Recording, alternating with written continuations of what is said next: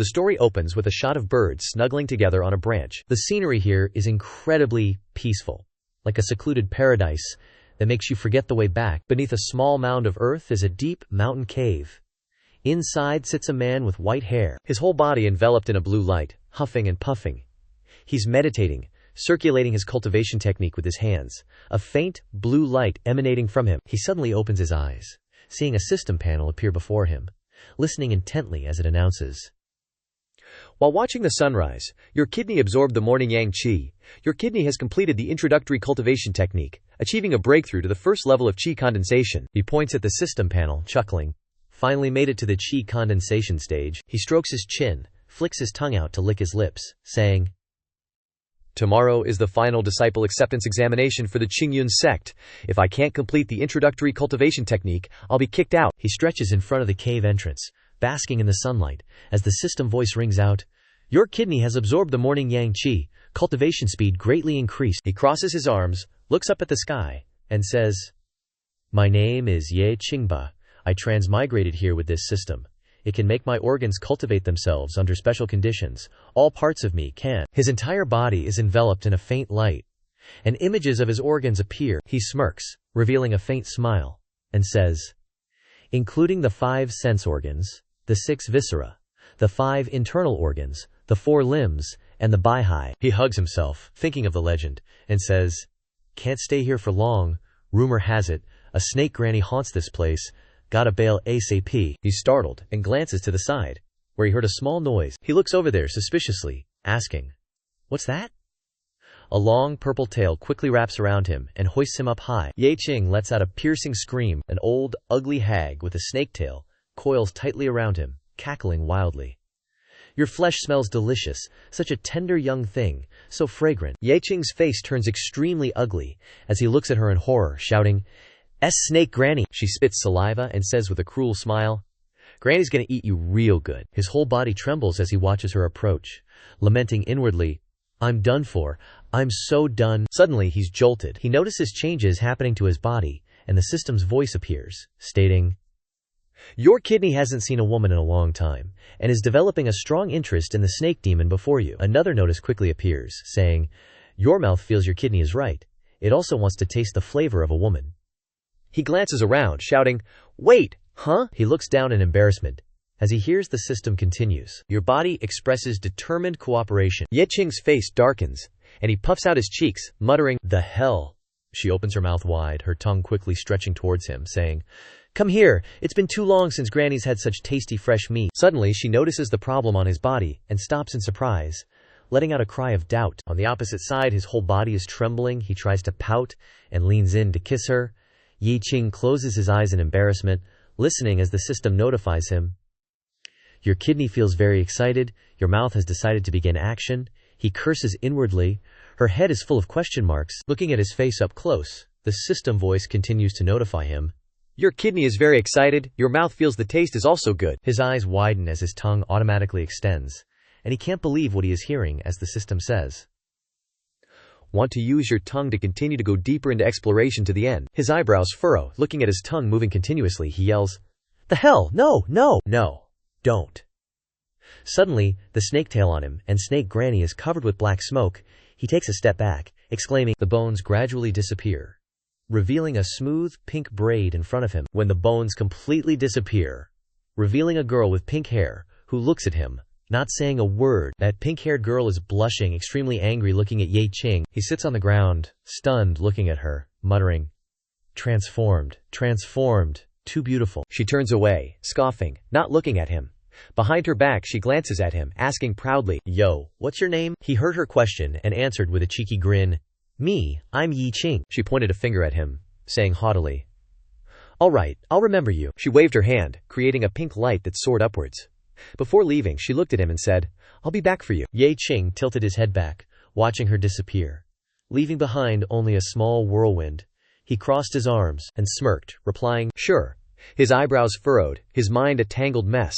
He muttered to himself, "What the heck was that about?" He hugged his head, walking down the road, muttering, "Today's the last day of the Qing Sect's disciple recruitment exam, so I should head back." Above, the shade of the trees dappled the sunlight, and the clouds drifted lazily across the deep blue sky. Ye Qing climbed the steps, thinking to himself, according to the original owner's memories, I have an unencountered fiancée. As he walked, he thought about the memories of this body, how he had been taken in as a disciple by a fake cultivator passing through, and hadn't returned home in over a decade.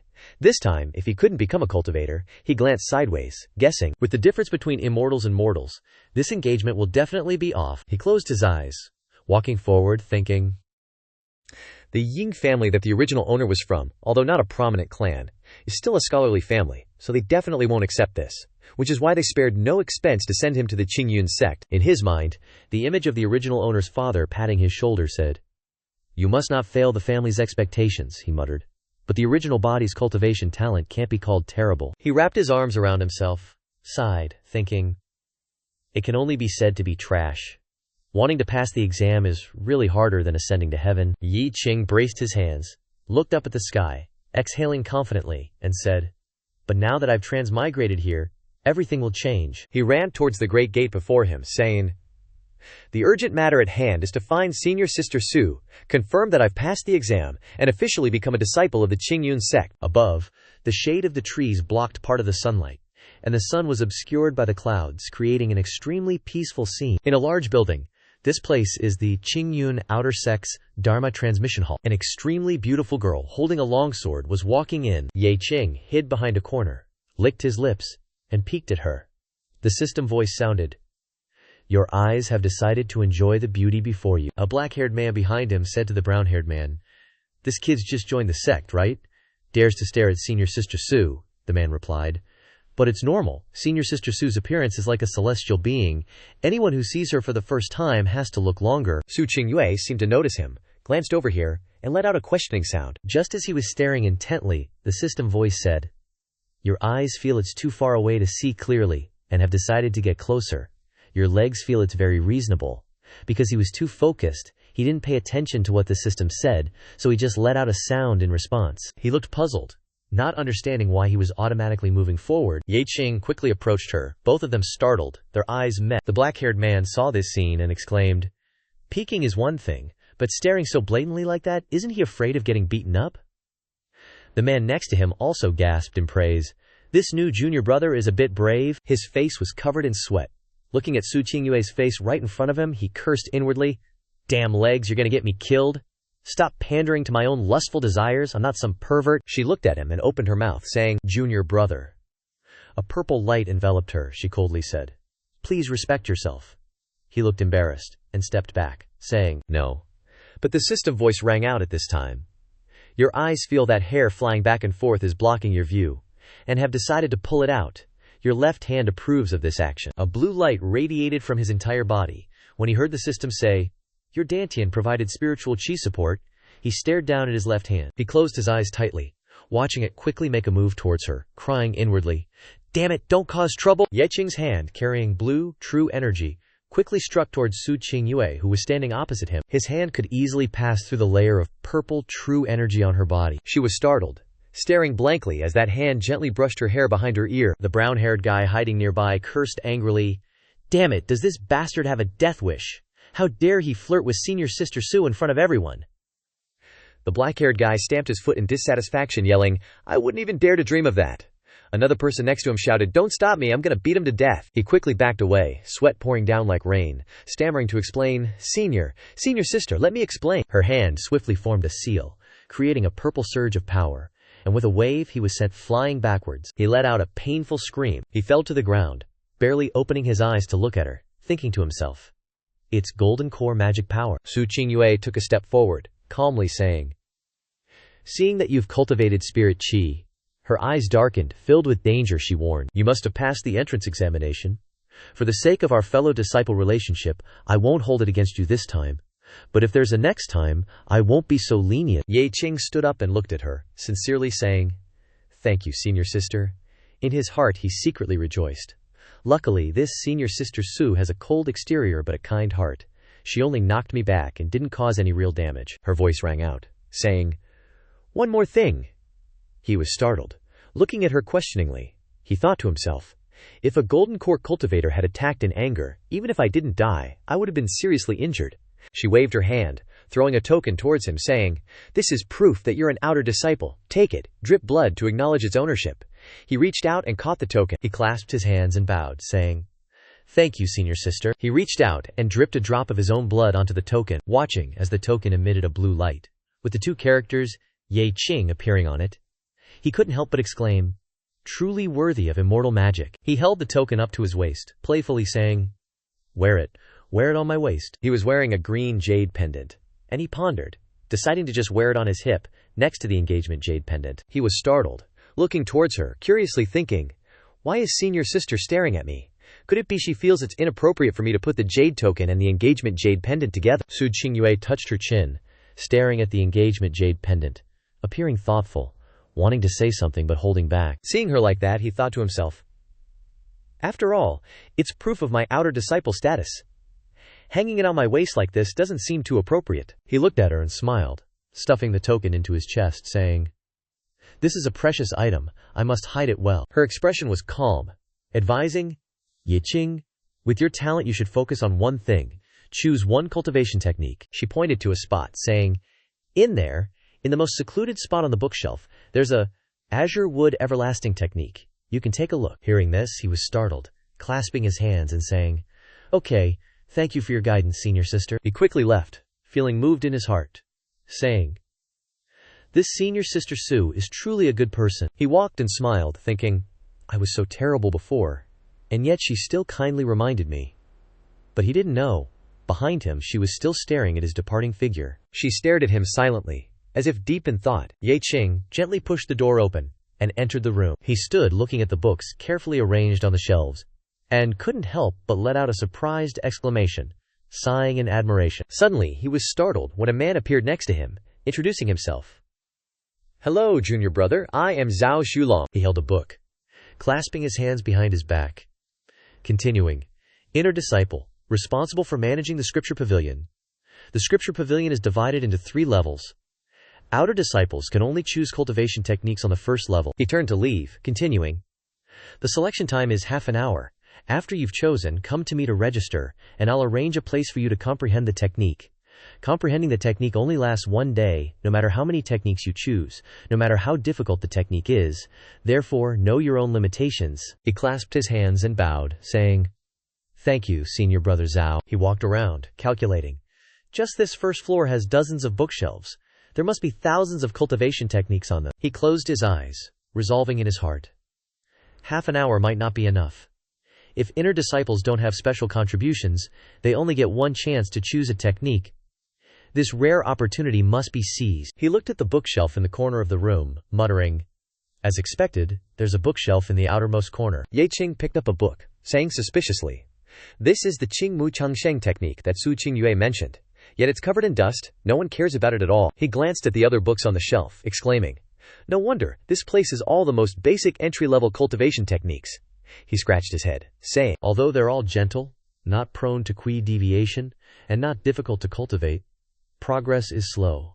The speed of improvement is like a snail's pace. Anyone with ambition won't choose them." He held the book in his hand, raising it with a smile. "But this technique is really suitable for me. It's the purest Qi refining technique, with extremely strong compatibility, so all parts of my body can cultivate it." The space became extremely quiet, without a sound, as time slowly passed. After a few moments he held 2 different cultivation techniques in his hands, thinking, "These 2, the Tiangong body refinement and the soul refining art. The former cultivates the heart, the latter cultivates the spiritual sea." He rested his chin on his hand, squatting on the ground, looking at the 2 techniques, saying with difficulty, "Both are high-level techniques, extremely difficult. Successfully cultivating these techniques can increase talent to the highest level." Ye Qing threw the 2 techniques on the ground, reaching for another one on the shelf, saying, "Maybe I should switch to 2 easier ones to cultivate first." The system voice sounded, "Your heart feels slighted and is extremely angry." At the same time, his face instantly became extremely ugly, and he coughed continuously. His whole body trembled as he clutched his chest and knelt down. Before he could stop, the system voice sounded again, "Your spiritual sea agrees with your heart." His face turned purplish blue, his mouth twitching, exclaiming, "Damn it, my heart rate is faster, it hurts, it hurts, it hurts." His mind was like a tangled mess, looking at the 2 techniques in front of him, saying, "Damn it," he cursed inwardly, "don't cause trouble, I'll choose them, okay?" The space fell silent once more, and time slowly passed. After a few moments, Ye Qing arrived behind Zhao Xulong, exclaiming, "Senior brother, I've made my choice." He looked directly at him, saying sarcastically, "You actually know how to choose. The Tiangang body refinement and the soul refining art are both at the top of the thousands of techniques." He looked at the book in front of him, muttering, "Adding the Qing Mu Changsheng technique, although the difficulty gap is huge, you've got body refinement, soul refinement, and chi refinement all covered." His expression was extremely calm as he listened to him continue. "But one must know their own limits. These two techniques are extremely difficult to comprehend." He picked up the book, turning to leave, saying, "Even senior brother me back then didn't have this courage. With your talent you can at most comprehend the Qing Mu Changsheng technique thoroughly in a day." Ye Qing reached out, smiling, saying, "Thank you for the reminder, senior brother, but I want to give it a try." Zhao Xulong was angered by his lack of listening, turning his head to scold unhappily. "What a joke! If you really had any talent for comprehension, how come you barely managed to successfully cultivate an entry-level technique and pass the outer sect assessment on the last day?" His face was purplish-black as he pointed at him, disdainfully saying, "To put it bluntly, I think you're a typical ignorant fool." The system voice sounded in his ear. "Your Danshan, heart, and spiritual sea feel humiliated and have decided to fight back against his mouth and eyes, cooperating in this action. He tried his best, his whole body trembling, trying to stop them." He calmly continued, saying, "Back then, Zhao Xulong, when I entered the sect, I didn't have such grand ambitions as you." His whole body trembled. Uttering a contemptuous sound, he raised his eyebrows, smirking, putting on a punchable face, "Telling you that you can't do it. Impossible. Now I'm the same." He raised his head to face him, inwardly screaming and cursing. "You're causing trouble for me again. I guess I've seen it clearly now. No part of my body lets me rest easy. They're all troublemakers." Seeing him like this, he was stunned, not knowing what else to say. Zhao Xulong crossed his arms, turning his head to sneer, saying, "Good words are hard to persuade a dying ghost. Don't blame senior brother for not reminding you later." Ye Qing picked up the book, scratching his head, turning to leave, saying, "Senior brother, then I'll go to the comprehension room first." In his heart, he thought, running away is the best option. The space fell into silence once more. Without a sound, time passed quickly, and after a while, the people reading books were startled to see Su Qingyue striding in. They exclaimed, "It's Senior Sister Su!" Whispers arose. "It's usually hard to meet Senior Sister Su. What is she doing here?" She ignored the surrounding sounds, asking, "What techniques did Ye Qing choose just now?" Zhao Xulong looked at her, startled, a thin layer of sweat breaking out on his forehead, thinking to himself, could it be that the trash kid who didn't know the immensity of heaven and earth just now has something to do with Senior Sister Su? He suspiciously guessed. Senior Sister Su has been in the sect for over a decade, but I've never heard her care about anything other than cultivation. He only managed a questioning sound. Her face was cold as she asked, "What? I'm talking to you." He clasped his hands in front of his chest, bowing respectfully as he replied. Replying to Senior Sister, "It's the Azurewood Everspring art." She touched her chin and continued to ask, what else?" He closed his eyes and replied respectfully, "There's also the Celestial Physique Tempering Technique and the Soul Refining Method." She crossed her arms in front of her chest and slightly opened one eye, replying, Zhao Xulong's face turned green, remembering Ye Qing's arrogant appearance, and he muttered in his heart, "Holy crap, this kid really has something to do with Senior Sister." She turned to leave, and before leaving she instructed, "After he comes out, tell him to come find me." He stood up straight and replied, "Understood." He touched his head and muttered, "What the hell is going on? What's this kid's relationship with Senior Sister Su anyway?" He touched his chin, pondering and analyzing.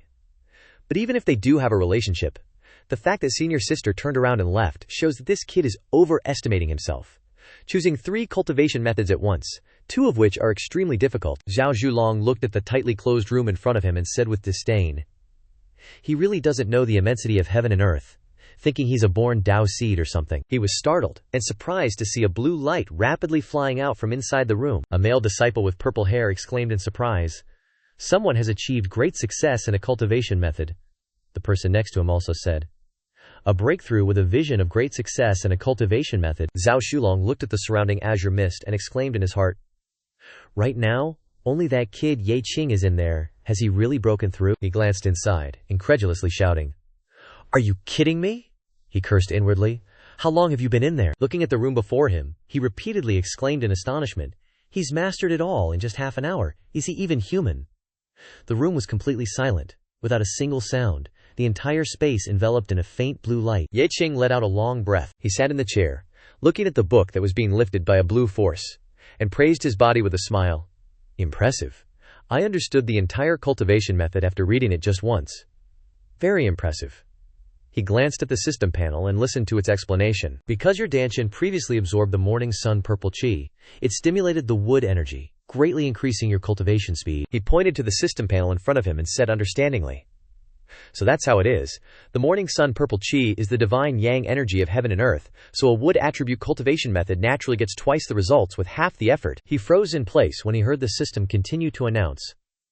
Your Danshin is hoping to eat bamboo shoots, absorb wood energy, and eat them raw. Your legs, arms, and mouth approve of this action. The system's voice rang out, telling him their decision. The decision is to steal the purple bamboo shoots behind the mountain of Purple Haze Peak after nightfall. An unpleasant image immediately appeared in his mind, and he said, I'm not a panda. Can that stuff even be eaten raw? He gritted his teeth as he listened to the system continue to say.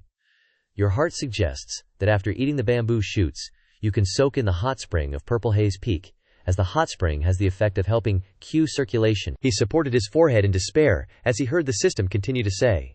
Your legs strongly agree with this suggestion, and it has been unanimously approved. He held his head in his hands, looking up to the sky and roaring, This is trying to kill me. He cursed loudly. That's Purple Haze Peak. That's where all the female disciples of the Azure Cloud Sect cultivate. The hot spring behind the mountain is a forbidden area for male disciples. Ye Qing was filled with anger, coldly snorted, and stepped towards the door, saying, Unbelievable, I'll go out first. Zhao Shulong turned his head to look at him, and he said to him gently, Junior brother Ye, my words just now were a bit presumptuous. Please don't take them to heart. He was startled to hear this. He smiled brightly and said, Senior brother is too polite? I didn't take it to heart at all. In his heart, he suspiciously thought, why is Zhao Zhulong suddenly being so polite to me? His face flushed as he probed. Then, later when you meet Senior Sister Su, saying this, he raised his hand to his mouth and coughed lightly, embarrassedly saying, Could you say a few good words for Senior brother? Don't worry, Senior brother won't treat you badly. Ye Qing heard this and asked without understanding, Senior Sister Su. He suddenly remembered and replied, You, look at this Senior brother's memory. Senior sister said that after you finish comprehending, you should go find her. He approached him and whispered, Junior brother, what's your relationship with Senior Sister Su, exactly? Ye Qing crossed his arms, half opening one eye, and said, Doesn't matter at all. I've only met Su Shiji once. Zhao Shulong raised an eyebrow, disbelievingly saying, How could that be?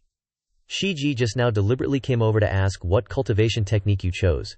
If she wasn't extremely interested in someone, she wouldn't act like that. Saying this, he suddenly gasped in shock. He slapped his thigh, pointing at Ye Qing with his other hand, and shouted, I figured it out. You must have caught Shiji's eye. She likes you. Ye Qing glanced at the finger pointing at him and replied, amused, You really are a genius at deduction. The system's voice rang out, Your heart finds this extremely stimulating. Cultivation speed greatly increased.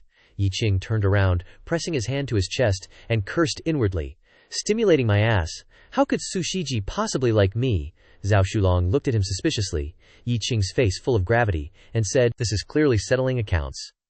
Definitely can't meet her.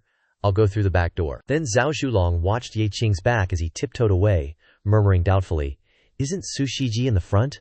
Why is this kid going to the back? Zhao Shulong suddenly thought, No way, I can't let Shiji know I let this Ye Shiji go. He remembered her terrifyingly cold face, breaking out in a cold sweat, thinking, Otherwise, if Su Shiji gets angry, I'm dead for sure. Ye Qing quickly walked through a courtyard wall to another courtyard, where a lively sound rang out, Come over and see, come over and see. A plump man with a beaming face gestured towards him, inviting, New disciple sect competition, voluntary participation, winner takes all. He quickly approached, curiously asking, This Shixiong, what's going on here?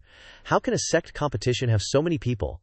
Could it be there are prizes for the competition? Hearing his question, the man laughed and replied, Judging by your appearance, you just comprehended a cultivation technique at the transmission hall, so you probably don't know about the recent big event in our sect.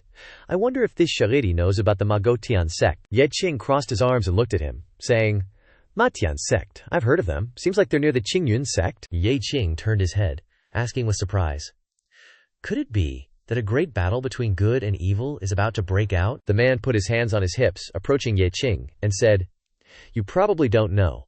Recently, our Qingyun sect and the Tianma sect have been fighting over a newly discovered spiritual stone ore vein. He looked at Ye Qing, continuing, There have been quite a few conflicts, so the two sects have decided to organize a new disciple competition. The man put his hand to his lips, half opening one eye, and whispered, The time is about 3 months later. If you can defeat the opponent in the arena by then, you'll receive rewards from the upper-level elders. You can choose any spiritual weapon or magic treasure. The man pointed to the sky, his voice full of enchantment, saying, "Moreover, the champion can also receive a reward from Sushiji, for Sushiji to help them comprehend cultivation techniques. Otherwise, why would these old fogies personally be involved?" Ye Qing slapped his hand, feigning understanding, and said, "So that's how it is. It's because of Sushiji." The man looked at him, probing. "I see that Shishidi has an imposing aura and extraordinary demeanor.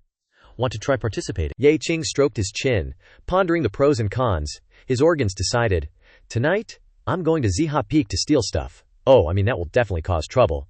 I'll deal with the Ziha Peak matter first." Ye Qing turned his head to look at the man, smiling politely as he declined. "Let's talk about this later. I have to go back and prepare. Cultivate diligently." The system's voice rang out.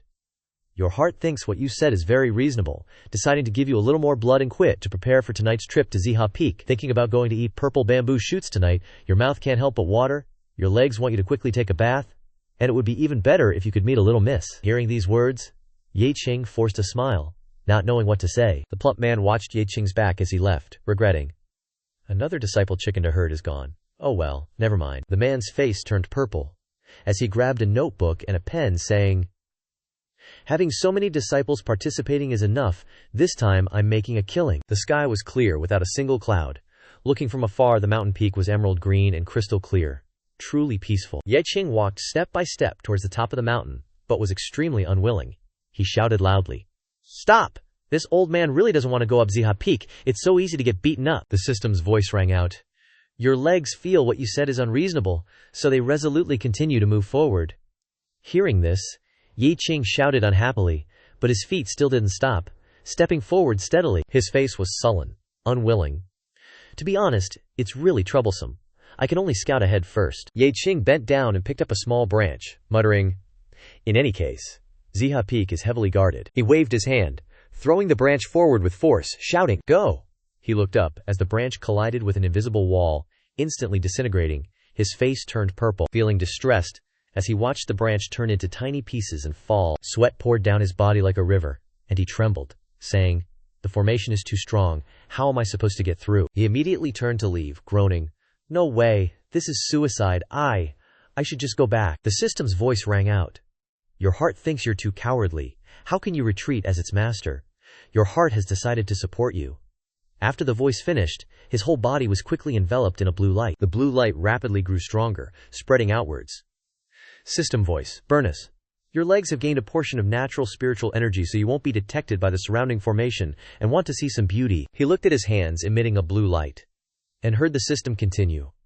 "Your body has gained a surge of spiritual power." Ye Qing turned his head, scanning the formation behind him, and asked suspiciously, "Is this really going to work?" With that, he gently reached out his hand, glowing with blue light, towards the formation in front of him. He watched his hand pass through the barrier of light with ease, and exclaimed joyfully, "It really works, I'm through."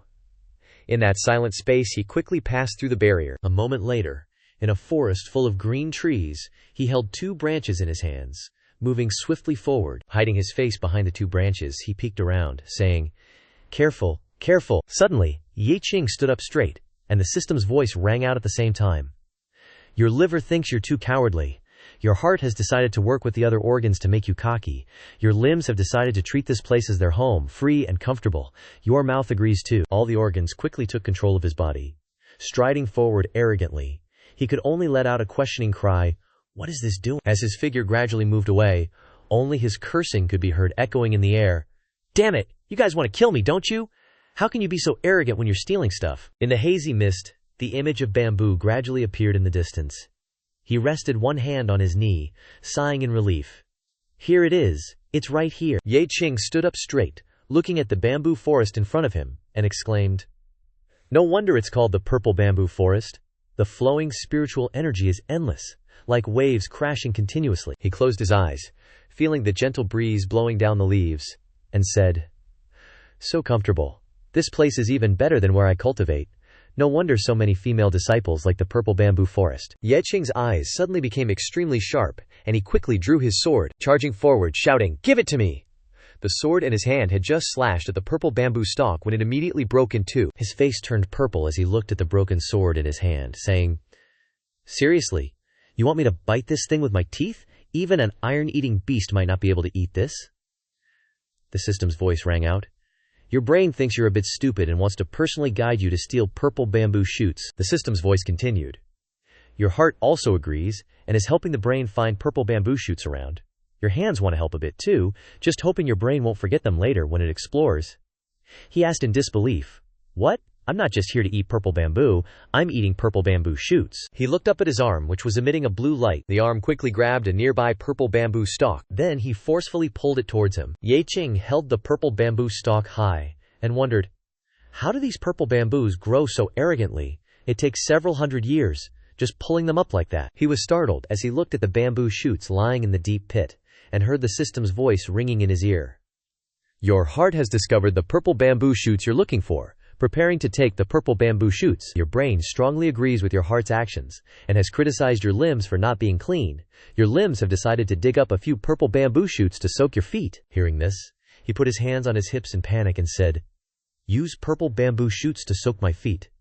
Are you kidding me? This is a top-grade spiritual medicine." The entire space was shrouded in a thin mist, and the bamboo branches swayed gently in the breeze. The green bamboo shoots were thrown onto the ground. He put his hands on his hips, looked at the fruits of his labor, and exhaled, saying, "I've dug up quite a few." He glanced around, thinking, with so many holes, if someone discovers them, I'm doomed. Just then, the system's voice immediately appeared.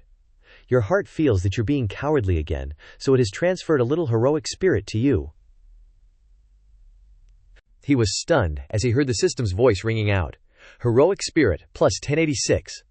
He stuck out his tongue and lightly licked his lips, staring intently at the purple bamboo shoots, drooling, saying, "Right now, the most important thing for me is to increase my cultivation." Shu Feng pounced on the pile of bamboo shoots, leaving a pile of small dirt pits behind, shouting, "Screw it, I'm eating it all!" His hand seal glowed with a blue light.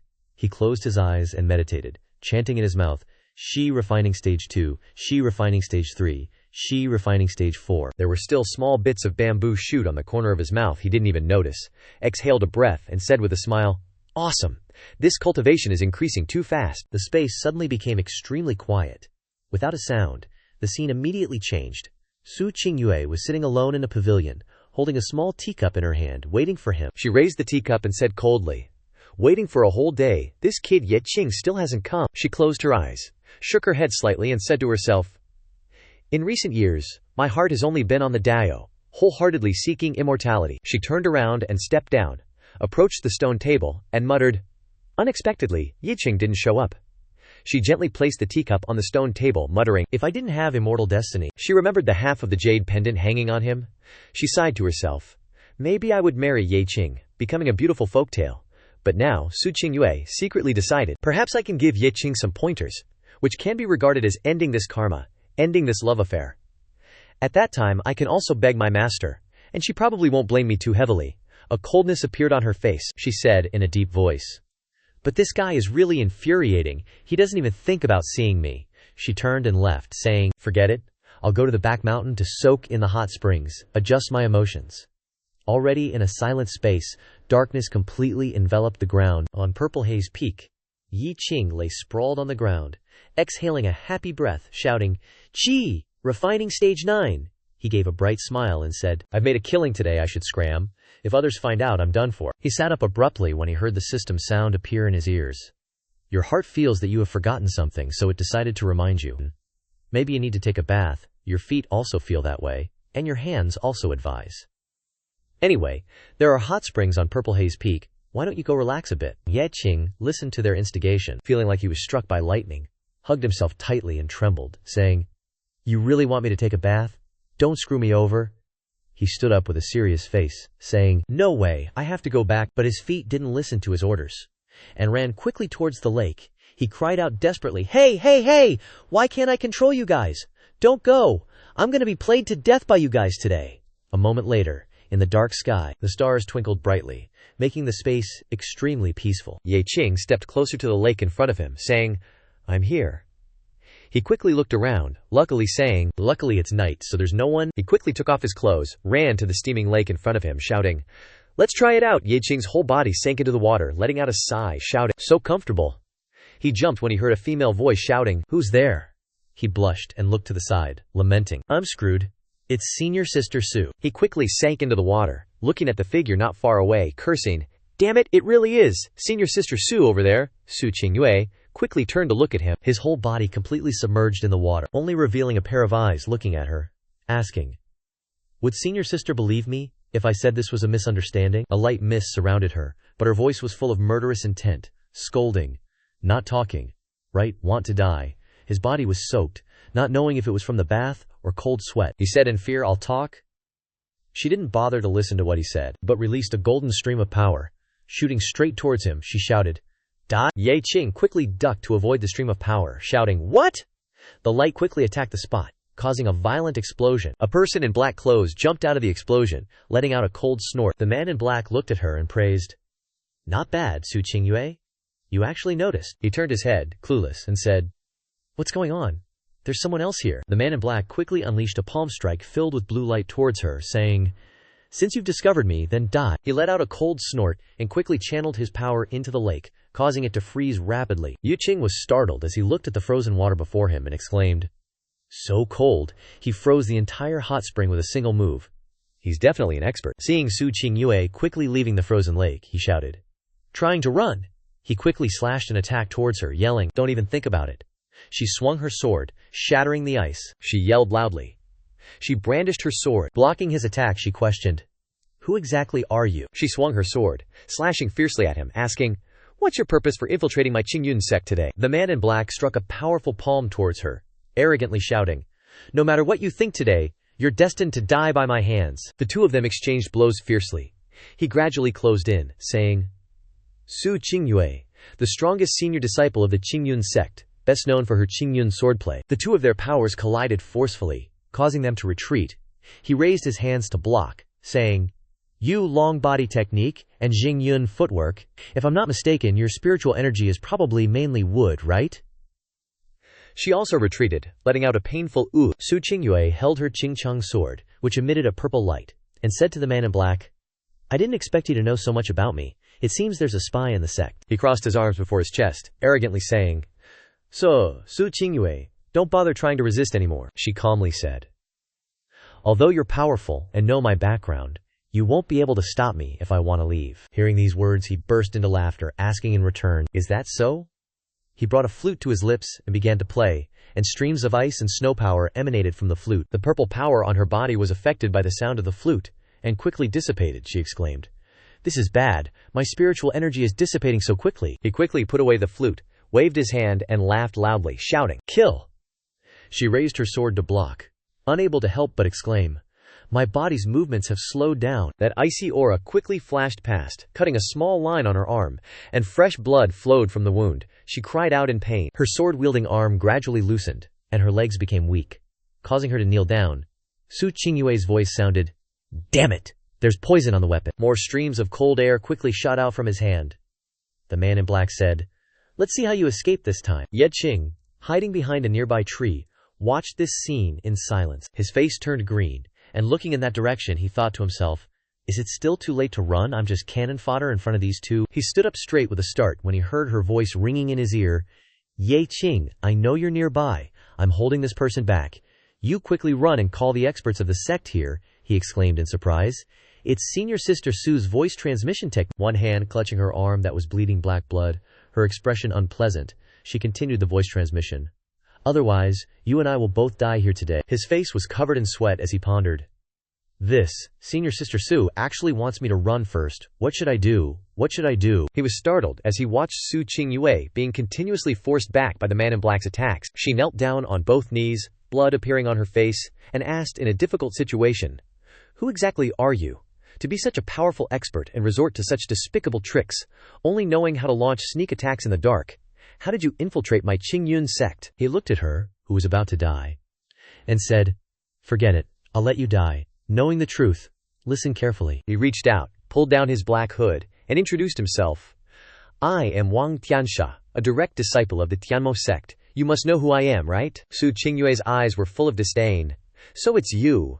Only the people from your Tianmo sect would do such despicable things, attacking me before the match. She looked at him and shouted, If you have the guts, fight me fair and square. He clasped his hands behind his back, approached her step by step, and shamelessly said, "I am from the Tianmo sect. Why should I care about such things?" A wicked smile crept onto Wang Tiansha's face as he said, To deal with you, I deliberately went to the Supreme Elder to borrow a magical artifact, just to kill a genius like you. He looked at her pathetic figure sitting on the ground and said, I'm sure to win the match in 3 months, but before I kill you, I must absorb your yin energy to replenish my yang. Otherwise, wouldn't it be a waste of such a beauty? Her eyes filled with anger, she shouted, Damn you, how dare you? Su Qingyue sat on the ground in despair, thinking to herself, What should I do? Who can save me? Can't I avoid this calamity today? His face was treacherous as he shouted, Little beauty, I'm coming, I'll make you feel good. She gathered a stream of purple energy in her hands and yelled, Don't even think about it. She stood up straight. Her whole body emitted a dazzling purple light, her aura facing him. Wang Tiansha covered his face with his hands, looked at the powerful force emanating from Su Qingyue's body, and shouted, What do you want to do? You want to self-destruct with me? His voice continued to echo. Go down together, I'm telling you, Su Qingyue, don't even think about it. Her face was covered in blood, but her expression was calm and emotionless as she cursed, Beast, even if I die, I won't let you get what you want. Ye Qing shouted with all his might, Wait! Hearing this, he let out a puzzled cry, turning his head to look at him. Disbelief on his face, he asked, You dare to come here? Seeing him come, she was filled with anger and anxiously shouted, Didn't I tell you to run away? What are you doing here? He calmly looked at the purple energy that was gradually dissipating in front of him, and calmly said, Senior Sister Su, in this situation, how can I leave you here alone and run away? In reality, tears were streaming down his face as he cursed inwardly. Do you think I want to come? But my legs won't listen to me. They just want to come over here. What can I do? She didn't know what he was thinking, and was touched when she heard this, thinking to herself, I didn't expect him to be so loyal. But she shouted out loud, You, Wang Tiansha. Wang Tiansha laughed, activated his move, and said, I was originally planning to deal with you after I killed you, but since you're courting death, I'll grant your wish. Hearing this, he raised a hand and shouted, Wait! Wait! Hearing this, he stopped, looked at him with a sneer, and asked, What, are you scared? I'm telling you, it's too late. A blue light emanated from Ye Qing's body as he asked softly, Are you ready? A blue light emanated from his hand, and at the same time the system voice rang out, Your hand is ready to accumulate attack power. From the position of his dantian, a ray of light also emitted, and the system continued to say, Your dantian has provided 100% of its spiritual power. Hearing what the system said, he replied, If that's the case, then let's hit him. He reached out, wiggled his index finger, and said in a provocative tone, Come here. Su Qingyue was worried and shouted, Ye Qing, don't be rash, you are no match for him. Wang Tiansha burst out laughing and said, This kid isn't moving at all, is he scared? Stupid. He looked at the palm of his hand carrying a stream of power in front of him, and let out a surprised cry. He slapped him hard in the face, causing him to spit blood and fly backwards. He shouted, Eat this slap. He knelt down, looked at his hands emitting light, and shouted in disbelief, What?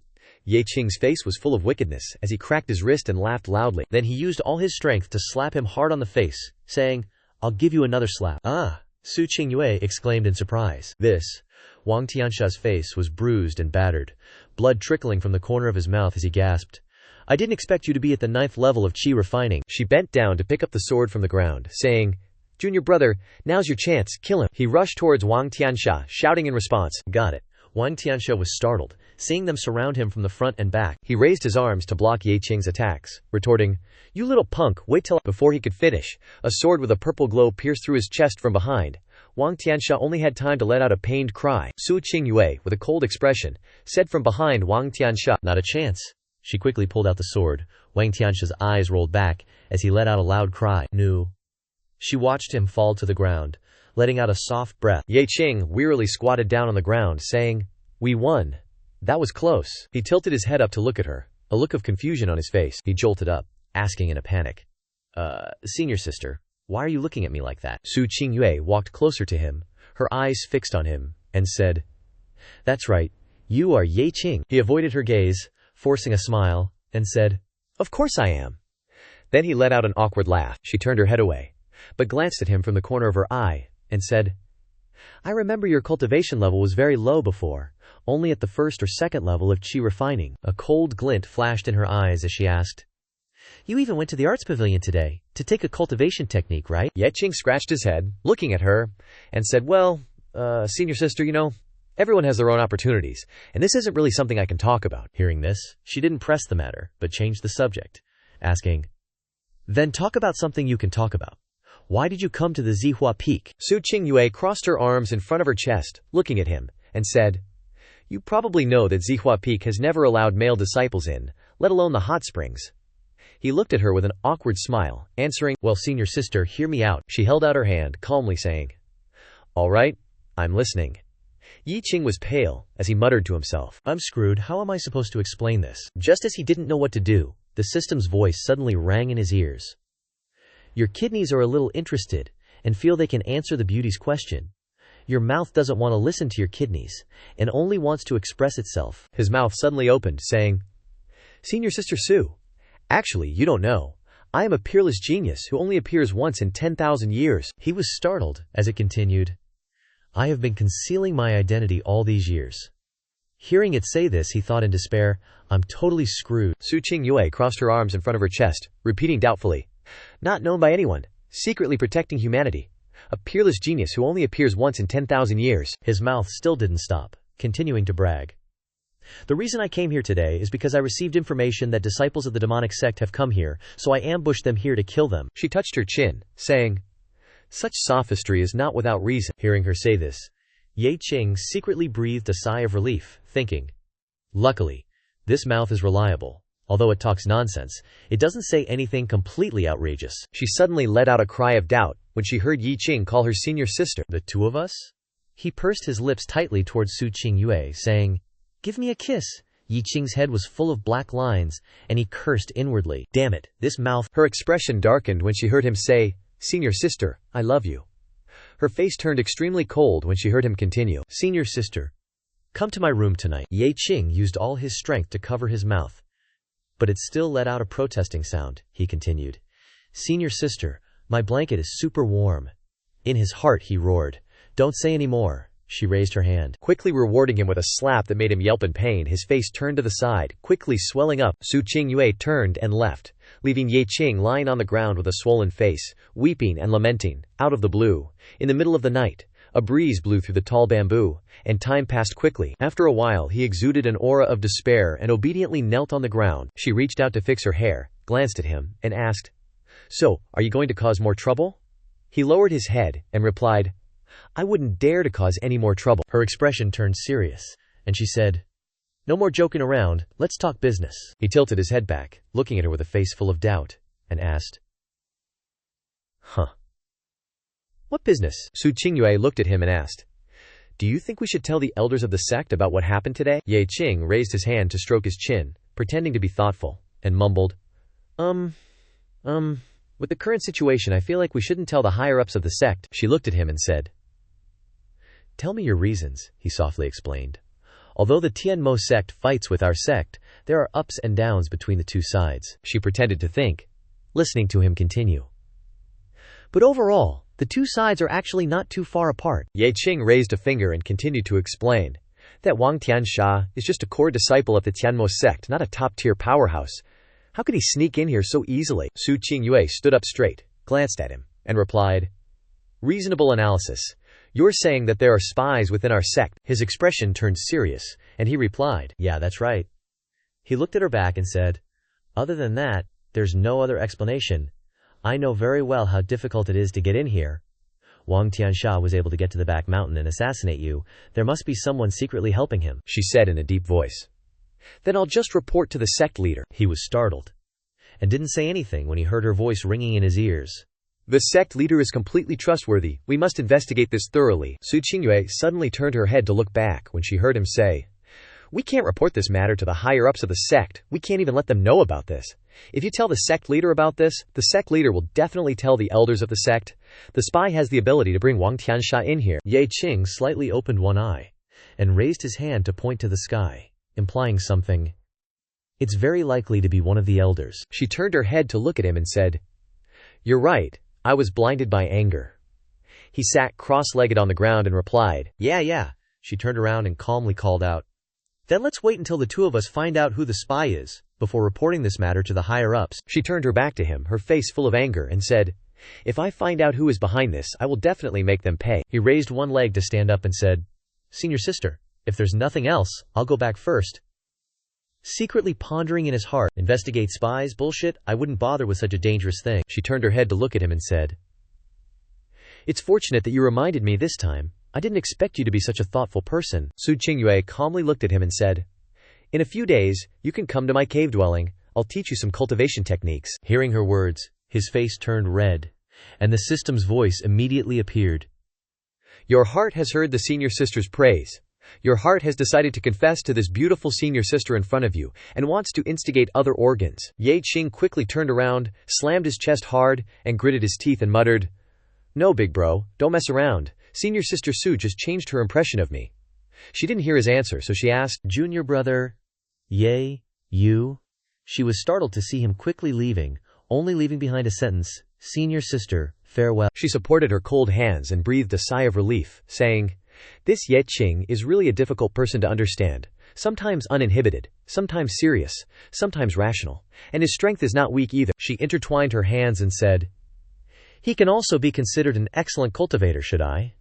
She quickly shook her head. "Gotta shake that thought out of my head. Nope, can't do it. I'm a cultivator, all about that Davo life." Su Qingyue told herself, "No way am I getting caught up in some corny romance drama." She bounced, leaving behind an echo, "Su Qingyue, girl, you can't get distracted by worldly feelings." After she left, the space quickly fell silent. Time flew by. The next day, staring at the giant pit in front of him, chatter immediately erupted. "Who did this? Digging up all the purple bamboo shoots on the mountain? Seriously, that's messed up." Female disciples in different outfits gawked at the pits and immediately started cursing. "That heartless jerk, if I ever see him, I'll skin him alive." A female disciple in green, face red with anger, yelled, "I was gonna make beauty pills this morning, but there's not a single shoot left." The female disciple in pink was equally pissed. "If I find out who did this, I'm gonna beat him to a pulp." From a tiny room, a hand shot out and flung the door open. Ye Qing stepped out, stretched and grinned. "One night of cultivation and my cultivation base is way more solid. Next up, figuring out how to break through to the foundation establishment stage." He tilted his head and said, "But breaking through to foundation establishment requires a bit of luck. Or a foundation establishment pill. Gotta find a way to get that breakthrough." He was startled when he heard the system's voice in his head. "Your eyes are telling you to go find some hotties to look at. Who knows, maybe it'll inspire the host to break through." He pointed at his eyes, gritting his teeth. "Shut it, I don't need you to feel. I want me to feel." Ye Qing started walking forward. "Guess I'll check out the Sect's plaza." A pair of legs was frantically running forward, as a voice shouted from behind, "Wang Aihu, stop right there." Wang Aihu, clutching a golden box, glanced back at the mob gaining on him, and groaned, "Crap, I'm so screwed this time." The brown-haired dude in the back yelled angrily, "You ain't getting away. When I catch you, I'm gonna hang you up and beat you for 3 days and 3 nights. He suddenly noticed Ye Qing walking ahead, and called out in confusion. He shoved the wooden box at Ye Qing and said, "Bro, this is the thing I found for you." The people chasing behind pointed at Ye Qing and yelled, "You and Wang Aihu are in cahoots." Ye Qing was confused, and the system chimed in. Your heart is like, huh, super confused, kinda surprised, but also finding this hilarious, and your mouth has decided to join in? He looked at the wooden box, then at the two groups, letting out a confused, huh. Finally, he turned to the mob, and his mouth automatically said, "Wang Aihu is my bro." He facepalmed, quickly clamping a hand over his mouth and explaining, "No, I don't know this short, chubby dude." In his head, he was screaming, "WTF?" The annoyed brown-haired guy barked, "What kind of crap are you spouting? I, Zhang Kui, had my eye on that foundation establishment pill. How dare you get Wang Aihu to compete with me? You got some nerve." The blonde lackey with the top knot puffed out his chest and smugly added, "Let me tell you, this is senior brother Zhang Kui, in the top 10 of the outer sect. You better kneel down and beg for forgiveness." Ye Qing was shocked, holding the wooden box, a foundation establishment pill. "What I'm holding is a foundation establishment pill." At that moment, Zhang Kui spoke, bestowing a favor. "Hand it over, and I'll only break one of your legs." He glanced at the box in his hand, thinking, I really want the foundation establishment pill, but a top 10 outer sect disciple, someone I can't afford to mess with? He was startled when he heard the system's voice. Your heart gets your thoughts, and your mouth is on board too.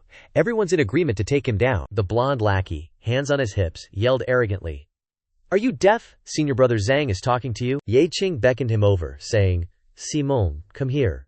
In his head he was screaming, "What are you guys planning?" The lackey asked suspiciously. "What for?" Ye Qing grinned. "I'll show you a big treasure." He reached into his chest, groping around. "Take a look at this." Inside he was yelling, "You guys want to cause trouble, right?" The blonde guy asked suspiciously. "A treasure. Show it to me." The blonde guy was stunned as Ye Qing flipped him the bird, complete with sound effects. His eyes nearly popped out of his head, and he roared furiously, "You dare mock me!" He was so startled that he couldn't believe his hand had decided to smack that blondie away on its own. Zhang Kui angrily roared, "You bastard! How dare you hit my man!" Ye Qing's mouth slightly opened, arrogantly saying, "Your man is nothing, I'd hit you too." In his heart, he muttered, "No way, I'm screwed, I'm gonna be 6 feet under this time." He pointed his finger downwards, arrogantly saying, "You guys better go call for backup now." His whole body emitted a blue light as he furiously shouted, "I'll kill you!" In his heart, he panicked and tearfully muttered, "Ranked in the top 10 outer sect disciples, I can't beat him." He charged towards Ye Qing with immense power, shouting, "Die!" With a face full of panic, he watched the fist get closer and closer, lamenting, "I'm done for, I'm done for, I'm done for." A stream of blue light erupted from his dantian.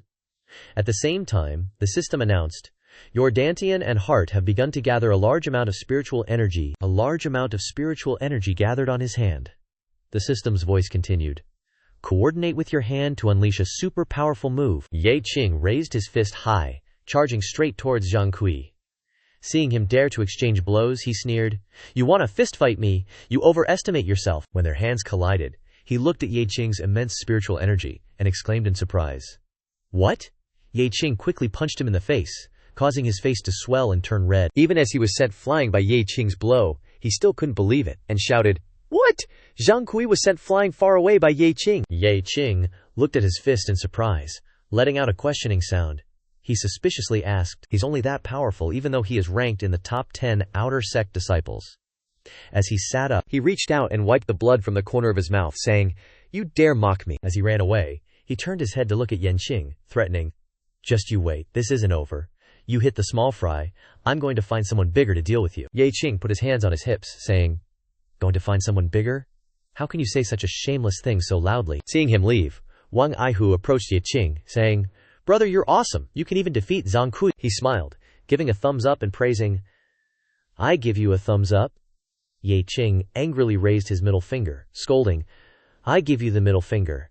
Seeing this, he said, "Brother, don't joke around." Ye Qing closed his eyes, turned around, and said, "If there's nothing else, I'll be going." He startled and said, "Brother, wait." He pointed to the wooden box in Ye Qing's hand, saying, "That thing should be returned to me now." Ye Qing spun the box with one finger, turned his head to look at him, and said with a smile, "Isn't this the thing you found for me?" He hurriedly said, "Brother, you misunderstand.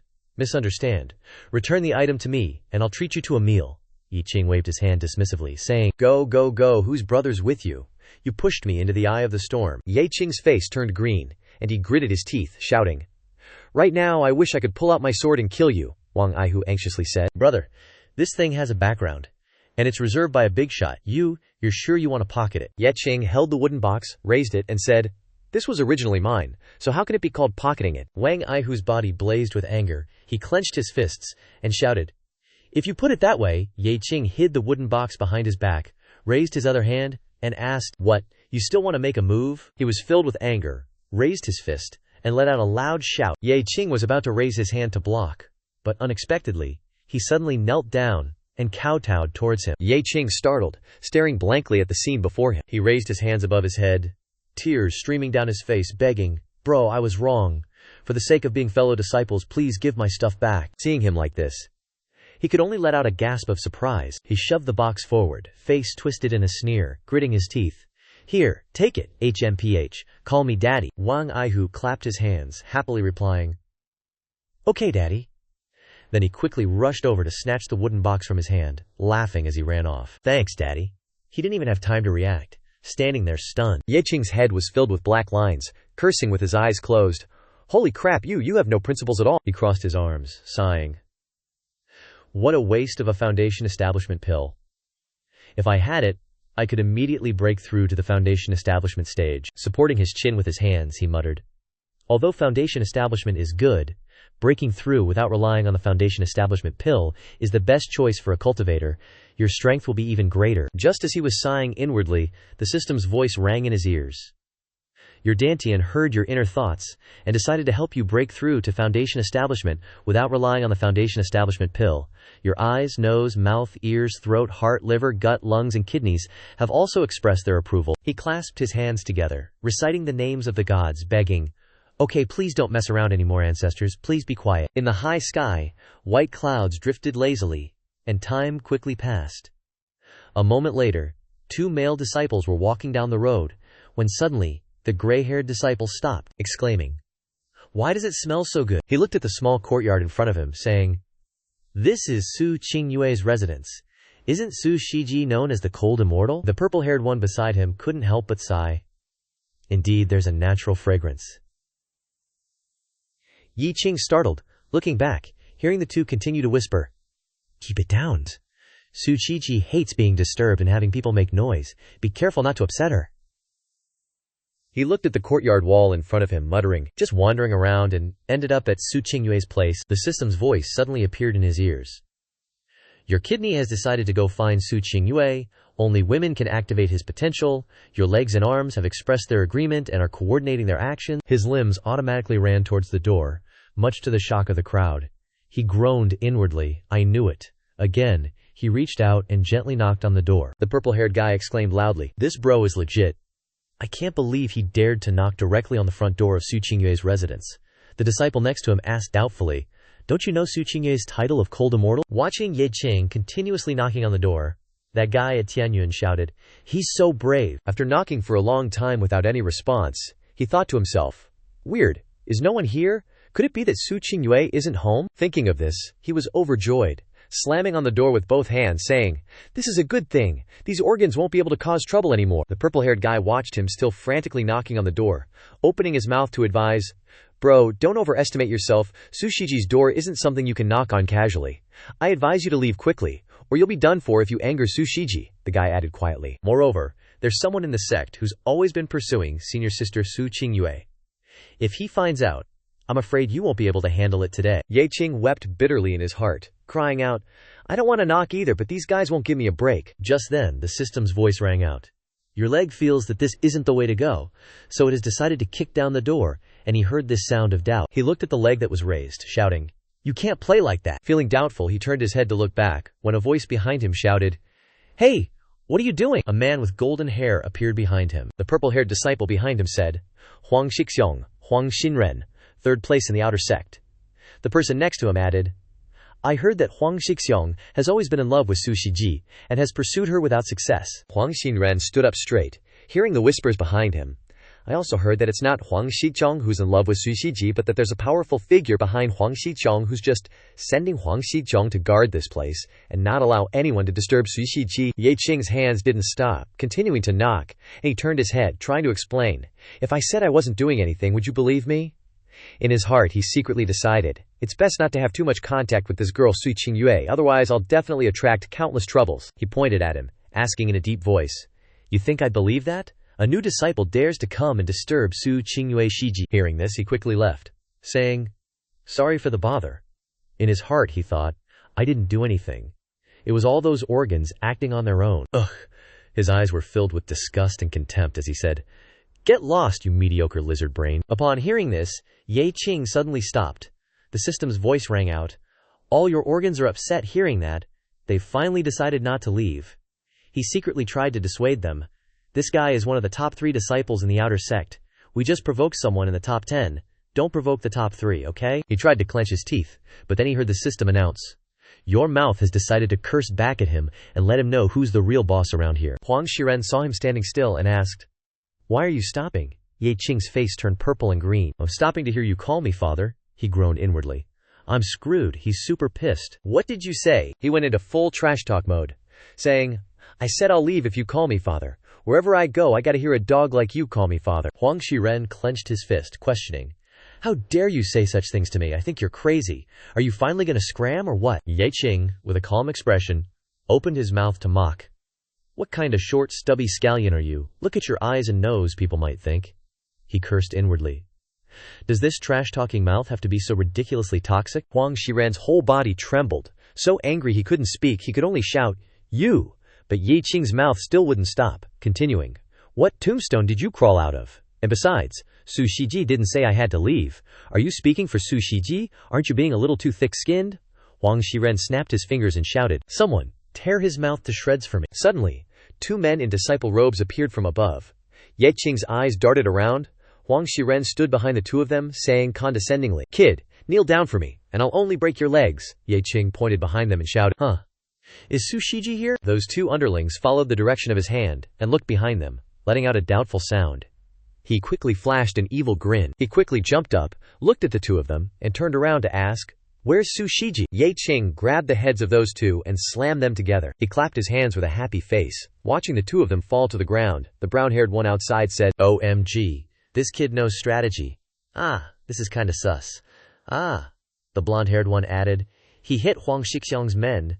This is gonna be huge." A red glow appeared on Huang Shiren's hand as he said to Ye Qing, "Today I'm definitely crippling you, you little bastard." A long spear immediately appeared in the light on his hand. Ye Qing looked at the spiritual energy emanating from him and said, "Ninth level of Qi refinement.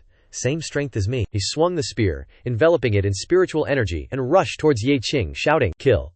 Ye Qing raised his hand to create a shield of spiritual energy, blocking his attack, and shouted, "Block."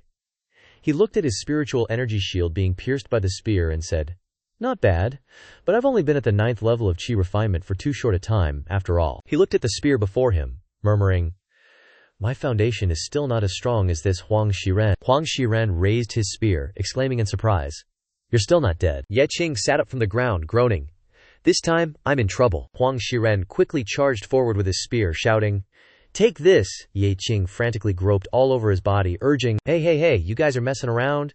Give me some power, help me out, bros." A blue light radiated from his entire body, and right after, the system announced, "Your soul is using all its strength to mobilize spiritual energy. Your hand has decided to unleash a full-force strike." Ye Qing's eyes were full of confidence as he said, "All right, bring it on." He enveloped himself in powerful spiritual energy and charged straight at Huang Shiren. The moment his hand and the spear tip collided, it instantly shattered. He appeared behind him, bursting into loud laughter. Huang Shiren couldn't believe it, exclaiming, "How is this possible? This kid's strength, how? How can a newbie be this strong?" Su Qingyue's slender legs suddenly appeared in his sight. She looked at him in surprise and called out. Ye Qing, Huang Shiren, pointed at him and said, "Senior Sister Su, this kid is here to cause trouble. Your brothers will teach him a lesson for you." Ye Qing glared at him angrily when he heard him continue. "Senior Sister Su, wait a moment, I'll make this kid kneel before you and apologize," she asked, ignoring him. "Ye Qing, why didn't you let me know you were coming?" he and the male disciples behind him asked in surprise. "What?" She walked ahead and said, "Since you're here, come on in." He stuck out his tongue and teased as he walked in. The brown-haired disciple said, "Why did Senior Sister Su invite this kid in?" Huang Shiren fumbled around, asking, "Am I seeing things?" A male disciple said, "This has never happened before." He shouted, "Kid, stop right there." He flinched and glanced back. He saw him turn around and said, "Senior Sister Su is the woman that the inner sect's top master, Senior Brother Quan, secretly admires." His voice threatened, "If you dare to go in, you're dead." Ye Qing, looking annoyed, raised his middle finger and said, "Here's this for you, you figure it out." Huang Shiren trembled with anger, shouting, "You!" The clear blue sky only had small clouds drifting silently. The space became extremely quiet. Without a sound, Su Qingyue, walking ahead, said, "Your current cultivation is sufficient." She raised her index finger and said, "But your techniques seem a bit limited. Is there anything you want to learn I can teach you?" Ye Qing touched his chin and asked, "Is there any movement technique that's relatively fast?" She turned her head and tilted it, asking, "What do you need a movement technique for?" He gestured, implying, "So I can run fast when I can't win a fight." She looked at him with despair. She sat cross-legged on the chair and said, "How about this?" She looked down at him from above and said, "I'll teach you a technique called the Heavenly Secret Chart." Ye Qing asked urgently, "Will I run faster after learning it?" She picked up her teacup and replied, "You won't learn to run faster, but your defense will be stronger." Su Qingyue brought the teacup to her lips and sipped it lightly, saying, "You'll be able to withstand more attacks?" he asked in surprise. With a doubtful sound, Ye Qing said disappointedly, "All right. This one then." White clouds appeared in the sky, and the light gradually drifted, covered by dark clouds. She was sitting in the courtyard, imparting the technique to him. She waved her hand, and a purple light appeared, saying, "This is the cultivation method of the Heavenly Secret Chart." A blue light emanated from his entire body, and he heard the system say, "Your heart has decided to speed up your cultivation upon seeing the beauty, and quickly inform the Dantian. Your hands and feet will not know where to place, directly and automatically circulating the technique." She turned around and stood up, asking, "What, did you learn it?" His hands clenched tightly, and he heard the system continue to announce, "Your Dantian feels that these two brothers are useless. How can you be timid in front of a beauty?" Ye Qing replied with a bright smile, "I've learned it." The system's voice continued, "So it decided to show off in front of the beauty. Your nose felt that she was an immortal from the heavens, and couldn't help but bleed." As the voice finished, a stream of fresh blood flowed from his nose. Su Qingyue whipped her head around, yelling, "Why are you staring at me like that? Your nose is bleeding, you dork." He wiped the blood from his nose and chuckled, "It's nothing, Ding. System notification. Your Dantian, stimulated by the situation, has decided to put on a show in front of Su Qingyue to change her perception of you. He was covered in black lines as he listened to the system's continuous stream. All your other organs have decided to cooperate and accelerate their functions. He was doubtful. But boom! Immediately, a powerful green light exploded from his entire body. A question flashed across her mind. What are you doing? His entire body rapidly circulated his cultivation technique as he stuttered. I can't explain it, he thought. Can I tell her that my whole body is speeding up for her? He stared at his hands and muttered. You bunch of perverts, she exclaimed in shock. This aura, you're breaking through to the Foundation Establishment stage. Ye Qing shouted in surprise. I'm breaking through to the Foundation Establishment stage, I didn't even know. He covered his head with his hands and wailed. Oh God, it's all fun and games until someone uses Foundation Establishment as a joke. Violet spiritual energy radiated from her body as she warned. Without a Foundation Establishment pill, breaking through will be incredibly difficult, especially if you're not prepared. Su Qingyue calmly said, I think you should be careful. Stop now. He gripped his hands tightly, groaning. I can't stop. Her hair danced in the wind as her cool voice echoed. Randomly breaking through to Foundation Establishment can easily damage your cultivation base, she continued softly. It will also affect your future path. And a flawed Foundation Establishment can even impact your ability to form a core. He cracked open one eye, saying, Senior sister, help me stop. He whined in his heart. I can't stop on my own. Su Qingyue raised her hand, channeling spiritual energy, and declared, All right. Yi Qing's entire body erupted with spiritual energy, and he let out a loud roar. She was pushed back by the force, yelling, Yi Qing! The green light around him gradually faded, and he exhaled, saying, That was refreshing. She stared at him in shock. This kid actually succeeded in establishing his foundation. He turned his head slightly to look at her, asking, Su, senior sister, are you all right? Ye Qing looked at her and smiled. I'm fine. Su Qingyue stretched and thought to herself. Barely half a year since entering the sect, and he's already successfully entered the Foundation Establishment stage. Could he be a genius? She looked at Ye Qing pensively. Clearly his aptitude is average, so how did he do it? She calmly asked. Ye Qing, tell me, are you hiding something from me? Not hearing her question, he crossed his arms and thought. To establish a foundation without a Foundation Establishment pill is something no ordinary person can do. 99% of cultivators couldn't, he said awkwardly. Well, this. Sweat poured from his forehead like a waterfall. He thought, I can't talk to Senior Sister Su about my organs, and even if I did, she probably wouldn't believe me. Seeing him like this, Su Qingyue said, Forget it, it seems you have your own secrets, and if you don't want to talk, I won't force you. She stood up straight, silently musing. It seems Ye Qing and I have both received our own lucky encounters. She glanced at him, saying, It's a good thing for him, but Ye Qing's aptitude is average, so reaching this point is already impressive. She pointed at him, announcing, Oh right, now that you've established your foundation, you have to participate in the demonic sect competition. His face turned green, and he pointed at himself, letting out a questioning cry, thinking, If I had known, I wouldn't have established my foundation so early. The sky was as dark as ink, with only a few small stars emitting a faint light. Night had completely enveloped the earth. Ye Qing was sound asleep in bed. Just as he was drooling in his sleep, a notification rang in his ear. Your ears send a warning, they hear footsteps. He mumbled sleepily. Shut up, I'm trying to sleep. His eyes snapped wide open, looking up. The system's voice echoed. To keep you awake, your eyes have been forced open, and night vision has been activated. He sat up, clutching at his hair, complaining.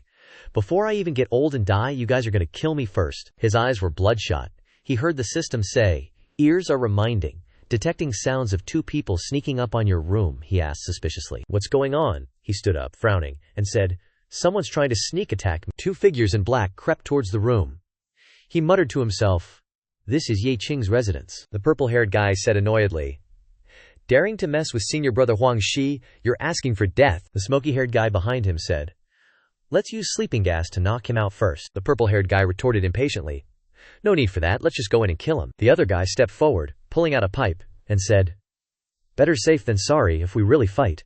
The purple-haired guy snorted coldly and turned away. The guy jabbed the pipe into the room, saying, It'll alert others. Ye Qing looked at the pipe in front of him and smirked. A childish trick, trying to knock me out with sleeping gas. He chuckled, pinching his nose, and said, Gotta find somewhere to hide. The system's voice chimed in at that moment. Your mouth has a daring idea. He released his hand, asking suspiciously, Huh? What do you mean? Ye Qing approached, and put his mouth to the other end of the pipe. He whispered, Your idea is indeed bold. The smoky-haired guy withdrew the pipe, smiling. Just a moment. This kid will be knocked unconscious, and then he'll be at our mercy. Suddenly, a puff of smoke shot out from the pipe. The guy asked in confusion, "Wait, what is this?" The guy clutched his neck, his face turning green and purple, coughing and saying, "What?" The remaining guy watched his companion fall, and shouted in panic, "What's wrong? What happened to you?" He was startled when he saw Yi Qing standing in front of him and asked, "You, how did you get out here?" Yi Qing crossed his arms and chuckled, asking, "Surprised?" The guy looked at him and said, "You're actually okay," he said in a deep voice. "Speak. Who sent you?" He shouted calmly, "Kid, you dodged the sleeping gas, so I'll kill you myself." The purple-haired guy charged straight at Yi Qing, shouting, "Die!" He crossed his arms, unconcerned, and said, "Open your eyes wide today and watch. Let me show you." He held out one hand, easily blocking his fist, and said disdainfully, "What a weakling, pathetic, no ability whatsoever." He looked at his fist being blocked, and exclaimed in shock, "What? How are you at the foundation establishment stage? You're at the foundation establishment stage cultivation." He frowned and asked in a low voice, "Speak. Who sent you here?" He frowned and shouted, "Humph, I would rather die than submit." He grabbed his hand and twisted it backwards, kicking him hard in the knee, causing him to scream miserably. He said, "I specialize in treating those who refuse to submit." Yi Qing let go of his hand, causing him to fall to the ground. He said in surprise, "Why? Why is he so powerful?" His face darkened, and he asked unhappily, "So, are you going to talk?" A dangerous light flashed in his eyes. He said, "If you still don't speak." He let out a terrifying laugh as he said this. The purple-haired guy paled when he saw Xu Feng like that, clasping his hands and begging, "Big bro, I'll talk, I'll tell you everything. It's Huang Shiren. Senior brother Huang told us to come and kill you." Xu Feng stroked his chin, pondering. Huang Shiren, that guy really is a persistent ghost. He knelt in front of Xu Feng, reaching out his hand and saying, "Big bro, senior brother Huang has backing. I advise you to leave the sect quickly." Yi Qing's face turned ugly upon hearing this, and he glared at him, shouting, "Yi Qing is righteous. Do you think I'm afraid of him?" His face was covered in sweat, and he sighed softly. "It's not like righteousness can solve everything." Xu Feng crossed his arms, looked up, and said, "You go back and tell Huang Shiren. I'll settle things with him once and for all." The purple-haired guy's face turned green, and he asked, confused, "Settle things how?" Xu Feng pointed at him and said, "Tomorrow night, meet me in the bamboo forest of Xixia Peak. I'll have a showdown with him and settle everything." He endured the pain, stood up trembling, and replied, "Okay, I'll report back to senior brother Huang." Yi Qing watched him leave, and said, "Tell him, if he doesn't dare to come, then every time he sees me for the rest of his life he'll call me Dad." The purple-haired guy's face was horrified, and he gave a thumbs up, assuring, "Big bro, don't worry, I'll definitely convey everything." After he left, the space fell into a quiet void again. Time passed quickly. A moment later, a bucket of cold water was poured directly on the smoky-haired guy's face. From above, Xu Feng's deep voice rang out, "You've been unconscious for so long, it's about time to wake up." The guy quickly sat up, disoriented, and said, "Who am I? Where am I? Where should I go?" The guy sat in the puddle, turned his head, and saw Xu Feng, shouting, "Yi Qing, I remember now." The guy raised his fist and rushed toward Xu Feng, yelling, "I'm here to kill you, die." Xu Feng didn't hold back and slapped the guy right in the face. The smoky-haired guy's face quickly swelled up, and he mumbled incoherently, "You dare hit me, senior brother Huang will not." Xu Feng stood up and stomped hard on his hand that was about to attack, saying, "You idiot, you still dare to use your hands." Xu Feng's face was ugly. "I'm asking nicely. Huh? Are you awake yet?" The guy winced, raising his swollen hand, and said anxiously, "Awake, awake, completely awake." Yi Qing put his hands on his hips and turned to the side, saying, "Since you're awake, go do something for me." Water ran down his face, wetting the smoky-haired guy's face, and he stammered, What is it?" Xu Feng brought his face closer, put his arm around the guy's shoulder, and whispered, "Tomorrow night, you go to Zizhu Peak like this and like that." The guy turned to look at him, and replied, "Okay, got it, got it." Night shrouded the entire world. Not a single star in the night sky. Huang Shiren clasped his hands behind his back, looking at the disheveled purple-haired guy in front of him, and scolded, "Worthless! All of you are worthless!" The purple-haired guy said, "Senior brother Huang, that Yi Qing invited you to Zizhu Forest at Xixia Peak tomorrow night for a decisive battle, to cut off everything." He heard this, and angrily shouted, "He actually challenged me. He has a death wish." The purple-haired guy raised his hand to his neck in a chopping motion, saying, "Senior brother, kill him when you go there tomorrow." He hesitated slightly, and said, "We can't be reckless. Xixia Peak is full of female disciples. We can't go there easily." The guy probed softly, "Senior brother, that guy also said, if you don't dare to come, then every time you see him for the rest of your life you have to call him Dad." Hearing this, he became extremely angry. Huang Shiren turned around, clenched his fist, and shouted, "Bastard! Let's go! We definitely have to go! Tomorrow night I will chop him into 100 pieces!" The sky above with its floating clouds. Time passed quickly, and in the blink of an eye, it was the next day. Ye Qing was standing in the room, slowly putting on his clothes. At this moment the system's voice rang out.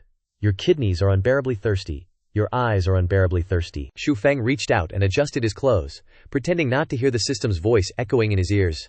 "Your hands are unbearably thirsty. Your little brother is unbearably thirsty." Finally, unable to bear it anymore, Zhu Feng raised his hands to cover his ears and shouted, "Grandpa, can you be quiet for a bit?" The system's voice kept ringing.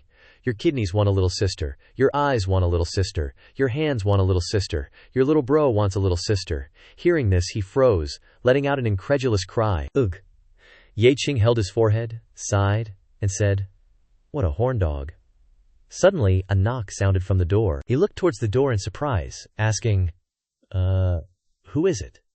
He calmly listened to the voice from outside the door. "Senior brother, "It's Wang Aihu, here to pay my respects." Ye Qing reached out towards the door, muttering, "Wang Aihu, that kid actually came himself." As soon as he saw him, he clasped his hands in front of his chest, respectfully saying, "Greetings, senior brother." But when he clearly saw it was him, he exclaimed in surprise, "Huh?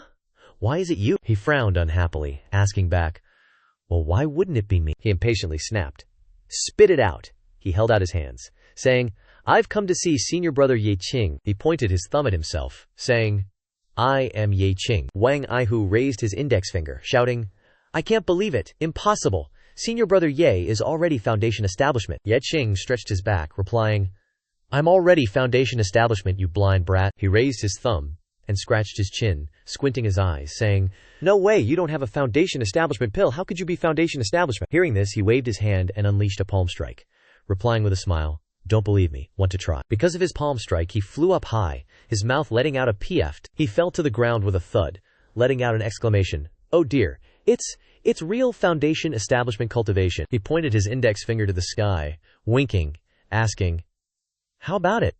Believe it now." Wang Aihu immediately knelt down, bowing his head low and clasping his hands in front of him, saying, "This commoner greets senior brother Ye.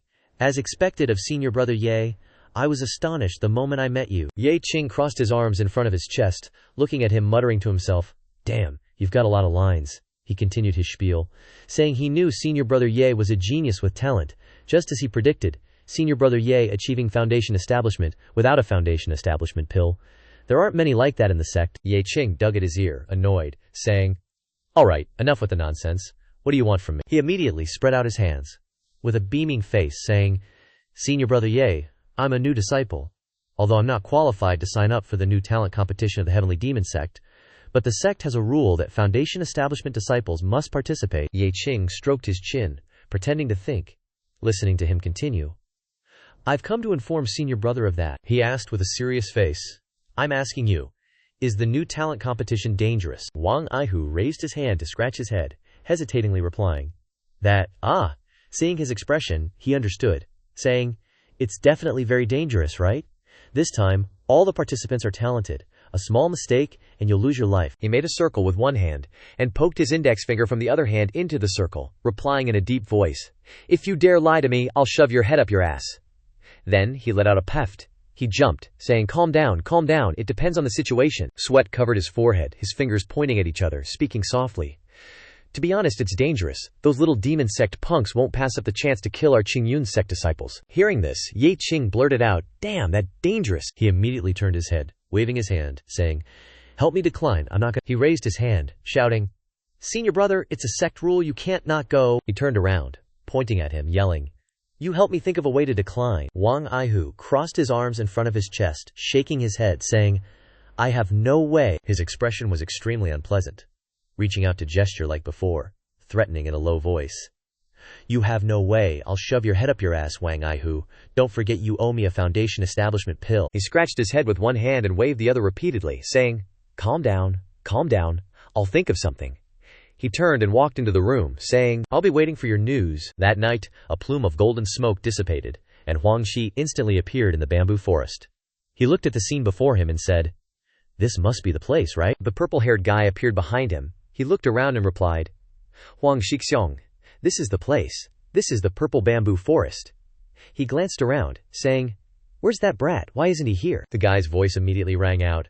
"Yeah, can't see him anywhere," he angrily said. "If he dares to play me, I'll chop him to pieces." The purple-haired guy heard footsteps gradually approaching, saying, "Someone's coming." 3 female disciples, their faces full of anger, charged over furiously and yelled as soon as they saw the two there. One hand pointed at him, saying, "You bamboo shoot thief, we've finally caught you." His face instantly turned purplish blue and unsightly as he explained, "I'm not the bamboo shoot thief." Before he could finish, a female disciple with long green hair opened her mouth to question, still trying to deny it. "If you're not, what are you doing in the purple bamboo forest in the middle of the night?" Hearing this, he stammered, well that." The female disciple next to her immediately shouted, "Catch him! Don't let him run!" His face was covered in sweat as he heard them say, "Beat him! He's stolen so many of our bamboo shoots." Huang Shi tried to explain, No. Let me explain, I'm being framed." In the moonlight-infused space, the voices of the female disciples echoed. "Beat him to a pulp," he shouted loudly. "Ye Qing, you framed me. I'm not done with you." The light of the sun appeared again, dispelling the darkness. The next day was just another ordinary day. Ye Qing stretched and yawned as he walked out of his room. Wang Aihu appeared like a gust of wind behind him, laughing and saying, "Ye Shixiong, I've got an idea." His face full of annoyance, he crossed his arms in front of his chest and looked at him, saying, "You scared me to death. What is it?" Wang Aihu smiled brightly, pointing his index finger to the sky, saying, "Become an inner sect disciple. As long as you become an inner sect disciple, you won't be considered a newbie anymore, and you naturally won't need to participate in the newbie competition." Ye Qing made an X with his hands in front of his face, saying, "Are you kidding me? Is becoming an inner sect disciple something ordinary people can do? I've only been in the sect for a few days, you know." He pointed to the sky, continuing, "Ye Shixiong is an unparalleled genius. You reached foundation establishment without a foundation establishment pill. I believe in you." Hearing this, his face turned green and purple, and he closed his eyes without saying a word. He sighed inwardly, muttering to himself, "The reason I reached foundation establishment was because I had a cheat item helping me. Becoming an inner sect disciple normally requires golden core cultivation. Asking me, who's only at the early stage of foundation establishment, to compete with golden core disciples for a spot in the inner sect is basically asking for death, isn't it?" Thinking of this, he shook his index finger, turned his head to look at him, and said, "No way. Change the idea." He raised one finger and said in a deep voice, "Then there's only one last way left." Ye Qing looked at him and said slowly, emphasizing each word, "Tell me the details." Wang Aihu smiled and replied, "Fake an injury." Hearing these words, he fell to the ground in disappointment. He jumped up, angrily yelling at him, "Does nobody know about this? Are you taking people for fools?" He crossed his arms in front of his chest, smiling and replying, "Your Shidi is untalented, but I'm the one in charge of this competition." He glanced at him, suspiciously asking, "Just you?" He opened his palm, revealing a golden token in his hand, saying, "Shixiong doesn't believe me. Let me see." Ye Qing stroked his chin, looking at the token in his hand, saying, "Enforcement Elder token. You're really in charge of this. Didn't realize you were such a big shot." He spun the token around with one finger, whistling and replying, "Of course, Wang Aihu is also someone of importance in the Qingyun sect." He crossed his arms and looked at him seriously, saying, "Tell me the truth."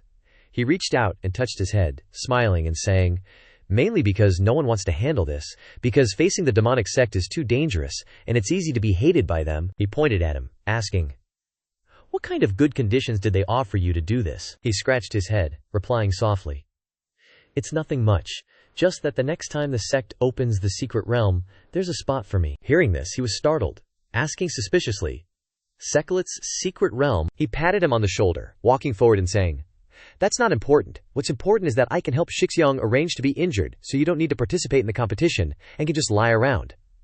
Hearing this, he said, "Good idea." In the vast blue sky, there wasn't a single cloud. Time flew by real quick, like 5 days just zoomed past. Wang Aihu, Ye Qing, and a bunch of other disciples were all standing around silently in the plaza. He crossed his arms and asked the elder, "When do we head out?" The elder put his hands on his hips, chuckled, and said, "Soon. This newbie competition doesn't allow intersect elders or higher to participate, so the sect is arranging a teleportation array to send me over there." A pair of boots, black with gold embroidery, appeared, asking, "What's the situation?" The third elder appeared with Su Qingyue. He asked, "Is everyone here?" Wang Aihu quickly clasped his hands in front of his chest, bowed his head, and reporting to the third elder, "Everyone's here." The third elder said seriously, "Wang Aihu, you're in charge this time. Remember, you have to win for our Qingyun sect." Wang Aihu bowed. "Yes." The third elder turned to Su Qingyue and said, Qingyue, do you have anything to say? Su Qingyue glanced at Yan Qing, hesitating. Finally, she softly said. Come back alive. The male disciples behind Ye Qing got hyped and shouted, Senior Sister Su cares about us, so touching. Don't worry, Senior Sister, we'll definitely come back alive. Ye Qing clasped his hands behind his back, his face flushed, feeling like he was having a party in his head, thinking, was she talking to me? Thinking this, he started laughing.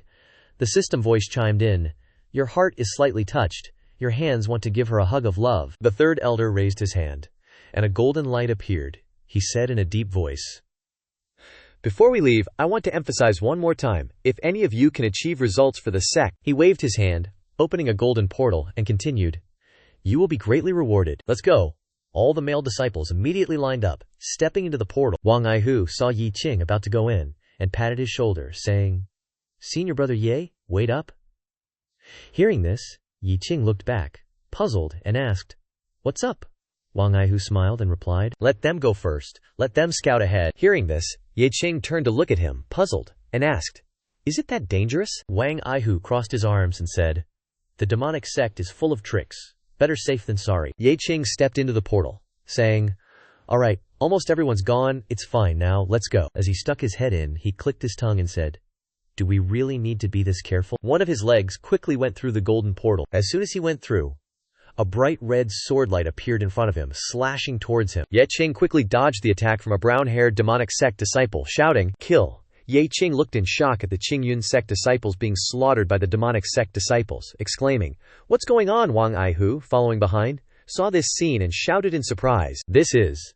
He turned to Ye Qing and shouted, Senior Brother Ye, those demonic sect bastards actually dared to set up an ambush. Get ready to run. Hearing this, Ye Qing cursed, holy crap, these guys are really dangerous. Suddenly, Wang Aihu was shocked to see a blade appear, pointing directly at him. He quickly dodged the blade slashing towards him, saying, I dodge. A yellow-haired demonic sect disciple landed a strong kick on him, sending him flying, and he let out a painful sound, Huchio. The demonic sect disciple raised his sword. Seeing Wang Aihu fly several meters away, and unable to get up, he raised his sword and rushed forward, shouting, give me your life! Luckily, Ye Qing arrived in time and gave him a solid punch to the chin. The sword in his hand immediately fell to the ground. Ye Qing brought his fist close to his mouth and blew on it. Wang Aihu immediately sat up and thanked him. Senior Brother Ye, thank you for saving my life. Ye Qing put his hands on his hips, turned his head, and smiled, replying, no need to thank me. I should be thanking you for the reminder. I went in last. Otherwise, I might have been chopped up already. The demonic sect disciples, seeing how formidable he was, immediately fled, shouting, retreat! Our objective is complete! Let's go! The purple-haired guy yelled as he ran. The Azure Cloud sect disciples behind him slowly stood up, coughing. Voices from behind him rang out, damn these despicable demonic sect guys, they deserve to die. A male disciple wiped the blood from the corner of his mouth and cursed, ugh, these wretched bastards. Wang Aihu's face was drenched in sweat. He raised his hand and said, about a third of our disciples died this time. From now on, everyone needs to be more careful. He looked at Wang Aihu and asked, where do we go now? Wang Aihu led the way forward, introducing as he walked, let's go, let's head out. The newcomer competition is just outside. Seeing the scene before his eyes, he suddenly stopped. Before him was a gigantic boar demon, sitting with its chin propped, waiting. Surrounding it were the demonic sect disciples from earlier. The short brown-haired guy with a scar on his face opened his mouth and scoffed. Look at those Azure Cloud sect idiots. The guy with a scar near his eye chuckled, adding, we probably killed quite a few of them. Now they're all scared pantsless. Hearing these words, the white-haired Azure Cloud sect disciple immediately cursed loudly, bastards, how dare they insult us? The male brown-haired disciple angrily said, this is infuriating. I really want to give them a beating. Wang Aihu immediately raised his hand to stop them, saying, hold back. Don't let small things ruin bigger goals. The gigantic boar demon, sitting on a mound in the square, asked, snort, everyone here? Ye Qing crossed his arms over his chest and asked doubtfully, what's this boar demon doing? Wang Aihu stood in front and replied, he's the judge. In charge of this newcomer competition, our righteous faction doesn't trust the demonic sect. Looking at the huge boar demon making snorting sounds, Wang Aihu continued, naturally, the demonic sect doesn't trust us either, so they invited a boar demon to be the judge. The boar demon stood up straight, one hand on his hip, and said, snort. Today, since you, Azure Cloud sect, and the demonic sect, invited this lord here to be the judge, I shall enforce justice fairly. The brown-haired male disciple from earlier heard this and angrily said, damn it, Enforce justice fairly. Why didn't you stop those demonic sect disciples when they attacked us just now? The boar demon clasped his hands behind his back, let out a thin puff of smoke, and said, Attacked you, did they, Snort? Hearing this, the disciple loudly continued, Of course they did. You can see the corpses inside. The boar demon crossed his arms over his chest, glanced to the other side, and asked, Snort, did you guys attack them? The scarred-faced guy spread his hands wide, shamelessly saying, They clearly just teleported in and then tripped and died on their own. The purple-haired guy next to him also feigned innocence, saying, Lord Boar, they're making things up. The demonic sect disciple behind them, arms crossed over his chest, chuckled in agreement. Exactly. It has nothing to do with us. Having said that, the guy burst into loud laughter. The boar demon immediately glanced towards the Azure Cloud sect, saying, Snort? They've said it, you guys are making things up. The disciple could hardly believe it. He stepped closer and said, How can something so obvious be slander? The boar demon immediately tilted his head back and impatiently bellowed, Shut up, I didn't see them act, so it's slander, oink. The brown-haired male disciple angrily said, Damn it, this pig demon, it's in cahoots with the demonic sect. The green-haired male disciple also scoffed, HMPH, what justice? Just spouting nonsense. Hearing these words, the boar demon let out a loud snort and bellowed, Snort! How dare you slander this lord? The boar demon tensed up, his entire body engulfed in red flames, and said in a deep voice, It seems you guys have a death wish. Wang Aihu's forehead was covered in sweat. He immediately stepped forward to mediate. Lord Boyar, you've misunderstood. It's getting late. We can start the competition now. The boar demon crossed his arms over his chest and plopped down onto the ground, saying, HMPH, this lord is the most fair. Anyone who dares to slander me, I will not spare them. Then let out a soft grumble. HMMPH, HMMPH. The green-haired demonic sect disciple laughed loudly, saying, Idiots! How dare they defy Lord Boar? The guy with the scar near his eye also laughed. I'm dying of laughter. Do they have a death wish? The boar demon exhaled deeply, glanced to the side, and said, No more talk. The newcomer competition begins. Then the purple-haired demonic sect disciple said, Lord Boar, the competition rules haven't been stated yet. The boar demon raised a hand to stroke his chin and said, Oh, this thing even has rules. He pondered for a moment, then pointed forward and bellowed, Here's the deal. Each side sends one person to the arena.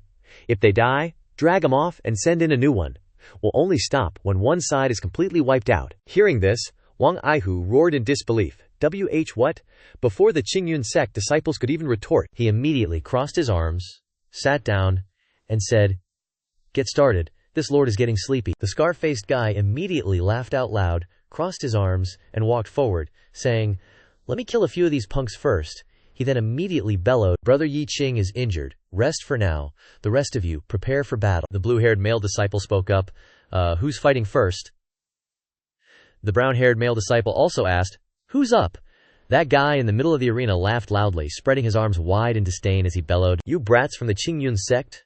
Are you really that scared of? Yours truly.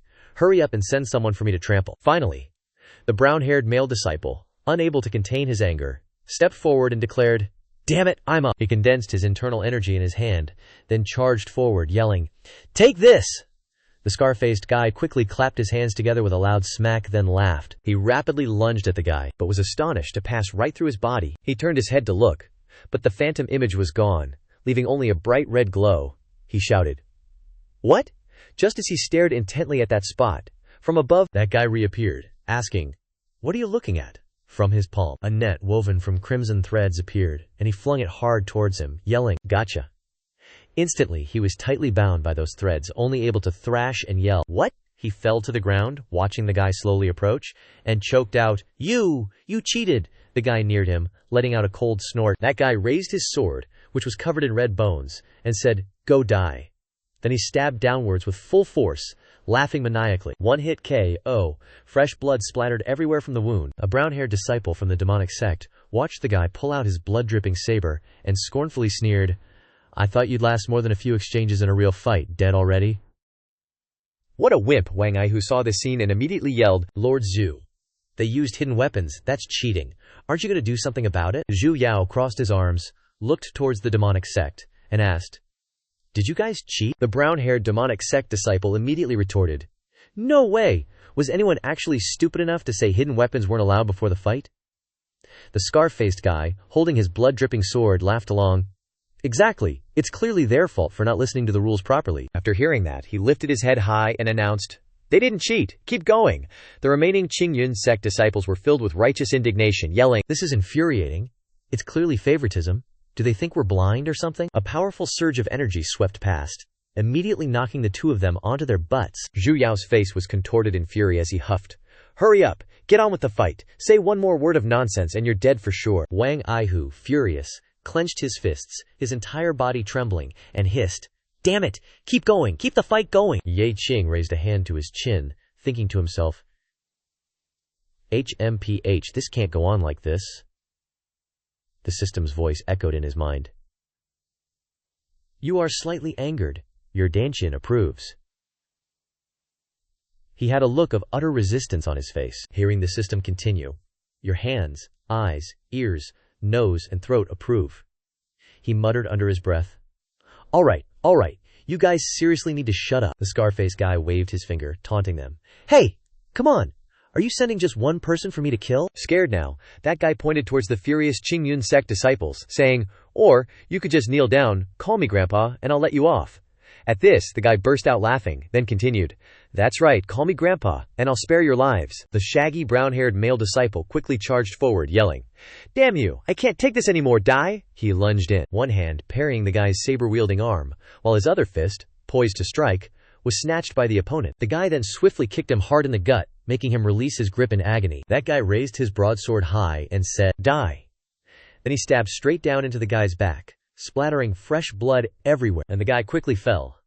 From afar, a male disciple with a ponytail rushed over, shouting, We of the Qing sect would rather die than submit." The scarred guy used one hand holding his broadsword to block the ponytail guy's sword attack, while his other hand quickly gathered a stream of bright red demonic energy. That guy unleashed a palm strike towards him, saying, "Since you're here, don't even think about retreating unscathed." The ponytail guy was shocked when the smoke enveloped his mouth and nose, exclaiming in surprise, "What is this, knockout gas?" Coughing, he said, "My mind is starting to get hazy." Taking advantage of the ponytail guy being affected by the knockout gas, the scarred guy slashed at him with his broadsword, shouting, "Die!" The ponytail guy looked at the sword coming at him and thought, "Crap, I can't dodge it." The ponytail guy's face turned green, he gritted his teeth, grabbed his sword, and charged forward, saying, "Screw it! If I can't dodge, then let's die together." The scarred guy slashed hard at his neck, but the ponytail guy didn't care about getting injured, and stabbed hard into the scarred guy's chest. Fresh blood sprayed everywhere. The scarred guy, pale as a ghost, looked at the sword piercing through his chest, exclaiming in disbelief, "What? You? Blood flowed from the ponytail guy's neck as he slowly fell backward, laughing and saying, "My death won't be in vain." In the end, the two of them fell into the pool of blood at the same time, completely losing their breath. The blonde male disciple, seeing this scene, couldn't help but exclaim, "Tragic, so tragic, an eye for an eye."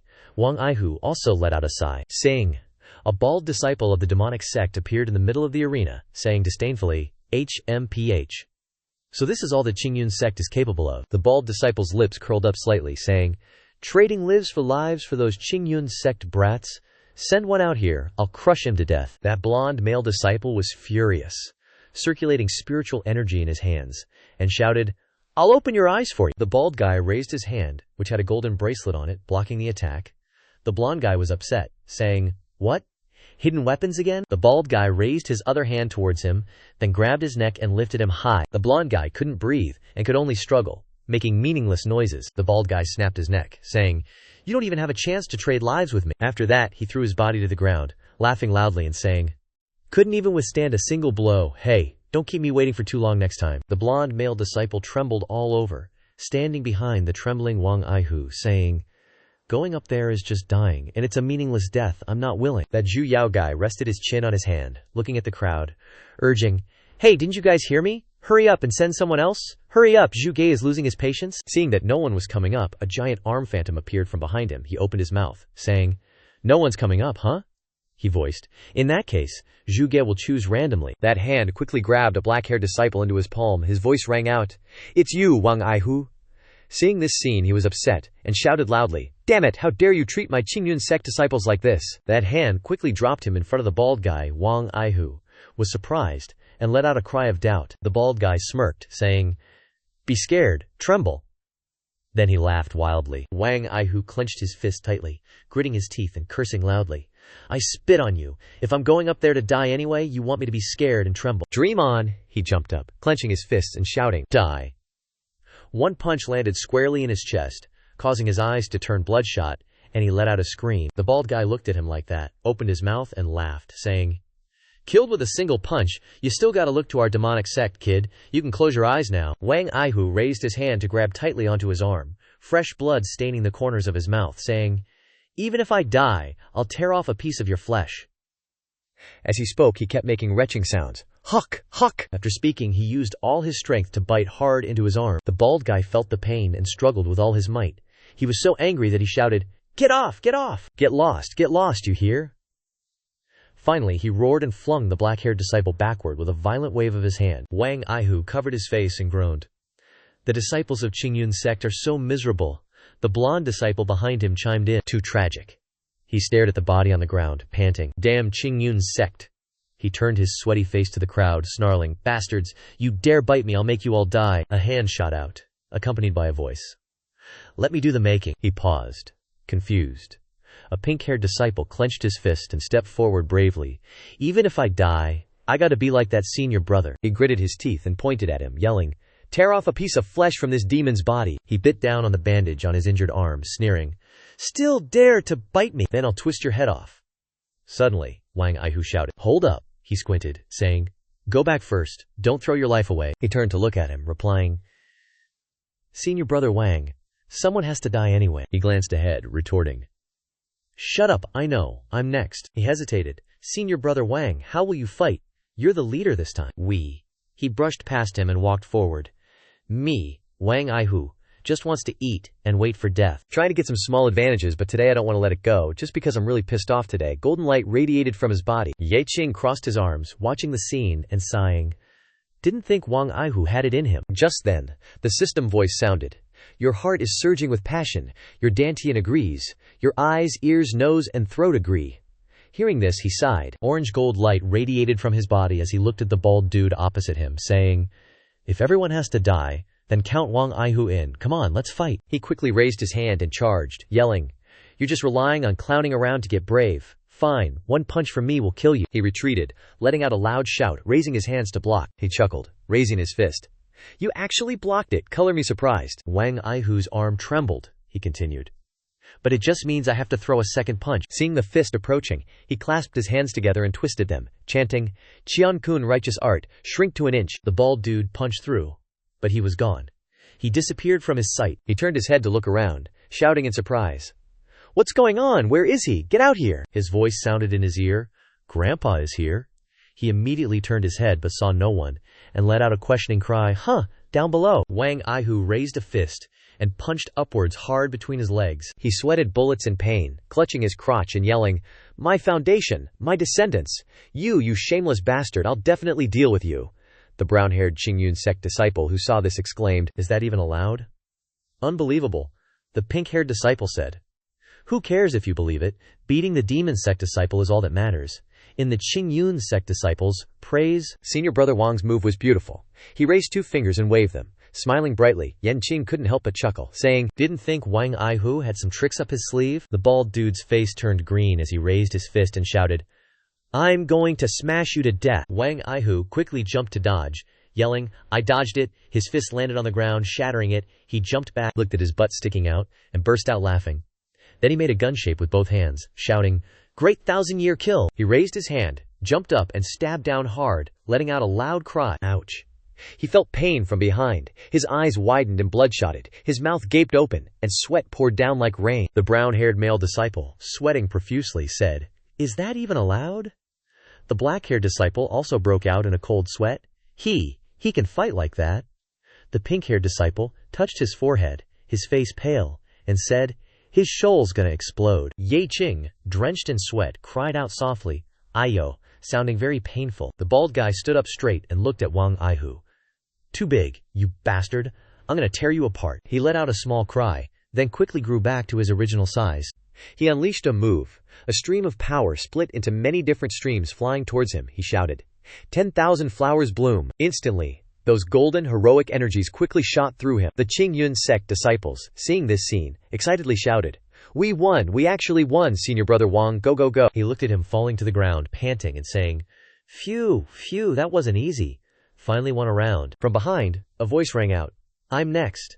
Then he laughed. A demonic sect, male disciple, his face purple, approached and said, "Punk, you won't be so lucky next time." Wang Aihu quickly gathered his strength and shouted, "Strike first to gain the advantage." He bent over and launched the energy forward, shouting, 10,000 flowers bloom, but he moved quickly, so fast that only an afterimage could be seen. He looked at this scene in disbelief and cried out, "What?"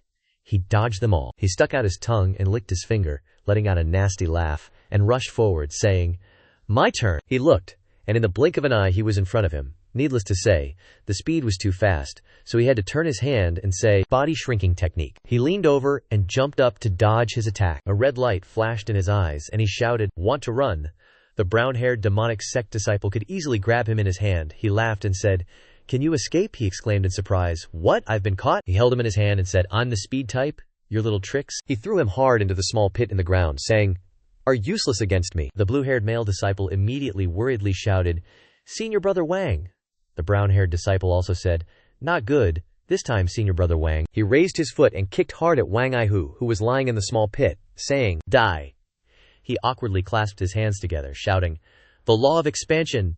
As immovable as a mountain, Wang Aihu instantly became dozens of times larger. The skinny monkey trembled as he looked at the huge shadow in front of him, stammering, "This is him."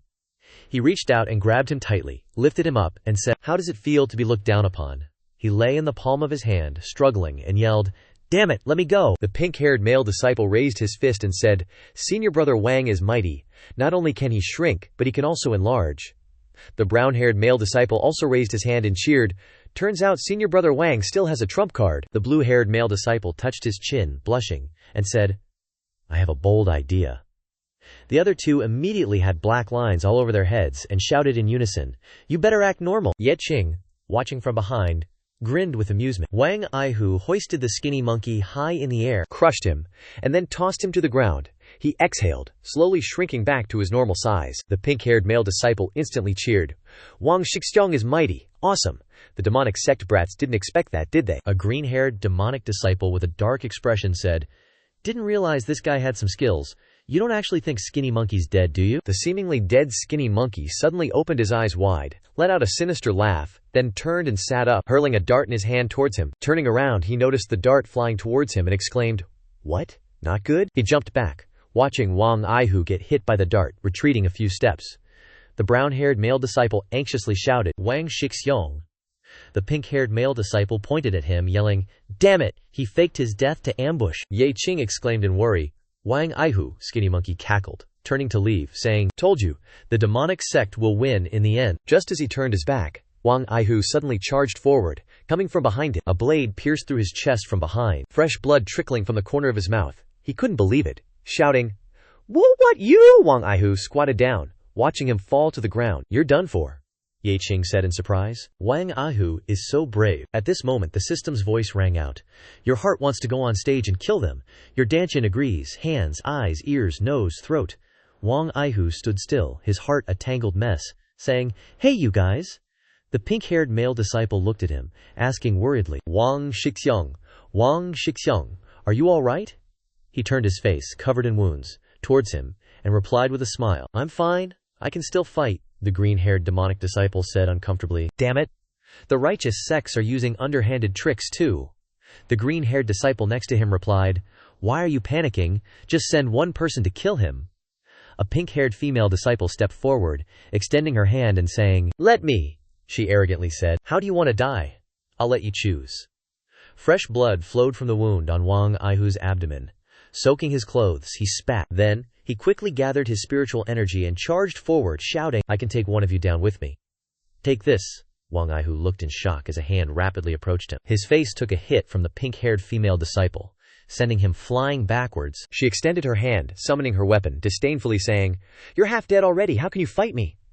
Then, she gripped the axe tightly in her hand, jumped high, and chopped down, yelling, "Go die." He looked at the axe blade right in front of his eyes, shouting in horror, "I'm done for." Seeing this, the system's voice rang out. "Can't take it anymore? borrowing your legs for a sec." Ye Qing looked in surprise at his legs automatically charging forward, saying, "Huh, what's this all about?" She still didn't know danger was approaching, excitedly saying, "You're dead," then burst into laughter. Suddenly, he rushed down from above, kicking her hard in the face, causing her to let out a painful scream. AAA. The green-haired Qing Yun sect male disciple, his face covered in sweat, shouted, "Whoa, what the heck?" The brown-haired male disciple next to him, also covered in sweat, shouted, "Holy crap, when did he get so OP?" The demonic sect disciple said in surprise, "Ugh, this kid." Wang Aihu was also shocked, staring blankly at him. She slapped his feet away from her face, yelling furiously, "HMPH. Bastard. You dare step on my face." He was knocked back, his feet barely touching the ground. He glanced at Wang Aihu, gave him a thumbs up, and said, "Wang Shidi, you go on." Then he grinned. He pushed himself up from the ground, trembling as he knelt, and said, "Ye Qing Shixiang." Suddenly, his face was full of doubt. Confused, he cried out, "Huh." His legs were frozen in place, not moving an inch. He asked in surprise, "Huh, go, Clement, why can't I move?" The system voice chimed in again. "The blood in your legs has rushed to your brain." Absolutely refusing to move, his face was covered in cold sweat as he said, "Oh dear." The system voice continued to chime, "Every organ in your body agrees with that." Ye Qing raised his hands and cried, looking up to the sky and shouting, "Stop messing around, let this one go. My ass, I'm the master here. You can't go against my will." Wang Aihu, seeing him standing there, quickly clasped his hands and bowed, saying, "Yi Shixiong, you're so righteous, I'll leave the rest to you." He watched him run away and reached out, calling, "Hey, not you, wait there." The pink-haired female disciple pressed hard on her bleeding nose, and said with a smile, "Next up is another pretty boy, who makes people feel they just have to kill him." Sweat dripped down his forehead, a cold wind blew strongly, and he said sadly, "Crap. This time I'm in deep trouble." From behind, the Qingyun sect disciples gave him a thumbs up and cheered, saying, "This Shixiang's got some balls. It's okay, keep going. Win or lose, you're still a hero." He heard these words and remained silent. Ye Qing quickly mobilized the spiritual energy throughout his body, and the system voice rang in his ears. "All parts of your body are full of enthusiasm, deciding to unleash 200% of their power. Your Dantian has decided to unleash 300% of its power." She raised her hand, forming a claw, and rushed forward, shouting, "Die!" He quickly leaned to the side, saying, "I dodge." He stopped in shock when he heard the system say, "The parts think, why bother dodging? Let's go hard." He stood motionless in the arena, secretly communicating with the parts of his body. "Hey big brothers, this is a life-or-death battle," the parts replied. "Go hard, what's there to be afraid of?" The green-haired male disciple pointed at him, saying, "Huh, why isn't he moving at all?" The brown-haired male disciple next to him replied, "Could it be that he's distracted? This is the end?" She quickly rushed forward, mocking, "Little brat, scared, stiff." He quickly unleashed a fart, sending her flying backward a long way. The pink-haired female disciple lay on the ground with a swollen cheek and let out a choking cough. Ye Qing looked at his fist in amazement, saying, "Heh, so powerful." Then he laughed loudly. On the Qingyun sect side, the male disciples excitedly raised their hands and shouted, "Ye Qing Shixiang blew her away with one move." Another male disciple said, "Awesome, so he wasn't careless, but underestimating her." Sitting on the ground, wiping the blood from her face, she cursed loudly, "Bastard, daring to hit my face!" Then, she jumped up and rushed forward shouting, "I'm gonna kill you." He raised his hand and rubbed it, licking his lips and saying, "Perfect timing." Then he raised his hand and punched her hard in the face. Not stopping there, he punched her again in the chest. He quickly rushed forward, raising his hand and continuously punching her in the face. Seeing him like this, the Qingyun sect disciples' voices rang out, "Too much, Shixiang.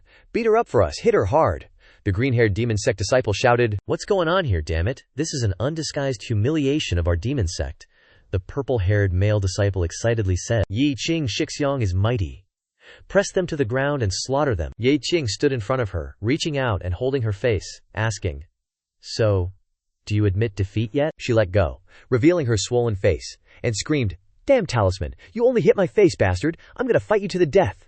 She quickly charged towards him, only managing a short gasp of surprise. He raised his hand and punched her hard in the stomach, sending her flying upwards. Her knees slammed into the ground, blood gushing from her mouth as she clutched her stomach. Trembling, she glared at him with hatred, yelling, "My Dantian is shattered, you actually crippled." The Qingyun sect disciples behind him immediately cheered. We won again! Senior brother Ye Qing is so awesome." He crossed his arms and chuckled loudly, looking back. The pink-haired female disciple lay on the ground, looking up with hatred, shouting, "Why did you cripple me? I'll kill you, I will definitely kill you." A demonic sect disciple with a burnt face walked over to her and said, "Junior sister, I'll avenge you." She stopped in surprise. She stood up, wiping the blood from the corner of her mouth, and said, "Thank you, senior brother." Suddenly, he reached out and grabbed her hair, pulling her back. He brought his face close to hers and whispered, "Junior sister is crippled. Don't let your cultivation go to waste. Better give it to me." Her eyes widened, filled with bloodshot veins, and she looked back in horror, saying, "Senior brother, please don't. I don't want to die." He held out one hand, gathering spiritual energy that emitted a purple light, and said, "Junior sister, be on your way. I'll help you get revenge." Ye Qing, seeing this scene, exclaimed in shock, "Hey, what do you think you're doing?" He stared blankly at the blood splattering in front of him, and a voice said, "These demonic sect people are all beasts. They even attack their own." The purple light enveloped the two of them. He lifted her up high, licking the corner of his mouth as he absorbed her spiritual energy. After absorbing it, he threw her corpse to the ground and stepped towards him, saying, "Absorbing her cultivation means she's definitely dead." Ye Qing's face turned green at this sight, and he said angrily, "Beast, you're even worse than a beast. Even beasts don't kill their own kind." Purple light appeared on the body of the demonic sect disciple with the burnt face. He spread his arms out, stepping forward and saying, "Kid, I'm fighting you next." Ye Qing asked anxiously, Hey, all you ancestors inside me, are you sure about this time?" Looking at his face, the system voice sounded, "Your Dantian feels easy. All your body organs agree." Ye Qing immediately raised his hand into a fighting stance and said, "All right, come on then." He rushed forward, a mocking smile on his lips, and said, "Kid, you're just lucky. This time, I'll definitely kill you." Ye Qing also rushed forward, disdainfully replying, "Kill me. Keep dreaming." He flashed to dodge Ye Qing's fist, laughing loudly and saying, "There's an opening." He appeared behind Ye Qing, reaching out towards him, shouting, "Die." A fist carrying a strong force struck towards his face, causing him to let out an incredulous scream. Ye Qing bent over and used his hand forcefully behind him, knocking him away, his mouth spewing blood, his ugly face covered in blood, his eyes wide with disbelief as he shouted, "What? Why?" Ye Qing jumped high into the air, higher than the burnt-faced demonic sect member, and at the same time, the system voice continued to sound, "Your Dantian is providing your fist with 300 pH of energy, please punch." Ye Qing punched him hard, causing him to crash heavily to the ground, saying, "Eat my punch." Ye Qing landed on the ground, looking at his still figure lying on the ground, and snorted coldly. His face was purple and ugly, and said, "Pui. Rest in peace, you beast." The Qing Yun sect's brown-haired male disciple clenched his fists, excitedly shouting, "Senior brother Ye Qing won again! So amazing! Let out some steam!" Whoa! Intense! Ye Qing wiped his forehead, panting, and sighed. That was a close one. Another victory. Suddenly, the system chimed in. "Your Dantian feels you're killing too slow." He was like, "Huh," and pointed at the demon sect goons. "What acha mean?" "Yo." The system voice continued. Correct.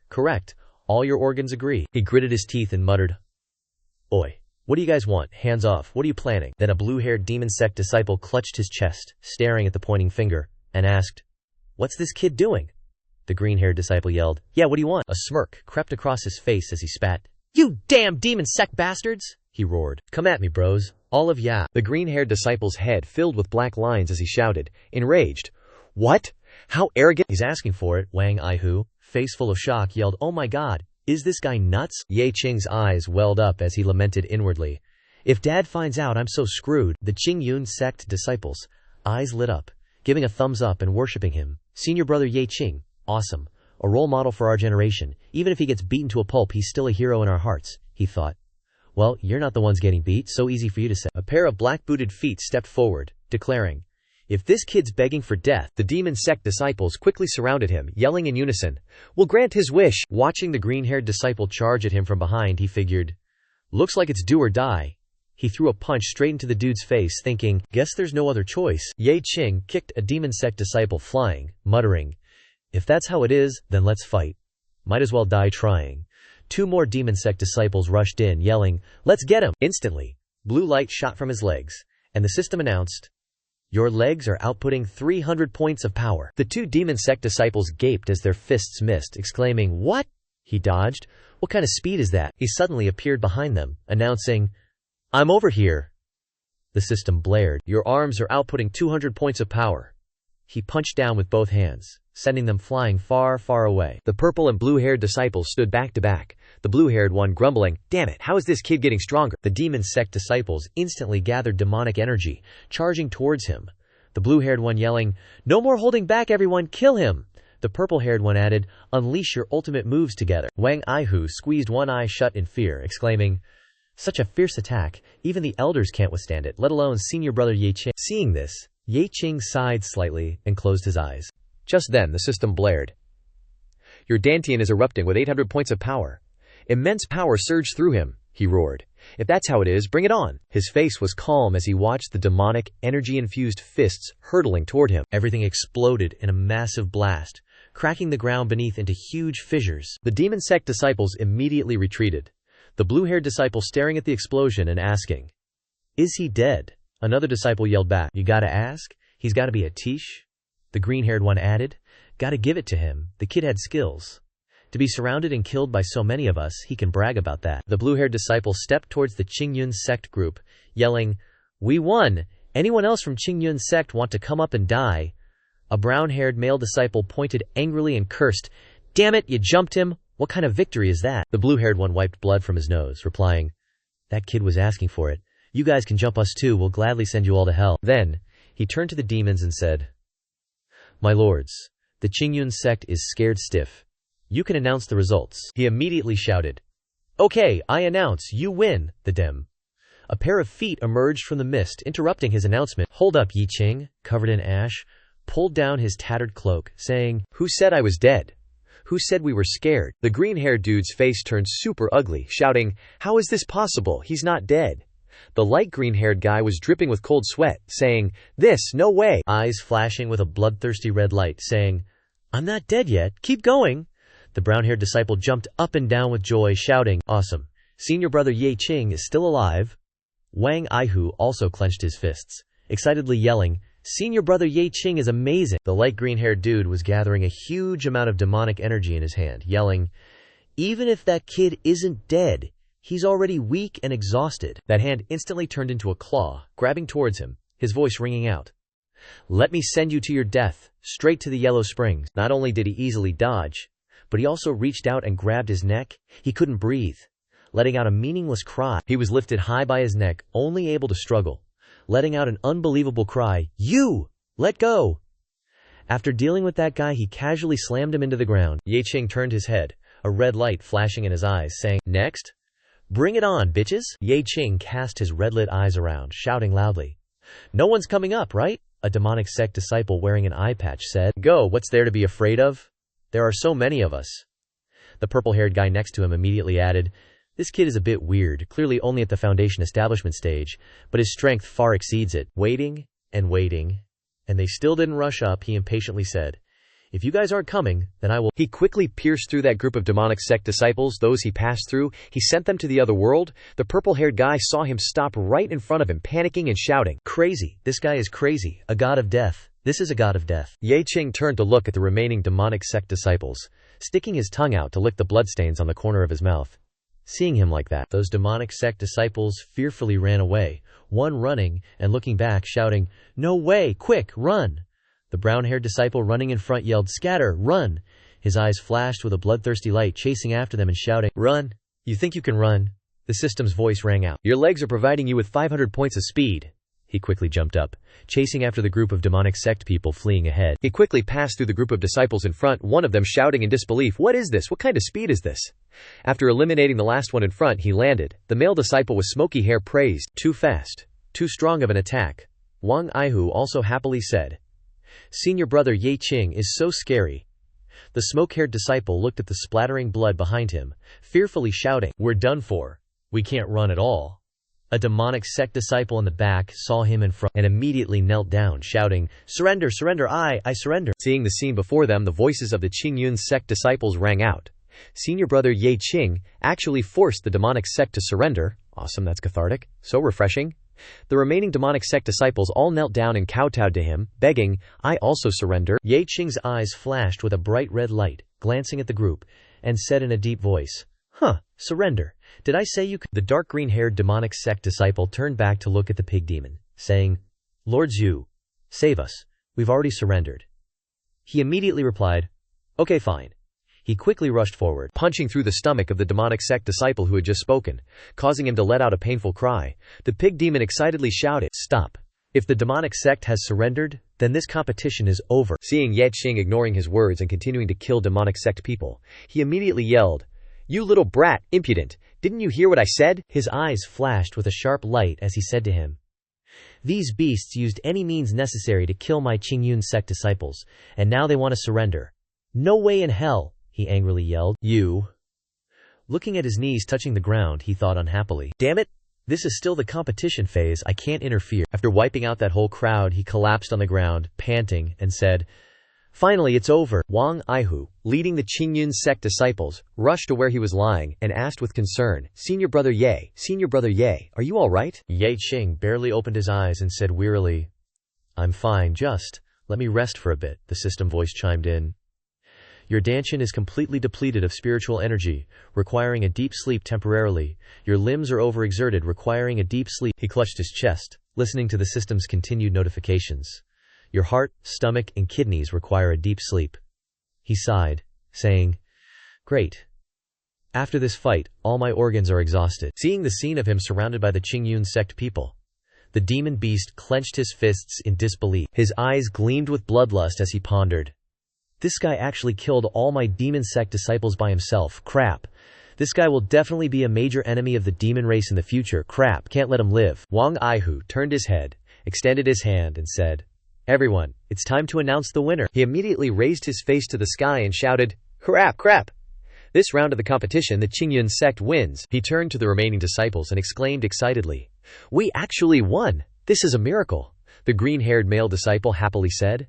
"Luckily, we had Senior Brother Ye and Senior Brother Wang." Suddenly, his voice deepened as he added, "But Ye Qing violated the rules of the competition." "Right." Wang Aihu, hearing this, immediately stood in front of him, yelling, "What? You dare?" The voices of the crowd rose. "You dare kill our Qingyun sect people? We will never forgive you." The demon beast's entire body radiated demonic energy as he raised his hand and charged forward, yelling, "Useless to say more. I must kill this guy." Wang Aihu led the other Qingyun sect disciples to rush forward, shouting, "Stop him! We can't let the Qingyun sect lose a talent like Senior Brother Ye." Wang Aihu stared blankly at the fist, carrying terrifying power that was already in front of him. The demon beast waved his hand, sending the people blocking his path flying.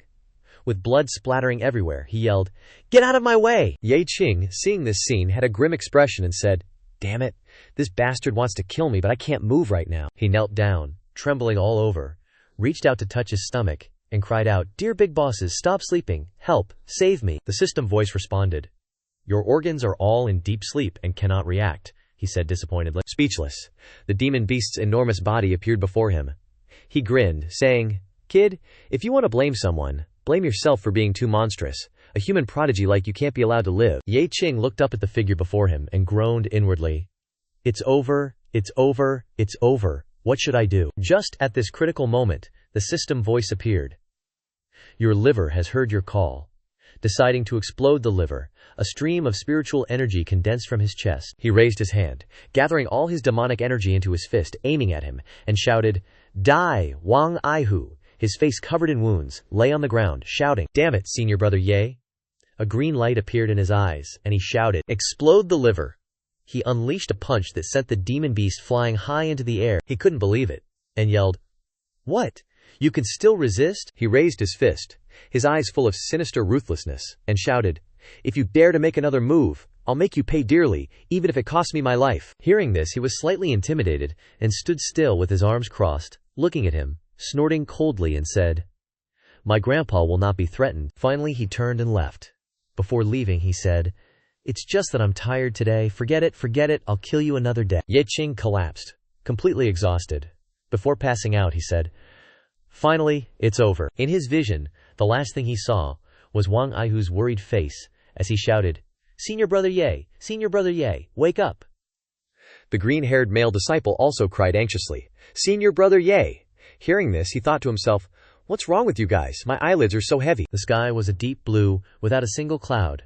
Time passed quickly, and it was already the second day. Sunlight shone on the roof of the small building. Ye Qing, lying on the bed, suddenly woke up with a start. He sat up in shock, looking at his hands, and said, I'm back." A male disciple carrying a tray entered, saying, "Senior Brother Ye, you're awake." This is the primordial qi decoction refined by the pill chamber, specially for restoring senior brother's energy. He looked at the male disciple and picked up the cup to drink. As soon as he finished drinking, the system notification sounded. Abundant qi and blood in the abdomen. He felt like he could immediately down 3 big bowls of this yuan qi medicinal soup. He exclaimed softly, good stuff. It hits the spot. His eyes lit up as he handed the bowl to the disciple, asking, is there more? Another bowl. The disciple immediately replied, there's no more. This medicinal soup is exclusively for you, senior brother, extremely precious. Normally, only the elders are qualified to use it. He licked his lips, then raised the bowl high to examine it, asking, I made such a great contribution. Besides the yuan qi medicinal soup, aren't there any other rewards? The disciple hugged the tray close, scratching his head and smiling awkwardly. This, as far as I know, that's all. Hearing this, he felt annoyed. Ye Qing immediately exclaimed excitedly, what? That's it, I risked my life to defeat so many demonic sect disciples. He stood up, waving his hands around, saying, it's not just that I won the competition for the sect, but also obtained a spirit stone vein, and all I get is a bowl of soup. The disciple could only console him. Senior brother Ye, don't be impatient. This isn't something this junior brother can resolve, he angrily decided. No way, I have to go find them. The third elder clearly said I'd get a generous reward. Wang Aihu entered from outside, calling out, Senior brother Ye. Then he turned to the person beside him, saying, you go out first. Ye Qing saw him arrive and said, you've come at the right time, come with me to demand justice. He held out both hands, looking at him standing opposite, explaining, Senior brother, it's useless to look for anyone about this, because the person holding back your reward is the 4th inner sect elder. He reached out and stroked his chin, saying suspiciously, the 4th elder, have I offended him before? He said softly. The 4th elder is the grandpa of Zhang Kui. The image of that guy appeared in his head. He hesitated, asking, the same Zhang Kui who said to find the elders when bullying the younger generation. Wang Aihu quickly stepped forward, whispering in his ear, it's him. The 4th elder is extremely protective. Otherwise, he wouldn't use such a big matter for personal gain. Ye Qing angrily grabbed his robe and rushed straight to the door, saying, then I'm going to go reason with Zhang Kui. His voice rang out, advising, Senior brother Ye, this isn't good. He turned his head back angrily, replying, nothing's not good about it. His grandpa, the 4th elder, won't give me my reward. I'll beat him until he pisses his pants. He narrowed his eyes, adding, but the 4th elder, Ye Qing angrily turned his head back, asking, he what, would he dare kill me in the sect? He crossed his arms, looking at him, replying, he wouldn't dare do that. There are sect rules, after all. Hearing him say that, he kicked open the door, shouting, then what's there to be afraid of? Let's go. If I don't beat him until he pisses his pants today, consider him. As he was walking, he saw Su Qingyue standing in front of him. He continued, spick and span. Hearing this, she exclaimed in surprise, junior brother Ye Qing. He immediately clasped his hands and bowed, saying, greetings, senior sister Su. Is there anything senior sister needs from me? Hearing him ask, she awkwardly played with her hair, not daring to look at him, replying, nothing. I heard you were injured, so I came to visit Wang Aihu from afar. Oh my god, senior brother Yi Qing is so amazing that even a heavens chosen like senior sister Su would take the initiative to visit him. He chuckled, replying, thank you for your concern, senior sister, I'm already fine. Hearing this, she added, that's good, I haven't.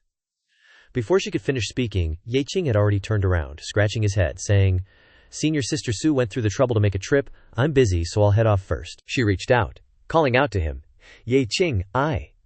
He turned his head back, asking suspiciously, does senior sister have anything else? She kept her hand outstretched, softly calling out, but in the end, couldn't say it, only able to turn her face away, saying, nothing, you can go. She stood silently, watching him lead Wang Aihu away. As he walked, he thought to himself, I just feel like Su Qingyue is a bit strange today. Waiting until he was gone, Su Qingyue sadly said, I'm about to break through to the transcendent realm. The mortal and immortal planes are different, so to be safe, my master told me to cut off all ties to the mortal world, but I don't know how to tell Ye Qing. Wang Aihu, following behind him, asked suspiciously, Yi Shixong, what's your relationship with Su Shiji? Without a second thought, he replied, relationship.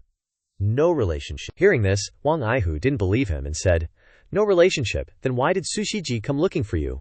You should know that Su Shiji is famous as a high and mighty flower. She'd never take the initiative to get close to anyone. He raised a finger to the sky and said, there's only one possibility. Wang Aihu, hearing this, curiously pressed, what possibility? He turned his head, licked his lips, and said with a confident face, I'm too handsome. Su Qingyue couldn't help but be attracted to me. Hearing this, Wang Aihu broke out in a sweat and said, "Ah, oh, pure white clouds float lazily in the deep blue sky." After a while, the clouds drifted away quickly. Ye Qing and Wang Aihu hid behind a corner. Looking into the small courtyard, Wang Aihu pointed and said, "Shixiong, Zhang Kui is over there." Inside the courtyard, Zhang Kui was wearing a red blindfold, playing around with a group of beautiful women. He laughed and said, "Don't move. Whoever I touch has to drink cross-cupped wine with Santa. My little darlings, I'm coming for you. Don't run. No one move." Seeing this scene, Ye Qing's face turned purple with anger, and he cursed. "He's ugly as hell, but he plays so fancy." As soon as Ye Qing approached, Zhang Kui grabbed him with a huge laugh. He groped around on Ye Qing and said, "My little darling, I touched you. Come on, let me feel your hand." Why is this hand a bit rough, darling?" Ye Qing's mouth twitched in anger as he looked at Zhang Kui's hand groping his. Zhang Kui's voice kept ringing out. "You usually have to pay attention to maintenance.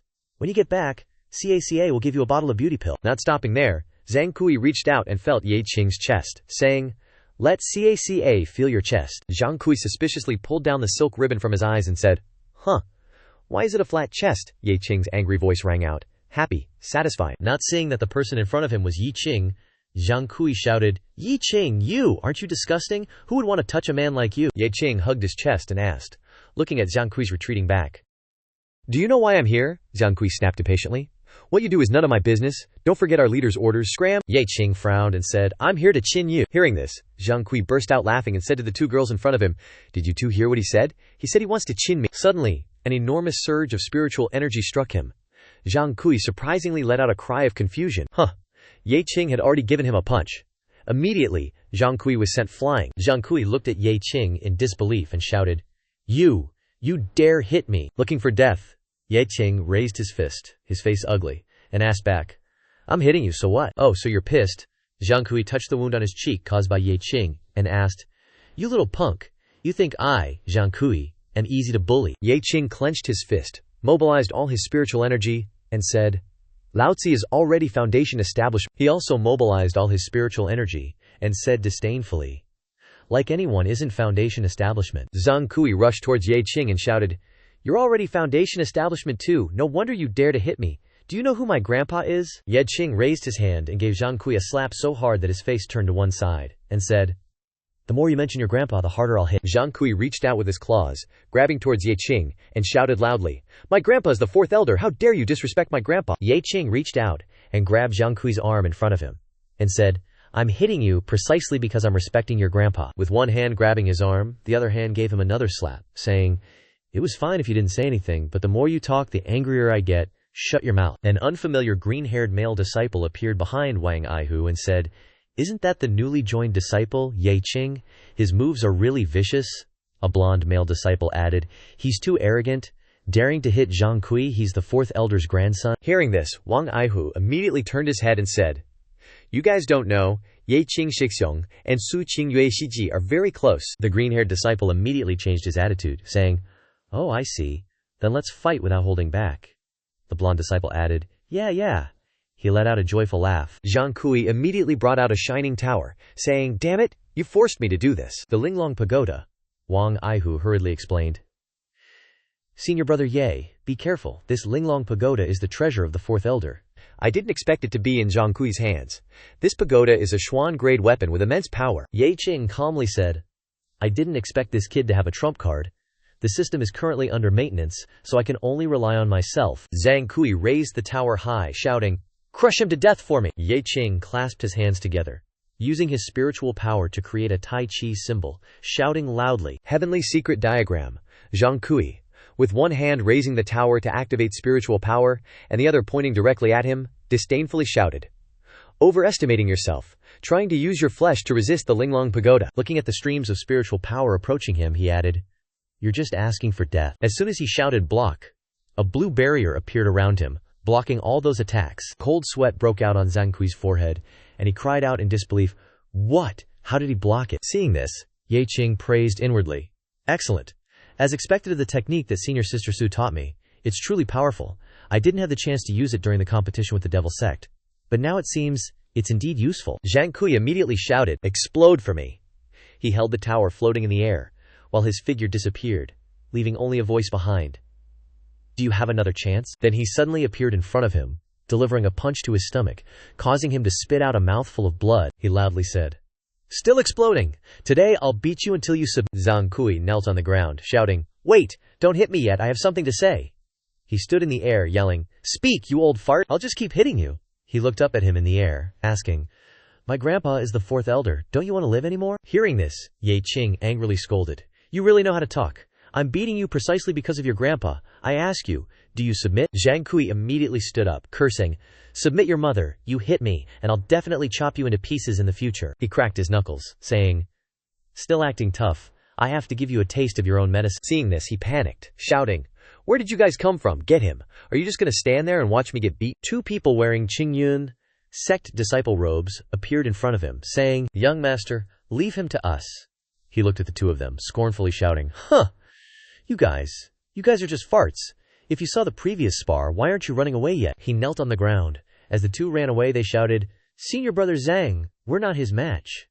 The brown-haired one next to him also shouted, "Senior brother Zhang, good luck to you, I'm going to the bathroom." Ye Qing tilted his head, cracking his knuckles, saying, "All right, it's just us then. Let's continue. I'll beat you until you submit today." He was terrified and immediately kowtowed to him, saying, I submit, I really submit, don't hit me anymore." After a long while, just as the space completely fell into silence, without a sound, Zhang Kui stood straight in front of the table, carefully pouring tea.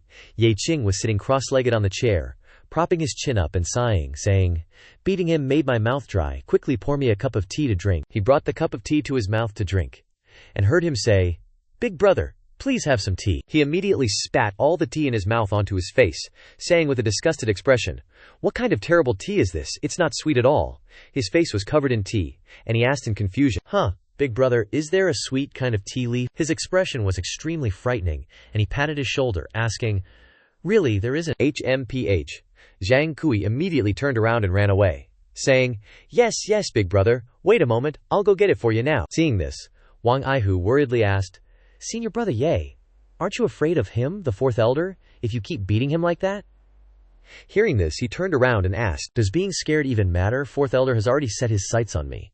Does he think that just because I didn't beat Zhang Kui, he'll let me off the hook?" He stroked his chin, saying, "Yeah, no, fourth elder is narrow-minded. Once he targets someone, he'll hound them to death." Zoom, "Big bro, the tea's here." Zhang Kui, holding a pot of tea, rushed over, shouting, when he saw Ye Qing, "Just brewed, bro." Ye Qing reached out, Gimme, let me try it." He picked up the cup and downed the whole thing in one gulp. After drinking, he felt spiritual energy surge through his whole body, and exclaimed in surprise, "What kind of tea is this? It's making my spiritual energy flow all over, so invigorating." Zhang Kui, sporting his bruised face, gave a thumbs up and said, "Big bro, this is enlightenment tea. The sect doesn't even have 10 pieces total, super rare stuff." Wang Aihu was startled and excitedly asked, "Enlightenment tea, I've heard of it, but this is the first time I've seen this treasure. Where'd you get it?" Zhang Kui immediately clasped his hands in front of his chest, flattering him, "I stole it from my grandpa, specially to show my respect to big bro." Ye Qing was taken aback, patted him on the shoulder, and laughed. "A trap. You stole it to show your respect. I accept you as my bro.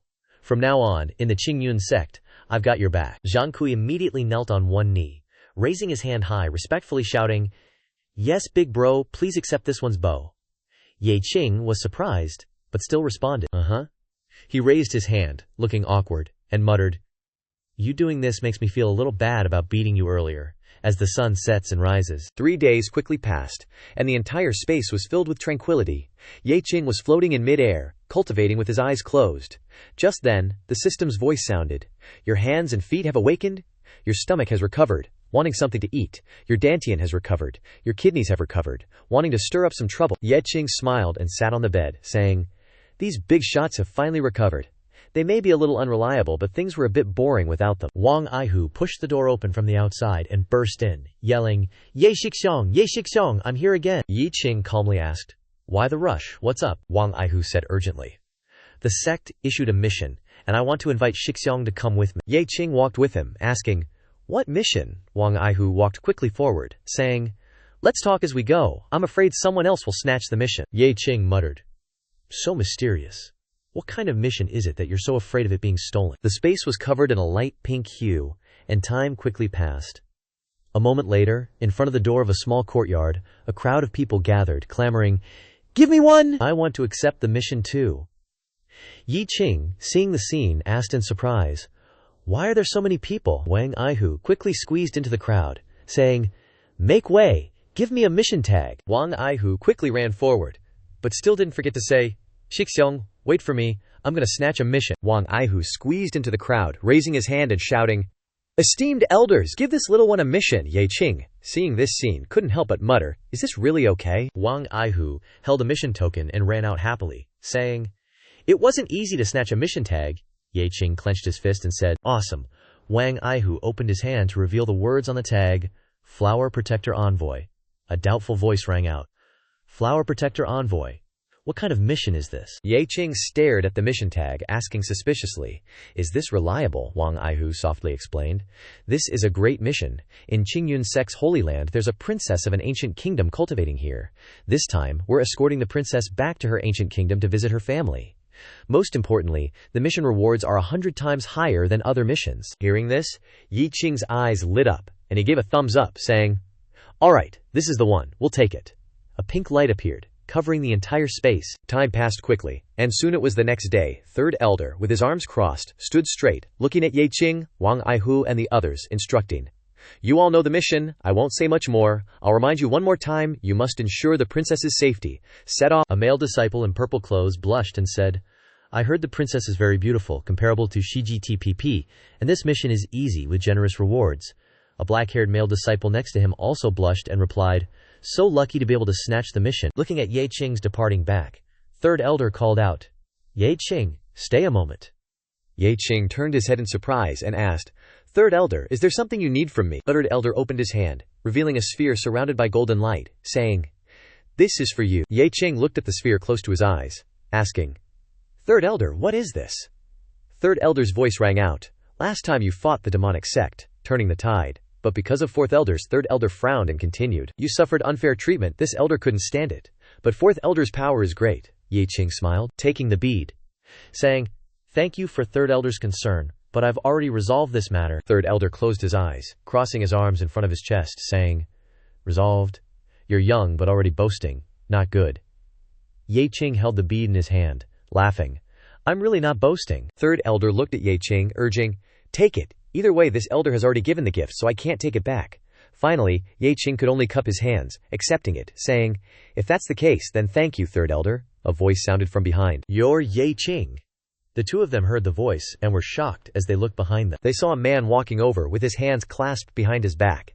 San Zhanglao's voice rang out, "Si Zhanglao, why are you here?" He immediately stood in front of him and said in a deep voice, "I'm warning you, don't mess around. Ye Qing still has a mission." Without turning his head, he told Ye Qing, "Si Zhanglao is here to cause trouble for you. Run, I'll hold them off here." Ye Qing replied from behind, "Huh, is that really necessary?" San Zhanglao's face darkened, and he turned his head to shout, "What do you mean, is that really necessary? Hurry up and go, it'll be too late if you don't." Si Zhanglao pushed him aside and said, "Lao San, get out of the way, I'm not here for you." San Zhanglao raised his hand to his forehead, sighed softly, and said, "Why doesn't this kid listen? What if Si Zhanglao directly makes a move against him?" Saying this, he sighed again. Si Zhanglao threw a small pouch into Ye Qing's chest and said, "Kid, take this storage pouch." Ye Qing reached out and took the pouch, asking, "What's this?" He pointed to the pouch and replied, "Your reward from the last Xinbing Shengma Men competition is all in here." Hearing this, Ye Qing bowed slightly and replied, "If it's mine, then I'll take it." Si Zhanglao looked up at Ye Qing and said, "Kid, if my grandson Zhang Kui recognizes you as his big bro, and we can let bygones be bygones, come find this Zhanglao if anything happens in the future." Sweat broke out on San Zhanglao's forehead, and he pointed at Ye Qing, asking, Si Zhanglao, you weren't here to cause trouble, so this kid wasn't really bragging." Si Zhanglao clasped his hands behind his back, watched Ye Qing's back as he left, and said, "This kid's not bad. This Zhanglao isn't that petty. What's there to be afraid of?" Ye Qing quickly ran away and said, "Si Zhanglao, no matter what, thank you for today, I'm leaving now." Above the vast blue sky were pure white clouds. The higher you go, the denser the clouds. Looking down from the cliff, there was a huge carriage slowly approaching, surrounded by a large number of guards. Ye Qing walked forward, asking Wang Aihu, "Hey, I'm asking, where's the princess?" Wang Aihu calmly replied, "She's in the carriage right in front." Ye Qing gaped in surprise and asked, "The princess of your house is riding in a carriage? This is a cultivation world. Shouldn't she be flying on a sword?" Wang Aihu crossed his arms and said, "Shixiong, I heard that this princess of ours is not ordinary." Hearing this, the system's voice immediately appeared. Yi Qing, who loves to gossip at this time, was extremely excited. His eyes were bright, his expression was refreshed. He licked his lips and urged, "What's so extraordinary? Does she have 3 heads and 6 arms? Tell me quickly." Wang Aihu pointed forward and asked, "Do you know about our Qingyun sect Holy Land?" Yi Qing walked beside him and replied, "No, duh, of course I don't know." Wang Aihu hugged his chest, raised his eyebrows slightly, glanced at Yi Qing with a resentful expression, and said, "Huh, you were so confident that I thought you knew. You made me feel a twinge in my waist." Lian stood straight on the carriage, raised her hand to signal to stop, and said, "Princess needs to rest. Wait for orders on the spot." Yi Qing was startled and looked at a male disciple with blue hair, who said with a displeased expression, "How long has it been since we left and she already wants to rest?" A gray-haired disciple next to him crossed his arms and replied, "Who knows? How long will it take to get to the capital at this rate?" Wang Aihu propped up his cheek with one hand and raised the other to explain in a low voice. "The Holy Land is where true immortals live. Every 5 years or so, 1 or 2 disciples can enter. Su Shiji is more talented than others. She is the seed that can enter the Holy Land in the future. In short, the Holy Land is full of geniuses." Yi Qing reached out and touched his chin, and asked suspiciously, "What does this have to do with the princess?" Wang Aihu raised his hand and pointed at Yi Qing and said, "It has a lot to do with it. The reason why this weak and sickly princess was able to enter the Holy Land is, thanks to her connections. I heard that the reason why she's returning this time is because—" Before Wang Aihu could finish speaking, Lian arm pointed at the two of them, and she scolded loudly, "What are you two whispering about over there?" "Shut up," Yi Qing cursed softly under his breath. "Damn, she can still hear us talking from so far away."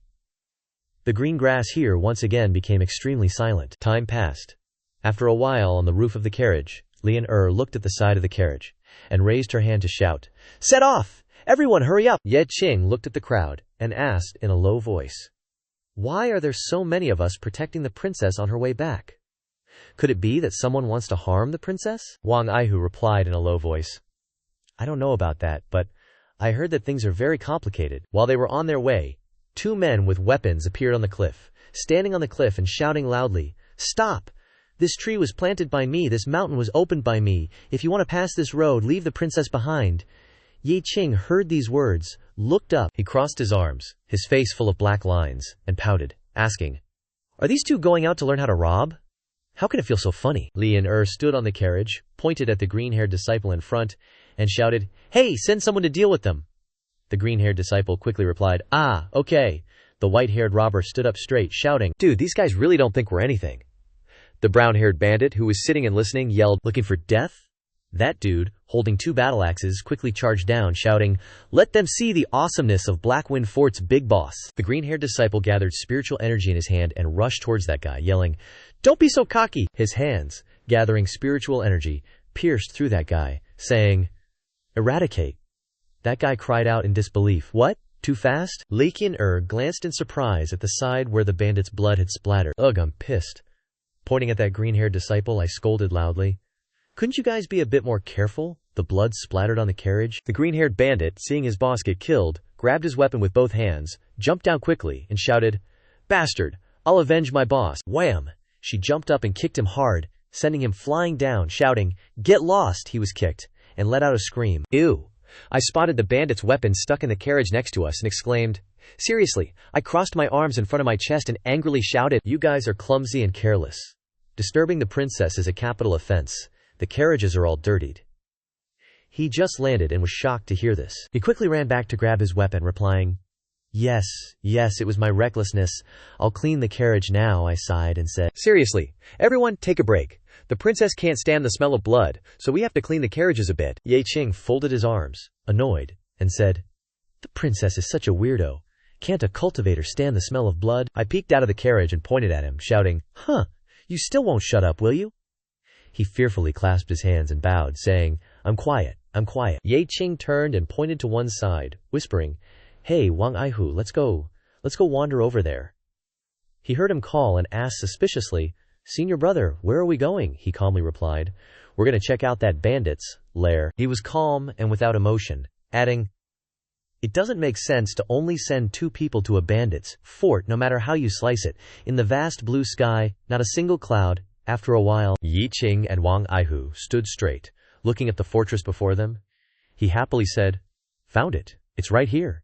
He next to him asked, confused, Why do I smell blood? Hearing this, he rushed forward in panic, shouting, Could it be? And then he walked in and saw the corpses lying in pools of blood before him, exclaiming, They're all dead. How cruel. You spared no one, not women, not children.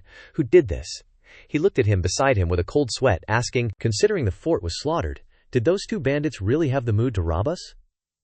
He also broke out in a cold sweat, asking, What you said does indeed sound problematic. What is the purpose of the mastermind? Ye Qing put his hand on his chin, pretending to be lost in thought, speculating. Perhaps they were using those two bandits to scout for information about our group.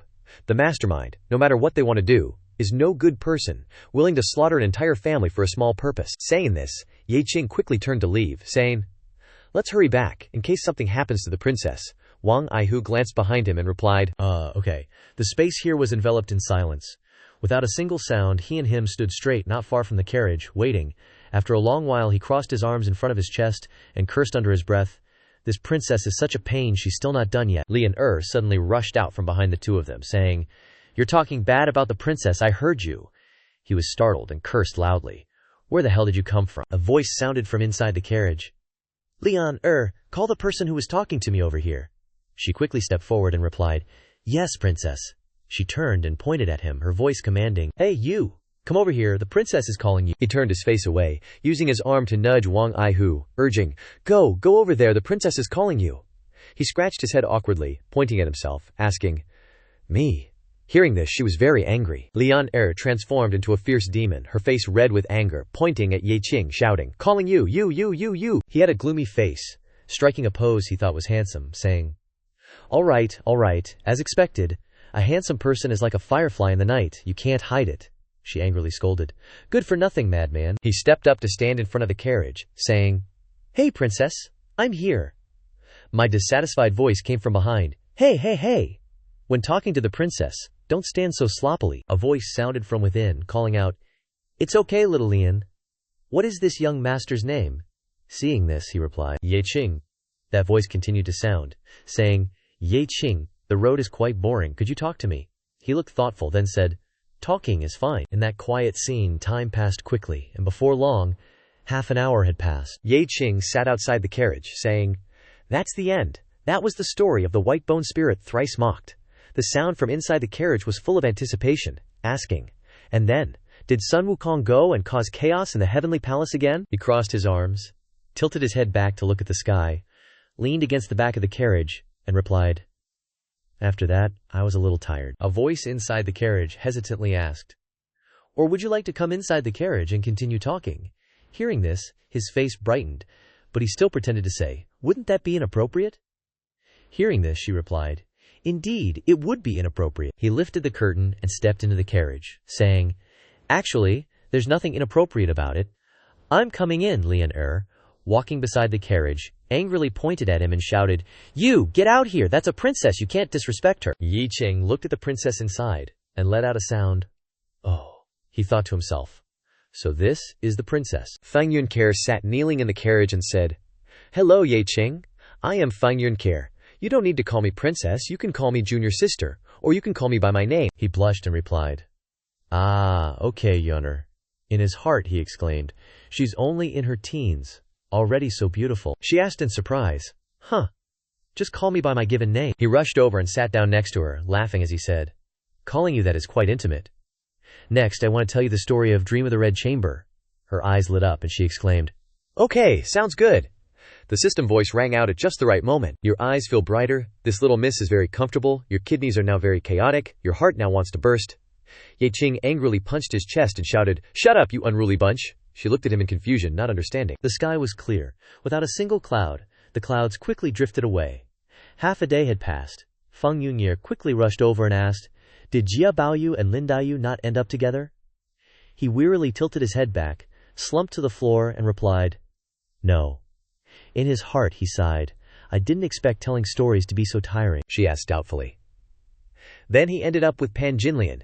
He turned his head back and replied, That? Not really either. The system voice rang out.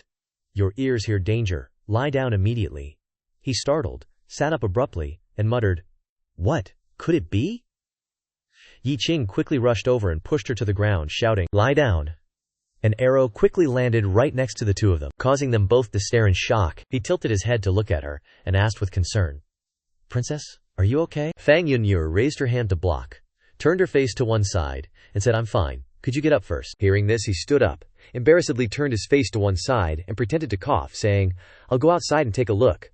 She blushed, covered her mouth with her hand, and called out, He quickly rushed outside, shouting, "Where did these bandits come from?" Li and turned back and said, "I didn't see anyone. They're just shooting arrows from the shadows."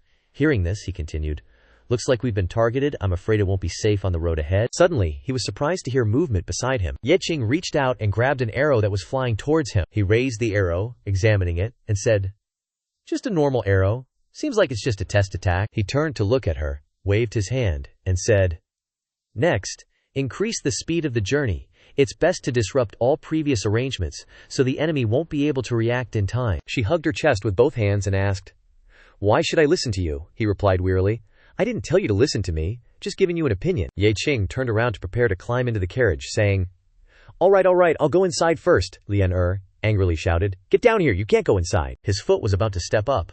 Without turning his head, he replied, "I'm going inside to protect the princess, for the safety of the princess."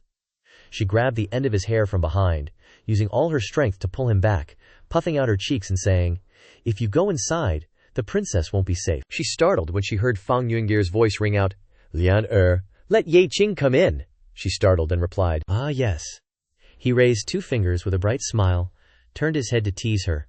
"What? This is the princess actively telling me to come in? Isn't that making you mad?" Her expression was ugly, and she cursed, "HMPH. What's so great about it, you smooth-talking liar?" Inside the carriage, Ye Qing knelt on one knee on the floor, saying to her, "Princess, I have a question I want to ask you," she replied softly. "Go ahead and ask," Ye Qing recounted with a calm face. "Why do we have to take a carriage back? It's not only a waste of time and effort, but also full of danger. Why not just fly back?" She raised her hand to cover her mouth, surprised, and asked, "Fly back? Like Sun Wukong's somersault cloud, flying 108,000 miles. He said unhappily, "Don't joke with me. Is that all you remember from the story I told you?" She let out an embarrassed laugh. Suddenly, the carriage sped forward. Due to inertia, he flew straight towards her, pressing his face into her chest, letting out a cry of surprise. Aha! He naturally puts his arm around her. He turns his head and yells outside, "Hey, what's going on out there?" A voice replies, "Nothing, just tripped over a rock." He responds, "Good, if nothing happened, keep a close eye on the surroundings." Fang Yunyur blushes, not daring to look at him, and says, "Ye Qing, could you get up before you say that?" He quickly lets go, scratching his head sheepishly, saying, "My bad, I was just focused on handling things. Now hurry up and answer my question." She turns to the side, hugging her knees, and says softly, "Actually, I don't know.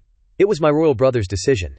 He told me to return in a carriage. That way it's easier to observe the people's lives, and it's an experience for me." Ye Qing crosses his arms, his forehead covered in black lines, and sighs, saying, "Sigh, your royal brother is so ruthless." Hearing this, she immediately rushes over to explain, "What do you mean, royal brother is very good to me?"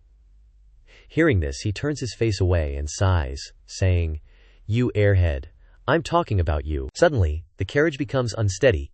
He and she quickly fly to one side. He reaches out towards her, shouting, "Princess, careful!" Outside the carriage, a Qing Yun sect disciple sits up, holding his head. A loud voice shouts, "Quick! Enemies are attacking!" A nearby disciple shouts, "Quick, defend!" A white-haired male disciple raises his injured face, shouting, "It hurts! Someone's using firearms to ambush us." Lian Shi stands straight in the smoke and orders, "Everyone, listen up. Quickly protect the princess. Kill any enemies without mercy." Inside the carriage, Ye Qing looks at Fang Yunyur across from him and asks, "Princess, are you okay?" She covers her mouth, concerned, and says, "I'm okay. Are you okay?" He calmly replies, "I'm okay too." Then, he turns around, kneels down, and covers his head, saying, I'll go out and take a look. I didn't expect there to be an attack so soon." She looks to one side, blushing, and replies, He looks at Lian Shi's back and says, "This time the casualties are serious. It seems those assassins in the dark are really going all out." She hears this and asks, "What is it?" Then turns her head to look back. She approaches the carriage and asks, "Princess, are you all right inside?" She says from inside, sounding self-reproachful, "I'm okay. So many people were injured this time, it's all because of me." She looks at him and orders, "Ye Qing, you stay here and protect the princess. I'll go find those bandits." He frowns and looks at her, replying, "You stay here, let me go find them." She turns her head, waves her hand, and says, You can't. You're better off staying here to entertain the princess." He crosses his arms, thinking to himself, "This girl dares to look down on me." The system's voice rings out at this moment. Your ears, your nose, sense the direction of the enemy. You want to do something big. He reaches out and rubs his nose, muttering, "I'll show you my skills later." Under the vast blue sky, the scenery is extremely peaceful. A moment later, Ye Qing crosses his arms, leaning against the side of the carriage, looking interested, and says, "Lian Yer, judging from your expression, you haven't found anything, have you?"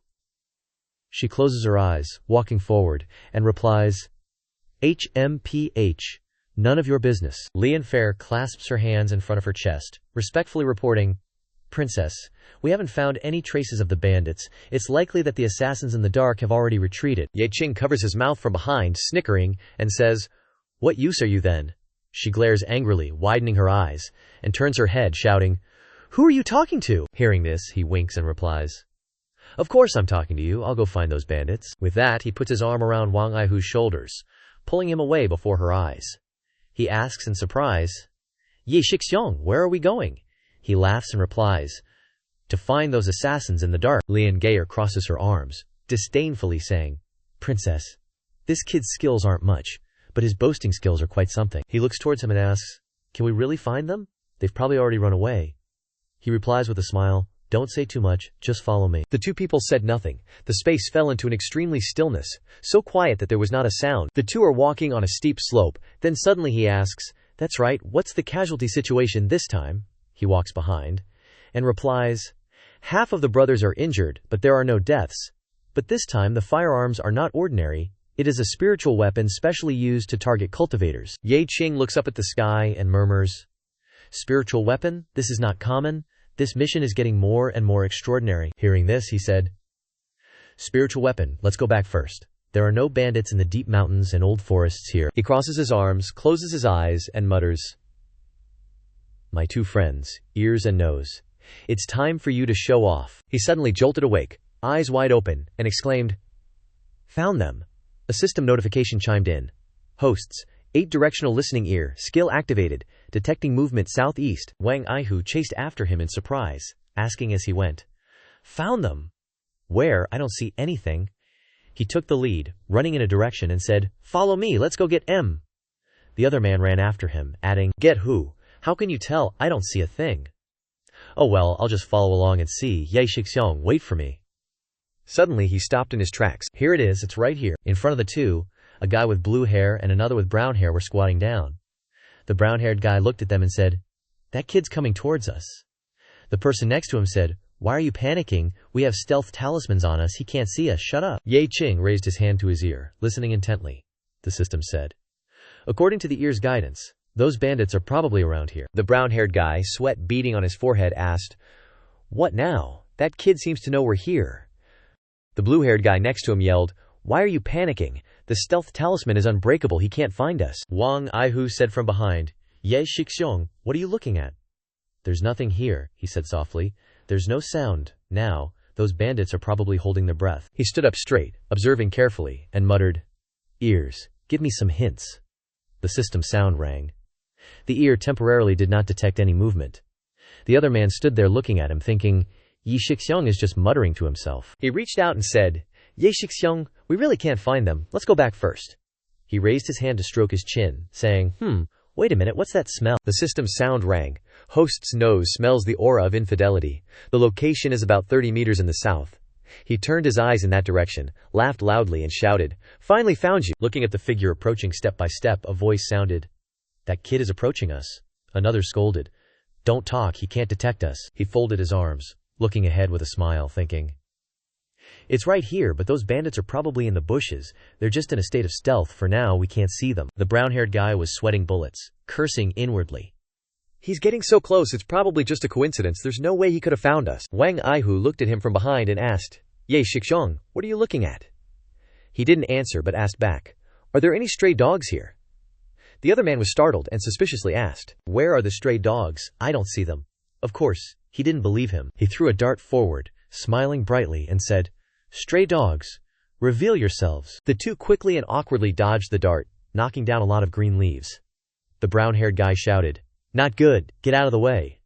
The other cursed inwardly. Damn it, how did he find us? He looked at the two people in front of him, unable to believe it, and shouted, What? There really are bandits hiding here, Ye Shixiong? How did you find them? The brown-haired guy jumped up and down, shouting, Even a stealth talisman can be detected. This is unreasonable. The blue-haired guy also rushed over, yelling, Never mind him, we've been discovered. Kill them, they might not be a match for us. Wang Aihu jumped straight up, raising one leg and shouting loudly, Wang Aihu, my invincible divine kick. His leg quickly enlarged, stomping down hard, crushing the blue-haired guy. Ye Qing looked at the minced meat in front of him and shouted, Damn, Wang Aihu, you were hiding something. He secretly waited in his heart.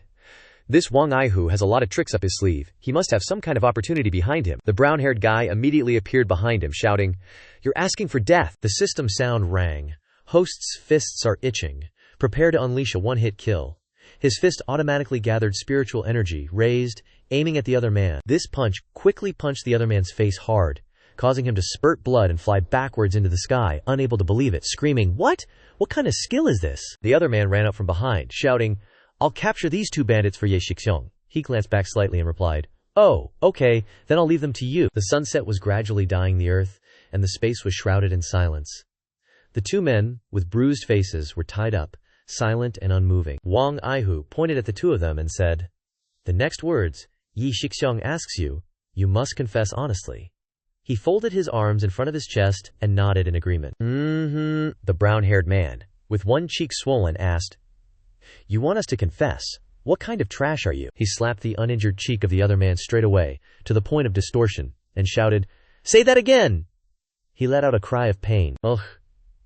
The man glanced at him and calmly threatened, I advise you to let me go. Don't bring trouble on yourself, otherwise it will be difficult to protect yourself. He watched the other man slapping the man's face non-stop, thinking, Why did you provoke him? Aren't you just asking for a beating?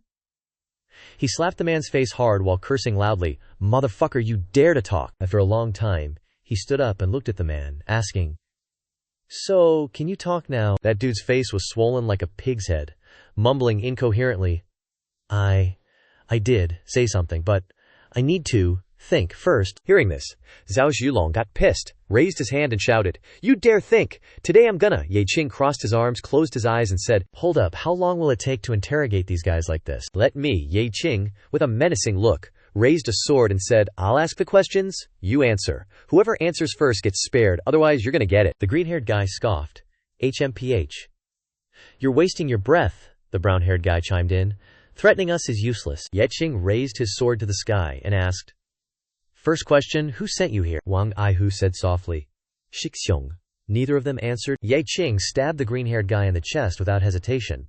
Very good, the guy yelped. What are you doing? He didn't answer first. Why are you stabbing me? Ye Qing raised the blood-dripping sword, looking like he was asking for a beating. Because I felt like it. What are you going to do about it? Second question, what are your names? The green-haired guy shouted. Zhang San. The guy who got stabbed earlier also yelled, Lisi. Ye Qing stabbed Lisi in the chest. That guy let out a questioning sound. Huh. Ye Qing calmly explained. You answered a little slow. The guy looked at the sword in his chest and screamed, How was I slow? We clearly spoke at the same time. Ye Qing held the sword in one hand, threatening casually, You dare talk back to me. Here's another stab for you. That guy immediately screamed, I won't anymore, Wang Aihu, beaming, gave a thumbs up and praised. Shixiong Ye is so badass, stabbing people when he doesn't like what they say. Ye Qing, with a dark face, turned to look at Wang Aihu and said, Your descriptions are so weird. Ye Qing raised the sword, admiring it, and slightly smirked. Alright, next question. How old are you? Zhang San immediately jumped up and shouted, 25 years old. Li Si wasn't far behind, yelling, 24 years old, Zhang San. Li Si, with their hands tied, kneeling on the ground, gasped heavily. Hoof! Ye Qing waved the sword around a few times and praised, Very good, very good, very good. This time you were quick to answer, no one got stabbed. Ye Qing, with a beaming face, stared at them and said, Listen carefully. The next question is very important. Who sent you here? Zhang San, before Ye Qing could even finish asking, blurted out, It was young Master Kongshu who sent us here, Ye Qing asked in surprise. Young Master Kongshu, that guy? With a swollen face, Zhang San explained, Young Master Kongshu is a rogue cultivator on Mount Kongshu. He's the one who sent us. Ye Qing swept the sword horizontally, saying lightly, Very good, you've all learned to compete for answers. I'm very satisfied.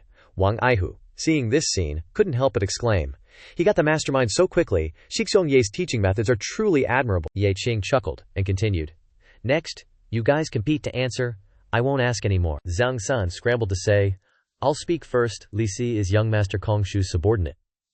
Not to be outdone, Li Si shouted. I'll speak first. Young Master Kongshu is said to be taking orders from a mysterious person. Suddenly, both of them started bleeding everywhere, letting out painful screams. Rolling on the ground, Zhang San shouted to Ye Qing, Save me! Save me! Li Si, lying on the ground, begged. Great hero, save me! Ye Qing walked over, reached out to feel around, and said, These two are dead. Looks like they were cursed. Once they reveal certain information, the curse activates and kills them. Ye Qing stroked his chin, appearing thoughtful, and said, Looks like the mastermind is not simple. Yi Qing carried one of the corpses forward and said, Take these two corpses back with us. Wang Aihu carried the remaining corpse on his shoulder and followed behind, replying, Yes. The space fell into endless silence. In another place not far away, Lian Gar cupped her hands respectfully and called out, Princess, we've rested long enough. It's time to set off. Fang Yun-grer covered her mouth, blushing and muttering. But Ye Qing and the others haven't returned yet. Lianwei put her hands on her hips, slightly opened one eye and said, That kid went to find bandits? I bet he's just spouting nonsense. It's been so long and he hasn't come back, he's definitely run away. Suddenly, behind her, Yang Qing appeared, carrying Zhang San's corpse, and said, Liangar, talking smack behind people's backs will give you a sty, you know? Hearing that, she jumped in fright, letting out a tiny cough. Fang Yunjie excitedly cried out, Ye Qing, you guys are back. He roughly tossed the corpse to the ground, clapped his hands, and said, These two ruffians attacked us. I interrogated them for a bit, then they suddenly dropped dead, and only got a tiny bit of info. She stared at him in surprise, asking curiously, You actually caught the ruffians? How'd you do it? He winked and said, You guess. She huffed, annoyed. Tell me or don't, I couldn't care less. He looked at her and said, Yun Fair, these two ruffians confessed that someone named Kongshu sent them. Hearing that name, she covered her mouth, exclaiming in disbelief, W.H. What? He crossed his arms, looking at her with certainty, and said, Looks like the princess knows this, Kongshu. She quickly turned away, answering awkwardly, No, I don't. Let's get in the carriage, Lian Chair. We're leaving now. He glanced at her, thinking to himself, Looks like something's definitely up. No sounds emerged. Silence quickly enveloped them. A moment later, inside the carriage, only Ye Qing and Fang Yun-er remained. Both silent, the space was dead silent. Unable to bear the atmosphere, she glanced at him, asking cautiously, Ye Qing, why aren't you talking? He closed his eyes and replied, Are you hiding something from me? He leaned his face close to hers and whispered, You know Kongshu, right? She turned her face away, not daring to look at him, and said, No, I don't. She then let out a nervous laugh to dispel the awkwardness. He gently tapped her nose and said, Still lying, huh? People always blush when they lie. She blushed, letting out a surprised gasp. Her entire face was beet red, and her sparkling eyes looked at him as she asked, Is it that obvious? He calmly replied, Crystal clear. Now, spill the beans. Otherwise, I can't do this anymore. I'm out. She immediately grabbed his sleeve in a panic, crying out, Don't go, I'll tell you. Fang Yun-grer sat opposite him in the carriage and said, Actually, Kongshu is a friend of my royal brother. A few years ago, I even saw royal brother and Kongshu drinking and chatting. Ye Qing heard that and said, Figures. He calmly looked up and said, If that's the case, your royal brother is highly suspicious. She immediately retorted, No way. Royal brother treats me really well. He pulled back the curtain, poked his head out, and yelled, Hey, Lianer, stop the carriage. Lian Care glanced at him standing in the carriage and shouted, Yi Qing, what's wrong with you? Why are you stopping when we're going perfectly fine? He reached out and pulled her out of the carriage, announcing, We're not taking the carriage anymore, we're flying back directly. She hesitated and said, But this is royal brother's test for me, I can't. Yi Qing put a finger to her lips and said, No, can't. His eyes were full of seriousness, thinking to himself, If we keep playing along like this, everyone will die. I can't go slow with her. After some careful thought, he persuaded her in a low voice. It's pretty clear now that your royal brother is the one causing trouble. So there are two paths. First, we fly all the way to Huangdu, or second, we head straight back to the Chaoxian Sect. She looked thoughtful, then hesitated and asked, Is there no other choice? He firmly stated, There is no other choice. Lian Here's face turned ugly, and she roared, How dare you, Yi Qing? How are you talking to the princess? You have no right to speak to the princess like that. He turned his head, waved his hand dismissively, and said, Big head, pea-brain, step aside. She was absolutely furious, letting out a small cry, Erg. She was so enraged that she spoke indistinctly, shouting, WH, where am I big? It's not my brain that's small. After a moment of thought, she finally decided and said, If that's the case, We'll fly directly back to Huangdu. I'll ask royal brother about this clearly. He raised his hand high, happily shouted, and announced, "Okay, brothers and sisters, everyone look at me. From now on, we'll be soaring through the air, flying directly to Huangdu." Hearing the announcement, the entire group looked at him. A purple-haired disciple said, "It should have been like this from the start. How can cultivators just travel by foot?" The green-haired disciple beside him also smiled brightly and said, "Exactly. This whole journey has been such a pain." Against the vast blue sky, white clouds formed a breathtakingly beautiful expanse. Yi Qing and the entire group soared through the sky. Wang Aihu looked at him in front and shouted, "Senior brother Yi, flying is still faster. We've already covered half the journey in just a moment." While flying, the system's voice suddenly rang in his ears. "Your ears have detected an unusual sound 3 kilometers ahead and have determined there's a problem." He quickly braked, then raised his hand high, shouting, "Everyone, stop!" Lian Hair, behind him, opened her mouth to question, "Yi Qing, what are you up to again?" Suddenly stopping, "Aren't you afraid of danger?" Wang Aihu and the other disciples quickly landed on the ground with him. A brown-haired male disciple asked, "What's wrong? Why did you suddenly stop?" Wang Aihu looked around and said, "There must be danger ahead again. Everyone be careful." Suddenly, he raised a hand high, shouting, "All eyes on me. Take a break right here." Lian Hair rushed in front of him, hands on her hips, demanding, "Ye Qing, what do you want to do? We've only been flying for half an hour and you want to rest." He replied nonchalantly, "I'm tired. I just want to rest." She looked at him sitting on the ground and angrily shouted, "You're going to be the death of me, princess. Aren't you going to do anything about him?" He winked, glanced at her, and said, "Don't just stand there. Sit down and rest. Replenish your spiritual energy." She coldly mocked, saying, "You're the one who said to fly, and you're the one who said to rest. I think you're just full of it." A male disciple sat down, arms crossed, saying, "All right, let's rest then." A blue-haired male disciple sitting nearby sighed softly, "At this rate, when will we ever arrive?" Fang Yunyer looked at her and said, "Lian Fer, Ye Qing is doing this for a reason." She crossed her arms, unconvinced, saying, "What reason could he possibly have? I think he's just lazy." Her voice echoed across the mountaintop. "Princess, this kind of person shouldn't be in the team." A purple-haired guy stood on the cliff, suspiciously asking, "What's going on? Why did they stop?" The black-clothed, black-haired guy said, "Looks like they're resting." The purple-haired guy behind him added, "Isn't that weird? They haven't been flying for long and they're already resting." Wang Aihu squatted down next to Ye Qing, asking, "Ye Shixiang, what's wrong? Why did we suddenly stop to rest? Is there danger?" He calmly said, "Wang Aihu, you noticed it." He sat down next to him and slowly said, "Yi Shixiang wouldn't do something unreasonable. There must be something wrong." That's why Yi Shixiang stopped. He stretched out his legs and continued, "That's right, you saw it. Lian here didn't see it," he exclaimed in shock. "Could it be that you discovered something wrong with Lian Air?" He supported his back and stood up and said, "I don't know about that. Let's go. It's time to get to work." The group on the cliff stood observing the people below. The purple-haired leader asked, "So, should we just charge in and kill them directly?" The black-haired guy behind him seriously said, "Don't be reckless. Wait for the enemy to tire out, then attack, killing them before they can react." Wang Aihu watched his back in front and asked, "Ye Shixiang, where are we going?" He moved forward, without turning his head back to answer, to clean up the ambushers ahead. Lian Hair immediately appeared behind him, pointing at him and shouting, "Hey, Ye Qing, what are you doing?" He sighed, thinking, "Here she comes again," he then replied. "Is where I go any of your business?" She looked at him and loudly said, "I order you not to leave the group without permission. This is your mission. You have to stay here." He looked straight ahead and answered, "Get out of the way, don't follow me." Her voice rang out, saying, "If you don't go back, I'll always follow you." He turned his head to look at him, raised his thumb, full of freshness, saying, "Oh, Wang Aihu, show off your weapon." He replied, startled, "Got it."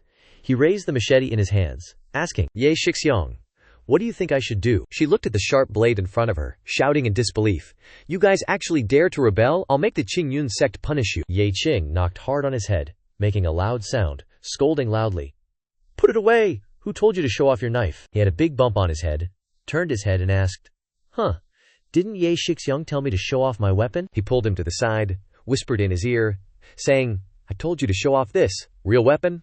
He asked in confusion, "Weapon, real?" He explained in a low voice, "Of course, it's the weapon for peeing." He hesitated and said, "Isn't this bad?" She listened curiously to the two of them talking. His voice sounded urging. "Hurry up, don't dawdle," he replied. "Then let's show off together." "I feel embarrassed alone," he replied.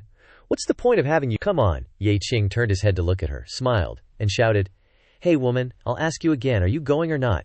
Do you really want to follow us? She put her hands on her hips, full of determination, saying, If you don't go back, I'll follow you. He put his hands on his hips, saying, Then I'll take out a big treasure. Don't be scared to tears. She snorted coldly, disdainfully saying, Humph.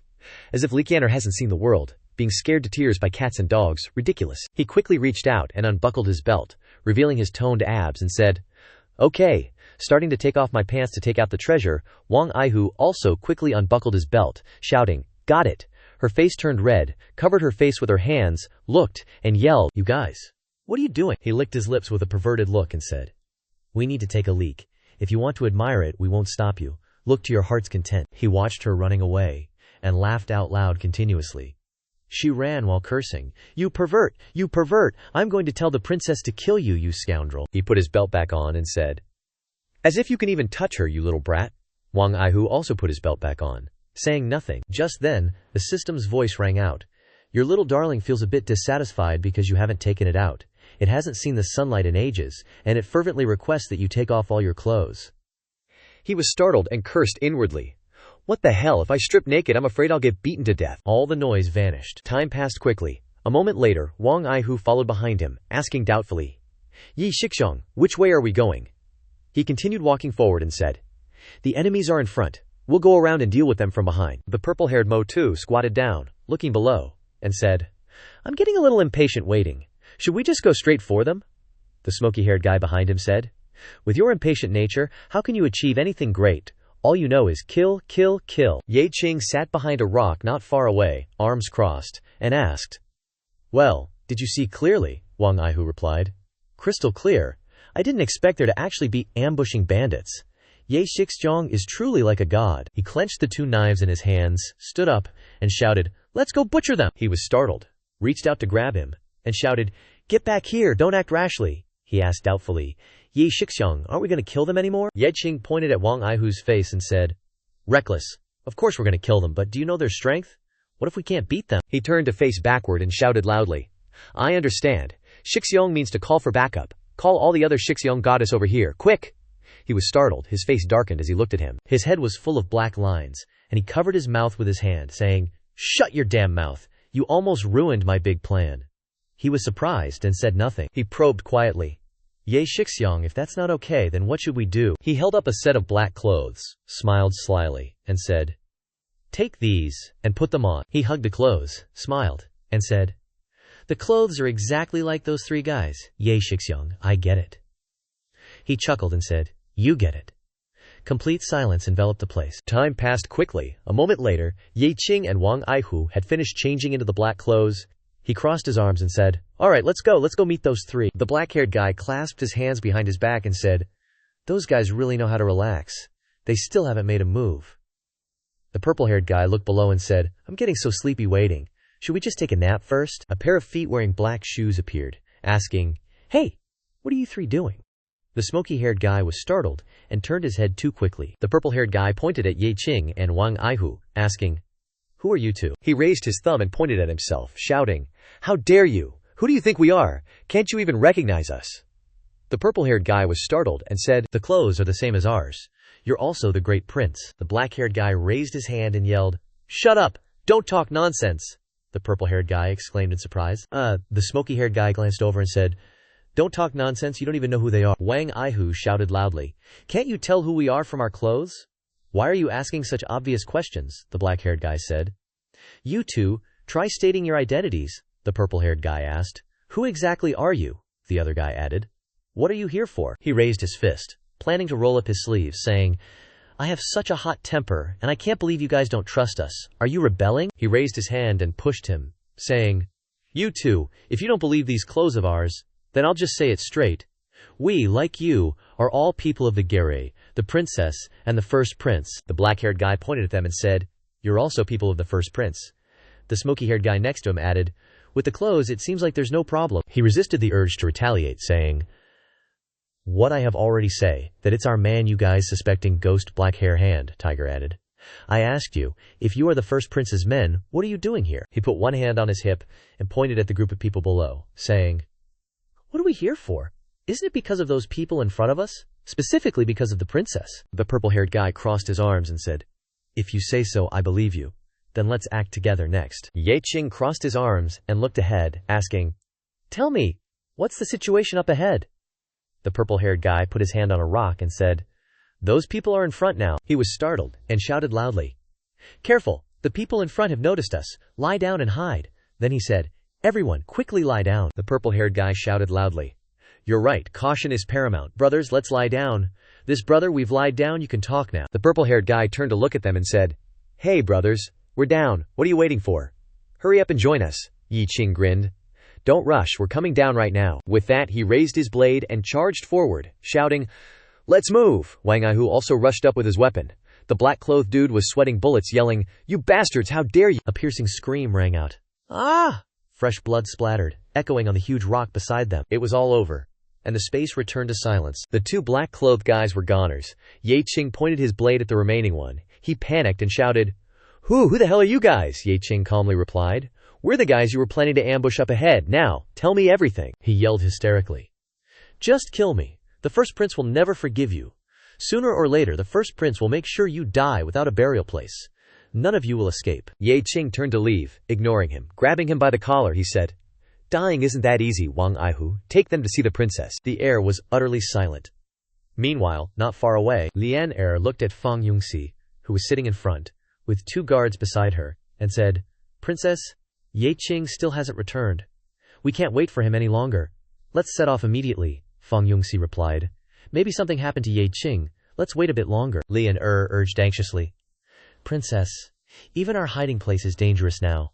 Delaying things could cause complications. Let's go quickly." Ye Qing and Wang Aihu returned, dragging the black-clothed guy. Ye Qing saw the group and shouted, "We're back!" The group immediately cheered. "They're back!" Fang Yongxi looked at the guy collapsed on the ground and asked, "Who is this?" A voice responded, "This is a bandit who ambushed us ahead." Fang Yongxi exclaimed in surprise, "What, a bandit?" She pointed at Ye Qing and yelled, "Nonsense! You just grabbed someone from somewhere and claimed he's a bandit? What proof do you have?" Ye Qing put a hand on his hip and held out the other, saying, "Miss Lian Er, you're not questioning the bandit, but instead questioning me." Lian Er stammered, I was just too surprised." Ye Qing kicked him hard, sending him rolling. He snapped. "Speak, who the hell are you?" the man cried out. "I don't know anything. Don't ask me, I won't say anything." Ye Qing turned and ordered, "Won't talk, huh, Lao Wang? Give him a little taste." Wang Aihu raised his blade, replying, "Got it?" Wang Aihu punched the guy hard and said, "Lao Wang will let you experience the peak of human pleasure."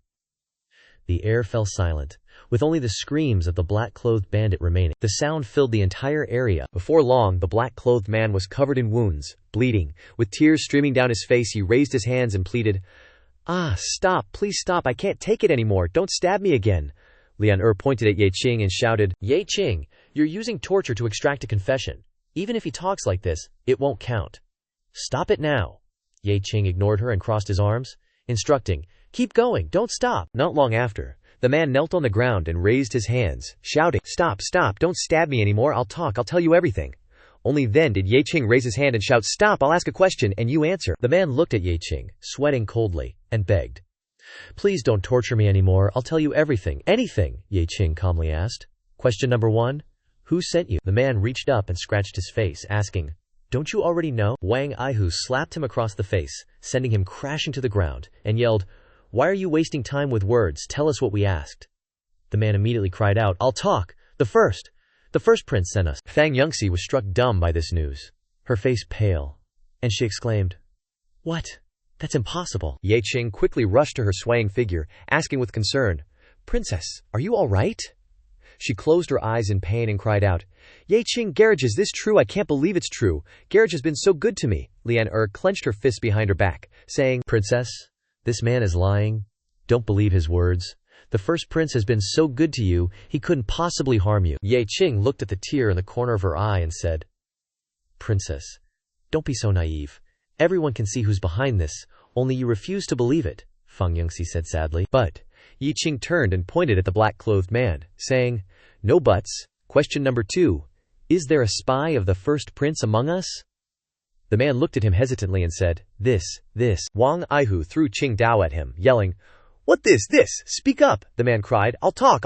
Lian Er clenched her fists, shouting, "Enough! This guy is clearly lying. Don't say anything more." Ye Qing pointed at him, shouting, "Spit it out!" he stammered, pointing at her. There's a subordinate of the first prince. It's Lijin. She drew her sword, stabbed him hard in the neck, and shouted, "Liar, shut your mouth!" He lay on the ground yelling, "What? You Fang Yuner?" Seeing the black-clad man stabbed, asked in shock, "Lian Care, what are you doing?" The black-clad man died with his eyes wide open, saying, "You're so cruel, Ye Qing." Standing behind her, questioned, "Miss Lian Hanger, is this a confession without torture or a murder to silence someone?" She turned to him angrily, shouting, "Ye Qing, who do you think you are, to dare speak to me?" Wang Aihu, hearing this, was furious and about to rush forward, yelling, "How dare this girl talk to senior brother Ye like that? I'm quick-tempered, I need to teach you a lesson." He raised his hand to stop him, saying, "No rush, you're the one in a hurry, not us." Fang Yunfair looked at her intently and shouted, "Lian Fair, explain yourself." Her face turned pale, and she knelt on the ground, crying out, "Your Highness, forgive me. Liansher was just momentarily impulsive. This bandit was truly hateful. I couldn't help but kill him." His eyebrows furrowed. He pointed at her and asked loudly, "This clumsy excuse, do you think the princess will believe you?" She raised her hand to wipe away tears, pretending to be pitiful and complaining. "Your Highness, Lianer has been following you for over a decade. My loyalty to you is unwavering. Heaven and earth can bear witness. Your Highness, you must believe me." Fang Yunyer called out, "But you," she continued to elaborate, "Lianyer has been losing control these past few days because of the bandits' harassment. That's why I acted." She raised her head to look at her, adding, "Furthermore, I don't want the bandit to sow discord between you and the first prince. The brotherly and sisterly affection between the two of you, Lianyer sees it clearly." She approached and reached out to help her up, saying, "Lianyer, stand up and speak." Ye Qing couldn't believe it and asked, "You just believe her like that?" She turned to look at him, retorting, "Lianger grew up with me. She wouldn't hurt me," he angrily shouted. "You're so naive and foolish. Get rid of your naivety," she asked, confused. "What do you mean by, get rid of your naivety?" he calmly said. "What I mean is that you're an idiot. You can't see something so obvious." Lian Hair angrily pointed at him and yelled, "Shut your mouth, Ye Qing! How dare you talk to the princess like that? I won't forgive you." Wang Aihu gave her a hard slap that sent her staggering to one side, yelling, "Bitch, get out of the way!" She covered her swollen red face with her hands and screamed angrily, "You dare hit me! How dare a lowly servant like you hit me? I'm gonna kill you!" He was also furious, kicking her hard and shouting, "Your great-granddaddy, what the hell are you?" She raised her sword high, shouting, "Rebellion! Rebellion! Your Highness, I want to kill them!" Feng Yunher, seeing this scene, hurriedly advised, "Yi Qing Gage, Lian Hair, everyone, stop fighting, stop fighting." He quickly rushed forward, shouting, "Arrest her!" He clenched his fist, yelling, "Witness Wang Aihu's fist that strikes both men and women." She jumped back to dodge, disdainfully saying, "Petty tricks. You can't even get close to me." He quickly appeared above, kicking her and yelling, "Little bitch, what are you so proud of? I'll make you fall flat on your face," she shouted angrily. "You humiliate me like this, I will definitely kill you." He placed his sword on her neck, threatening, "Now tell me the truth, or I'll take your head," she pleaded in fear. "Your Highness, save me." Fang Yuner covered her face and said, "Yi Qing Gige, release Lian first. Let's talk it over," he calmly said. "Your Highness, if it weren't for our protection along the way, you would have died 800 times over," she said. But I don't believe Lian Fur would harm me." He pressed the sword harder against her neck, shouting, "Whether she's harming someone or not, let her say it herself." "Speak up," she retorted sarcastically. "I won't say. What can you do to me?" He drew the tip of the sword across her face, saying, "Then I'll disfigure your face first." Her tone immediately changed, screaming in panic, You dare! I'm irreconcilable with you!" Yi Qing threatened loudly. "Well, still not talking? I'll strip you naked," she yelled. "You dare, you lecher!" The system sound then rang out. "Your eyes are very interested in stripping clothes. Your hands are willing to contribute strength. Your kidneys are eager to move." Ye Qing's expression turned ugly, shouting, "Shut your mouths, this is none of your business." He kept the sword on her neck with one hand, glancing at Wang Aihu, and said, "Wang Aihu, it's up to you. Show her the real weapon, subdue her," he said in surprise. Such a difficult task is entrusted to me. All right. The guy rubbed his hands together, approached Leander with a perverted grin, and said, "You strip first, or should I?" She cursed loudly. "Get lost. If you dare touch me, I'll chop off your hands." He laughed, tore a piece of cloth from her clothes, and said, "You still dare not listen even at a time like this? Then I'll strip you first."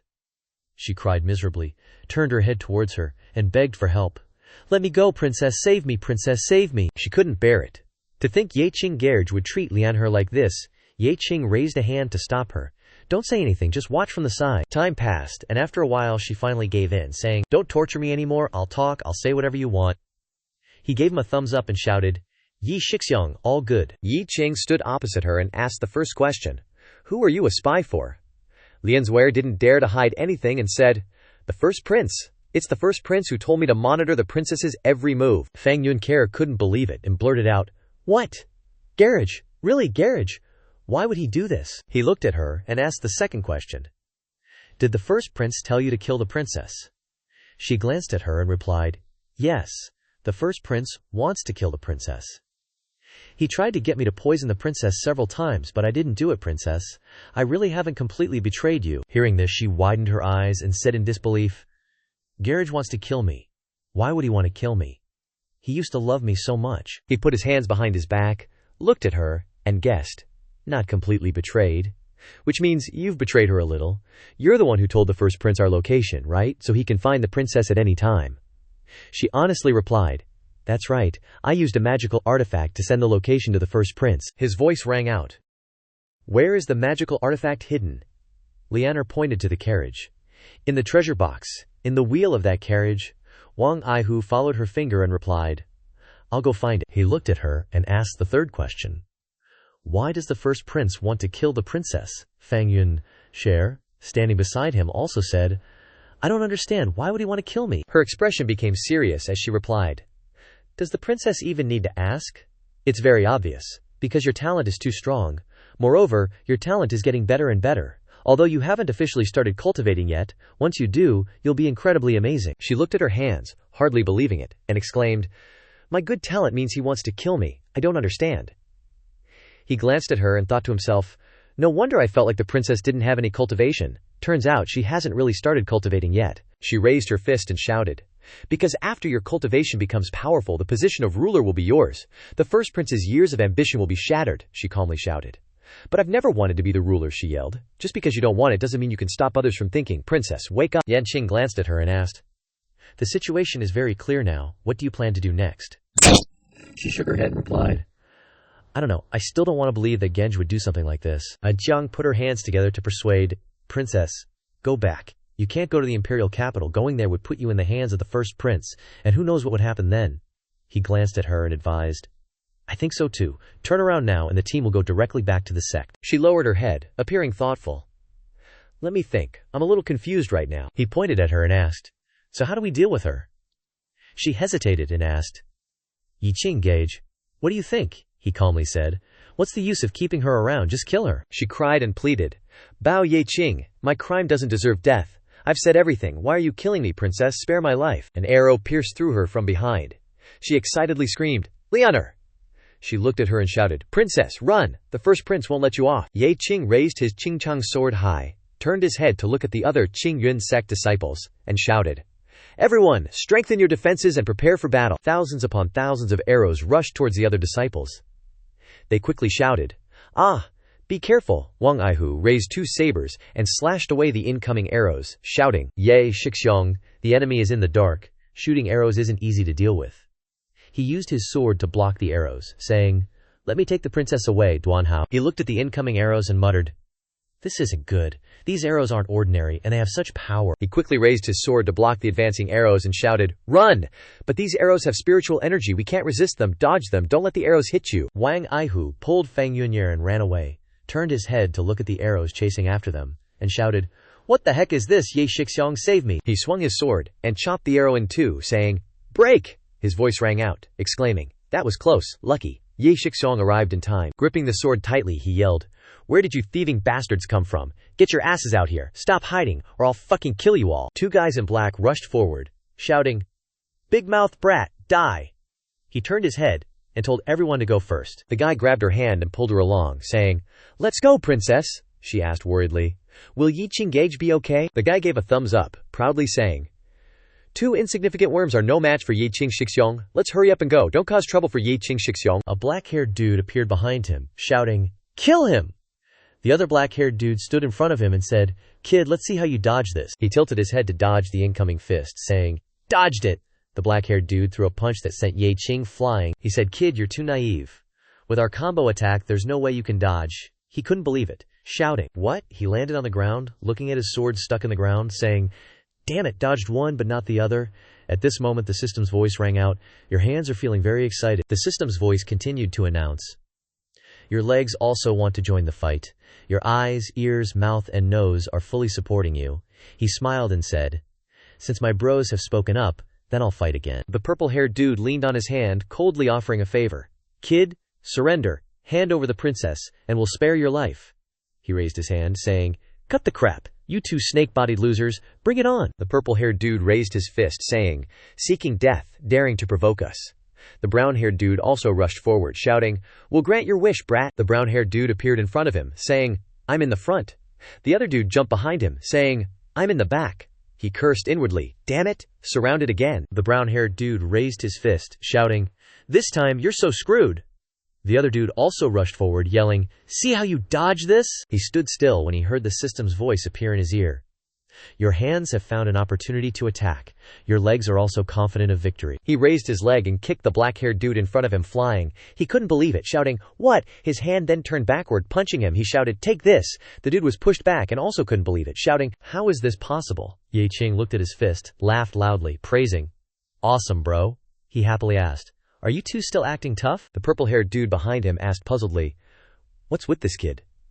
The dude in front stared at him, replying, no idea. That stance and technique have never been seen before. Can a human even do that? He raised his sword high above his head, saying, if you guys aren't attacking, then I will. The space fell into silence, without a single sound. Time passed just like that. After a moment he raised his sword to chase after the two men in black. The purple-haired guy raised his hand and shouted, it's over, can't dodge anymore. The other guy looked at him and shouted, help. The two of them stood straight, emitting heavy gasps. He swung his sword horizontally towards them, shouting, it's too late to call for help now, I'll send you to the afterlife. He raised his sword and jumped up, exhaling a breath, saying, phew. Finally solved it. Now I will go look for the princess, so they can reunite. 5 guys in black quickly appeared, surrounding him. They asked, kid, can you even leave? He raised his sword and cursed loudly, motherfuckers, 5 of you. A black-haired dude stood in front of him, shouting, kid, stop right there. The green-haired dude coldly said, kid, put your hands up and surrender. Hand over the princess to us, and we'll spare your life. He raised his foot and kicked hard towards the dude who had just spoken, cursing, stop talking crap. Talk after you can beat me. Die. The black-haired dude rushed forward and punched down hard, shouting, kid, don't get too cocky. I'm here. He quickly jumped back to dodge, saying, you think I couldn't dodge that, huh? The green-haired guy appeared behind him, sneering, the real attack is here. He glanced behind him, saying, not good. These guys are using a combo technique too, so sneaky. The green-haired guy punched him hard, sending him flying. He shouted, die, kid. He clutched his chest, gritting his teeth, saying, that hurts. Luckily only one of them hit me, otherwise I'd be seriously injured. The black-haired guy with a sword appeared high above behind him, rushing down, saying, kid, let me warn you, I'm attacking from behind. He flinched, clutching his chest, and yelled, what? He quickly retreated to avoid the black-haired guy's slash, screaming in his mind, it's like calling for help from the higher-ups. Hurry and think of something. I can't hold on much longer. Another black-clad guy quickly appeared on his right, shouting, there's one on the right too. He glanced at the black-clad guy on the left, rushing towards him with a sword. He sneered, asking, there's one coming from the left too. Can you defend against all of them? Ye Qing jumped to avoid the black-haired guy's sword slash, shouting, not good. He dodged again. The system voice rang out, saying, your strategist is devising a plan. Note, please hold on a bit. Another black-haired guy quickly punched him hard in the face from above, saying, you think that's all? There's an attack from above too? The sound of the hit rang out, sounding painful just listening to it. The brown-haired guy in front of him punched him hard in the stomach, making a loud sound, saying, this front attack will make you dizzy. Ye Qing clutched his stomach, panting heavily. In his mind he muttered, I can't take it. Still can't think of a way. I'm about to get beaten to death. Feng Yunshi, standing on the cliff, saw this scene and was about to rush down, saying, not good. Ye Qing Gage is surrounded. I have to go save him. Wang Aihu reached out and grabbed her hand, saying, princess, you can't go, she said with tears in her eyes. Lian Cher is dead.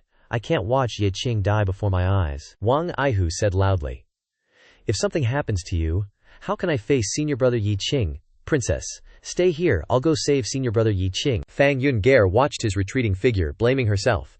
It's all my fault. It's because my strength is too weak, causing so many people to be in danger to protect me. The brown-haired guy holding a sword asked, kid, you still not thinking about surrendering? The black-haired guy behind him said, if you don't surrender, we'll torture you to death. Ye Qing knelt on the ground, saying, Forget it, I'm no match for you guys anyway, so. The black-haired guy was satisfied to see this, laughing loudly and saying, "That's more like it, kneel down and surrender and wait to cooperate. We've captured the princess, He turned around and quickly ran forward, shouting, "I surrender, you old geezer." The group of black-clad guys quickly chased after him. The leader cursed in annoyance. "Damn this kid, he tricked us and ran. Catch him, chop him into 100 pieces." While running, he urged in his mind, "Oh, great strategists, haven't you thought of a plan yet? I'm about to collapse." The black-haired guy appeared, punching hard towards him, shouting, "Kid, you can't escape." He startled and turned his head back. "What did you say?" He turned his head and used a punch that sent him flying backwards, cursing loudly. "Damn you. I'd be afraid of you if it was just you." The black-haired guy looked at him, surrounded by the group, excitedly ordering, "Surround him! Don't let him escape! Kill him! I must kill him with my own hands! Cut him into pieces!" Wang Aihu rushed from behind, shouting loudly, "Senior brother Ye, I've come to save you!" The black-haired guy turned to look at him, saying, "Oh, another one eager to die." He punched him hard, saying, "Overestimating yourself."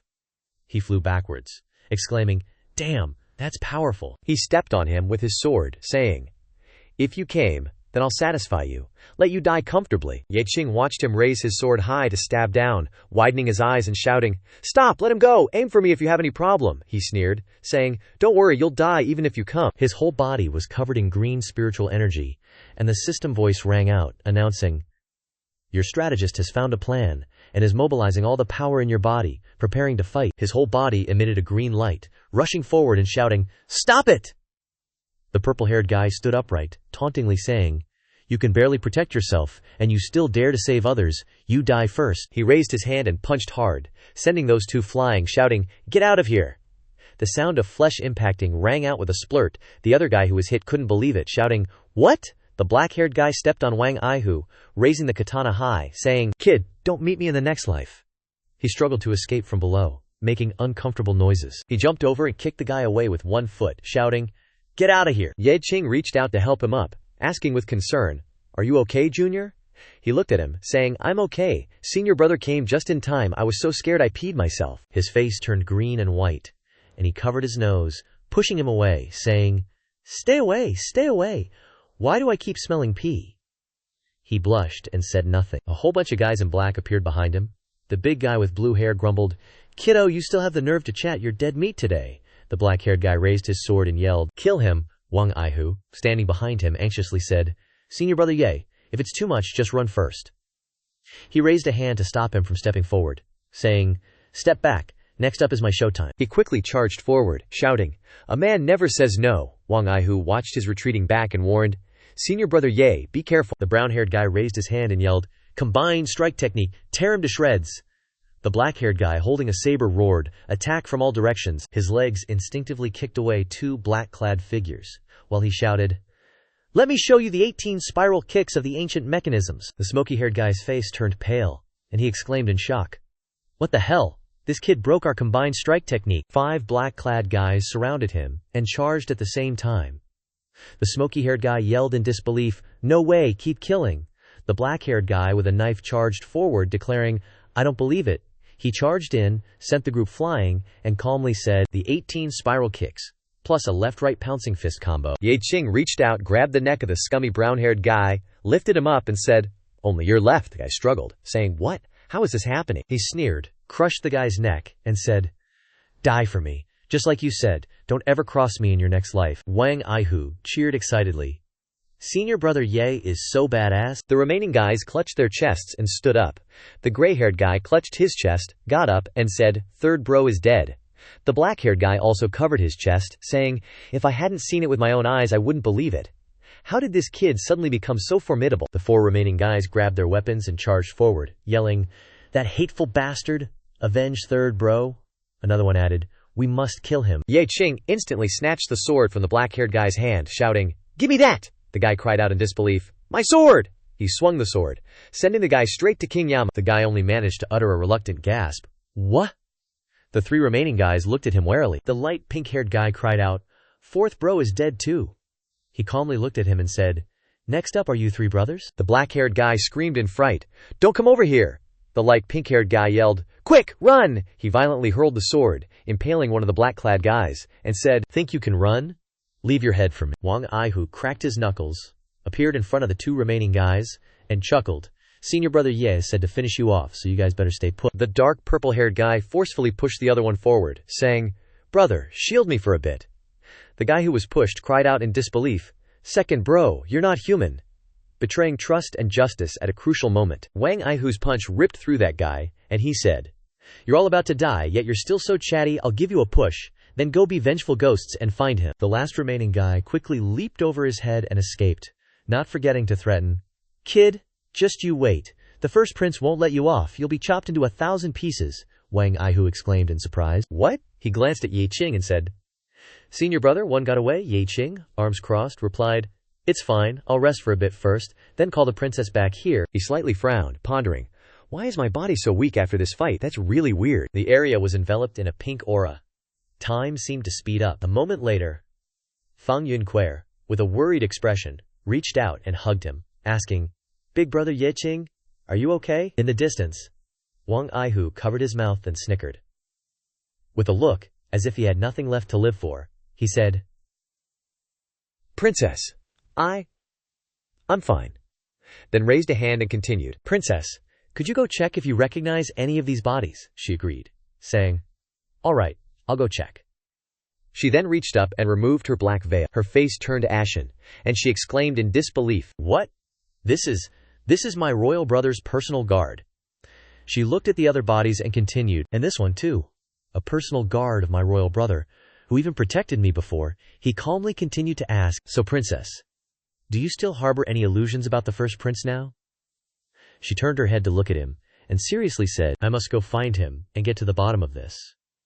He closed his eyes and calmly recounted, "Everyone's already run off now. It's just us remaining. How about we return to the sect first and plan for the long game?" She jumped up and flew away, saying, "Big brother Ye Qing, thank you for protecting me all this way. You two go back. I'm heading to the imperial capital by myself." He heard this, utterly shocked, and yelled, "Whoa, come back. Who told you to just leave like that?" Such a reckless young lady. Wang Aihu raised a hand to scratch his chin, probing. "The princess is determined to go. What should we do?" He jumped up to pursue her, saying, "Go, follow her. Ain't no way I'm surviving alone till we reach the imperial city." He quickly chased after them, replying, "Got it, always." Time flew by. A while later, fluffy white clouds appeared against the deep blue sky. Ye Qing followed behind Fang Yunquer, asking, "Princess, let me ask you something. Who's in charge of the imperial city right now?" She glanced back at him, answering, "My imperial father, of course. Father is still around. I don't know why Big Bro would do this." He hugged his chest with both hands, bowing his head and saying, "That's good, as long as I'm not walking right into a trap." Suddenly, a system notification rang in his ears. "You have detected an ambush ahead." He raised his head and cursed inwardly. "Motherfucker, there's still an ambush. Can't a guy catch a break?" He reined in his non-existent horse, raising his hand to say, "Princess, turn, let's go that way." On a high mountain peak, a group of people were shocked to see this, asking, "What's going on? Why did the princess change direction?" Another person guessed, saying, "Could it be that she discovered our whereabouts?" A guy dressed in black with brown hair raised his hand and ordered, "Quickly report to the first prince. What should we do next?" The guy behind him immediately stood up and replied, "Understood." Light shone everywhere in the space. Time passed quickly. Half a day later, all three of them, Ye Qing, saw the city walls appear before their eyes. Fang Yunquer looked ahead, saying, "We're here, that's the imperial city up ahead." Wang Aihu couldn't help but sigh. This whole journey can be compared to Sanzang's journey to the west. Finally we've arrived. The brown-haired man kneeled down, observing the situation, hesitantly saying, "Are we really going to act here? This is the imperial city?" The leader said. "The first prince has said it. This is our last chance. Win big or go home. Better to die than surrender. Kill them." Wang Aihu stamped his foot on the ground, saying, "Finally safe. Next I want to find an inn to take a good bath and enjoy myself." He noticed something, raising his hand and shouting, "Careful, there's an attack." 3 black-clothed men immediately rushed over, shouting, "Go to hell." Wang Aihu sweated coldly, saying, "My body won't move. These guys are too strong," he said quietly. "They're at least 2 realms higher than me. I'm dead this time." Fang Yunquer immediately stood forward, shouting loudly, "How dare you? I am a princess. How dare you assassinate me in the imperial city?" The leader gathered purple spiritual energy in his hand, preparing to strike, saying, "Accusing the princess is to kill you. Have a safe journey," she asked in surprise. "What?" "This is Uncle Liang's voice. Uncle Liang wants to kill me." Uncle Liang yanked down his mask, replying, "Forget it. This old man will let the princess die, knowing why." She couldn't believe it, asking, "Why? Why does everyone want to kill me? He quickly rushed forward, replying, Princess, blame yourself for being born into an imperial family. A loud voice rang out. How dare you, stop. Hearing this, he was startled, asking, What? He raised his head to look at the newly appeared woman in a red dress, shouting, No, this is bad. It's the imperial advisor. She struck him down, shouting, Traitorous scum, die! Fang Yun looked at the person in front of her, happily saying, Master, that's great, you've arrived. She landed on the ground, looking at her gently, saying, Princess, this old servant is late, you've been frightened. The purple-haired man sweated profusely, saying, The imperial advisor isn't easy to mess with. Let's go, let's retreat. The black-haired man next to him added, Liang is dead too, let's go quickly. The two of them quickly turned around and ran away, one of them saying, Quickly report to the first prince. Quick, run. The imperial advisor gathered spiritual energy in her hand, waving it out, asking, So rebellious, and you still want to run? The stream of spiritual energy slashed towards the backs of the two fleeing men. She shouted, Die! She turned her head, looking at Guan Xin, asking, Is everything resolved this time, princess? Are you all right? She clasped her hands in front of her chest, smiling and replying, I'm all right, master. You arrived just in time. I'm relieved this time. Bro folded his arms, eyeing her, thinking, Holy moly, the imperial advisor is actually the princess's master. Wang Aihu raised his hand and said, Yi Qing Shixiong, we're good this time. This princess's master is a major cultivator. Bro crossed his arms and said, I almost screwed things up. Good thing her master arrived in time. She quickly flew after her, leaving the two stunned in the back. She asked suspiciously, Shifu, what exactly is going on, Wang Xiang he? The imperial advisor raised her hand to stop her, saying, This isn't the place to talk, princess. Let's return to the palace first. Wang Aihu scratched his head, asking in surprise, She's gone already. What about us? Bro calmly said. We've been dumped here. The imperial advisor and Fang Yunyer suddenly appeared in front of the two. She looked at them, saying, Little friends, come back with me. He scratched his head and said, Guess they didn't forget about us after all. Silence engulfed the space. Not a sound was to be heard. The group quickly landed on the ground. Wang Aihu looked at the palace before him, unable to help but exclaim, As expected of the imperial palace, so magnificent and imposing, way more impressive than the Qing Yun sect. Ye Qing beside him scoffed, saying, Look at you, acting like you've never seen the world before. Fang Yunjer glanced at her, asking, Shifu, where's father? The imperial advisor calmly said, Princess, please follow me. The space became eerily quiet again. The group quickly moved on. Time passed swiftly. After a while, the imperial advisor stopped in front of a bed, looking at Fang Yunyer rushing towards the sickbed, slowly recounting, Princess, the emperor has been unconscious for months.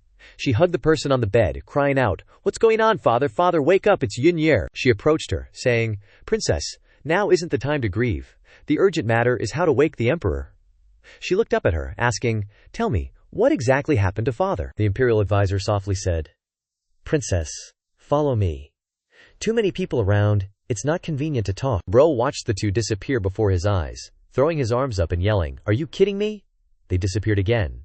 Wang Aihu also complained, We've been abandoned again. Ye Qing turned to leave, saying, Forget it, let's go, we can take a walk around. Then the imperial advisor immediately appeared, blocking their path, saying, The princess said she trusts you. Follow me. The space became silent. No one said anything more. She looked at the three people before her, saying, I've set up a formation here. No one can eavesdrop. Fang Yunker softly inquired, Shifu, what exactly is the situation now? Why are even you so cautious? She didn't answer, but asked further, Princess, you were ambushed all the way here. You must understand something, right? She softly asked. I know a bit, but I can't believe it's really Wang Xiang who tried to kill me. She sadly asked, The first prince's people have already made moves outside the city like that. How can it be false? Ye Qing looked at her and asked, What's the first prince after? The throne. The imperial advisor naturally replied, Of course, it's for that position above everyone else. Ever since the emperor fell unconscious, the first prince has completely lost all restraint. Now, the entire imperial capital is under his control. She worriedly asked. Shifu, first tell me, why is father unconscious? Her voice echoed in reply. I don't know, but the first prince is definitely involved, Fang Yunyer excitedly shouted. He actually laid hands on father. She turned to say, I'm going to find him now, and ask him clearly. She reached out to stop her. Princess, don't be reckless. This matter requires long-term planning. She turned her head to look at her, sadly saying, Shifu, what can we do to wake father? We must save father. She calmly said, According to my observations these past few days, the emperor has probably been poisoned by some rare toxin. Perhaps the Hanhui herb can help detoxify him. Hearing this, she excitedly asked, "Where can I find the Hanhui herb?" She raised her hand and softly explained. 30 miles west, in the Great Mountains, there's a cold pond. In the cold pond, there's a type of herb. She quickly ran off, determinedly saying, "I'll go find it right now." Time continued to pass quickly, and the space here fell into silence. The four appeared on the square, walking forward step by step. The imperial advisor walked beside Fang Yungair. She softly advised, "Princess, the first prince is targeting you now. Going there casually, without knowing the situation, might lead to an attack from him." She took each step forward, saying, "I have to go. I have to save father." She stroked her chin, pretending to be deep in thought, and said, "Princess, don't be reckless. Let me think of a plan. I am being watched by the first prince and cannot leave, so we need to find someone the first prince won't pay attention to." She turned to look at her and asked, "You won't be noticed?" Yi Qing looked at her and refused. "Why are you looking at us? We're not going on such a dangerous mission." She turned her head to look at him, saying, "You too, if you can obtain the Hanhui herb, I can give you 10,000 lychee stones." He raised his hand to refuse, saying, 10,000, still too dangerous, not going." She reached out and grabbed his hand, shaking it and pleading, "Yi Qinggege, I beg you, please save my father, I'll agree to anything." He closed his eyes and sighed, saying, "Since the princess has said so, I agree." He covered his mouth, cursing loudly. "Damn you, taking over for me." The system's happy voice announced, "Your organ is currently very excited. This mission to save a beautiful maiden must be completed. Your mouth has agreed for you." He cursed inwardly, "You damn bastards, always screwing me over." She happily said, "That's great, Ye Qinggerge, you agreed." He pretended to clear his throat and said, "It's fine to agree, but you have to add money." She said with a bright smile, Okay, no problem. Add money, Shifu, add money, it's all settled." All sounds disappeared, and the space became quieter than ever. The imperial advisor watched Ye Qing and Wang Aihu's disappearing backs, saying, "Hopefully, they can successfully obtain the Hanhui herb. The emperor might be saved." Fang Yunye waved her hand, calling out, "Ye Qinggeje, wait, you two come back." Wang Aihu looked at him, puzzled, and asked, "Shixiang, why do we have to wade through this murky pond? Are you perhaps interested in the princess?" He sighed, rubbing his forehead, and said, "To tell you the truth, I'm being forced into this." On the other side, the national preceptor turned to look at the princess beside her and said, "Your Highness, stay with me these next few days to avoid any mishaps," she softly replied. "Shifu," the preceptor calmly said, "it's best if you don't meet with the first prince right now. Once we've cured the emperor, everything can be easily resolved." General Pacey appeared, leading a group of soldiers, and shouted, "Your Highness." The preceptor glanced back and said, "It's General Pacey, the top general under the first prince." "Your Highness probably knows him." General Pacey smirked and said, "Your Highness, aren't we two very familiar? Why do I feel like you don't recognize this humble servant?" The preceptor turned to look at him and shouted, "How dare you? Why aren't you kneeling when you see the princess?" General Pacey looked at her and replied, "National preceptor, I'm here on behalf of the first prince." The preceptor pointed at his face and scolded, "I don't care why you're here. You must kneel when you see the princess." "Kneel!" General Pekani reluctantly shouted. General Pei and the other soldiers, "Kneel. Pay respects to the princess. Pay respects to the national preceptor." Fang Yungair looked at the kneeling people before her and asked, "What did the first prince send you here for? Speak." General Pei lowered his head and said, "The first prince said that he hasn't seen the princess in a long time and misses her dearly. He wants the princess to come to the prince's manor to catch up." The preceptor clasped her hands behind her back and said, "The princess isn't feeling well and cannot go. Tell the first prince to come to the palace to see the princess in person." General Peskai looked at the preceptor and shouted, "National preceptor, I'm asking the princess, not you. Don't answer on her behalf." The princess looked at the preceptor and said, "My Shifu's words are my words. I will not go." General Pacey raised his hand, urgently advising, "Your Highness, think carefully. The first prince is giving you a chance." The princess coldly snorted and said, "Tell him that doing too many unjust things will lead to death." General Patri turned to leave. Before he left, he glanced back at the princess and said, "Since that's the case, this general will return and report to the first prince." "Oh right, Your Highness, we were childhood sweethearts. How about this general invites you on an outing some other day?" The princess angrily yelled, "You're not worthy." General Penne led the soldiers away, laughing loudly as he raised his hand to wave, and said, "Your Highness, you won't be saying that in a few days. This general will make you willingly follow me." The national preceptor watched the group leave, annoyed, and cursed. These people, abusing their master's power, they don't even respect the princess. A soldier following beside General Pei reached out and touched his nose, smiling lewdly, and said, "General, in my opinion, instead of being interested in the princess, why don't you just snatch her and take her home as a concubine?" General Pei glanced at the soldier and said, After all, she's the first prince's younger sister, so this general still needs to restrain himself a bit. Another soldier raised his hand and said, This humble one had already personally sent people to assassinate the princess, but it was just lucky that she survived. General Peggy immediately slapped the soldier who had just spoken. Knocking him to the ground, General Peggy shouted, "Shut up, don't you know what you should and shouldn't say?" General Peggy threatened. "Dare to speak carelessly again and I'll cut out your tongue." That soldier immediately knelt down, his face filled with fear, and begged, "General Penny, please forgive me, we wouldn't dare again." The other soldiers also knelt down, shouting, "We know our mistake." Elsewhere, Wang Aihu and Ye Qing had arrived at a large lake. Wang Aihu stepped forward and said, "Xixiang, this is the cold pond. The cold dew herb should be here." Ye Qing followed behind, loudly reminding, "Be careful, this lake is too calm, I have a bad feeling about this." Hearing this, Wang Aihu threw a large rock into the lake. The water in the lake splashed up high. Wang Aihu looked at the lake, which was gradually calming down, and said, "It seems to be fine. There are no monsters in the lake." Suddenly, a large rock flew out of the lake. Ye Qing was startled and shouted, "Something's up! Be careful, get out of the way!" Dozens of rocks flew towards the two people's backs. Seeing this, Ye Qing turned his head and reminded, "Careful," Wang Aihu cursed. "Damn, what's in the lake? To throw a rock with such power." Looking at the large rocks flying from above, Wang Aihu exclaimed, "So many rocks!" Ye Qing looked up and saw this, and said, "Quickly find a place to hide." A huge rock hit Wang Aihu's back. Wang Aihu jumped up and shouted, "Crap, this isn't good, Ye Xixiang, save me!" Ye Qing reached out and grabbed Wang Aihu's clothes, lifting him up and flying away, and said, "I'm coming!" Wang Aihu looked at the dust flying everywhere from the rock's impact, still frightened, and said, "That was dangerous. I almost got smashed to death." Who would have thought such a large rock would have so much power? Ye Qing loudly interrupted, "Stop reminiscing. The urgent matter now is to find out what's in the lake." Blue sky, white clouds, an extremely peaceful scene. Tranquility within the first prince's manor. General Pasi was standing with his hands clasped behind his back, in front of the first prince, who was sitting in a chair, holding a wineglass.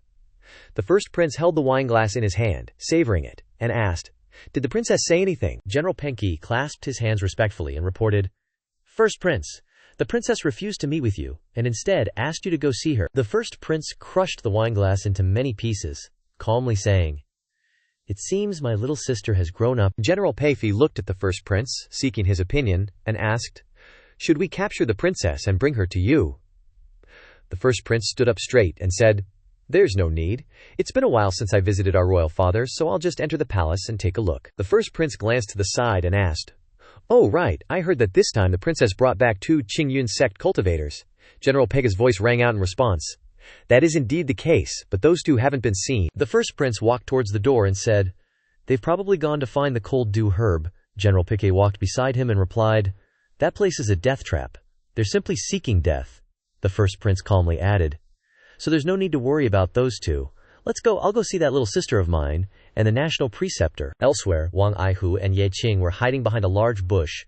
Wang Aihu softly asked, "Xixiang, have you discovered anything?" Ye Qing irritably said. "Be quiet, can't you see I'm observing?" The system's voice sounded in his ear, announcing, "Your ears heard something under the lake, 5 meters below the surface of the lake," Ye Qing happily said. "Finally, some news." He patted the old guy on the shoulder, laughing. "Move over there, prep for action." The old guy looked at him, puzzled, and asked, "How are you going to act, bro? I don't see anything." The system's voice chimed in, "Your eyes can't see, but they are working hard to evolve into eyes of insight." Hearing this, he rolled his eyes, grinding his teeth. Eyes of insight, what the heck is that? Sounds kinda cool though. Time flew by quickly. A moment later, Ye Qing and Wang Aihu stood on a large branch. Wang Aihu, holding a bow and arrow, aimed in one direction and whispered, "Bro, it's really over there? You sure I should shoot?" Ye Qing clutched his chest and said, "Shoot! Shoot it hard! Blow that thing up for me!" Wang Aihu excitedly released the arrow, and it flew away from the bow. He shouted in response, "If that's the case, it's time for Wang Aihu to show his divine powers." Fire. He watched as his arrow caused water to splash everywhere on the lake surface, excitedly yelling, "Bro, nailed it! Just see what's underneath!" A bit excited, a bit nervous, but after a long while, nothing moved. He whispered tentatively, "Bro, are you sure you sensed it right? Nothing's happening?" Ye Qing snatched the bow and arrow from his hand, saying, "No way I'm wrong, keep shooting, let me do it." Ye Qing repeatedly knocked arrows and fired in that direction, constantly saying, "I don't believe you won't come out, fire." Before long, half a key had passed. Wang Aihu scratched his head and asked, Ye Qing, we've been shooting for half a key, and there's still no movement. Is there really something in there? Ye Qing knocked an arrow, adding, there definitely is, he thought to himself. The system has never been wrong. It definitely won't screw up this time. A huge thing broke out of the water, and an excited voice rang out, it's coming out, there really is something. A giant red octopus, its body covered in arrows, appeared. It opened its mouth wide, angrily yelling, damn humans, I was originally going to let you go, but I didn't expect you to be so ignorant. Shooting here nonstop? Wang Aihu asked in horrified gritted teeth. What is this thing? Ye Qing also replied in surprise. It's my first time seeing this kind of demon. Looks pretty OP. The octopus flung off the arrows on its body, swinging its tentacles and charging over, angrily shouting, I'm gonna make you pay! Seeing this, Ye Qing immediately yelled, not good, get out of the way! It swung its tentacles at Wang Aihu, saying, you can't escape, all of you die for me. Wang Aihu held his blade in both hands, slashing at the tentacle, saying, bro, I'm gonna chop it off. The blade struck, but it was completely unharmed. He exclaimed in shock, what, I can't cut it. It flicked Wang Aihu away with a tentacle, disdainfully saying, insignificant humans dare to attack me. The giant octopus crawled onto the ground, looking at the two of them, and said, if you two kneel down and beg for mercy, I'll give you a decent death. Ye Qing stood behind him, saying softly, don't get excited. We didn't mean to offend you. We're here to find Han Hui grass. It swung its tentacle, opening its mouth wide to reveal sharp teeth, yelling, then you're even more deserving of death. Is Han Hui grass something insignificant humans like you can covet? It raised a tentacle and struck at the two of them, and they quickly jumped away to dodge. Ye Qing shouted, this demon is beyond reasoning, get out of the way. Ye Qing, holding his sword, charged towards the great octopus, shouting, damn it, I don't believe I can't chop you to pieces. He turned around and ran, shouting as he ran, damn bro, why does this big guy keep attacking me, come save me. He was hit hard by its tentacle, and flew backward, unable to help but yell, no way, why is this demon's defense so strong? Its disdainful voice rang out, kid, you think you can mess with me? You overestimate yourself. Another tentacle grabbed Wang Aihu and lifted him high, and he groaned inwardly, I'm done for, I've been caught. The octopus brought him in front of its face, opening its mouth wide and laughing, human, do you want to be swallowed whole to die directly, or be slowly eaten, suffering for a few more days? Wang Aihu shouted loudly, if possible, I hope you don't eat me. It opened its mouth as wide as possible, bringing him closer, saying, that's impossible, you have deeply offended me, I can only eat you, to warn those who come later. Ye Qing stood in front of it, raising his hand to stop it. Wait, I have something to say. It frowned and opened its mouth wide. Why should I listen to you? You want to save him? No way, Ye Qing said with a cold hand. I don't want to save him. On the contrary, I want to kill him, Wang Aihu asked, confused. Huh. Bro, what do you want to do? The octopus temporarily put him aside. It smiled and said, if you say so, I feel interested. Ye Qing raised his hands and asked, eating him like this has no flavor. How about I take care of him for you? Wang Aihu, who was being held, didn't understand and asked, what do you mean? It pouted, suspiciously asking, take care of him, do you mean what I'm thinking? Ye Qing, with a serious face, made, of course. This man's name is Wang Aihu. He doesn't wipe his butt, hasn't showered in 10 years. You'll easily get constipated eating such a smelly thing raw. Wang Aihu, who was being held by the tentacles, couldn't bear it and said, no, Ye Qing, I'm not that dirty. The octopus threw away the tentacle holding him, drinking water and saying, indeed humans, only fragrant girls are the most delicious, said. Try it, how do you want to deal with it? Ye Qing was startled and exclaimed, WTF, what are you? It opened its mouth wide and drooled and said, let him go into the lake to wash and take a bath. Ye Qing raised his hand to stop him and said, that won't work, that would drown him, and it wouldn't be delicious anymore. It raised Wang Aihu out of the water with a displeased face, shouting, what a pain, tell me quickly how you want to deal with it. Wang Aihu was lifted up and burst into tears. Damn it, I almost choked to death. Ye Qing stood still, raising his hands and slowly recounting, people like Wang Aihu are most suitable for a water sauce, a steamed dish, a braised dish. It threw him hard at Ye Qing and said, human, you have successfully attracted my interest. He was soaking wet, water dripping from his body into a puddle, raising his hand and shouting, Shixiang, run quickly! He looked at his pitiful appearance and said, don't talk, it's not time to run yet. Tentacles rose from the ground in all directions, surrounding the two of them. It chuckled, reminding them, I'm watching you closely now, so don't even think about running away. Obey me and take good care of me, and I'll reward you handsomely. Wang Aihu hugged his head, yelling as the tentacles squeezed him, damn it, this damn thing has surrounded us. He couldn't help but exclaim, this is troublesome. Who would have thought that this great demon would be so intelligent? Its voice urged, humans, let the performance begin. He pretended to be calm, tricking it. It's like this, I need to find some spices to make it palatable. Its eyebrows furrowed as it asked. Tell me what you want, and I'll find it for you, he calmly recited. Saskatchewan peppercorns, cinnamon bark, bay leaves, angelica root, cardamom. Silence filled the space, without a single sound. In the royal palace, Fang Yunke stood before a large window, looking into the distance, worriedly saying, I wonder how Ye Qing and the others are doing. The national preceptor standing beside her said, Princess, don't wait any longer. If they could return within half an hour they would have. If they don't, then… Hearing this, she turned her head in shock and questioned, Shifu, what do you mean? Is retrieving the Hanhui grass extremely dangerous? She closed her eyes and replied, Very dangerous. 9 deaths and 1 life, she exclaimed in shock. What, Shifu? Why didn't you tell me sooner? If it was so dangerous, I wouldn't have let them go. She said indifferently, Princess, some things need others to do. A loud shout rang out from outside the door. The first prince has arrived. The two of them looked towards the door simultaneously, and she exclaimed in disbelief, What? The first prince has actually arrived? Fang Yunke said with a serious face, Good, I'll go find him and ask him clearly. The national preceptor reached out to stop her, saying, Princess, you wait here first. I'll go out and take a look. In the azure sky, clouds drifted lazily, white wisps floating along. The first prince, leading General Pei and a group of soldiers, appeared. He looked at the national preceptor and asked, Maimei, I've come. Why haven't you come out to greet me? He saw her blocking his path, preventing him from proceeding, and said, First prince, the princess has just returned and is not feeling well. It's not convenient for her to receive guests. Hearing this, General Pei pointed at her and shouted, How dare you, is the first prince a guest? Quickly tell the princess to come out. He raised his hand to stop him. National preceptor, if the princess is unwell, I should visit her even more. She raised her hand to block him. First prince, please stop. It's really inconvenient for the princess right now, he said calmly. National preceptor, by blocking me like this, aren't you preventing me from seeing my Huangmei? With that, he waved his hand and shouted, Get out of my way! She stood firm, yelling, First prince, this is the royal palace, how dare you attack? He struck a blow, sending her flying backwards, crashing into the wall. Only then did he say nonchalantly, The royal palace. This is also this prince's royal palace. A national preceptor like you really doesn't consider herself an outsider.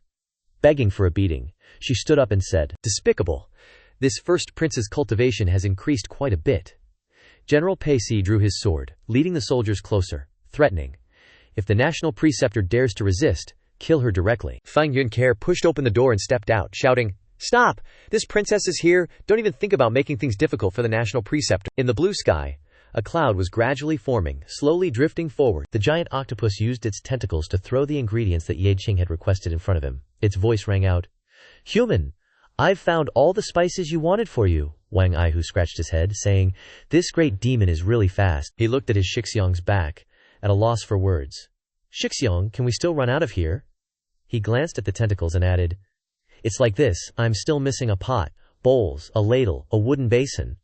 The clouds gathered more and more on the blue sky, the clouds slowly drifting away. Before long, some time had passed. The giant octopus looked at the pot placed over the fire, drooling greedily. Human, I've prepared everything you need for you. Start already, I can't wait any longer. With that, it let out a loud laugh. Ye Qing looked at Wang Aihu and suggested, Wang Aihu, how about getting into the pot first? Tears streamed down his face, asking in disbelief, Shixiong, don't joke around, you really want to cook me?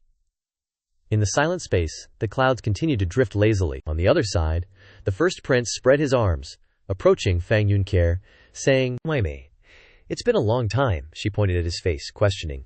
Enough. No need to pretend to be polite with me.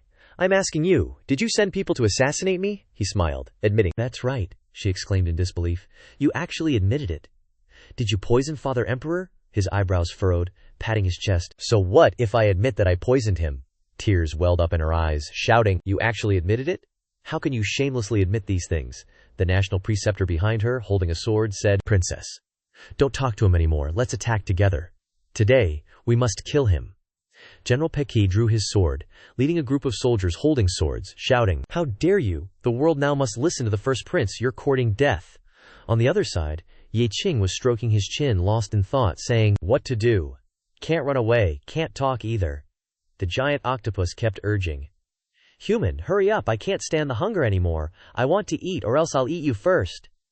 In his heart he kept calling out, My trusty system. Think of a way.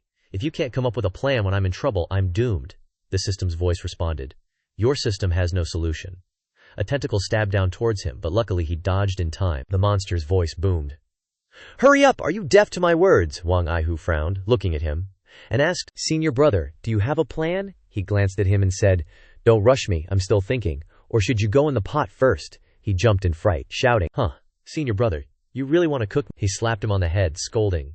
Stop yapping. Get in there now. Stabilize that great demon. Otherwise it'll kill us directly. The space was dyed purple, then gradually turned pale pink. Wang Aihu sat in the boiling pot, looking at him, pacing back and forth, unable to resist, urging, Senior brother, think of something quickly, or I'll be cooked soon. The octopus, with a face full of impatience, said, Human, how long until I can eat delicacies? Yi Qing held up 2 fingers, smiling ingratiatingly, and said, Half an hour and it'll be ready. 1 person, 2 ways to eat it. It pouted and whined. I can't wait that long. I have to eat it in a quarter of an hour. If you're not done by then, I'll eat you too. He broke out in a cold sweat, but still replied with a smile, As you wish, I guarantee it'll be cooked in a quarter of an hour. In that quiet space there wasn't a sound. Fang Yuni clenched her fist, asking the first prince, Give me a reason. Why would you do this? The first prince clasped his hands behind his back, smiling as he asked, What do you think? Why would I do this? She burst into tears, shouting, I don't know, I just don't understand why you would do something so beastly. General Pacey furrowed his brow, yelling, Seize her! How dare she disrespect the first prince? Arrest her! He raised his hand to stop him and the soldiers from advancing, saying with an interested look, Hold on, let her finish. I'm very interested in talking to this little sister of mine. She raised her sword, pointing it at him, shouting, Give me a reason. No, today I'll kill you, he said dismissively. There's no reason, and you can't kill me, she said through tears. Brother, don't force me. I'll really kill you. Give me a reason, he smiled, urging. My good little sister, why don't you make your move? Her eyes closed tight. She charged forward, shouting, You're forcing me to do this. The imperial advisor rushed forward, grabbed her sword arm, and stabbed forward, shouting, Princess, I'll help you kill this traitor. Her eyes widened. She screamed in horror. What? Her face full of panic, she looked at the sword piercing his chest, stammering, Brother, why didn't you dodge? General Pacey, sword in hand, led the soldiers forward, yelling, Seeking death! Kill! Kill them all! She unleashed a palm strike, sending him flying, disdainfully asking, Now that the first prince is dead, do you think I'm afraid of you lot? The first prince raised his hand to stop them, saying, Who said I was dead? Stop fighting. He anxiously looked at Yi Qing, asking, Everyone stop! Seeing this, the imperial advisor yelled, First prince, what tricks are you playing now? You're already like this. I don't believe you still have a chance to turn things around, the princess angrily said. Join me in killing him to avenge this, he sneered. Turn things around? Did you think I needed to turn things around? The game has always been under my control. She, shamed into anger, rushed forward with a palm strike, shouting, Stop faking your death. He unleashed a palm strike, hitting her. I told you, get out of my way! She spat out a mouthful of fresh blood, flying backward. Fang Yuni reached out to support her, anxiously asking, Master, are you all right? The imperial advisor, confused, asked, I'm all right, but the first prince isn't injured at all. What's going on? She stood up straight, looking at him, saying, It's good you're not dead. Then today I'll get to the bottom of this, first prince. Is it because of the throne that you wanted to kill me? He casually replied, If you say so, then it must be. She excitedly pounded her chest, shouting, But I never wanted to fight you for this position. Moreover, Father Emperor also wanted to give this position to you. Why were you in such a hurry? His expression was indifferent as he said, Can't help it. I'm an impatient person. Fang Yuni angrily shouted, Brother, you're being so dismissive I can't talk to you. The first prince calmly replied, If you don't want to talk, then don't. Someone, seize the imperial advisor for me. The imperial advisor, face twisted in ferocity, shouted, How dare you? I am the imperial advisor, except on the orders of the emperor who dares to arrest me. General Peng gestured, the soldiers stepping forward, saying, We certainly dare. If you dare to resist, kill her. Time passed quickly. The space was eerily quiet. Elsewhere, Wang Aihu, face covered in sweat, sat in a large steaming pot, saying, Senior brother still hasn't thought of a way. It's so hot, I'm about to be cooked. Yi Qing paced back and forth nearby, replying, Almost, don't rush. He rested his hand on his chin, closing his eyes, mentally bargaining. Oh, great system. Even if there isn't a way, you have to come up with one for me. If you can think of a way, I'll take you to the pleasure house, to listen to 3 songs. The system's voice immediately replied, Your components have heard, and are instantly invigorated. The system's voice continued, Dude's kidneys are straight up radiating emperor vibes, his dantian's about to explode from hype, and his brainstorming solutions. Zhu Feng's face is all scrunched up, muttering under his breath, Seriously, you guys suddenly got energy, now. Dead silence in the area. Meanwhile, elsewhere, at the royal palace, the imperial advisor, face twisted with cruelty, swats away approaching soldiers, yelling, "You think you're worthy to arrest this imperial advisor?" The first prince barges in and slams a palm strike into her chest, shouting, "What about this prince, huh?" She coughs up a mouthful of blood, screaming, "Piaft, first prince!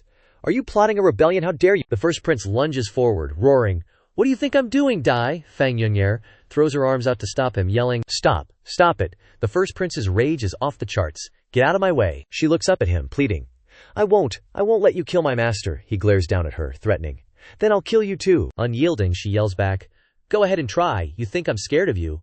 He raises his hand, palm ready, screaming, "You asked for it, I'll grant your wish." She closes her eyes, feeling his hand getting closer, thinking miserably, "Is this how I die? Is this really the brother I knew? Why is he so cold, so ruthless?" But the strike never lands. She cautiously cracks open her eyes. She sees the first prince's back. As he walks away, she yells, "I'm not dead, you didn't kill me." Without turning around, he says, "Killing you would be so boring. Let's play this out a little longer, it'll be fun." She refuses to give up, shouting, "Stop right there, explain yourself before you leave. You owe me an explanation." General Penny steps forward, blocking her path, warning, "Princess, please." The first prince's patience is wearing thin. The first prince turns his head, his expression unreadable, and says, "I'll be back in 3 days. That's when I become emperor, and that's when I give you your answer." Time flies, and soon, 3 days have passed. The imperial advisor stands behind Fang Yunyer, looking grim, saying, "Princess, it seems the first prince's true colors are showing. He's a wolf in sheep's clothing. She doesn't know what to do." Asking her master, "What should we do now?" Looking calm, but deep in thought, the imperial advisor says, "Right now, the only person who can stop the first prince is the emperor. But the first prince controls the entire imperial city." Fang Yunxi says worriedly, "It's been days, and Ye Qing and the others still aren't back." Elsewhere, far from the palace, the octopus is getting impatient, yelling, "Hey kid, time's up, is my food ready yet?"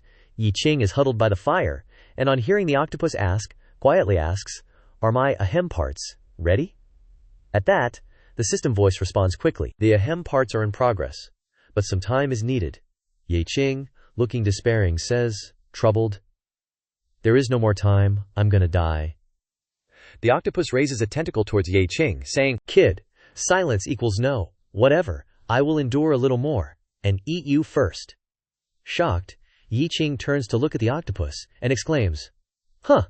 Wang Aihu quickly jumps out of the pot, causing the pot to spill, splashing everywhere, and the campfire to go all over the place, cursing loudly. "I can't take it anymore. I am burning to death," the monster asks, surprised. "Huh, you are not dead." And frolicking around, Wang Aihu draws the blue saber, saying, "Senior brother, we're going to die either way. Let's fight this monster." Ai Yi also clenches the sword, responding, "That is all we can do." The tentacles rush forward from every direction. The red octopus's voice can be heard. "Looking for death? I'll let you taste the cruelest death there is. I'll let you die without a burial place." The system speaks up at this moment. Your ahem parts, after much deliberation, finally has a way to deal with this great demon. Will you use it? The corner of Ye Qing's lip lifts slightly, smiling. Finally, use it. Flames quickly spread all over his body. Ye Qing is shocked, asking, "What is going on? Why am I on fire?" Wang Aihu is behind him, and quickly says, "Senior brother Ye, you're on fire." Ye Qing turns around, wide-eyed, and exclaims, "Damn it, I know, no need to tell me." Suddenly he turns his head and sees that the monster's tentacles that touch the fire are being severed, and is surprised. Huh! The giant octopus looks at his severed tentacles, incredulous, and exclaims, "How is this possible? How could this little human hurt me?" The system speaks into Ye Qing's ear. "Currently, your ahem parts are risking fatigue, giving you control over the elements, while transforming into an elemental body, the element of fire, not burned or hurt, specializing in restraining aquatic life forms." Ye Qing, covered in flames, understands. So that's how it is. "Well then, let's do this." He quickly swings his sword and slashes the tentacles. The monster's voice rings out, exclaiming, "Tiny humans who do not know the immensity of the heavens, I'll beat you to death." Ye Qing retorts without hesitation, "Tiny monster, you don't know how awesome your grandpa is. Perish." Wang Aihu, standing nearby, clenches his fist, laughing, "Bao Ye Shixiong is awesome, let's show it who's boss." That octopus quickly launched its tentacles towards him, shouting, "I don't believe it. I have a tentacle. I don't believe you can chop them all off. He quickly charged towards the pile of tentacles, slashing wildly in all directions, chopping off all the tentacles, and said, "Then you can try? I'll chop off all your tentacles. Chop you into oblivion." The giant octopus looked at its severed tentacles in disbelief, shouting, "How can this be? How can this be? My tentacles are all chopped off." Yi Qing, his whole body ablaze, landed on the ground, laughing loudly. Wang Aihu, his face full of joy, shouted, "Ye Shixiong, you're my idol. You never let me down." Ye Qing, his whole body engulfed in flames, raised his sword straight ahead, shouting, "You big lug! What do you have to say now? Surrender?" The giant red octopus was terrified by the flames on the human's body, gnashing its teeth and saying, "You think you've won now?" It opened its mouth wide, spitting out a blast of icy aura towards him, saying, "I still have my strongest killer move. Die!" He couldn't believe it, shouting, "What?" Watching Yi Qing turn into a huge block of ice, Wang Aihu's surprised voice rang out. "What? Yi Shixiong is frozen? Yi Shixiong, are you okay?" The giant octopus, with its severed tentacles bulging with veins, laughed loudly, shouting, "Kid, you thought a true form could handle 2 moves against me? What? Aren't you frozen by me?" Then it burst out laughing. Small cracks appeared in the ice. Ye Qing inside slightly twitched the corner of his mouth, letting out a loud laugh. His whole body burst into flames, shattering the ice, shouting, "You wish?" Its face was ugly, questioning in disbelief. "What? You're actually okay? How did you do it?" He held his sword and rushed closer to it, asking, "Wanna know? After you die, I'll burn it for you." Watching him approach, it was sweating bullets, panicking, and turning to crawl towards the water, saying, "No way, quick! This brat is too weird." Wang Aihu pointed forward, calling out to remind, "Ye Shixiong, it wants to run into the lake. Absolutely, don't let it enter the water, otherwise it will be very difficult to deal with." Hearing this, he opened his mouth to inquire, "Not good. That great demon wants to enter the water. What do you guys have?" The system's sound rang out, replacing the mechanisms to respond. "Your mechanisms are ready. 1 full force move." Hearing this, a sword appeared, and the power instantly transformed into a fire monster. Rushing forward, he shouted, "Good answer!" Mobilizing the fire element throughout his body, a full force move. The octopus was engulfed by that power. It let out a miserable plea. "No. Save me, I was wrong, hero, spare me." Ye Qing collapsed to the ground, and the sword also fell from his hand. He breathed heavily. Huff, huff, finally dead. This great demon was too hard to deal with. Wang Aihu quickly ran over to support him as he fell. He said in a panic, "Yi Shixiong, are you okay? Why did you fall?" Supported by him, he replied tiredly, "I'm okay, just too tired." The system sound rang out at this moment. "Your mechanisms use too much force. Please replenish energy, otherwise there is a risk of depletion." Ye Qing, his face haggard, turned to look at him, instructing, Quickly find me some food." Hearing this, he asked doubtfully, Ye Shixiong, where is there any food here?" He pointed to the octopus that had been dealt with, saying, "Its tentacles look pretty good, grill them for me," he suddenly realized, slapping his hand and replying, "That's right, there's already food available." The space was submerged in a dark, purplish-black color. That purple gradually faded away. Feng Yunye stood upright, worriedly saying, "I wonder if Ye Qing Gege and the others have encountered any accidents." The national teacher standing behind blamed himself. "Princess, it's all my fault. I was worried about the safety of the emperor, that I let them go on an adventure." She lowered her head and blamed herself, saying, "It's not your fault. I'm the one who harmed them, Ye Qing Gege. You must survive." On the vast blue sky, clouds were gradually forming.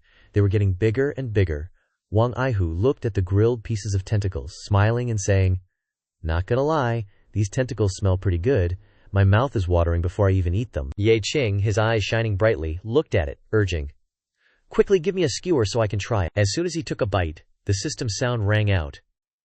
"Your mechanisms are frantically absorbing spiritual energy, have completely recovered, your stomach feels very satisfied." He praised endlessly while eating. "So delicious, I feel the spiritual energy throughout my body is surging." He worriedly raised his hand to dissuade.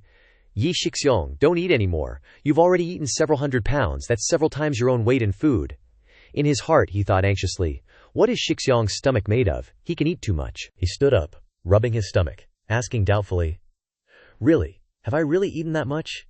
I still don't feel full." He stood behind him, reminding, "Shixiong, don't forget the main task." He stepped forward, looking around, asking, "That's right, we still need to find Hanhui grass, but I don't see Hanhui grass anywhere." He pointed towards the lake, asking, "Could it be in the lake?" Ye Qing heard this and looked at him, saying, "Maybe, let's go take a look." He asked in surprise, Me?" He handed him a pat on the back and said, Stop talking nonsense, go now, I ate too much so it's not convenient for me to go into the water. He immediately jumped into the water but didn't forget to remind him, Yi Shixiong, please watch over me, what if there's still some great demon in there? He stood up straight, arms crossed, and assured, don't worry, with me here nothing will happen. White clouds drifted lazily across the azure sky. On the blue sky appeared a green patch of forest. Time passed quickly. After a while, Ye Qing crossed his arms and pondered, I didn't expect finding the Hanhui grass to be so dangerous. If it's so dangerous, why did the national preceptor still ask us to come? Isn't she afraid the princess will blame her? Suddenly, Wang Aihu emerged from the water, waving his hand and shouting, Yi Shixiong, I'm back!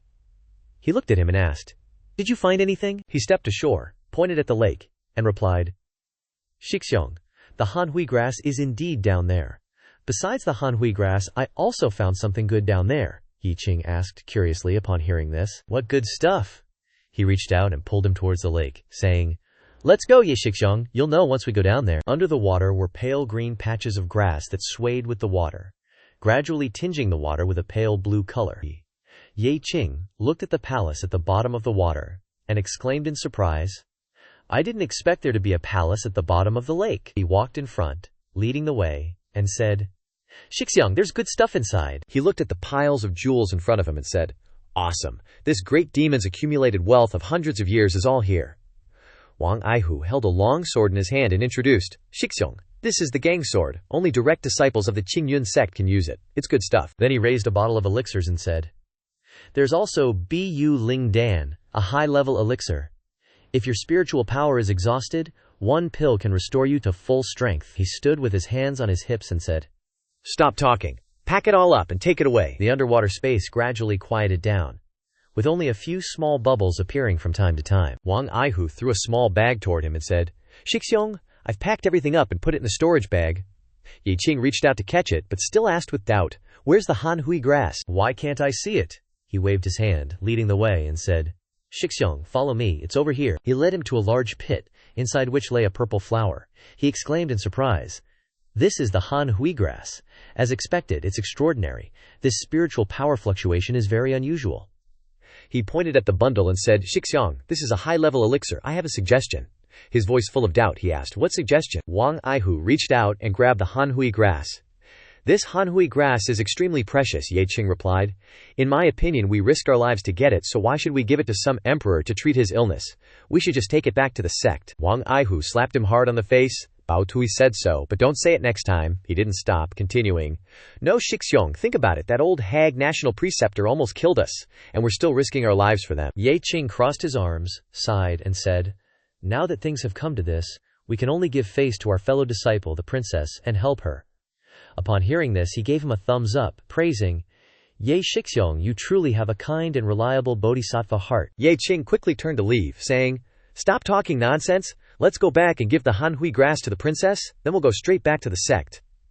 Wang Aihu held the Hanhui grass in his hand and quickly followed. In the azure sky, the clouds drifted away, becoming thicker and thicker as they rose higher. Elsewhere in the palace, Fang Yunge stood in the courtyard, looking up at the sky, saying, It's getting late. It's been so long, Ye Qing Gage, I'm afraid.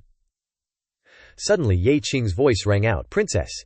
She couldn't believe it and asked, Ye Qing Gage's voice, am I hearing things? Ye Qing quickly appeared in her sight, saying, Princess, we're back. Wang Aihu, holding the Hanhui grass, also quickly landed, saying, This trip wasn't easy, we almost died out there. She saw him, and excitedly threw herself into his arms, saying, It's Ye Qing Gage, it's really Ye Qing Gage, you're not dead, Ye Qing awkwardly exclaimed. This hug isn't very appropriate. She looked up, her face full of tears, and recounted, Ye Qing Gage, I thought you were dead. Then she burst into tears. Yi Qing reached out and pinched her cheek, comforting her. Okay, stop crying, we brought back the Hanhui grass. Fang Yunge heard this, and happily ran towards the room, shouting, Great, I'll go tell my master the good news, she'll be very happy. Ye Qing stood straight, watching her receding figure. The national preceptor heard her and was startled, asking in doubt, What? They survived and came back? She quickly replied, Not only did they survive, but they also brought back the Hanhui grass. She heard this, and her face was full of smiles, saying, Very good, very good. They are the great heroes of our dynasty. The emperor is saved. I'll take them over there now. In this quiet space, a deep blue color is gradually taking over, fading away. Gradually turning white, all four of them appeared in the emperor's room. Ye Qing handed the Han Hui grass to the national preceptor, saying, "National preceptor, this is the Han Hui grass. Give it to the emperor." She clutched it tightly in her hand, her expression unclear, saying, "It's the Han Hui grass. Moreover, it's top-quality Han Hui grass. I'll save the emperor now." Fang Yunye looked at him and smiled, saying, "Ye Qinggage, you've done a great service this time. When father wakes up later, I'll ask for a reward for you." "What do you want?" Wang Aihu, his face flushed red, rubbed his hands and replied, "I want a beautiful young lady." Ye Qing reached out and pushed him aside, saying, "Step aside, no one asked you." The princess heard this, and asked suspiciously, "Huh? Is it that urgent?" He heard her question, spread his hands, and replied casually, "It can't not be urgent. Your kingdom has too many conspiracies. We almost died out there." Her eyes filled with tears, she said, "I'm sorry." Ye Qing reached out to chase Wang Aihu out, his face annoyed. "Why do you keep interrupting? Shut your mouth and stand aside for me." Wang Aihu heard this, covered his head, glanced at him, and muttered a sentence, "Isn't it all the truth?" Ye Qing looked at Fang Yunye and smiled, saying, "Princess, let's not talk about other things now. Let's treat the emperor first." She heard this and replied, "Okay." The national preceptor stood in front of the emperor's bed and began to chant incantations. Xuan Guang, Great Earth, appeared to question the spirits. "Urgent, urgent, as the law commands. Go heal the emperor immediately." The flower-carrying tree, with a surge of spiritual energy, flew straight into the emperor lying on the bed. She asked with concern, "Master, how is father emperor?" The master glanced at her and replied, "Having used Han Hui herb, in less than an incense stick's time, the emperor will wake up." Hearing this, she looked delighted and said, "That's great." A solemn voice rang out, interrupting, saying, "But now is not the time to be happy. Everyone be careful and stay on guard." She hesitated and asked, "Does master mean the eldest prince will come?" Her master glanced at her, saying, "Not sure, but we must be prepared." The national preceptor turned around, clasped her hands towards Ye Qing, and pleaded, "You too. This national preceptor has a presumptuous request. Please stay and wait for the emperor to wake up." Hearing this, Ye Qing calmly refused. "Well, to be honest, we want to leave already." The national preceptor stepped towards him, intending to kneel down, saying, "For the great cause of our dynasty, I kneel before you too." Ye Qing reached out to support the national preceptor, exclaiming, "National preceptor, this is not right. You are the princess's master. How can you kneel before us?" The national preceptor looked at him intently, exclaiming, "If you two do not agree, I will." Ye Qing raised his hand to his forehead, finally compromising. "We agree." The national preceptor stood up and walked out the door. Wang Aihu peeked his head in from outside the door, shouting, "Not again! Ye Shixiang, do you still want to wade into this muddy water? Didn't we say we were leaving?"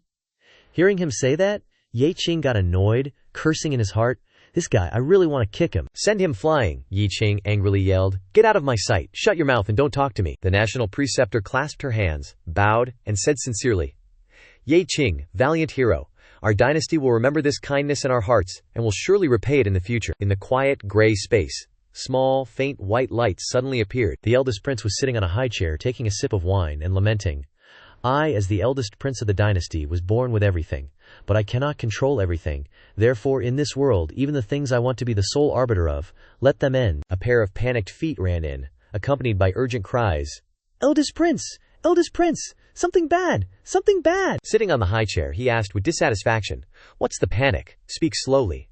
General Pei stood before him and reported, "The two people the princess brought back have returned to the palace and even brought back the Han Hui herb." Hearing this, he was shocked and crushed the glass in his hand, shouting, "What? Is the news reliable?" General Pacey clasped his hands and said, "The source of the information is reliable. We have at least 5 intelligence reports confirming this news." The eldest prince couldn't sit still, leading the way as he flew forward, shouting, "Go! Immediately go to the palace! No matter what, stop them! Save the emperor!" In the clear blue sky, white clouds were slowly drifting. Looking closer, one could see the high mountains in the distance. In the emperor's chamber, Fang Yunshe stood before the bed, anxiously asking, "Master, why hasn't Father Emperor woken up yet?" The national preceptor stood beside her, comforting, "Princess, don't worry. With the Han Hui herb, the emperor will definitely wake up." Suddenly, a loud shout rang out outside, "The eldest prince is here!" The national preceptor was startled, turned her head, and exclaimed, "Damn it! The eldest prince actually came at this time." Fang Yunye glanced outside in surprise, saying, "Let's go out. No matter what, we must stop the eldest prince from entering here." The eldest prince led a large number of soldiers, looking at the group of national preceptor, and asked, "Did you guys give the emperor Han Hui herb already?" Fang Yunye, hearing the question, quickly replied, "So what if we did?" The eldest prince, waiting for Father Emperor to wake up will. Wang Aihu beside him whispered, "The eldest prince is here. Looks like he doesn't have good intentions." Yi Qing crossed his arms before his chest, gently saying, "If we can fight, we'll fight. If we can't fight, we'll run." The eldest prince furrowed his brows, giving the order, "Men, charge in." Fang Yunhe frowned, shouting, "I think you're crazy. How dare you, General Pedi," led a group of soldiers, raising his sword and charging forward, shouting, "Princess, don't stand in our way, or this general will not be polite." She swung her sword, slashing at the soldiers, cursing, "You dog slaves, I'll kill you." The soldier who was struck cried out, "Ouch, my ass!" He raised his broadsword high, slashing towards her, yelling, stubbornly seeking death. Fang Yunke, seeing the broadsword right before her eyes, secretly cried out, "This is bad, I can't dodge in time." Ye Qing appeared in front of her, delivering a slap with spiritual energy, sending the soldier flying far away, saying, "Get lost! Can't you see this great master is here?" The soldier was furious, covering his face with his hand, cursing loudly, "Damn it! A lowly commoner dares to attack this general. I must chop you into pieces." Wang Aihu appeared behind him, kicking him hard in the back, shouting loudly, "Your mama, your second great master is here." General Pengyi, repeatedly humiliated, couldn't endure it any longer, shouting, "This is too much bullying, men. Bring all 10,000 imperial guards here for me. Hack them to death." The eldest prince, seeing the princess standing in front blocking the way, shouted loudly, "Get out of the way." She didn't listen, spreading her arms out, saying, "It's fine if you want me to get out of the way. Step over my dead body." He quickly flew forward, saying, "You're still as stubborn as ever." The national teacher stood in front of her, blocking the way, and said, "How dare you? Does the first prince want to rebel?" His voice rang out, "Old witch, you deserve to die the most." She raised her hands into claws, saying, "You think this national teacher is afraid of you? Today, it ends." He struck her stomach with a palm, shouting, "Die!" Feng Yungaker reached out to support her, asking, "Master, are you all right?" She closed her eyes and said, "I'm fine, princess. No matter what, we must stall until the emperor wakes up. Once the emperor wakes up, everything will be resolved." She looked at him suspiciously, asking, "First prince, why are you so powerful now? What is your cultivation level, exactly?" He laughed loudly, stepping forward, saying, "My cultivation is enough to suppress you all. Surrender." The national teacher glanced behind her, saying, "Princess, the first prince is using a secret technique to burn his lifespan, forcibly increasing his strength." Hearing this, she was shocked, shouting, "What? He's really gone mad! Burning his lifespan for this position." Wang Aihu looked at General Pei and the soldiers aiming their swords at him, saying, "Shixiong, maybe we should retreat. Who can withstand this? There are so many of them." Ye Qing stood beside him, comforting, "Don't panic, watch and see." He laughed loudly, pointing at the two of them, yelling, "If you two don't surrender, we'll shoot you full of holes." Wang Aihu crossed his arms, disdainfully replying, "Don't spout nonsense, you think we're scared." General Pei angrily shouted, "Men! Shoot them dead!" He saw Ye Qing and Wang Aihu rushing in front of him and yelled, "Why are you coming in front of me?" Ye Qing smiled and said, "All right then, let's go together. If you want to be shot full of holes, we'll be shot full of holes together." He was furious, raising his broadsword, shouting, "Damn it!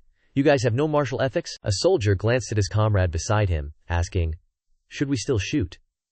The one next to him hesitated and replied, "Shooting now might accidentally send General Pei to heaven. Better not." Not far away, the first prince unleashed a move, knocking the national teacher away, then shouted, "Die!" Fang Yunye anxiously ran over, crying out, "Shifu." She reached out to look at her, instructing from behind, "Princess, you must stop him. The emperor will wake up soon." He jumped into the river, shouting loudly, "No one can stop what this prince wants to do. No one can stop me." She stood straight, spreading her arms to block the way, saying, "Stop, first prince, stop for me." He looked at her, shouting, "Get out of the way. Don't think I won't kill you." She looked at him, loudly pleading, "First prince, turn back. You've done too many wrong things already. You're not the same brother you used to be." From within the emperor's room, a golden ray of light appeared. Seeing this, the national teacher happily shouted, "Great!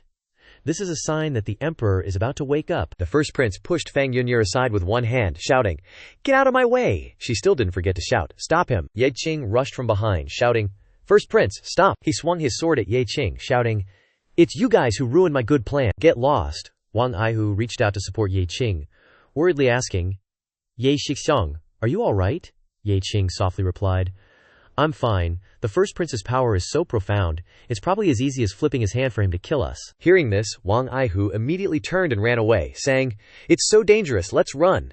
Ye Qing reached out and grabbed his clothes, pulling him back, scolding, "Run your head, stop!" The first prince pushed the door open and rushed into the room, shouting, He won't wake. Seeing this, Feng Yunye cried out, "No, Father Emperor, First Prince, you dare!"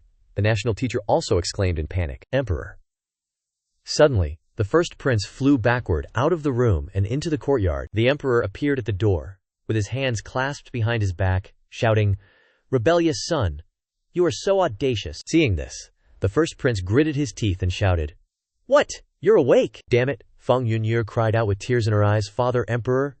The national teacher also happily said, "Great, the emperor has finally woken up unharmed." The soldiers hesitated, looking at each other, asking, "Who do we listen to now?"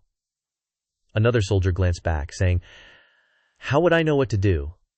Someone else shouted, "What now? The emperor is awake." She looked at the emperor with concern, asking, "Father Emperor, how is your health?" He reached out his hand, saying, "Father Emperor is fine. Step back first. I will kill this rebellious son." Wang Aihu sighed in relief, saying, "Too dangerous. This emperor has finally woken up." Yi Qing stood beside him, saying, "Observe the situation first." The emperor raised his hand, pretending to be benevolent, saying, "Rebellious son, if you kneel down and surrender now, I will grant you a whole corpse." Hearing this, the first prince laughed disdainfully, saying, "Don't waste your breath. Let's see if you have that ability." The emperor struck a palm toward him, shouting, "Insolent, I will kill you." He was not afraid at all, raising his hand to meet the attack, saying, "Based on you alone." The old geezer retracted his hand and praised, "Your cultivation has increased rapidly."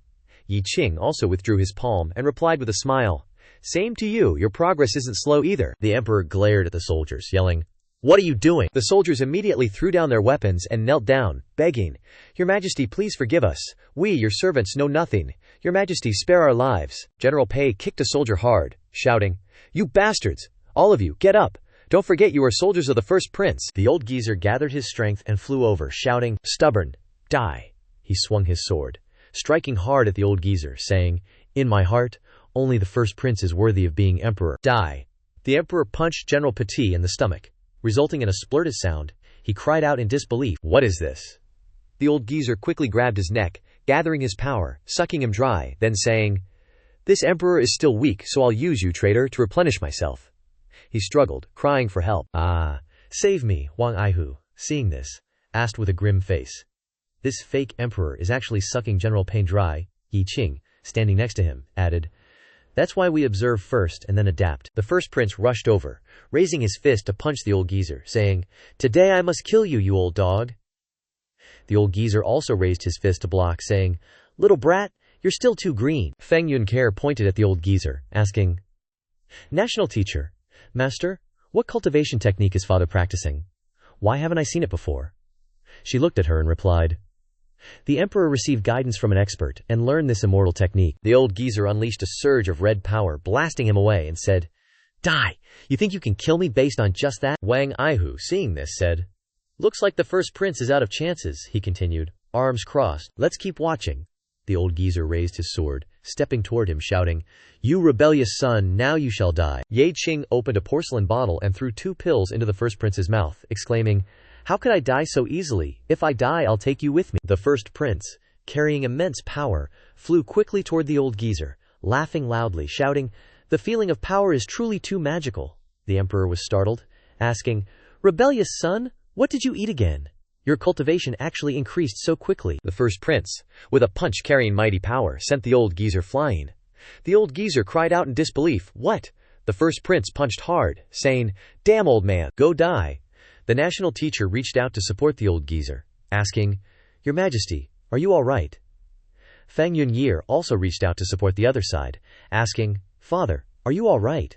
The old geezer replied, "I'm fine, get out of the way." The emperor quickly rushed forward, shouting, "This emperor doesn't believe it, I'm not a match for this rebellious son." Next, the first prince swung his hand, knocking away the old geezer's weapon, saying, "Old man, I said you can't, so you just can't." The old geezer cried out in pain. Ugh, puffed. The old geezer clutched his chest, cursing, "Damn it, how did this rebellious son become so powerful?" The first prince, standing not far away, said, "Now you shall die." Feng Yunje rushed forward, spreading her arms in front of the old geezer, shouting, "Stop, first prince, have you gone mad? You're killing your own father." The first prince stepped forward, saying, "Get out of the way," she shouted. "I won't." Still that same line, "Step over my dead body." Wang Aihu, standing from afar, stroked his chin, saying, "What to do? The princess is being stubborn again." Yi Qing, arms crossed, calmly replied, "Observe and adapt, immovable as a mountain." The old geezer unhappily said, "Ugh, that line again, senior brother. Do you even care about the development of the situation?"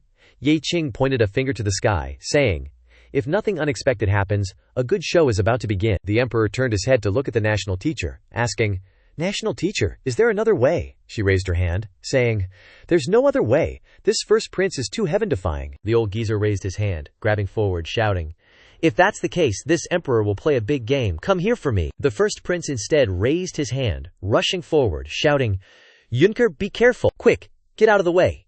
She turned her head in surprise, crying, "What?" The emperor grabbed her neck.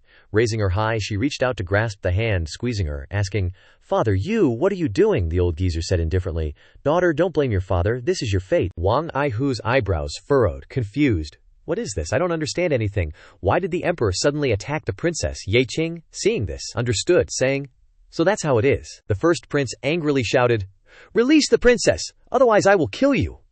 The old geezer laughed loudly, saying, "First prince, where do you get the courage to say these words?" Absorbing Yunshinger's bloodline power, this emperor's power will increase tenfold. Fang Yunhe reached out to grab the hand squeezing her neck, unhappily asking, "What? Increase power, father? What are you actually doing?" The old geezer looked at her calmly, saying, "Daughter, don't you understand? In reality, you've always been a human-shaped tonic, nurtured by your father." She squinted her eyes, saying, "A human-shaped tonic." Then the first prince, the national teacher, smiled, explaining, "The first prince, in order to save you, poisoned the emperor. That's why he rebelled." With tears in her eyes, she looked at the woman and asked, "Then what about you, master?" The woman laughed from afar and replied, "Of course I'm going to trick the emperor into completing his divine skill and achieving eternal immortality. Don't blame me, princess." The first prince looked at her and explained softly, "Yunger, the reason I sent people to assassinate you was actually to force you to come back, to keep you from coming here. I didn't expect you to still come." Hearing this, she burst into tears and said, "Why did it turn out like this?" Wang Aihu asked in disbelief, "My dog eyes are blind. How could things develop like this?" He hugged his chest and said, "I felt like something was off, so this is the truth." A ring of red energy quickly enveloped the emperor and Fang Yunye. The old man laughed and said, "Now Yunye, use your life to satisfy your father." She let out a painful cry. "Ah!" The first prince quickly rushed forward and shouted, "How dare you, you beast! I'll kill you!" The emperor tossed Fang Yunguer's body to the ground and laughed loudly, shouting, "Success! It's a success!" He reached out and hugged her, asking softly, "Yunner, how are you? You can't die." Her face was turning purple as she said, "Brother, I'm sorry, I always misunderstood you. It turns out you were always protecting me." He reached out and held her tightly, saying, "Don't say any more, I won't let you die." Her voice rang out, "Brother, leave quickly, father is crazy." The emperor clenched his hands, and the red energy surged out. He laughed loudly, saying, "Power! This is the feeling of invincible power. Now this emperor controls the universe." The national teacher knelt on the ground. Congratulations to the emperor on completing his divine skill. From now on he will not fear any power. May our dynasty last for 10,000 generations. The old man turned his head and looked at her, saying, "National teacher, you deserve half the credit. You told this emperor that he could devour his own clan, and this emperor will not mistreat you." She clasped her hands and smiled, saying, "Thank you, emperor. Shouldn't the emperor resolve the immediate problem?" Ye Qing looked at her and said, "See, this national teacher is the most evil." Wang Aihu next to him agreed. "Indeed, she was the one who told us to go to our deaths, to find the Han Hui herb." The old man looked at the first prince and shouted, "That's right, this rebellious son, you deserve to die." He threw Fang Yunye towards Ye Qing and Wang Aihu, saying, "Take care of the princess for me." He reached out to catch her and asked with concern, "Princess, are you all right?" She lay in his arms and asked, "Ye Qing Gage, am I very stupid?" Wang Aihu replied without hesitation, "Indeed, you're not very smart, so easily seduced by your evil master." Hearing this, he angrily scolded, "Get lost! You're the only one who's talkative." He looked at her and gently advised, "Princess, don't say any more. I'll take you back to the sect. Maybe the Qing sect will have a way to save you." She closed her eyes and said, "It's useless. I can't live any longer." The first prince rushed towards the old man, shouting, "Beast, die for me!" The old man punched him hard in the stomach, shouting, "Rebellious son! You only have this little bit of skill, yet you dare to be arrogant with this emperor. The one who deserves to die is you." The emperor looked at him, clutching his chest and sitting on the ground, saying, "What other tricks do you have? Just bring them out. This emperor is invincible."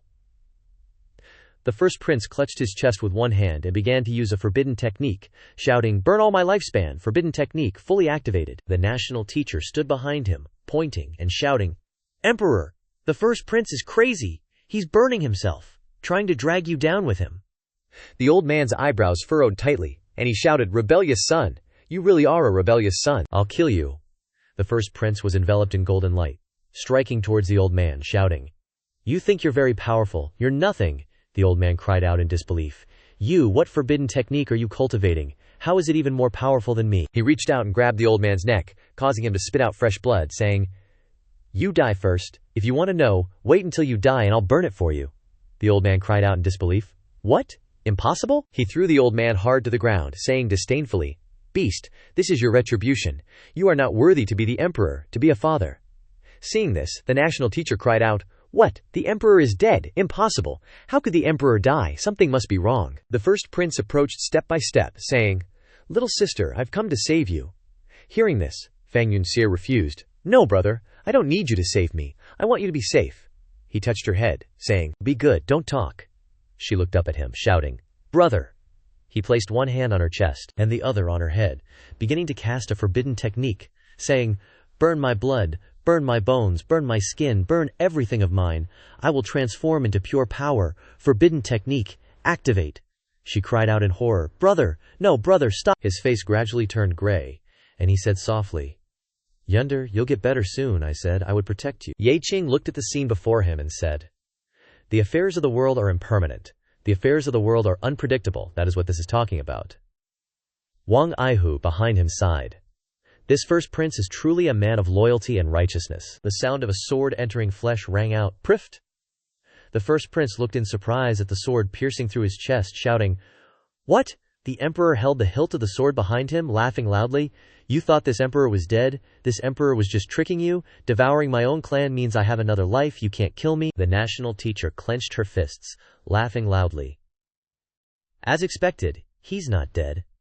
I knew that the emperor, blessed by heaven, would not die so easily. He really came back to life." The first prince collapsed, saying, "I was careless." Fang Yunke rushed over, shouting, "No, brother, it can't be like this." He reached out and grabbed her arm, saying, "Yunner, leave quickly, hurry." She cried out, "No, brother, I'm not leaving." He gathered his strength, turned around and rushed forward, shouting, "I'll fight you to the death. If we die together." Seeing this, she shouted, "Bro." The emperor swung his sword across her waist, sneering, "You think you're worthy to die with me? Turn to ash." Her desperate voice cried out, "No!" Wang Aihu frowned and yelled, "Damn it, the emperor's still alive, that damn old fart." Qing grumbled. "Crap, I knew we shouldn't have brought the Hanhui herb back." The imperial advisor looked at the crown prince's corpse before him and cackled. "Serves you right. This is what you get for disobeying the emperor. You're all gonna die." The emperor grabbed his sword, saying, "Next, it's your turn." A massive surge of power suddenly erupted from Fang Yungue. She threw her head back and roared, "You killed my brother, give him back!" Wang Aihu asked in shock, "What's going on? What's happening to the princess?" Qing, standing beside him, replied, "Looks like some kind of transformation." The emperor glanced at the imperial advisor behind him and asked, "Imperial advisor, what's happening to the princess?" She raised her hand and scratched her head, replying with difficulty, "This is beyond my knowledge, I don't know either." The power gradually spread, and she walked step by step toward the old geezer, shouting, "You killed my brother, I'm gonna kill you!" He pointed at her, sneering, "Fang Yunye, I already crippled you. What can you do to kill me? I can cripple you once, and I can kill you again." She channeled her power and charged forward, yelling, "Die!"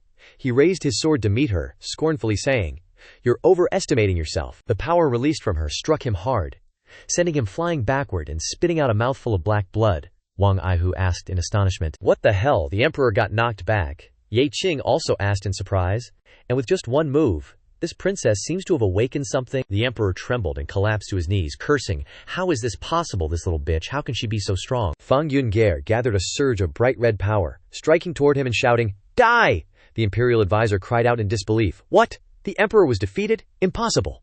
Seeing this, Wang Aihu clenched his fist and exclaimed happily, "Awesome. That old geezer's finally gonna die." Qing stroked his chin, saying, "Not necessarily. That old fart's not that simple." He instantly reappeared in a red mist, raising his face to the sky and roaring, "You little bitch! You actually managed to beat me. Looks like I'll have to drain you dry." The imperial advisor, standing behind him, also shouted, "The emperor has an immortal body. Drain her dry. The golden power on Fang Yunye's body quickly surged toward him. Her face was grim as she shouted, "I said you'd die, you have to die." He quickly vanished into the red mist. Seeing this, the imperial advisor was sweating buckets, asking in disbelief, "What?" The emperor couldn't withstand a single move from the princess. "Why?" Yi Qing quickly rushed forward, jumped up, and kicked her, cursing, "Go to hell, you old hag! Why are you still yapping here?" She stopped herself with her feet and shouted, "You little bastard, you dare kick me? I'm gonna kill you!" Wang Aihu charged from behind, kicked her hard, and yelled, "Go to hell, you! Me too, I'm gonna kick you to death!" She slammed her face into the ground, letting out a splutter. The emperor reappeared unscathed, his body wreathed in smoke, saying, "You can't kill me. I've killed dozens of my own children, devoured my own kin. I have an immortal body. No one can kill me." Fang Yunye raised her hand, destroying the upper half of his body. Fresh blood splattered everywhere as she calmly said, "Die." The upper half of his body quickly regrew, and he shouted in annoyance, "You traitor! You're also a traitor. You dare kill your father." He opened his mouth and shouted, "I have something to say." Before he could finish, she destroyed the newly formed upper half of his body, saying, "I won't stop until I kill you today." His voice echoed, shouting, "Imperial advisor, quickly tell her to stop." The imperial advisor, her face covered in dirt, shouted, "Princess, stop! That's your father. You can't treat him like this." Wang Aihu quickly kicked her hard in the back, yelling, "Shut up, you're still talking." Ye Qing and he pounced on her, punching and kicking her repeatedly. As he hit her, he cursed, "You old hag are the worst one here, I'll beat you to death." She reached out from the pile of bones, yelling, "Don't hit me anymore, stop, I'll kneel to you." Fang Yunye's face was calm and unwavering as she said, "I won't forgive you. Do you have any last words you want to say?" The emperor quickly recovered his body almost completely. He looked at her and said softly, "Father can't hold on anymore. You're still my daughter after all. You can't treat me like this." Her entire body was enveloped in golden light. She looked at him and shouted, "You still have the face to say that? When you wanted to kill me, why didn't you think about the fact that I was your daughter?" He was naked from the waist up, kneeling on the ground, looking at her, hovering high above, begging, "Let's talk calmly. We can discuss it. I can cede the throne to you." Her beautiful face remained unmoved, saying, "I don't want it. Go die." Hearing this, his face turned purple, and he shouted, "You traitor! I will definitely kill you." She quickly gathered her power and struck toward him, her voice filled with indifference, saying, "Next, I will send you away from this world, ending your life of sin." Sensing that the power could destroy him, his head was full of black lines, and he turned to say, "This is bad. This attack is enough to completely annihilate me. Run." The royal advisor knelt before him, yelling as he fled, "Your Majesty, don't leave me. You can't abandon me." The emperor quickly reached out, shouting, "Get over here." He grabbed the royal advisor by the throat, lifting her high. She struggled, crying, "No, Your Majesty, I've done so much for you. How can you do this?" He ignored her, replying, "Royal advisor, you've done so much for me. Can you do this one last thing for me?" He quickly tossed her into the path of Fang Yunye's attack. She saw the approaching force and screamed, "Ah, no, I've been so careful my entire life, like walking on thin ice. I don't want to die." The moment she and the energy collided, a massive explosion erupted. Wang Aihu, watching the debris fall, gritted his teeth and said, "Serves that old hag right. Good riddance to a lifetime of sins." Ye Qing, arms crossed, said, "That's what they call karma." The emperor ran, shouting, "You died a worthy death. Once I recover my power, I'll avenge you." Fang Yunye suddenly appeared before him, saying, "Hold it right there, you're not going anywhere." Sweat dripped down his forehead as he said, "Do you really want to kill me?" She stared at him firmly, saying, "I have to kill you, to avenge those you've murdered." He quickly opened his mouth wide, revealing sharp, pointed teeth, and said, "If that's the case, let's die together." She stared in shock, yelling, "What?" Wang Aihu exclaimed, "What is that thing?" It swallowed the princess whole. Ye Qing, standing beside him, also yelled, "Princess!" The emperor's eyes turned black as he laughed wildly, saying, "I am the ultimate winner. I am the emperor. I am the lord who controls everyone's fate." He then burst into a terrifying, continuous laughter. Wang Aihu sweated, asking, "What is that thing, bro? Should we run?" Ye Qing chuckled upon hearing this, responding, "Don't panic. The princess isn't as simple as you think." The emperor, who was laughing maniacally, suddenly turned green. "You two little punks, you must die. You're next." He paused. "Ah, what's going on? It hurts."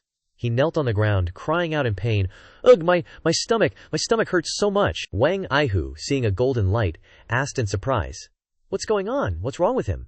Na's lips slightly curled up, responding, "Yeah, maybe it's because Princess Fang Yunye is surrounded by that golden light and is tearing apart his stomach from the inside, bursting out." And he looked up to the sky and screamed, Don't." She glanced back slightly, taunting, "To think you'd become something that's neither human nor demon in the end. You don't deserve to be human. Veins popped on his forehead as he yelled, I could eat you once, so I can eat you a second time. Die. She swung her hand, slapping his face to the side, saying, like Yan Qing said, I'm gonna give you the SML, you damn scumbag. Ye Qing, arms crossed, doubted his whole existence, asking, Huh, did I say that? Wang Aihu turned to him replying, You did say that, but it feels weird hearing the princess say it like that. The emperor adjusted his head on his neck, saying, Damn it, I don't believe it, I am invincible, I must kill you. Fire surrounded her as she looked back and said, You should just scram. Fang Yunke gathered a massive amount of power in her hand, saying, Rest in peace. Wang Aihu stroked his chin, saying, This doesn't look right no matter how you look at it. Ye Qing winked, saying, Looks like the princess is completely relaxed. Her increased strength has changed her state of mind too.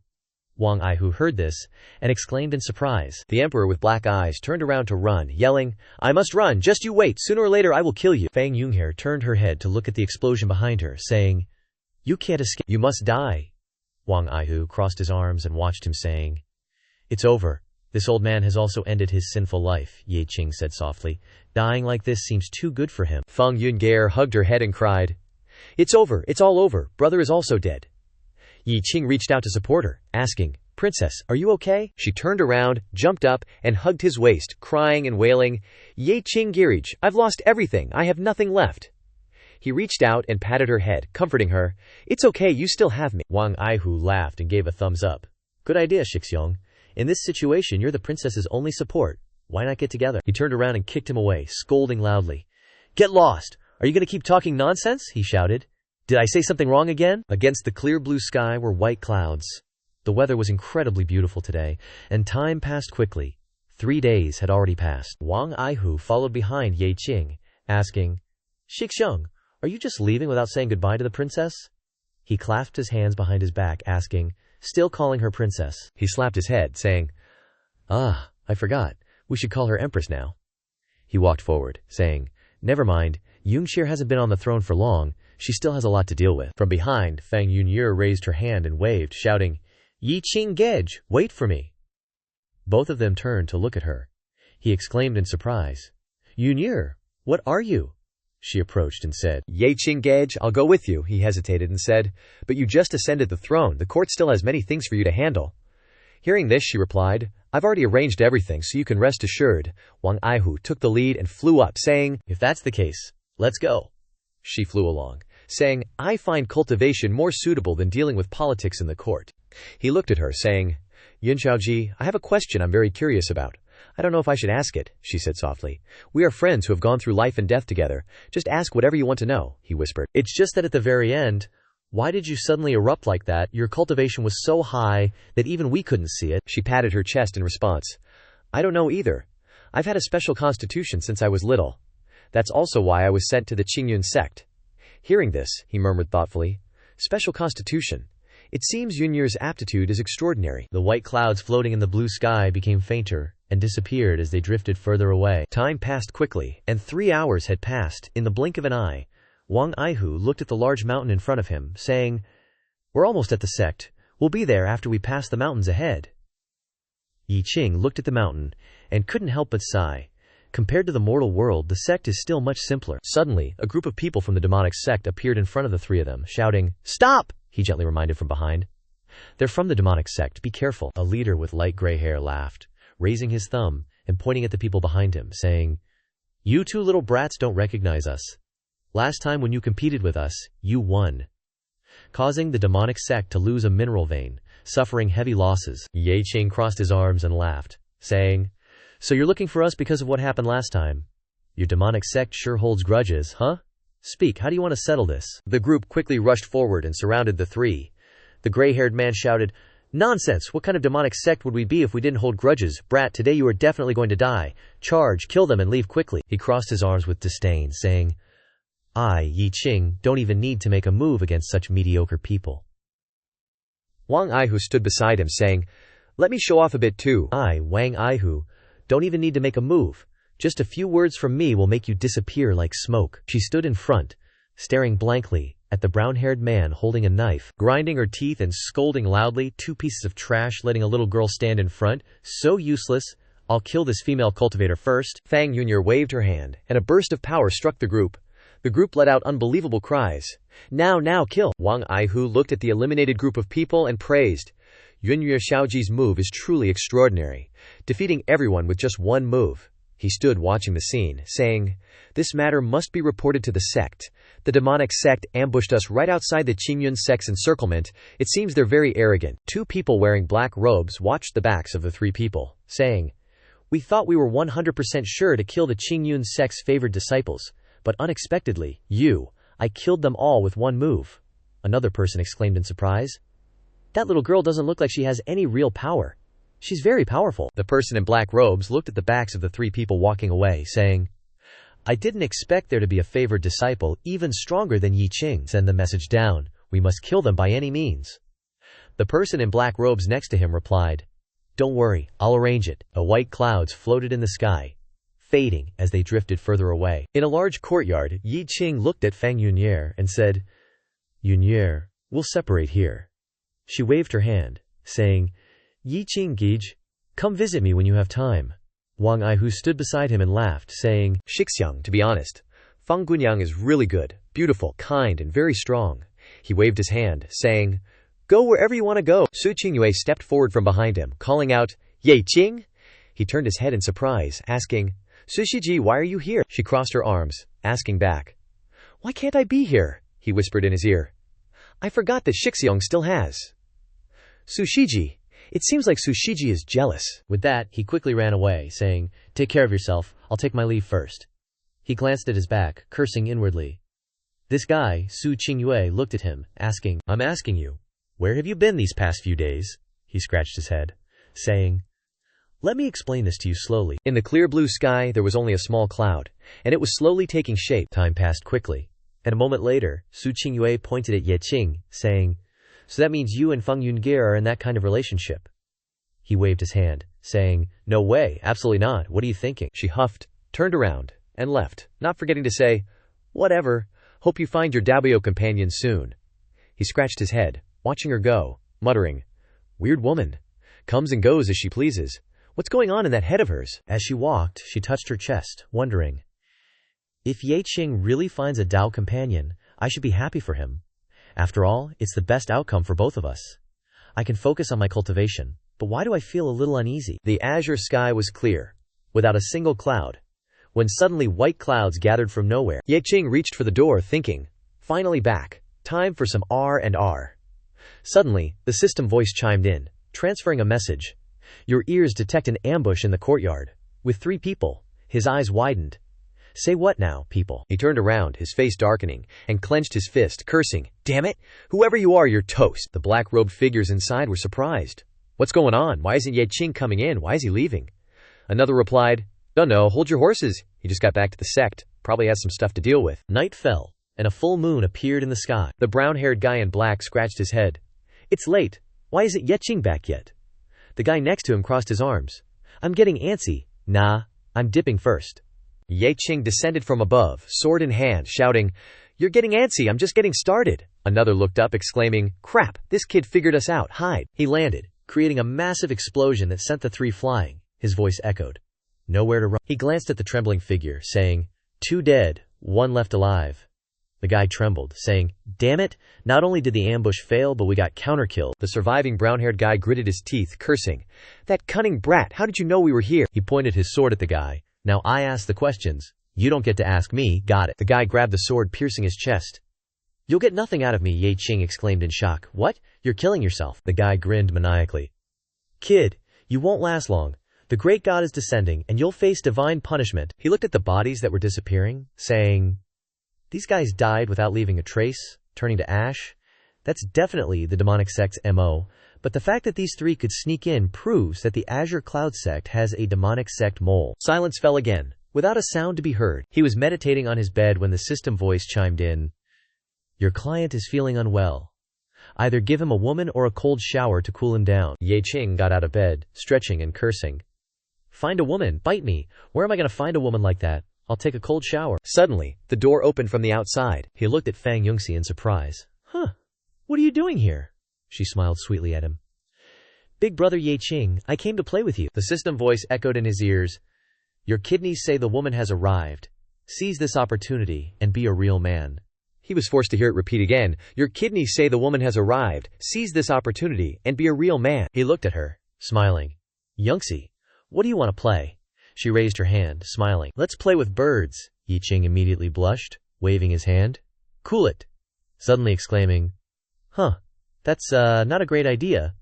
The system voice immediately chimed in. Your whole body feels this suggestion is not bad. Quick, let her play with your bird. Fang Yangxi immediately grabbed his hand, pulling him forward, smiling as she went. What's wrong with it? Let's go, big brother Yi Qing. Let's find a secluded place to play with birds, he said awkwardly. No, you, hold on, I'm not ready yet. The system voice chimed in, cursing in place of his organs. You wimp.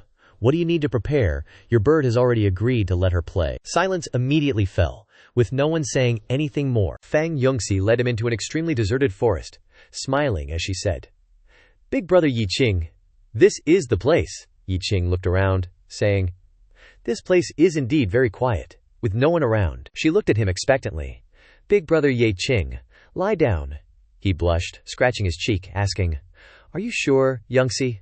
Once we start playing, it'll be hard to stop. She waved her hand cheerfully, assuring him, I'm sure. Hurry up and lie down. Yi Qing smiled and laid on his back, saying, So I should lie down on my back, not on my stomach. All right, I'm lying down. She laid on her stomach, pointing forward, reminding him, Big brother Yi Qing, you can't see the bird in front of you if you're lying on your back. He sat up, blushing, asking, Are you kidding me? There's a bird in front of me. He lay down, looking at the large bird in front of him, complaining, Ugh, there really is a big bird. She glanced at him, asking curiously, I asked you to come and play with the bird in front of us. What were you thinking? He scratched his head, forcing a smile, trying to make excuses. I thought we were going to play with a little bird, while cursing internally. Damn it! Why am I feeling a little disappointed? She quickly rushed forward, saying, Yi Qinggej, that big bird looks delicious. Let's go catch it. He quickly chased after her, laughing. All right, if you want to play with birds, then let's play. Silence as deep as the ocean descended. No one said another word. Yi Qing and Fang Yunnier sat in front of a bonfire, roasting the big bird they'd caught. After eating, she held up a drumstick and said with a smile, Yi Qinggej, today was such an awesome day. It would be great if every day could be like this. He also held up a drumstick, promising with a grin, Next time you want to play with birds, I'll get you some, and I'll play with you. She looked at him with a smile and said, Yi Qinggej, it's getting late, we should head back. But in her heart, she thought wistfully, Yi Qinggej, I wonder when we'll see each other again after this farewell. The place fell silent once more. Without a single sound, Fang Yunnier ran off, waving and calling out with a smile, Yi Qinggej, I'm heading back now, I hope we can still play together in the future.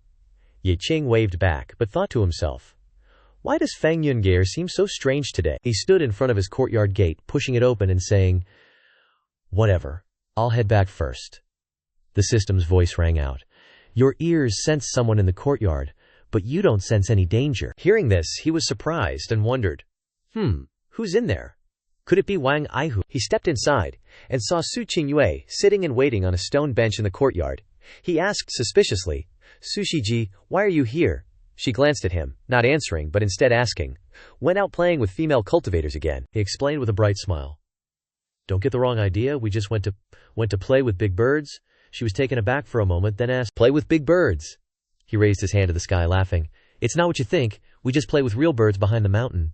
He secretly thought to himself, Oh crap, the more I explain, the worse it sounds. Su Qingyue stood up uncomfortably, saying, I don't care what you play, you silver-tongued devil. You're such a flirt. Watch your image in the future. Yi Qing pointed at himself, asking in confusion, What's going on? What did I do wrong? I didn't do anything. As if remembering something, she tossed a token to him, saying, Oh right, here, this is for you. He caught it, asking, What's this?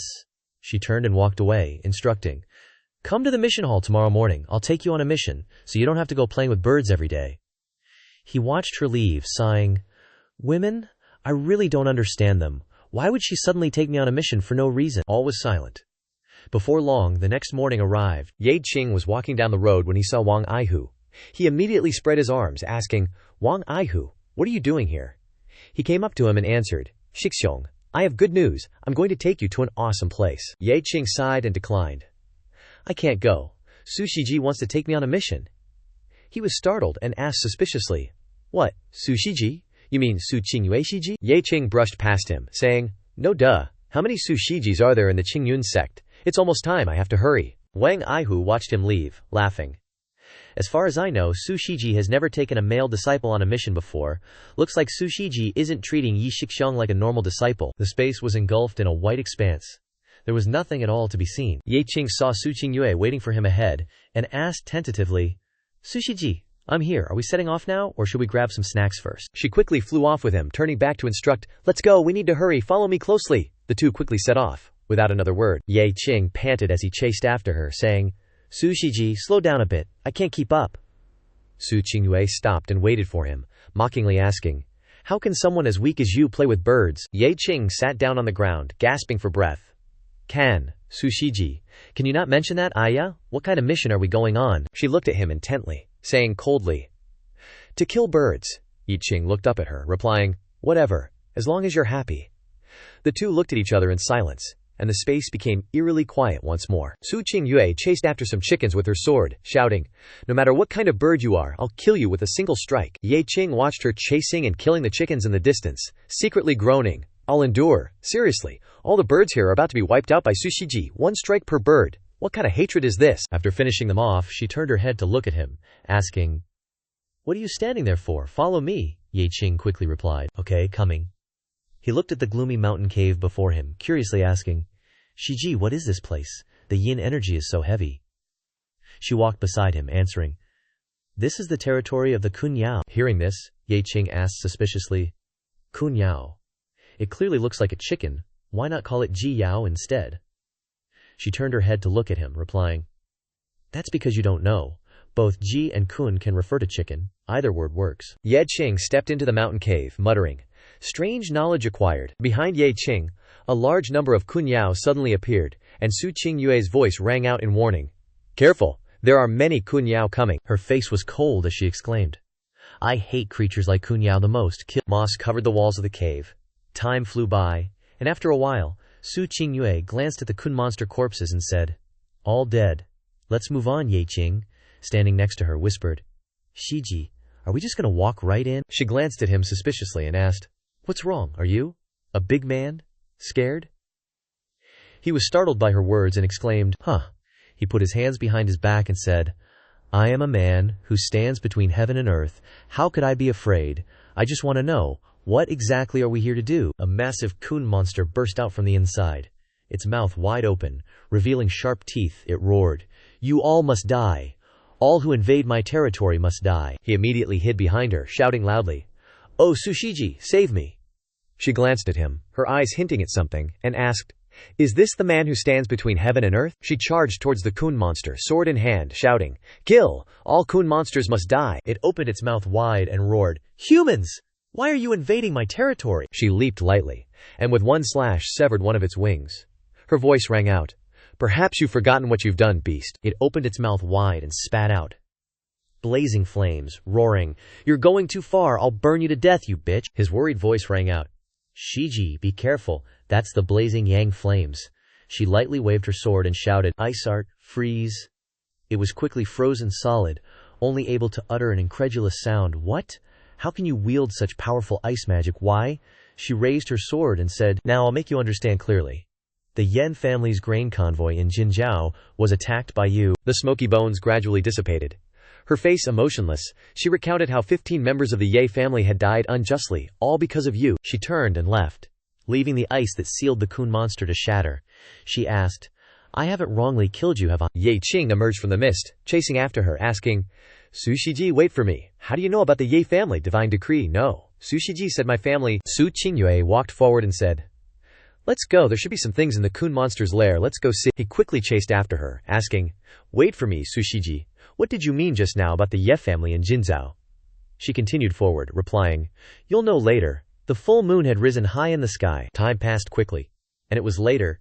Ye Qing looked at the piles of gold, silver, and jewels emitting light before him, and exclaimed in shock, Oh my God, looks like the Kun monster has done a lot of bad things here. There are so many treasures. He turned his head, his eyes shining, gave a thumbs up, and asked, Su Shiji, can we take whatever we want here? Su Qingyue replied without emotion, You should take that thing lying on the ground. He knelt down, reached out, and picked it up, and asked, What is this? Is it a token? He looked at the words on the token and said, It even has the character, Ye, written on it. Could this be? She used her spiritual power to lift it high, replying, That's right.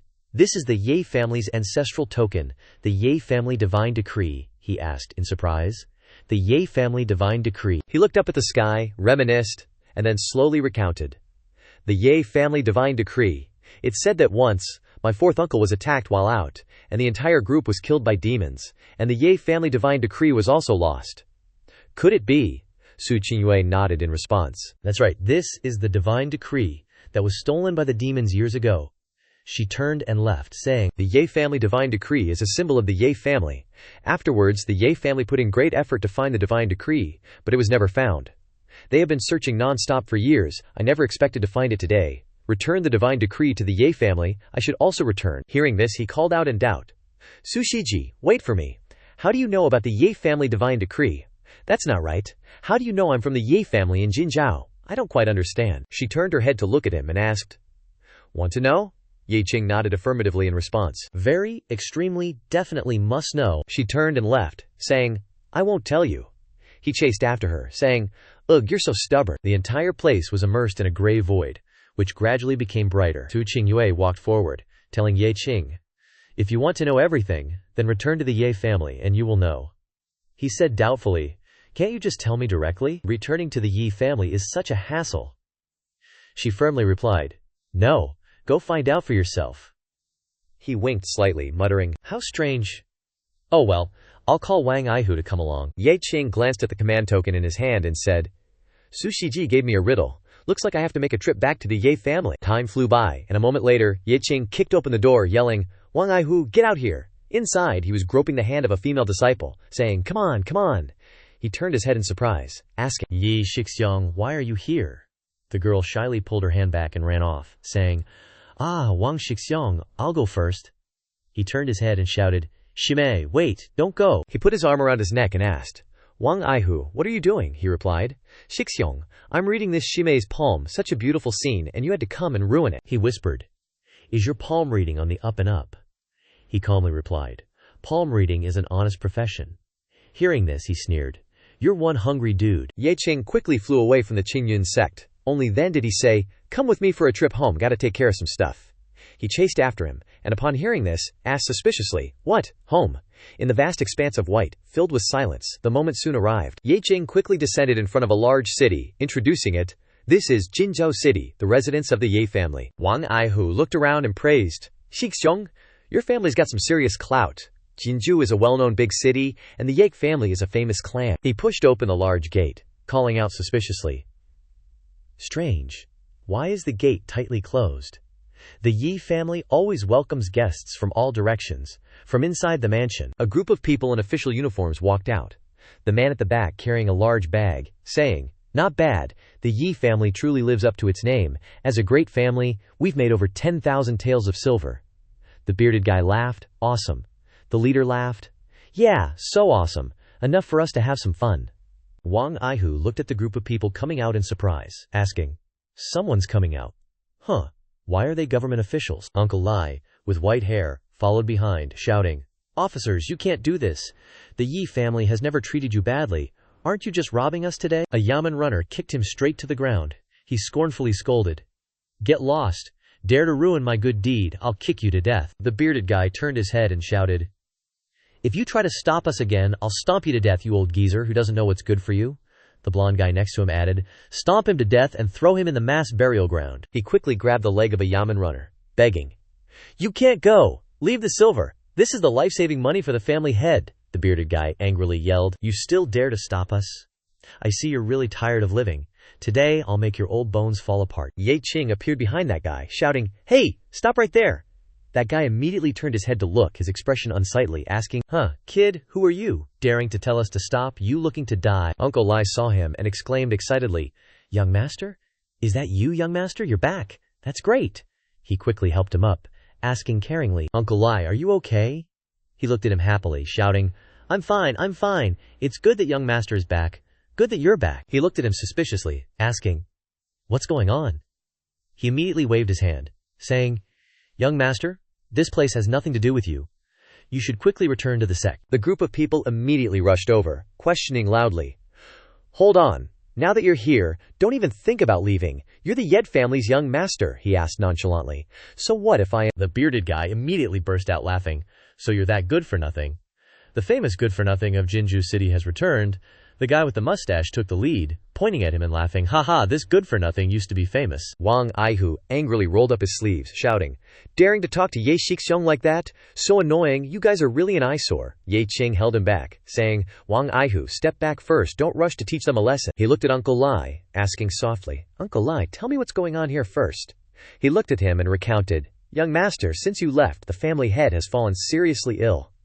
Taking advantage of this opportunity, the Wang family and the city colluded with the Jinzhuo prefecture to bully our Yam family.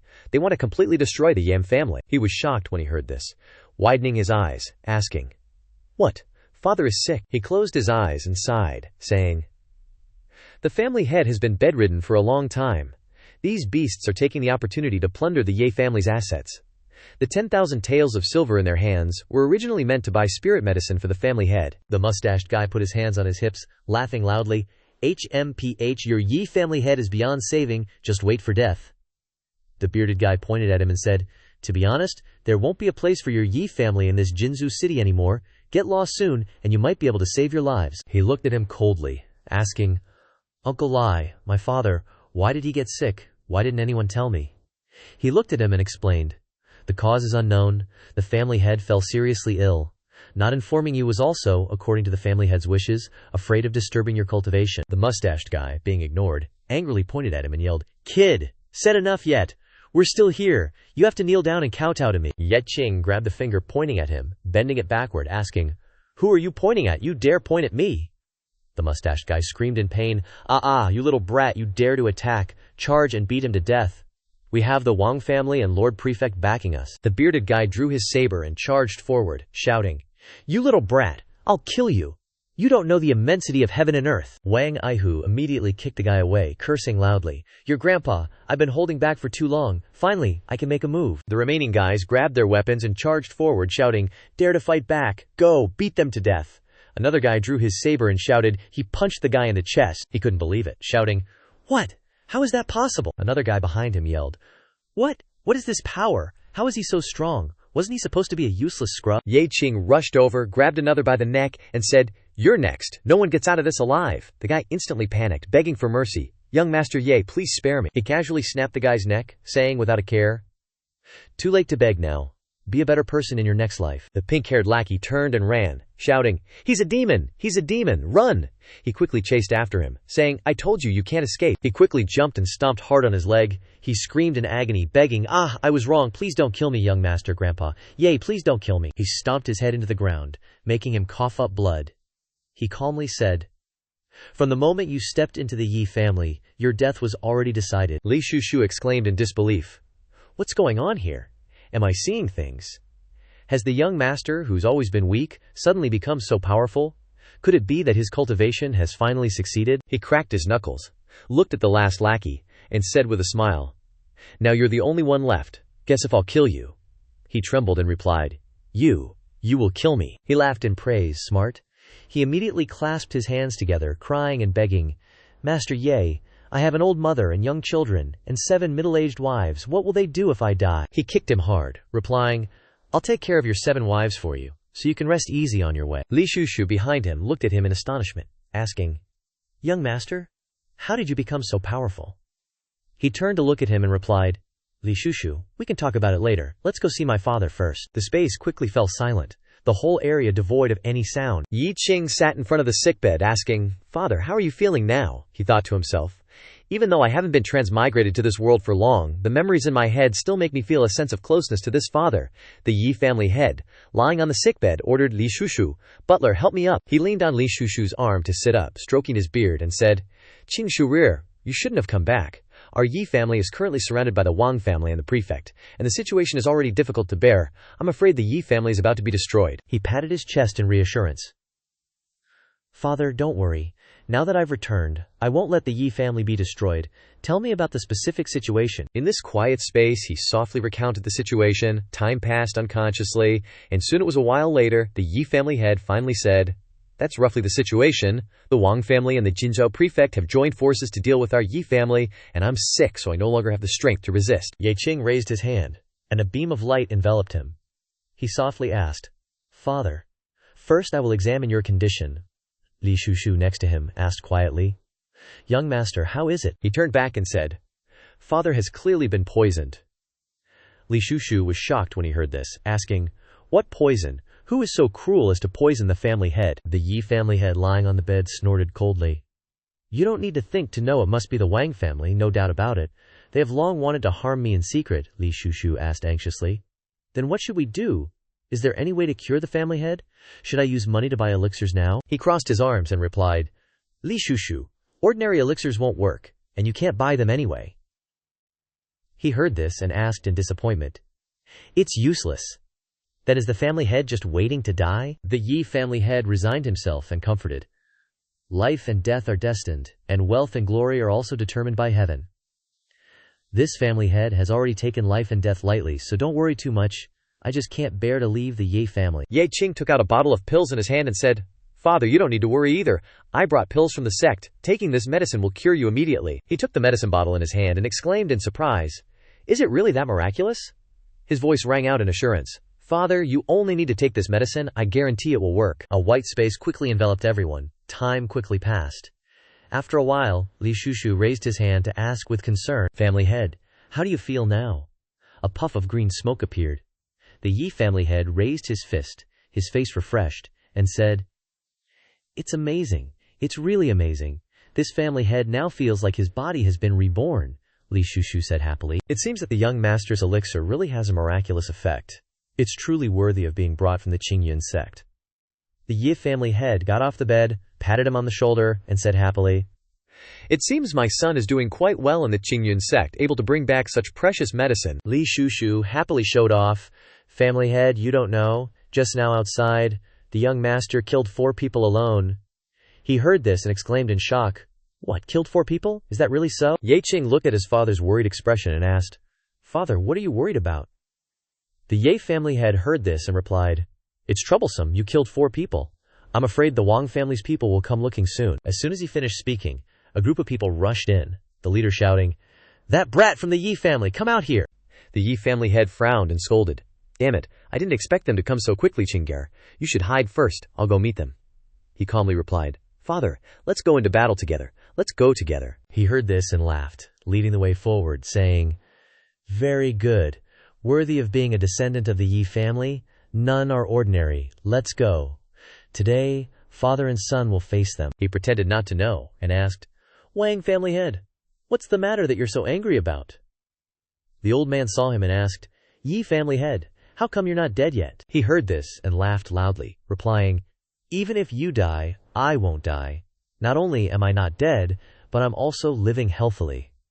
He followed behind, crossing his arms and scolding, "Idiot, were you the one who poisoned my father?" A disciple of the Wang family immediately stood up and berated, "Impertinent! How dare you speak to our family head like that?" Ye Qing chuckled and retorted, "What? Is the Wang family just a bunch of dimwits? Am I wrong?" The disciple instantly flared up, "You want to die? I'll kill this punk." But the family head stopped him. "Hold up, he's definitely gonna die today, but no rush. Let's have a match first." Ye Qing turned his head to Wang Aihu and yelled, "Wang Aihu, get ready for a big fight." Wang Aihu clenched his fists and shouted back, "Don't worry, Shixcheng, I've been itching for a brawl. How dare these mortals provoke us? They've got a death wish." The Wang family head pointed at Ye Qing and questioned, "Kid, did you kill the officers from Jinzhou Prefecture?" Ye Qing scoffed, "So what if I did? You want to mess with me?" The family head burst out laughing. "I thought I'd have to put in some effort to get you to admit it, but you're a real idiot, confessing so quickly." A brown-haired disciple added, "Killing officers of the prefecture is a capital offense. It's like going against the entire court." Ye Qing's face remained expressionless. "So what? Today, your Wang family is doomed, including the Jinzhou prefecture." Infuriated by Ye Qing's disdain, the family head roared, "Insolent! I've had enough of your arrogance." Ye Qing swiftly threw a punch at the family head's face. "Just die, you bunch of idiots." The family head was struck and fell to the ground, groaning in pain. "Ugh! Ah!" The Wang family head clutched his swollen face, grinding his teeth. I actually got hit. I was hit by a punk." 2 Wang family disciples immediately rushed to help him up. The green-haired one yelled, "What? You dare? The gray-haired one worriedly asked, "Family head, are you all right?" The family head furiously shouted, "I'm not all right. This kid's too cocky. I want him dead. He won't get away with this." Ye Qing pointed his thumb at himself and shouted, "Stop yapping, you Wang family morons. Come and fight me if you've got the guts." A brown-haired disciple quickly charged forward, yelling, "Daring to insult the Wang family, you must die, and you'll die in unbearable pain." Wang Aihu dashed forward from beside Ye Qing, scoffing, "Who are you? You're not worthy to kill my Wang Aihu's. Shixiong Ye Qing, you're not even worthy." With a single move, Wang Aihu grabbed the disciple's neck and slammed him down. The disciple exclaimed in shock. "What? How are you so strong?" Wang Aihu calmly replied. "Because I've always been this strong." The disciple struggled as he was choked and lifted into the air. "Save me, family head. Kill this bastard." The Wang family head immediately yelled, "Release my Wang family disciple, or I'll make sure you have no place to be buried." Wang Aihu lightly snapped the disciple's neck. Wang Aihu scoffed, "I really want to see how you're going to make sure I have no place to be buried." The Wang family head looked at the corpse thrown before him, yelling, "You're so bold, you're dead meat. In Jinjiao City, someone actually dares to touch my Wang family." Ye Qing's family head stroked his beard, smiling, and said, "No wonder Ye Qing is so full of vigor. Turns out he brought a master from the Qingyun sect." Uncle Lai behind him worriedly said, "Family head, if we kill the Wang family now, it's like completely cutting off relations." The Wang family head angrily shouted, "Men! Surround them! Kill them!" The Wang family disciples surrounded the two of them. The family head's voice echoed, "No one is allowed to escape today. Kill them all. Do these punks not know where the Wang family stands in Jinjiao City?" Wang Aihu, seeing this, said with joy, "Looks like I can have some fun today." Ye Qing ordered from behind, "No need to be soft or merciful, just kill them directly." Wang Aihu charged forward, replying, "Understood. I won't let a single one survive." Two Wang family disciples didn't take it to heart, laughing and saying, "This punk actually dares to charge forward. He really doesn't know the immensity of heaven and earth." Wang Aihu unleashed a punch so powerful that it blew the disciple's head off. Wang Aihu said, "You brought this upon yourselves. You can only blame yourselves for going to hell." The green-haired disciple's eyes widened, exclaiming, "What?" The gray-haired disciple beside him shouted, "This guy is more powerful than we imagined. We might not be a match." Wang Aihu punched a disciple hard in the chest, causing him to vomit blood. Wang Aihu said, "Next up is the autumn harvest feast. All of you lowly beings, just die." Wang Aihu jumped up and locked another disciple's neck. The disciple immediately cried out, "Don't! Spare my life." The Wang family head, seeing this, couldn't believe it, shouting, "How is this possible? The Yen family actually invited such a strong master." Ye Qing's family head stroked his beard, smiling and saying, "Refreshing. Kill them for me. Kill these grandchildren. It's best to chase them down and exterminate them." Saying this, he burst into laughter. The remaining disciples immediately turned and ran, their panicked voices echoing, "Run! We don't have the strength to resist at all. Fighting him is a death sentence." Wang Aihu quickly chased after and killed the remaining three. Wang Aihu said, "Don't even think about escaping. All of you go to hell." The Wang family head stood there dumbfounded, saying, "These are all elite disciples of my Wang family, and they all died like this. They died so easily." Wang Aihu quickly unleashed a palm strike that sent the family head flying, saying, "Old man, you're next. Don't even think about run." Wang Aihu approached, raising his fist and yelling, "Die!" The old man immediately raised his hand and shouted, "Hero, wait, I have something to say." He raised his hand and said, "You still have last words. Say them in hell." Ye Qing approached, stopping him. "Hold on, let him speak." He looked at the old man and said, "Speak. I'll give you half a quarter of an hour to live." The old man clasped his hands in front of his chest and called out, "May I ask for the hero's name?" Wang Aihu slapped him, replying, "I, your grandpa, am Wang Aihu." The old man turned his face to the side and cried, asking, "Why did you hit me?" He switched hands and slapped the other side of his face, saying, "Since I'm letting you live a little longer, I naturally have to collect some interest. You say one sentence to me, I'll give you one slap." Hearing this, the old man endured the pain and said, "Hero Wang, I'm also surnamed Wang. Are we family?" He slapped him hard, cursing, "Damn it! Don't you dare insult the Wang surname. You're just a beast." The old man shouted loudly, "Hero Wang, I can give you money, as much as you want, as long as you agree not to attack the people of my Wang family." He coldly asked, "How much will you give?" The old man, with lips swollen like sausages, replied, "I'm willing to offer 52,000 silver taels to the hero." He gave the old man another slap, saying, "Not enough. Give me 52,000 taels of gold. Get it here." The Wang family head cried and held out a bag, saying, "I'll give it. As long as the hero asks, I'll give it all." Wang Aihu grabbed the bag with one hand and slapped the old man with the other, saying, "This granddaddy has accepted it?" The old man raised his hand to cover his face, asking, Didn't you already get the money, hero? Why are you still hitting me? He threw a punch that sent the old man flying, smashing the rock into pieces. He calmly said, "Me killing you and taking your money are unrelated. Even if I want to kill you, I'll still take your money." The old man, his face bruised, gritted his teeth and shouted, "You don't keep your word. What kind of cultivator are you? What kind of righteous sect are you?" Wang Aihu looked at the old man and said, "A villain like you naturally needs a villain to deal with. I, Wang Aihu, am a villain. Today, no matter what, I'm going to kill you." The old man gnashed his teeth and roared, "If you have the guts, don't kill me. My Wang family still has experts.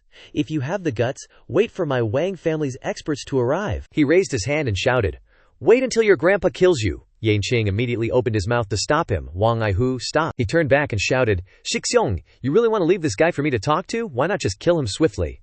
He looked at him and explained, "Killing someone requires a motive. Let him call the experts of the Wang family over." The Wang family head raised his head and released a signal. "Good, good, good, you said it. Don't go back on your word. I'll immediately call all the experts of the Wang family here." The signal flew up and quickly spread out. The old man stood up and laughed loudly, saying, "An arrow piercing the clouds. Wang family disciples gather. You're finished. You're all going to die." A group of Wang family disciples quickly rushed in, worriedly asking, "Family head, we're here. What's the situation? Did you fire the cloud-piercing arrow? Family head, who hit you?" The old man angrily pointed forward and shouted, "Do you see these people in front of you? Insulting my Wang family to the extreme? They're out of their minds. Don't leave a single one alive. Kill them all." Yu Qing looked at the newly arrived crowd and smiled, saying, "Very good. Your Wang family came as a nest, but looking at them, they're not worth worrying about." Wang Aihu looked at the crowd and also said, "Shixiong Ye? These pieces of trash are still not worth you making a move. I can handle them all." Ye Qing stood behind and instructed Wang Aihu, "Still the same. Don't hold back. Kill them all. The more miserable, the better." He adjusted his sleeves and replied, "Shixiong, rest assured, it'll be taken care of." The Yang family head stepped forward anxiously and said, "Qing Makir, all the elites of the Wang family have arrived. You should run first. I'll help you hold them off." He raised his hand to assure him, "Father, there's no need. We've already said that. On the battlefield, father and son are equals." The Wang family head waved his hand and ordered, "Kill these little beasts for me. Use the most cruel methods in the world to make them regret coming into this world." A brown-haired Wang family disciple rushed forward and said, "Family head, calm down. Let me help you kill this trash to vent your anger." Yi Qing gently grabbed the brown-haired disciple's neck with one hand. The disciple shouted in disbelief, "What is this? How is this possible? Isn't this Yi Qing a cripple?" His voice calmly rang out, "Your worst choice in this life was to attack me." He tightened his grip and said, "Now you can go die." The man gasped for breath, veins popping out, looking ferocious, shouting, "You little beast, stop right there, otherwise I'll tear you into 10,000 pieces." He sent the Wang family disciple away and laughed mockingly, saying, "You guys are just a bunch of weaklings. Killing your Wang family disciples is like killing dogs." The remaining Wang family disciples drew their weapons and rushed up, shouting, "Let's go together, hack him to death with a chaotic flurry of blades." The Wang family head raised his hand and ordered, "All disciples, listen to my order. Attack together, you little beasts. You damned little beasts. How dare you do this?" Ye Qing threw the corpse hard at him, saying, "Didn't you want it like this? Here's the corpse for you." The disciples quickly rushed forward with their weapons, shouting, "There are so many of us, he's no match. No matter what his cultivation is, we'll hack him into 10,000 pieces." One disciple with a blade lunged at Wang Aihu from above, shouting, "Kill him, I'll go first." Another raised his blade and charged, shouting, "One more, chop off his limbs first." Seeing this, he scornfully shouted, "You bunch of trash, your opponent is me. You're not worthy of fighting Shixiong Ye." He punched one flying, saying, "Get lost." Then he turned around and kicked the other, saying, "You get lost too." He held two blades in his hands and rushed toward the remaining Wang family disciples, laughing loudly. "You little pieces of trash. Today, I, Wang Aihu, will let you know what pleasure is. Crush them." The Wang family head behind him yelled, urging them on, "Kill! My Wang family is the unrivaled hegemon of Jinzhou. Kill him! Chop him up for the dogs to eat! Stop him! Attack together! You must kill him for my Wang family." The blades in Wang Aihu's hands swung, sending the disciples flying. He laughed loudly, saying, "Just based on you guys, don't forget you're mortals and we're cultivators. I'll kill, with one blade to behead, 2 blades to chop off arms and legs, 3 blades to castrate you." Exhilarating. Awesome. "Ah," Yi family head exclaimed in shock. "This killing maniac. The Wang family disciples are all being slaughtered by him, one by one." Uncle Lai, standing behind, said excitedly, "With such an expert, the Yi family has nothing to worry about anymore." In the vast blue sky, there were only a few small clouds. Suddenly, Clouds gathered from nowhere, obscuring the sky. Wang Aihu swung his blade down at the last remaining disciple, saying, "You can finally go meet your grandma in the Western Paradise." The Wang family head, looking at the corpses lying all over the ground, cried out in disbelief, "How could this be, all dead? My Wang family's elite disciples are all dead. How am I supposed to live?" Wang Aihu rushed forward and placed his blade on the old man's neck, shouting, "Old geezer, you're next. Go down and join them." The old man cried out in panic. "Don't kill me, I have something to say," he retorted. "But I don't want to hear it. Go tell your grandma." With that, he raised his blade high. The old man closed his eyes tightly and shouted, "The Wang family has experts. If you have the guts, let me call someone." Hearing this, Ye Qing immediately spoke up. "Wang Aihu, stop," he questioned. "Bro, Ye, are you kidding me? Let this old geezer call someone. They'll all be ugly freaks. It's a waste of time and they're not even worth killing." The Wang family head trembled, a puddle of yellow liquid forming beneath him. He stuttered. "This time it's an expert. A true Wang family expert. Do you dare let me call him?" Wang Aihu placed his blade on his neck, saying disdainfully, "If you weren't so scared that your pants are wet, I might actually believe you." Ye Qing pointed forward, saying, "Let him call. My goal today is to uproot the weed completely, to completely wipe out the Wang family, to let this old geezer despair." The Wang family head quickly released a beam of light, shooting straight into the sky, shouting, "Good, you said it. Don't you go back on your word." An arrow piercing the clouds, the descendants of the Wang family come to meet. The huge white clouds in the sky were gradually dissipating, revealing a clear blue sky. Time passed quickly. Half a key had passed. Wang Aihu slapped his blade, shouting, "Wang family head, it's been half a key already. Where's the person you called? I'm gonna chop you up." The Wang family head panicked. "Spare me, hero. Don't rush. The Wang family's expert will be here immediately." He raised his blade high, yelling, "I can't wait any longer. I'll chop you up first." Suddenly, from above, an old man with white hair and beard flew down.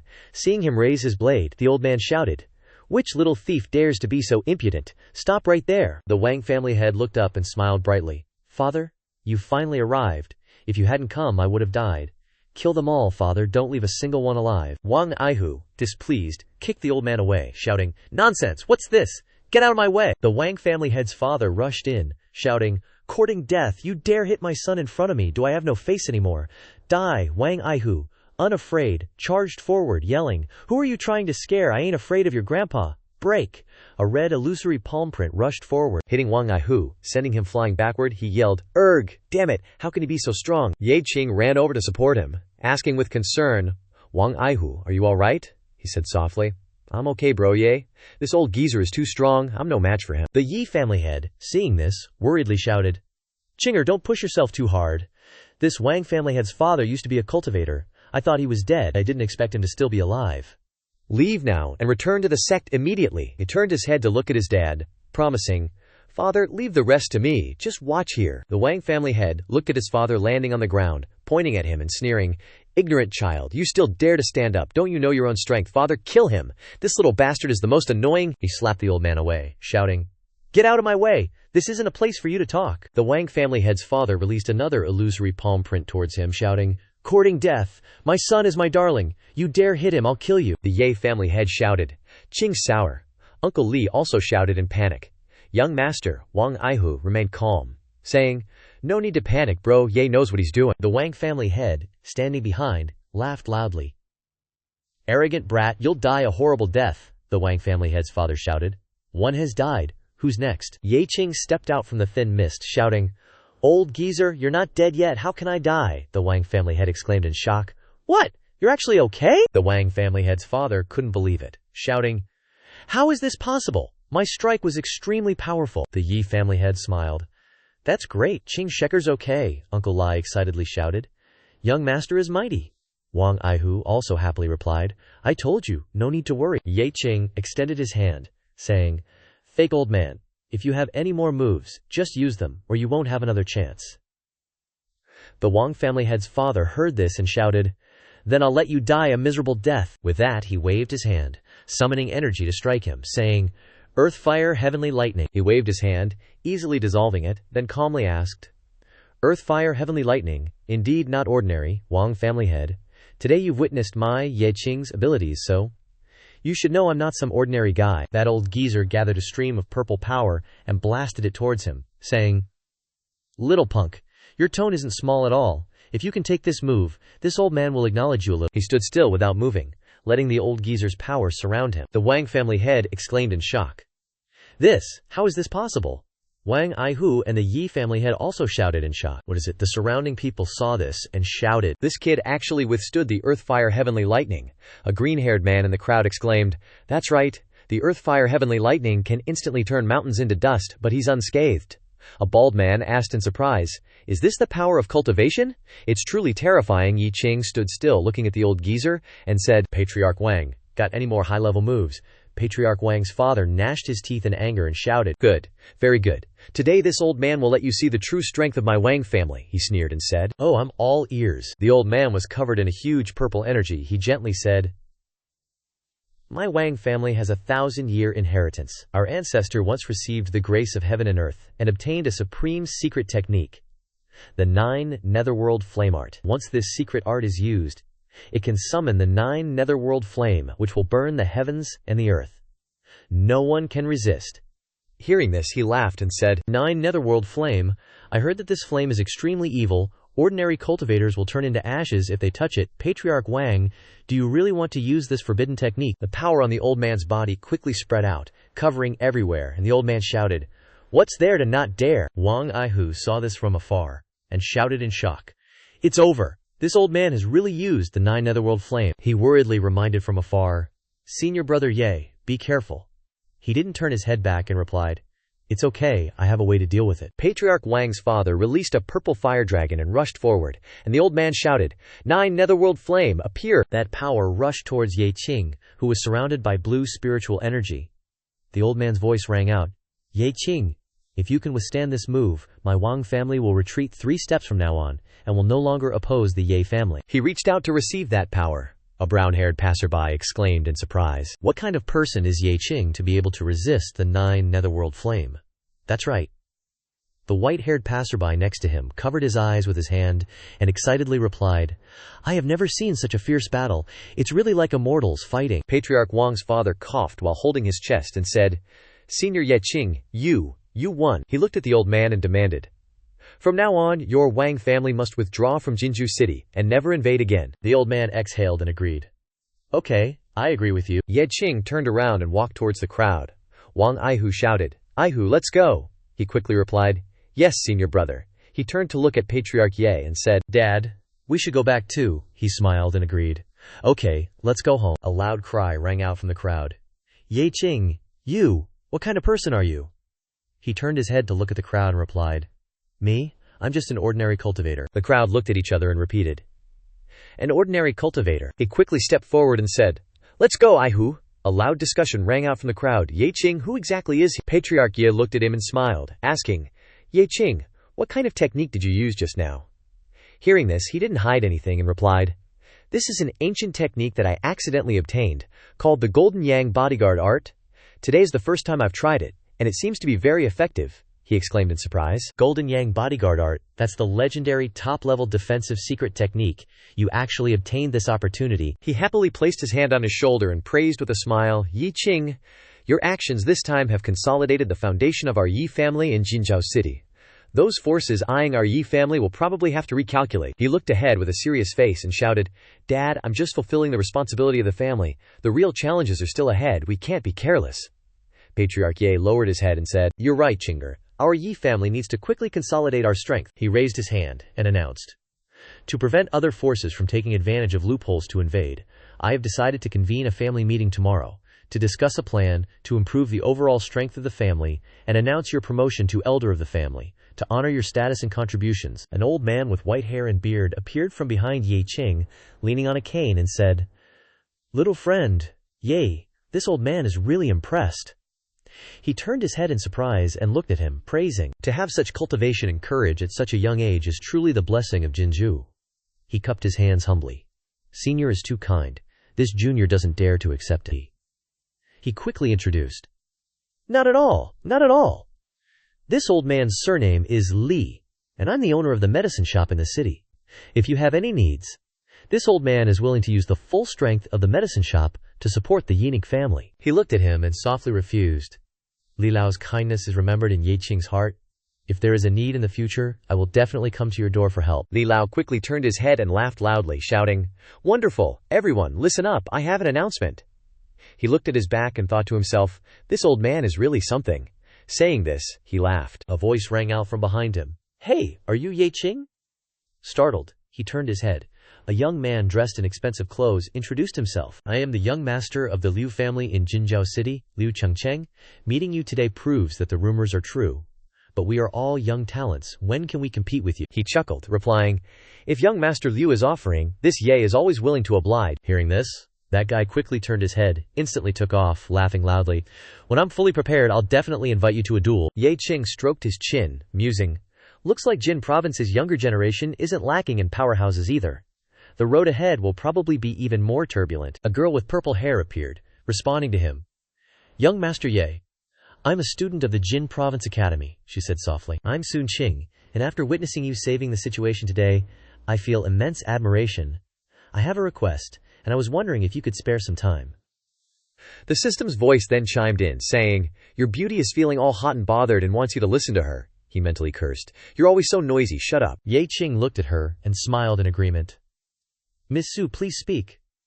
She looked at him, shyly asking, "I wanted to ask you to give me some pointers on the path of cultivation.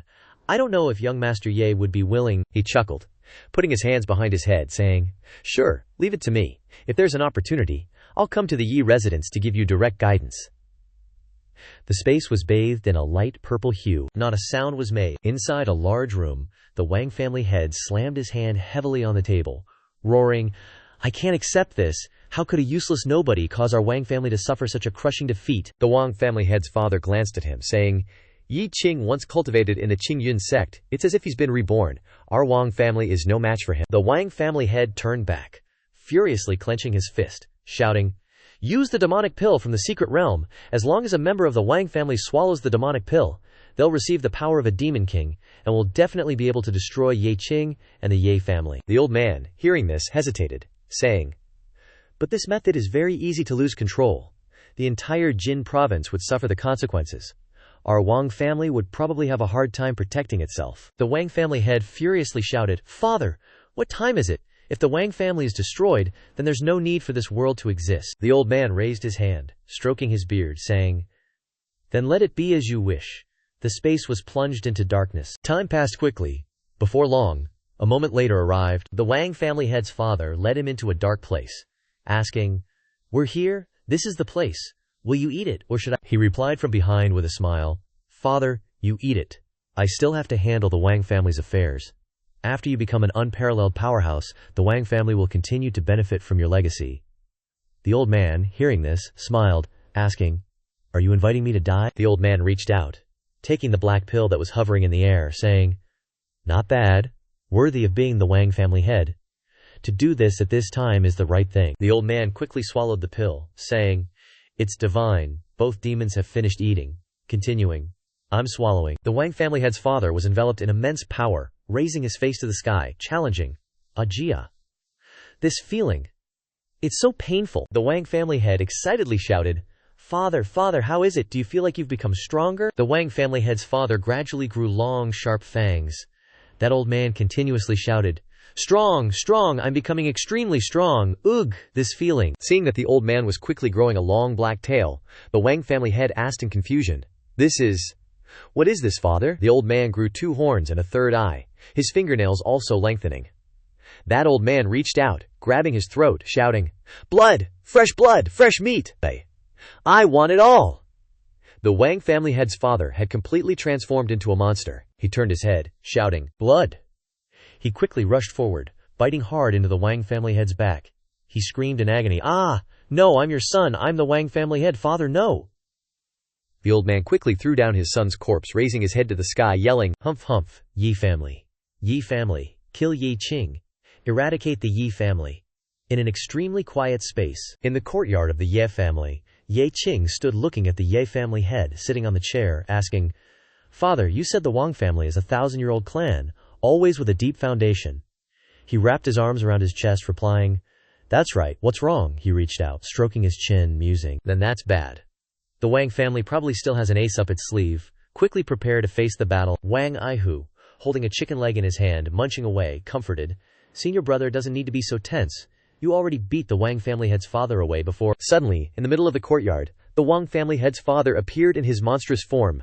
Wang Aihu turned his head, seeing this, dropping the chicken leg in his hand, yelling, "Holy crap!" Ye Qing was also startled, asking, "What's this monster?" He, in his monstrous form, with blood-red eyes, yelled, "Humph, humph!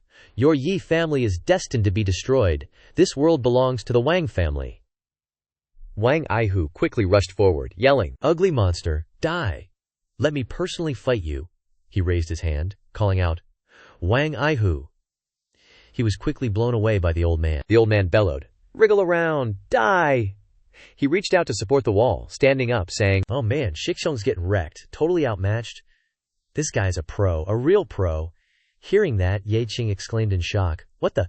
Seeing the purple energy, he yelled, "Everyone fall back, I got this." Wang family head unleashed a wave of power, sending Ye Qing flying. He roared, "Die!" Ye Qing was sent flying, letting out a PMF. Wang family head's eyes flashed crimson, shouting, "Ye Qing, you're definitely gonna die today."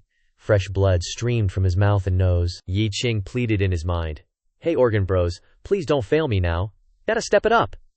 Putting on a brave face, he shouted, "Come at me! Show me what you got!" The system voice chimed in, translating his thoughts.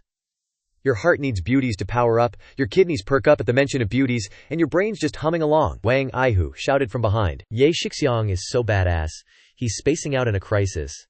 Is this some kind of power-up technique?" Wang family head emanated a massive purple aura, sneering, "Kid, you dare act cocky in front of me, I'll make sure there's no place for your corpse to rest." Ye Qing closed his eyes tight, yelling in his mind, "Guys, I promise I'll find you 100 babes when this is over." The system voice announced, "Your organs are ready, fight for the babes." Ye Qing's eyes flashed blue, shouting, "All right, bring it on." The system voice continued to announce, "Your strength has increased 30-fold, your reaction speed has increased 20-fold. Yi Qing quickly shattered the rocks in his path, yelling, "You ignorant fool, I'll teach you some manners today." Wang family head raised his muscular arm, scoffing, "HMPH. How can a mortal body withstand my demonic form? A waste is still a waste, utterly clueless." With that, he unleashed a flurry of punches, yelling, "Heavenly Demon Meteor Fist." Ye Qing's eyes flashed, yelling, "Piece of cake! Not even a challenge." Wang family head was incredulous, gaping, What? You, who are you? How can you block meteors with your bare hands?" Ye Qing lunged forward, punching the old geezer square in the face, roaring, "I'm your daddy, Wang Aihu." Wang Aihu clenched his fists, cheering, "Oh, one-hit KO, Ye Shixiong, you're my idol." Yi family head asked in surprise, "Qing Faber, could it be that you didn't use your full strength in the previous battle?" Purple flames erupted around Wang family head. He glared at Ye Qing and roared, "I've lived for so long I refuse to believe I can't defeat a little punk like you." Wang Aihu pointed at Ye Qing, shouting, "Shixiong, watch out. This monster might be about to use his ultimate move." Ye Qing glared back, yelling arrogantly, "Come on, ugly monster. If I take one step back, I'm your grandkid." Wang family head bared his fangs, snarling, "Arrogant brat, you overestimate yourself." Then, a massive burst of energy erupted from him. Heading straight for Ye Qing, he continued, "I'll show you what true despair is." Ye Qing was incredulous, yelling, "Holy crap, is this old guy juicing up on hormones? And lightning too? No, this is demonic lightning, his aura. This old guy is seriously evil." Wang family head teleported behind Ye Qing in an instant, roaring, "To die by my boundless power is the greatest honor of your life." Ye Qing's face turned purple, gritting his teeth. "What? He's so fast, I can't defend my back completely." The energy slammed into Ye Qing, sending him flying. He cried out in pain, "Ugh, OWW." Wang Aihu cried out in worry. Ye Qing Shixiong, Ye family head also yelled, "Qing goer." Ye Qing knelt on the ground, his face ashen, spitting out a mouthful of blood, saying, "This old demon is just chillin' here, undergoing tribulation. My acupuncture points are being frozen and struck by lightning all at once." The system voice then announced, "Dantian will pull to full power, the brain will pull maximum reaction, limbs will pull full force of action." Yi Qing's heart cursed unhappily. "Damn it, system, couldn't you have said that sooner? I thought I was going to be barbecued." Wang family head let out a ferocious laugh, yelling, "Victory and defeat have already been decided. Show me what other tricks you have up your sleeve. Any hint of resistance will be annihilated immediately." A bright golden light emanated from Ye Qing's body. He calmly replied, "All right. Then I'll show you what I've got." A purple light emanated from Wang family head. He asked suspiciously, Strange.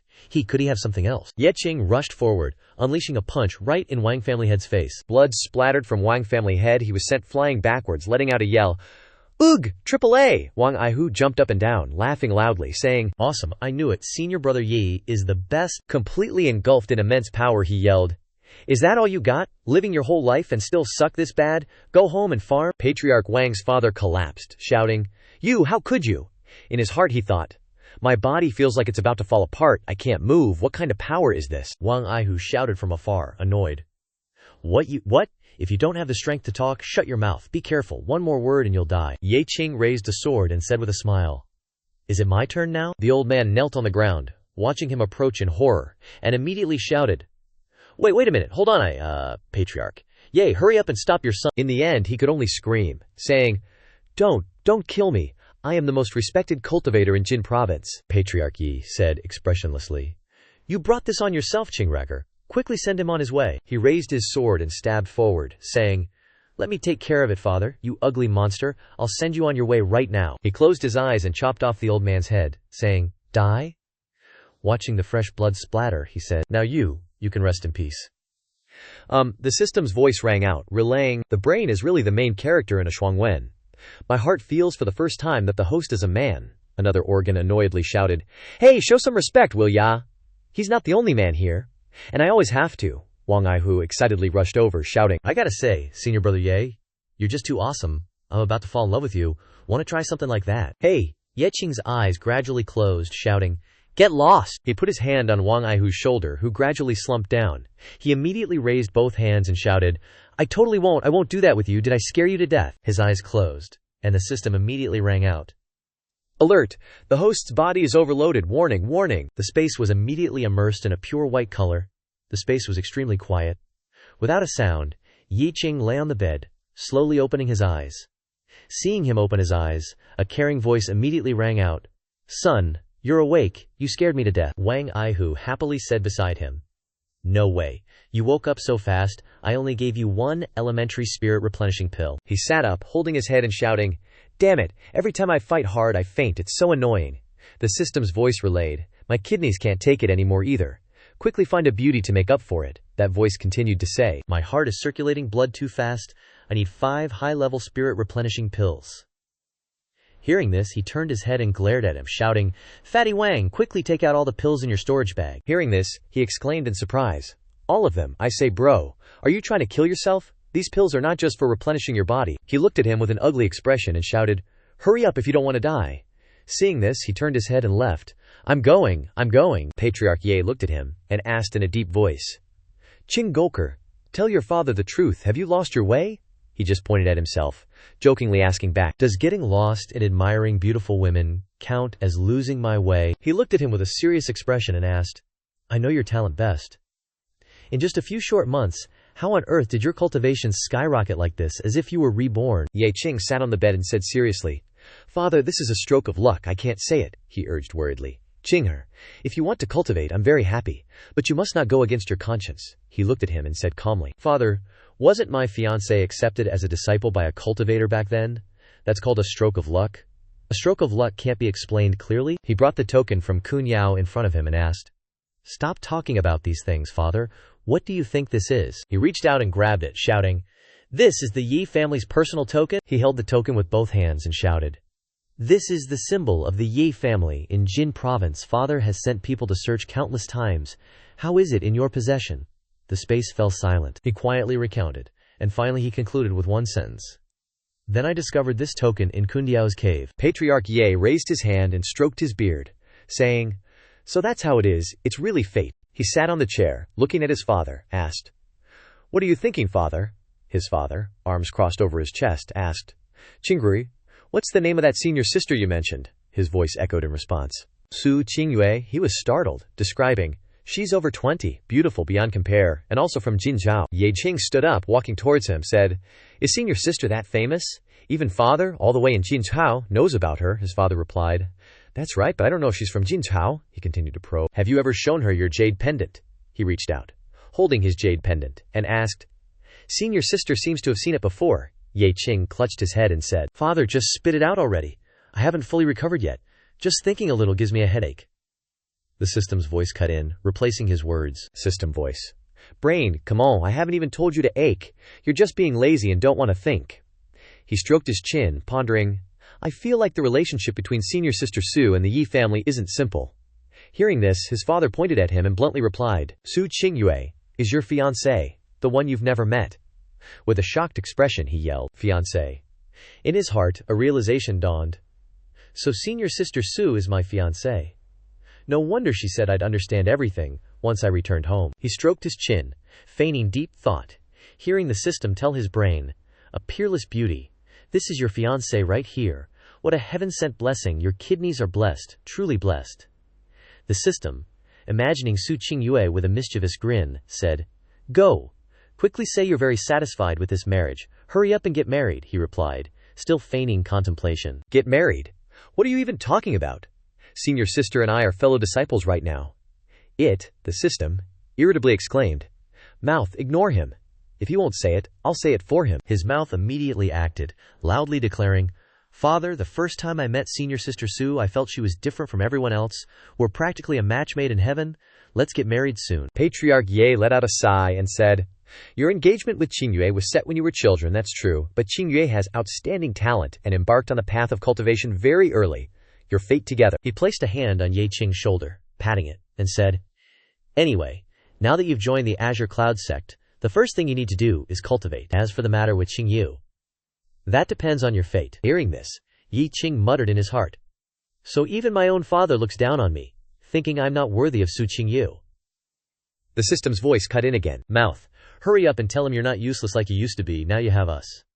What, he might not trust you, but he wouldn't possibly disbelieve us, right? Hearing this, Yi Qing gave a wry smile and said, Big bro, setting aside your strength for a moment, if I tell everyone you guys can cultivate on your own, I'll be seen as a freak and surrounded. By then, everyone will be dead. Ye Qing cupped his hands and bowed, proclaiming, Qingjier will definitely remember father's teachings. Wang Aihu walked in, carrying a bag, and loudly shouted, Senior brother Ye, I've brought all the pills. You wouldn't believe it, the butler even asked me to help him move several batches of stuff. It made me so tired I broke a sweat. Chapter 87. Ye Qing reached out, taking the bag from Wang Aihu, then said, Father Fatty, you two go out first, I need to rest. The space quickly fell silent. Not a single sound echoed. He held the bag in his hand, generously asking, All right, spill it, what do you want to eat? A voice echoed in response. Heart, high-grade spirit guarding pill. Brain, high-grade marrow cleansing pill. Limbs, high-grade injury healing pill. Brain, high-grade spirit acuity pill. He opened the bag, quickly tossing the pills into his mouth, cursing, Damn it, do you guys think I'm some Lu Yao? He muttered in his heart. I've eaten the pills, the rest is up to you guys. His whole body glowed with a blue light. He exclaimed in shock, Holy crap, I'm on fire! The system's voice rang out. Warning, please, host, stabilize your 3 states. Ye Qing's face turned purple-blue, sweat pouring down like rain. He cursed inwardly, Damn it, even a sauna isn't this hot. They're not going to roast me as a sacrifice, are they? Could it be that my system is messing with the heavenly Tao, and now I'm facing a backlash? No way, right? I haven't done anything wrong. He knelt on the ground, clutching his chest, groaning inwardly. It feels like all my internal organs are about to explode, the system's voice announced. Warning, warning. If you forcibly use spiritual energy, the host will bear the consequences alone. He sat cross-legged, clasped his hands together, and cursed inwardly. FCK, so all I can do is endure it. System voice, Dantian spiritual QX1000. Blood circulation speed X1. His whole body was engulfed in flames, sweating profusely. He gritted his teeth and asked, What the hell is going on? This circulation speed is so fast, do you really want me to die an untimely death? He frowned deeply, yelling in his heart, Hot. So hot I could die. This time, I'm really gonna die. Suddenly he threw his head back and looked at the sky, letting out a loud cry. Unbelievable! He looked at his own fists, happily thinking, I've mutated. His mind suddenly felt at ease, his body warm as if bathed in sunlight, his skin still very hot, but the burning sensation was gone. His whole body suddenly glowed. The system's voice rang out, Congratulations, congratulations! You have cultivated the Blazing Sun Divine Body, he exclaimed in surprise.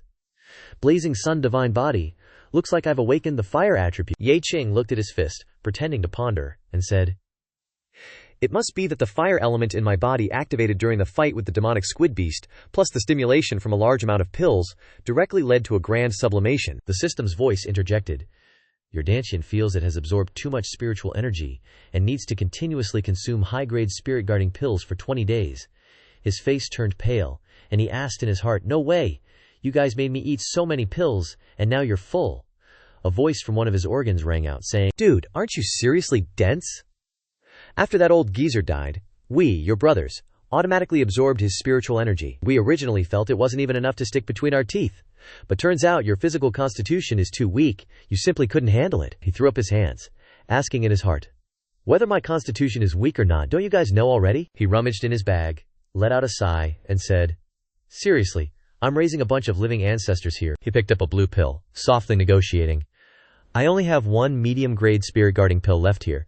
How about you guys bear with it a bit and digest on your own?" He felt a headache coming on, clutching his forehead, and said, "Forget it. I'll go to the back kitchen and ask Wang Aihu." The space went silent, not a sound to be heard. Wang Aihu was sitting at the table, a drumstick in his hand, asking, "Yi Shixiong, you're here, quick, try this big drumstick. The food of the mortal realm is seriously too good." Ye Qing approached, holding out his hand, and said bluntly, "You got any high-grade spirit-guarding pills, gimme?" He immediately jumped up. "My family treasure. High-grade spirit-guarding pills are such awesome medicine. Why would I have any? Besides, don't you have some in your storage pouch?" Ye Qing calmly replied. "All gone." The drumstick in his hand fell to the ground. He excitedly asked, "What?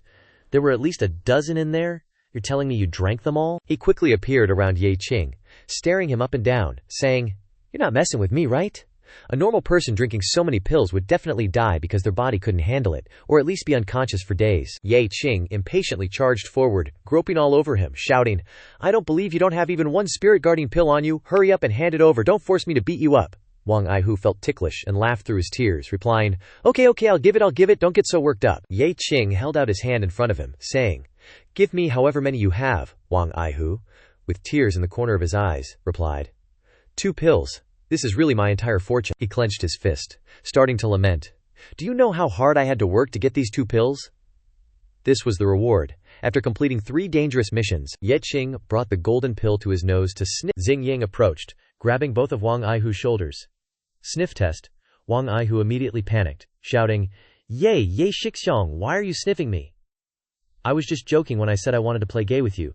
Don't take it seriously." Ye Qing looked at Wang Aihu, holding out his hand and saying, "Who TF wants to play gay with you? Give me the remaining spirit-guarding pills you have. At least 2. Wang Aihu was startled and exclaimed, "Spirit-guarding pills? What? Didn't I give them all to you already? How could there be 2 more?" Ye Qing smiled, looking at him and saying, "Oh, you sure I can smell the scent of high-grade spirit-guarding pills on you?" Wang Aihu gritted his teeth, cursing inwardly. "Are you CMN a dog nose or something?" Sweat dripped down his forehead, but he still stubbornly denied. "Ye Shixiong, I'm really out. You must be mistaken." Ye Qing raised his fist, charging towards him, saying, "One last chance." Wang Aihu raised his hand to block, saying, I'll talk. "There's 2 more, really the last 2. Ye Qing glared at him threateningly. "Next time I find out you dare to be slippery again, I'll send you flying back to the Sect." Wang Aihu, with tears in the corner of his eyes, reached into his storage pouch, saying miserably, "This old man can't bear to eat high-grade spirit-guarding pills himself. This is really it this time." He handed over the pills, but still tried to negotiate. Ye Shixiong, look, you've already eaten so many, can you leave me just one last one?" Ye Qing quickly snatched them away with one hand, saying, "Thanks." Watching his departing back, Wang Aihu waved his hand, cursing inwardly. "Damn you, Ye Qing. If you weren't so OP, I'd beat you to a pulp." Ye Qing seemed to sense it, so he turned his head to look at him. Wang Aihu immediately hid his hands behind his back, asking, "Is there anything else, Ye Shixiong?" Ye Qing calmly said. "Returning to the Sect the day after tomorrow." The space immediately fell into endless silence. Time passed quickly. Ye Qing was walking on the road in the Sect when Zhang Kui skipped happily in front of him, shouting, "Daji Yi, you're finally back." Ye Qing asked suspiciously, "What's up?" He immediately smiled brightly, saying, "I stole some enlightenment tea from my grandpa's side again. Do you want to come to my place and have some?" The sound of his inner organs echoed. My stomach is the first to agree. Mouth's watering. Before kissing a beauty, drink some good tea first. Hearing this, Ye Qing laughed, replying, "Looks like I have no choice but to drink some." The 2 of them quickly left, the space quickly falling into silence. Zhang Kui held up a cup of tea, handing it to Ye Qing, who was sitting down, saying, "Da Ji Yi, please." Ye Qing reached out and took it, taking a sniff, praising, as expected of famous tea, endless aftertaste. Seeing him drink, Zhang Kui clasped his hands in front of his chest, pleading, "Da Ji Yi, I heard you went out on a very dangerous mission recently. Can you tell me a little about it?" Ye Qing raised his teacup, smiling and saying, "For this cup of tea I'll tell you a bit. He looked at Zhang Kui sitting on the chair, beginning to tell. Wang Aihu and I were ordered to escort the princess, but we encountered a lot of twists and turns along the way. I relied on my own strength to safely get the princess back to the imperial capital, and even helped her ascend the throne. You don't know how twisted her foolish father was. He even sucked her spiritual energy. Hearing this, Zhang Kui touched his chin, asking, "Ge, you're at the foundation establishment stage now. Is your body able to withstand using too much spiritual energy?" He looked at Ye Qing holding the teacup, reminding him with concern. I'm not saying this, but your physique. Ye Qing angrily smacked him on the head, cursing. Who do you think I am? Of course I can handle it. I can kill people without spiritual energy too. The disdainful sound of his inner organs echoed. My limbs are trash, don't they rely on us? Hearing this, Zhang Kui immediately smiled brightly, raising 2 fingers to take credit. Ge is indeed Ge. I originally prepared 2 high-grade spirit guarding pills for Ge, but now it seems Ge doesn't need these things at all. Ye Qing's attitude immediately became friendly, smiling and replying, Need? Of course I need them. I need to study a bit how spirit guarding pills are made. Hearing this, he exclaimed in surprise. Holy SHT! Are you a god or something? How did you know I had an ancient pill refining book? Ye Qing was startled, muttering inwardly, Holy crap, I just casually said it, and managed to touch a hidden treasure. He looked at Zhang Kui, beginning to promise. Zhang Kui, since you've recognized me as your Ge, I definitely won't treat you badly. You give me the ancient book, and when I've mastered it, I'll definitely give you a sack of high-grade pills. Zhang Kui thought of the missing pages in the book, replying, Of course I can give it to you, but this ancient book is missing a few pages, and the language is difficult to understand. Ordinary people can't even understand it, let alone fully comprehend it. Xuan's face instantly fell as he asked, You don't even trust me? He immediately plastered on a smile, replying, How could that be? I'll go get it for you right away. He handed Xuan a tattered book, saying, Senior brother, this is the one. Xuan took it, promising with a smile, I'll study it when I get back, and I'll take you out for some good food someday. Time flew by, and the space was filled with white. Ye Qing walked along the road, thinking happily, I was worried about not being able to make pills, but I unexpectedly got an ancient alchemy book, and it doesn't look like a mortal item. Suddenly, Su Qingyue appeared in front of him, approaching step by step, shouting, Ye Qing, you're back. Ye Qing gave an embarrassed smile, replying, Senior Sister Su, I didn't expect to see you here, he thought to himself. Mortified, I'm done for, it's Su Qingyue. He turned his head and said, Senior Sister Su, it looks like your cultivation has increased a lot again. I have something to do, I'll go first, he thought to himself. Ever since I found out Senior Sister Su is my fiancée, these encounters have been a bit awkward. The system's voice immediately rang out. Your brain is telling you not to run? What about the 100 beauties you promised us? Ye Qing replied, annoyed. Don't mess around, I'll find 100 beauties another day. Suddenly, Ye Qing's body went out of his control, turned around, and walked towards Su Qingyue. The system voice echoed, Your precious legs agree that you should meet Su Qingyue. Head towards her. He turned his head to the side, refusing to look at her, cursing inwardly. Hey, what are you guys doing? Taking over my body again. It's already awkward enough meeting Su Qingyue right now. She looked at him suspiciously and asked, Ye Qing, why is your posture so weird? He raised his hand to support his neck and explained, It's nothing. I just got a crick in my neck last night. The Qingyun sect's male disciples stood far away, loudly discussing. Who is that guy? Why do I get the feeling that Senior Sister Su is familiar with him? Another person whispered. That's the top dog from the new talent competition, the one who single-handedly killed a lot of demon race people. He reached out and touched his face, modestly saying, You all praise me too much. The system's voice chimed in. Brain, what's there to be shy about? We're super awesome, lift your chin from me. His head refused to listen to him, automatically lifting up, disdainfully glancing around. Seeing this, Ye Qing roared inwardly. Are you guys deliberately messing with me? Don't Fing cause trouble anymore? Su Qingyue looked at him, wondering. What's wrong with Ye Qing? Did something happen in Jin province? I wonder if Patriarch Ye told him the truth. His body uncontrollably moved forward, hugging her waist and grabbing her hand, calling out, Senior Sister Su. Ye Qing roared in his heart, Damn it, are you all crazy? Stop it now. She looked at him, her cheeks flushed red. The system voice rang out, relaying the words of his organs. Your kidneys absolutely cannot stop. Adrenaline secretion tripled. Your hand feels that tiny waist, a 4 waist. Your mouth says, I want it too. The male disciples were instantly agitated. A brown-haired disciple clenched his fists, shouting, Holy crap, is Ye Qing out of his mind? The short-haired one yelled, He actually dares to do something like this. Another male disciple excitedly shouted, Kid, let go of Senior Sister Su. Zhang Kui stood with his hands on his hips, adoringly shouting, Senior brother Ye is indeed my role model for this life. He dares to do anything. Ye Qing, unable to control himself, leaned closer to her. Her cheeks flushed red, and she cried out, Ye Qing, we're in public. What do you want to do? Ye Qing sighed in embarrassment. What can I do? I can't control myself either. I can't take it anymore. Su Qingyue kicked him away, shouting, Get lost? Her cheeks were so red they were practically steaming, and she scolded, Ye Qing, you're truly shameless. Ye Qing was shocked when his mouth involuntarily asked, Anyway, senior sister Su and I are going to get married. What's wrong with understanding each other a little earlier? He frantically covered his mouth with his hand, cursing inwardly. Holy crap! He cried out in his heart, God, this is too offensive. I can't even listen to myself anymore. She was taken aback and stammered. You know? Seeing this, Ye Qing asked, Senior sister Su, do you like me? She stuttered, hearing him ask so directly. You? Ye Qing completely snapped, his face turning purple and black as he fiercely threatened, Don't push it, you guys are going too far, aren't you? If you guys keep this up, I'll castrate myself. The system voice rang out. It is said that your trachea was successfully frightened by you and has relinquished control of your body. He quickly bowed deeply, sincerely saying, I'm sorry, senior sister Su, I was being presumptuous. I'll leave right away. Su Qingyue held up the tattered book from before, calling him back. Just as Ye Qing was about to leave, she called out, Ye Qing, you dropped something. He reached out to take it back, saying, Thank you, senior sister.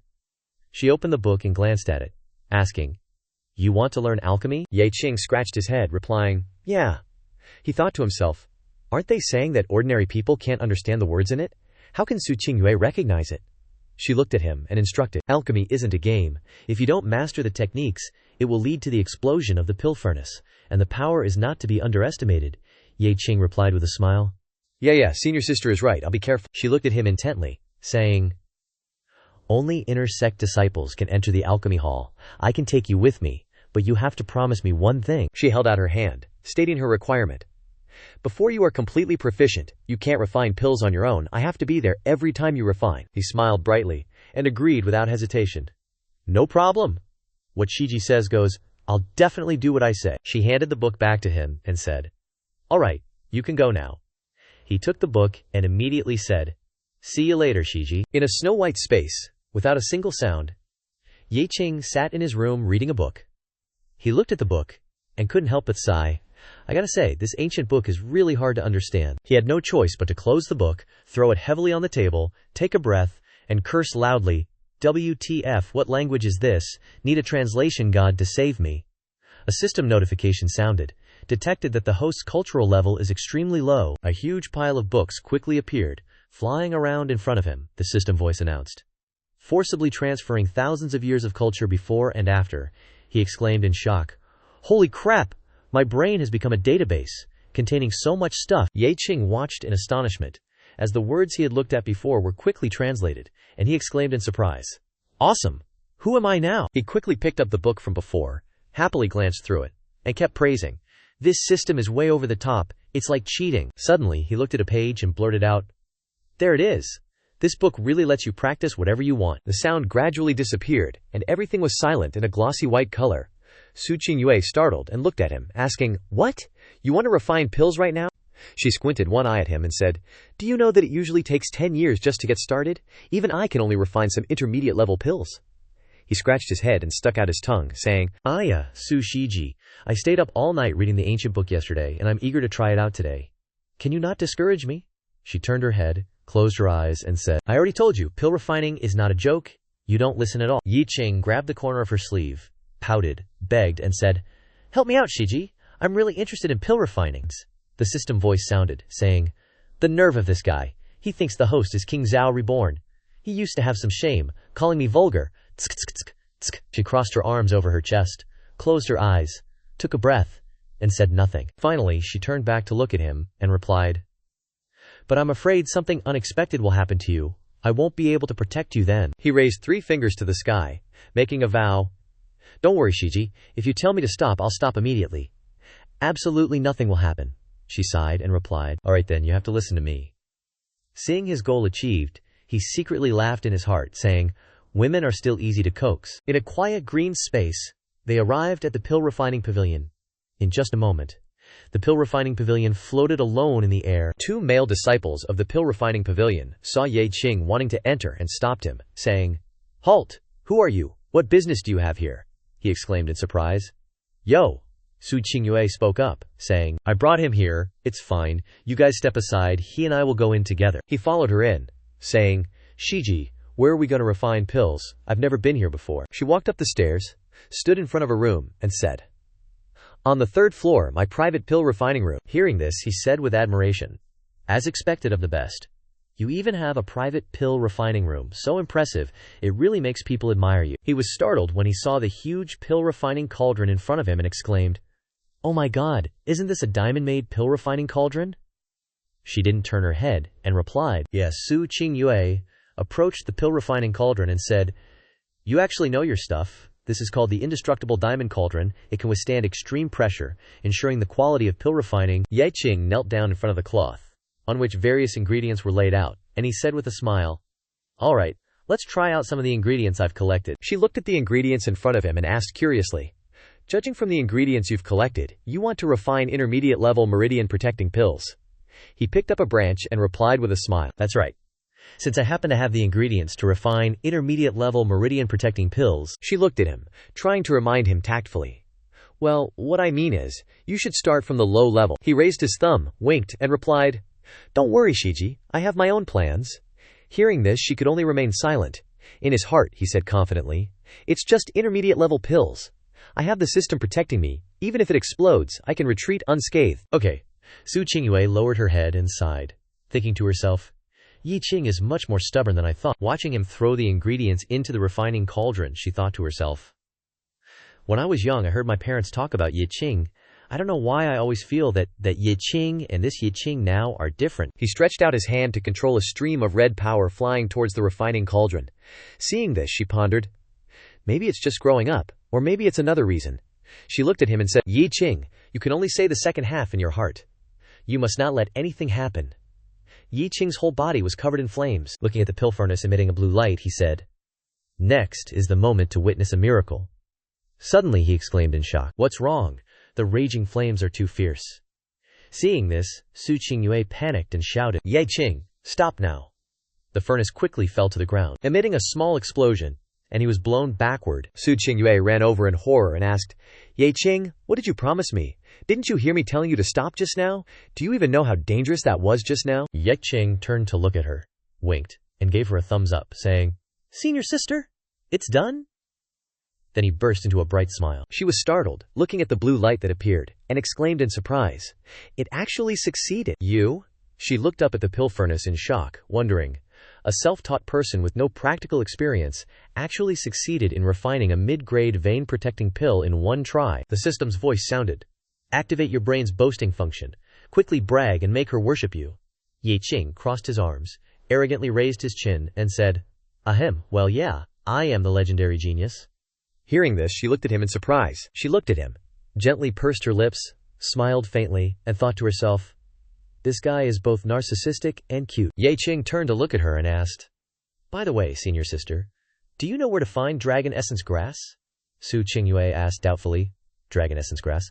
What do you need that for? He reached out and took the pill that was still burning, saying, Actually, I don't really need this. I need to refine a high-grade spirit-protecting pill. Hearing this, she asked suspiciously, The main ingredient for a high-grade spirit-protecting pill. Then, she said softly, It is indeed dragon essence grass. But dragon essence grass grows in the Azure Spirit Hidden Valley, which is very dangerous. He raised his hand to touch his chin, looking thoughtful, and exclaimed, Azure Spirit Hidden Valley? She looked at him awkwardly and said, But I have a few high-grade spirit-protecting pills here, I can give them to you. Hearing this, he excitedly shouted, Okay. Before he could continue, the system's voice immediately rang out. You're using someone else's stuff? Don't say any more. You can't agree like that. It will make the beauty think you're very cheap. Shen also spoke up to stop him. Stop, shut up now. You must fully consider the beauty's feelings. He reached out and pulled at his cheeks, muttering, Sometimes I really want to shut down this damn system, tui. She saw him turn away and glanced at Su Qingyue suspiciously, reaching out to touch her waist, saying, What's wrong with you? Why are you so quiet? She was surprised in her heart, thinking, I thought Ye Qing would happily agree, but this kid is actually silent. He raised his hand to scratch his head, smiling and refusing. Thank you for your kindness, senior sister, but the world is so big, I want to go and see it. Hearing this, she closed her eyes and praised with a smile. Alright then. I didn't realize you had such ambitions. I really underestimated you before. His face was full of black lines, and the corners of his mouth twitched. He forced a smile as he watched her, cursing in his heart. I just want to be a salted fish and ruin the game. What does this have to do with me if these stupid NPCs want to go on an adventure? The system's voice issued a warning. Please do not insult the system, or you will bear the consequences. He broke out in a sweat and muttered, Okay, you're awesome. What you say goes. The sky was clear with fluffy white clouds. Time passed quickly, and the next day arrived. Qing walked down the street, adjusting his clothes and muttering, Okay, I've brought everything I need. Time to set off. I hope everything goes smoothly. Suddenly, Feng Yungier appeared before his eyes, asking, Qing, where are you going? He looked at her in surprise. She struck a cute pose, asking, What's wrong? Do you like my new clothes? He blushed, praising in his heart, Wow, clothes really do make the person. Just looking at her appearance, no one would associate her with the current empress.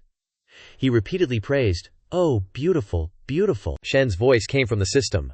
I see that little Lolita on your shoulder again, and it seems like she still won't let me touch her like before, Qing said with a smile. I'm going to the Azure Spirit Hidden Valley.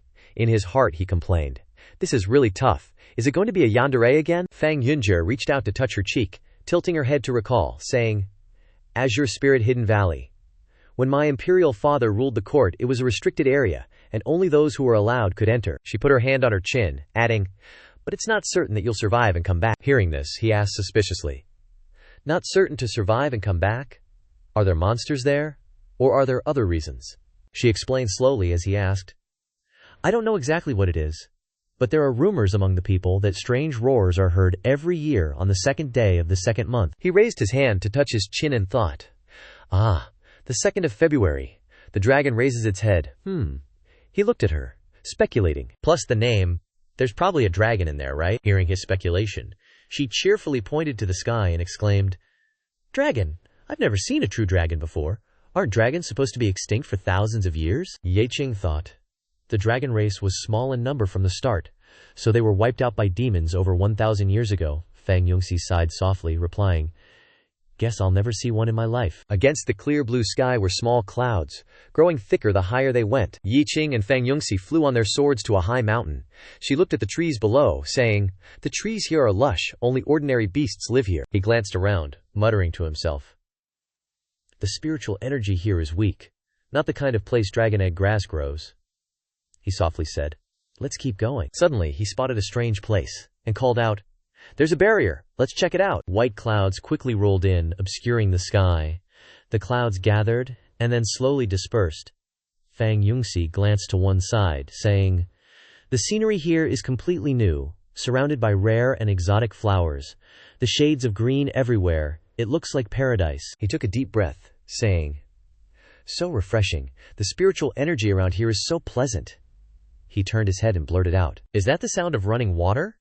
Dragon egg grass likes trees and water? The entire Qingling Valley is covered in trees. We can only judge the location of the dragon egg grass based on the stream. Now? Hearing this, she smiled and praised. Gurge knows so much. I'm so impressed. He shyly reached out and touched her head, turning his head to look to one side, suspiciously saying, Wasn't it supposed to be dangerous? Why is it so peaceful? He muttered to himself.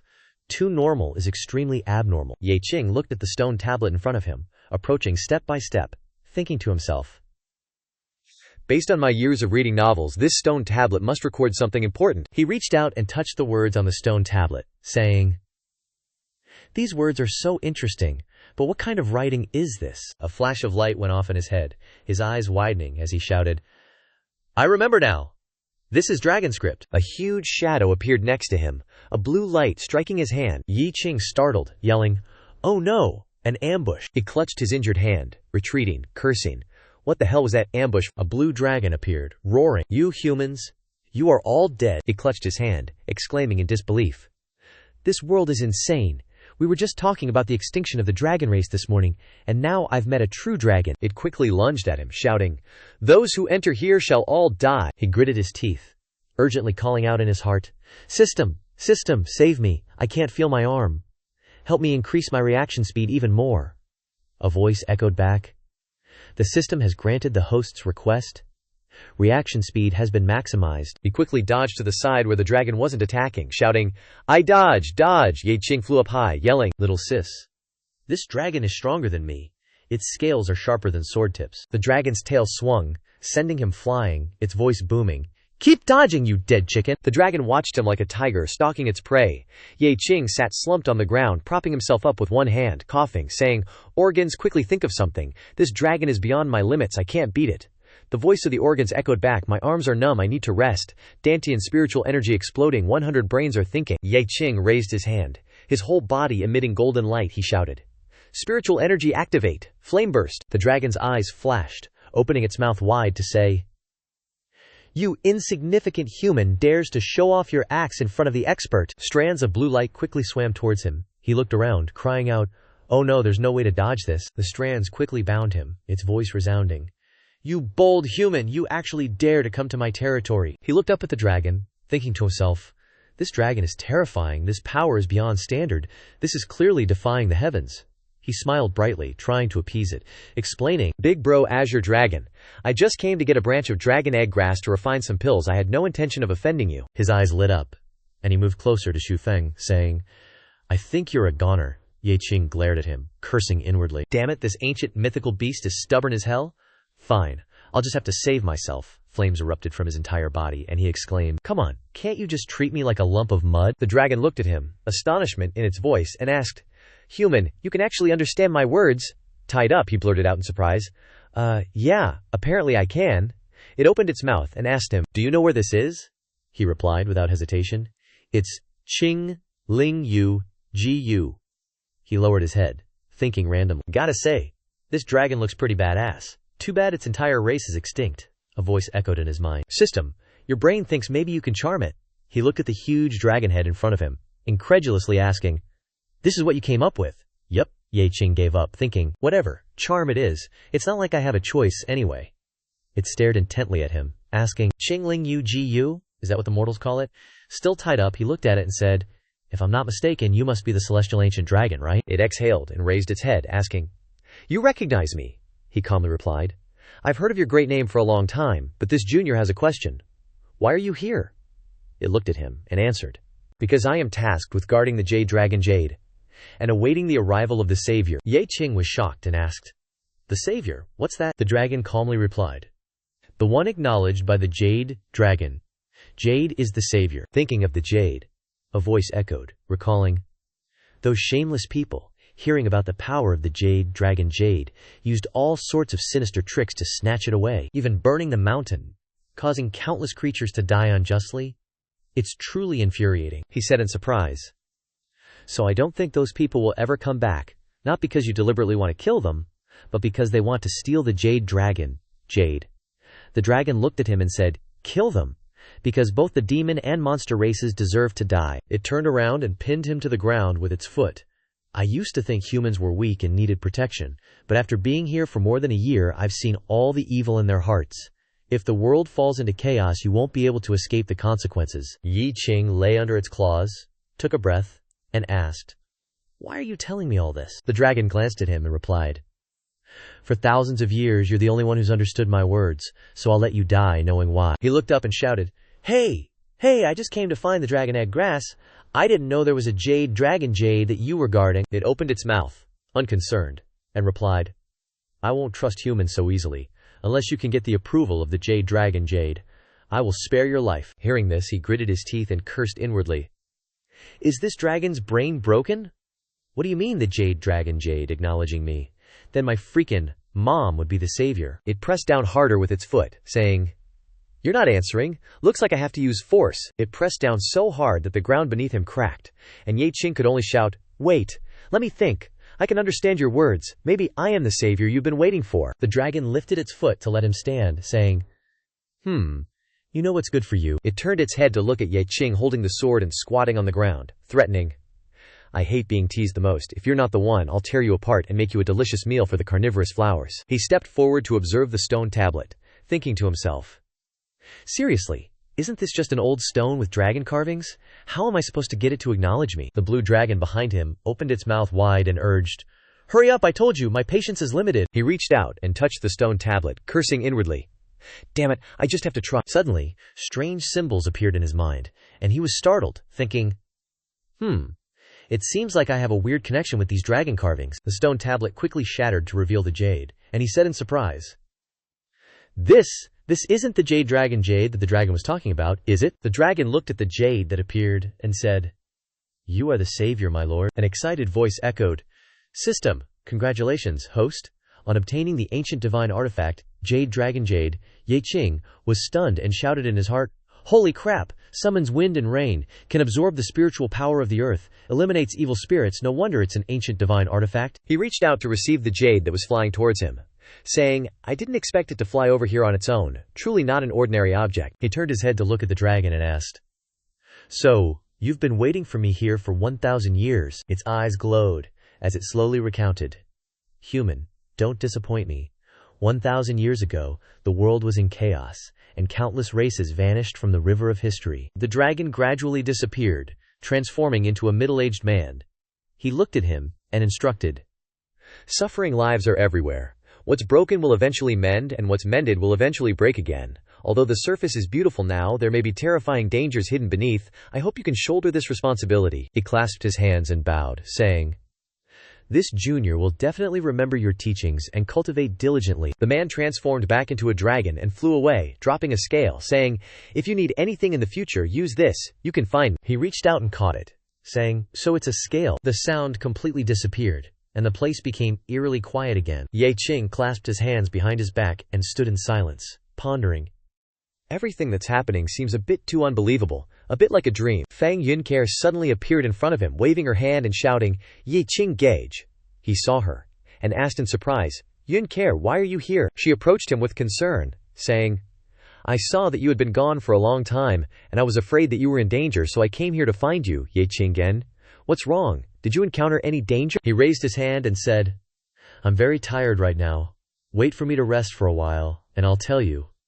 Hearing him say this, she replied, Let's go back then. The space became quiet again. Without any sound, Su Qingyue anxiously pushed the door open and rushed in, shouting, Ye Qing, I heard you were injured. He was holding out his hand for Fang Yunye to bandage, and he turned around when he heard her voice and asked, Su Shiji, why are you here? She coldly replied, I came to see if you were dead yet. Fang Yunke felt uncomfortable hearing this and shouted, Shiji, Yi Qing Gage, just returned from the Qinglingyu Valley. How can you say such a thing, wishing for his death? Hearing her say this, Su Qingyue's expression darkened. Calling Ye Qing Gage so intimately, he pointed towards her and introduced, Yunye, this is Su Shiji, be polite. Then he turned to look at her, saying, Su Shiji, don't mind her. Yunye is still just a little girl. She raised her hand, turned her head, and left. All right, I'm an outsider. I'll leave first then. Sorry for disturbing you today. The space immediately fell into silence. Without a single sound, Su Qingyue held her sword and appeared in the forest, slashing fiercely at the air, cursing loudly, Damn you, Ye Qing, I'm so pissed. Remembering him and her sitting close together, laughing happily, she panted and cursed. Men are all the same, womanizers, scumbags, always wanting what they can't have. Suddenly she slowed down, gasping for breath, thinking to herself, What's wrong with me? I clearly wanted to find an opportunity to cancel the engagement with Ye Qing, so why am I letting him affect my mood now? Su Qingyue turned around and walked away. As she walked, she made excuses for herself. I still have to go and see how he's refining pills. I should bring up the matter of canceling the engagement while I'm at it. As she was walking, she suddenly saw those two sitting and talking to each other. Feng Yunye looked at him, comforting. Ye Qinggage, don't worry, Sushiji will definitely be alright. After all, this is her sect. No matter what, she won't leave. She's stuck in her own sect. Her expression was unsightly as she asked, Haven't you two finished getting all cozy yet? He led her closer to her, saying, Shiji, where did you run off to? I tried chasing after you for so long, but I couldn't catch up. Su Qingyue looked at him unhappily and said, Why are you chasing after me? With such a beautiful junior sister taking care of you, shouldn't you be happy? He stood silently, without any emotion. The system notification rang out. Your system senses that Su Qingyue is jealous. Your head is agreeing with your pounding heart. Your adrenaline hormone is rising constantly. Your hands are suggesting to move forward for an embrace. Your legs strongly approve. He quickly moved closer, wrapping his arm around her waist, and said, Su Shiji, I'm sorry. She was embarrassed, and pushed him away forcefully, shouting, Ye Qing, what are you doing? He held his chest and said, Su Shiji, I'm sorry. It really hurts this time. I didn't do it on purpose. I just... Fang Yunxie covered her mouth from behind, exclaiming, Oh my, Ye Qing Gege, your wound has reopened.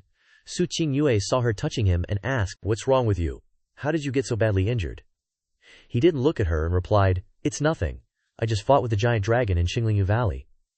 Hearing this, she quickly stepped forward and checked him over, shouting, "What? You fought with the giant dragon of Qinglingyue Valley?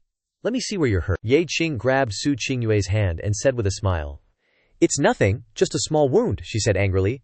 "How can fighting with the giant dragon be a small wound, Ye Qing? You're being reckless." Fang Yungar immediately stood between the two of them, scolding unhappily. "That's my brave Yi Qing Garage. How could he be doing something bad?" Su Shiji is underestimating Yi Qing Garage too much. He quickly covered her mouth with his hand, forcing a smile. She's just talking nonsense. How could I be brave? I'm impulsive. I mess around, Shiji. Don't worry, I won't dare to do it again in the future. She ignored him, took out a talisman, and said, "No matter what, your injury can't be taken lightly. Wait here, I'll get someone to examine you." She released a beam of light, and from within that beam, Third Elder appeared. He clasped his hands behind his back and asked, "I heard you fought with the Azure Dragon of the Azure Spirit Hidden Valley." He chuckled and replied, "Not at all. I just wanted to pick some dragonface herbs and accidentally ran into it." He quickly grabbed his hand and exclaimed, "Nonsense. What kind of place is the Azure Spirit Hidden Valley? Is it a place you kids can just go to as you please?" He held his hand, thinking to himself, to think this kid really wasn't injured at all. He calmly said, "You're lucky. You really weren't seriously injured, just a bit of spiritual energy depletion." He released his hand, took out a small porcelain bottle, and said, "I happen to have some spirit pills here that can help replenish spiritual energy. You can take them and use them." Suddenly, as if remembering something, he looked at him and asked, "Right, when you were dealing with the Azure Dragon, did you discover anything or did you hear it mention anything? Like the Jade Dragon Disc, for example?" He calmly listened to the system notification. "He wants to snatch your Jade Dragon Disc. Your mind feels extremely panicked. Your hands vow to protect it to the death. Your mouth says, 'No, I didn't see that thing.'" He feigned surprise and asked, "No, I didn't see that thing.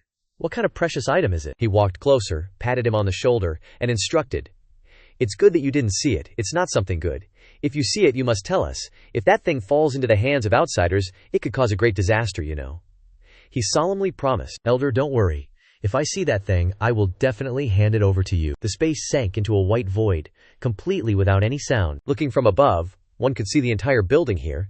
Ye Qing sat cross-legged in the middle of a forest, tossing the jade piece up and down, saying, "There's a risk of being discovered by the elders for hiding this good stuff. I hope the system isn't lying to me." His whole body emitted a faint blue light.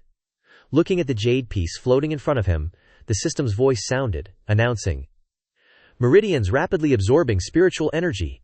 Dried up spirit sea revived with hope. You can increase the absorption speed." Suddenly, his complexion turned green. Sweat poured down like rain, and he muttered in his heart, "Why do I feel like something's not right? Don't absorb anymore. I feel like I'm about to explode." A surge of spiritual energy from his body quickly shot straight into the sky. In a large room, the elders were startled and realized, exclaiming, "This is..." A balding elder cried out, "I just felt something, like a powerful spiritual energy fluctuation." The long-haired pink elder, with his hands clasped behind his back, replied, "That's right, I felt it too. Since when has our sect had such powerful spiritual energy? Could it be that something from outside has invaded?" The sect leader quickly calculated, then shouted, "It's behind the mountain. The remaining 3 elders, raise your hands and control your spiritual energy. Chase after me." The 4 of them immediately appeared behind Ye Qing. They said in unison, "It's right here." He looked back and thought to himself, "Ugh, I deliberately chose this place to avoid being discovered. Now all the sect's big shots have arrived. What should I do now?" Suddenly, 3 swords stabbed down from behind, and a cold voice rang out, "Which wayward thief is this? Why don't you come out and meet us?" He sat down in fear, and the system's voice rang out, relaying, "Your brain feels humiliated and angry." He broke out in a cold sweat, looking at his fist, pleading, "Please, big brothers, I'll die." The system's voice rang out, reporting back, "Your hands want to hit someone. Your legs are supporting your hands' actions and are actively moving in front of the opponent." His whole body uncontrollably charged towards the sect leader. He cried and groaned, "God, are you guys trying to kill me?" The sect leader saw him and was surprised. He quickly moved behind him and asked, "Where did you come from, you rascal?" Ye Qing missed and cursed. "Damn it, too fast," Third Elder exclaimed in shock. "This is Ye Qing. Why are you here?" The system's voice rang out, announcing, "Your hands feel angry about the failed attack and are ready to attack again. Your legs express their approval and come together again." His face was ugly, and he was sweating profusely. Said, "Third elder, let me explain." He was sweating, and quickly entered the position. Said, I was just punching to the right, saying I couldn't sleep, then ran to the left, saying I wanted to go outside and exercise, and finally punched with my right hand, saying my bones and muscles were loose. "Sect leader, you look very powerful. Would you like to practice with me?" the balding elder asked doubtfully. Where did this idiot come from? Daring to ask the sect leader to practice in the middle of the night. Is he tired of living? The sect leader slapped me away, saying, "You little rascal, how rude." The long-haired pink elder, with a pipe in his mouth, said, "Just a foundation establishment brat?" The sect leader could crush him with a finger.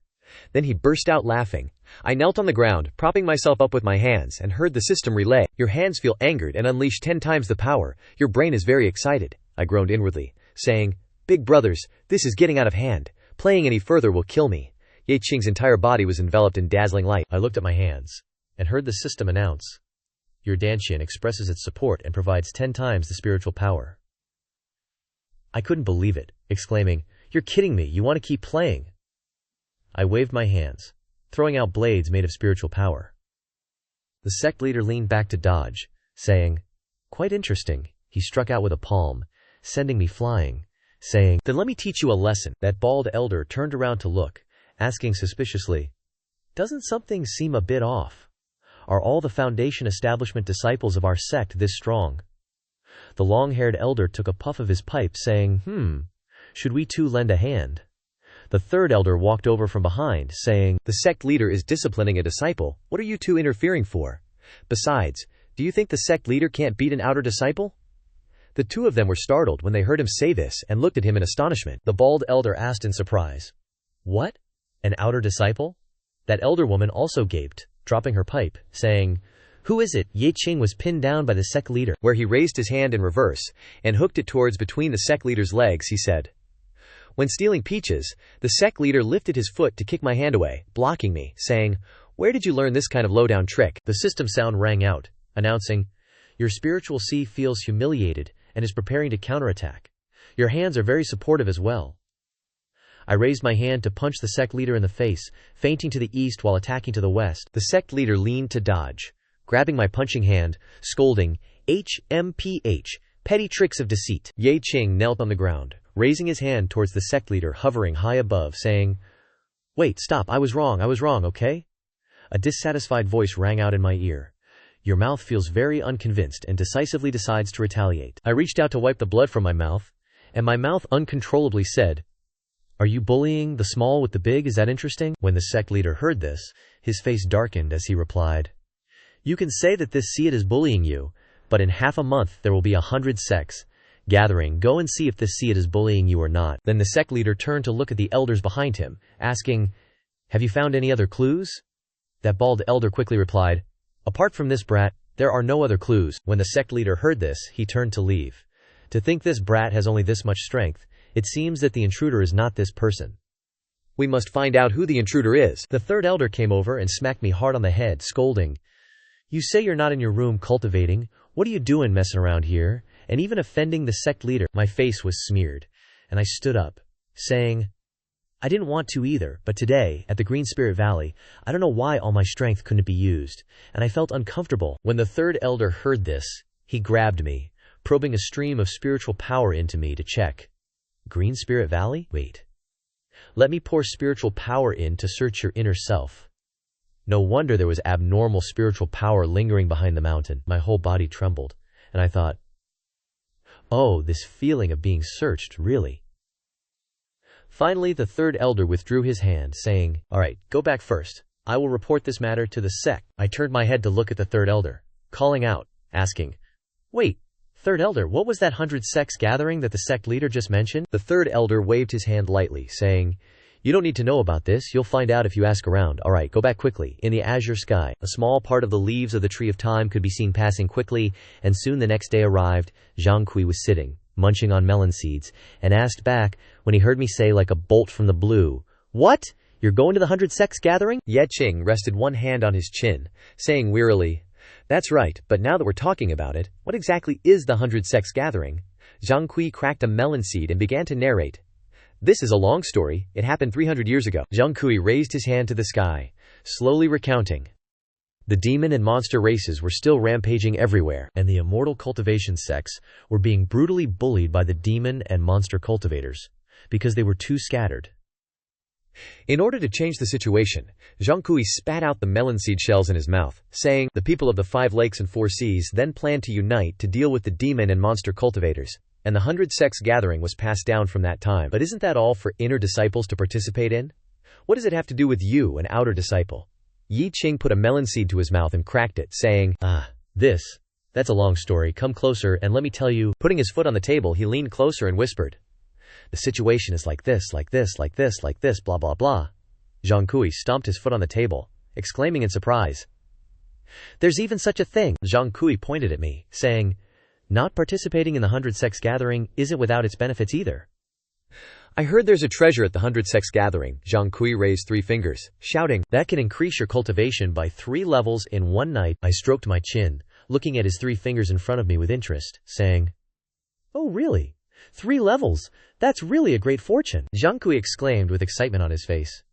"Really, I can't be more serious. There are also countless rare and precious treasures. If it weren't for my grandpa not letting me go, I would also want to go and take a look." I stroked my chin and pondered, saying, "So, according to you, I can't go to this 100 sects gathering?" Ye Qing, who was sitting down, was startled when he heard the system notification. "Your stomach feels hungry. Your spiritual core feels empty. Your hand intends to feed itself. Your feet agree, and put it into action." He quickly rushed into the room, rummaging everywhere.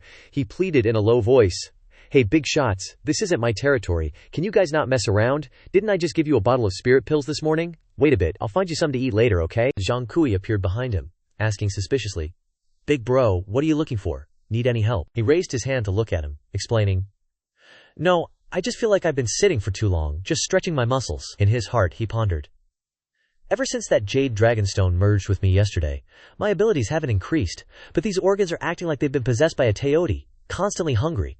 I don't even know what the hell is going on." He quickly left, ignoring him behind. The system sound rang out, clamoring, "You feel angry because your hand can't find food. Your eyes, ears, mouth, and nose have discovered spirit pills outside the door, and your brain has decided to bring them over." He stepped outside, muttering, not paying attention to Su Qingyue, who has already flown over on her sword. "Ha, big brothers, the spirit pills outside aren't mine. You can't just randomly snatch them." He immediately lunged toward her, reaching out his hand. Seeing this, she was shocked. "Ye Qing, what do you want to do?" She raised her sword and placed it on his neck. He hurriedly shouted, "Senior sister, do you have spirit pills or not? I'm addicted to spirit pills. I need spirit pills to save my life." Her face flushed red as she took out a green jade bottle, asking, "Are you talking about this spirit pill?" Ye Qing snatched the bottle from Su Qingyue's hand, saying, "Yes, this is it." Seeing him open the bottle and pour all the pills into his mouth, Zhang Kui shouted in horror, "Ah, those are all high-level spirit pills. You can't eat them like that." He threw the bottle aside, plopped down on the ground, and exclaimed, "Sigh, finally back to life." He ran over to him, asking with concern, "Big bro, how do you feel? Are you okay?" Su Qingyue also asked anxiously, "Yeah, are you okay? Don't you feel anything weird with your limbs and meridians?" He looked at his hand, saying, "No. Is there something wrong?" Zhang Kui moved closer, reaching out to touch his chest, asking, "Are you really okay? You ate so many high-level spirit pills, and you're really okay? Is there a problem with eating so many high-level spirit pills?" Su Qingyue looked at him suspiciously, saying, "Normally, 1 high-level spirit pill is enough for you to digest for a long time. What you just ate is enough for someone else to consume for a year." Finally, she decided and said, "No, I'm still not at ease. I have to ask an elder to take a look at you." Hearing this, he thought to himself, "I barely managed to trick people yesterday, and now I'm looking for someone to check. Won't that expose me?" He refused loudly, then changed the subject. "No, there's no need. I know my body. You seemed so anxious just now, senior sister. Is something the matter?" Hearing this, she suddenly snapped out of it, moving closer to him and asking, "Ah, right. The elders are summoning disciples to go to the 100 sects gathering. I heard them say you're going too, right?" Ye Qing asked with a calm face. "Yes. Is there a problem?" Su Qingyue glanced at him, grabbed his hand, and flew away, saying, "There's no problem. It's just that this 100 sects gathering isn't as simple as it seems. You come with me first, I'll tell you later." The space here was suddenly covered in white, without a sound, extremely quiet. Su Qingyue and Ye Qing quickly landed on a large square filled with people. Han Xiang, seeing her bring him along, shouted in dissatisfaction, Senior sister, this is the place for our inner disciples. Don't you understand why you brought an outer disciple here? The two immediately turned to look in the direction of the sound system. At this moment a translation arises. Your eyes see something filthy you can't control but to move your eyesight. Your ears selectively shut off hearing. Your hand cannot control. You want to go up there and hit him. Your feet are ready to act. He quickly controlled his left hand to grab his right hand, pleading in his heart. Hey, big shots, this is someone else's territory after all. Can you guys not cause a ruckus? Seeing the third elder arrive with a piece of paper, cries rang out in the crowd. Quick, stand still. The third elder is here. He stepped forward and shouted, because the acting sect leader is in seclusion, the 100 sects gathering is about to begin, so I will be hosting it for everyone this time. He walked up to her, asking, Qing Yue, did you summon all the inner disciples like I told you to? She immediately bowed her head and reported, reporting to the third elder, everyone has arrived. He raised the paper in his hand and announced, because the rules have temporarily changed this time, each sect is only allowed to send 15 people to participate.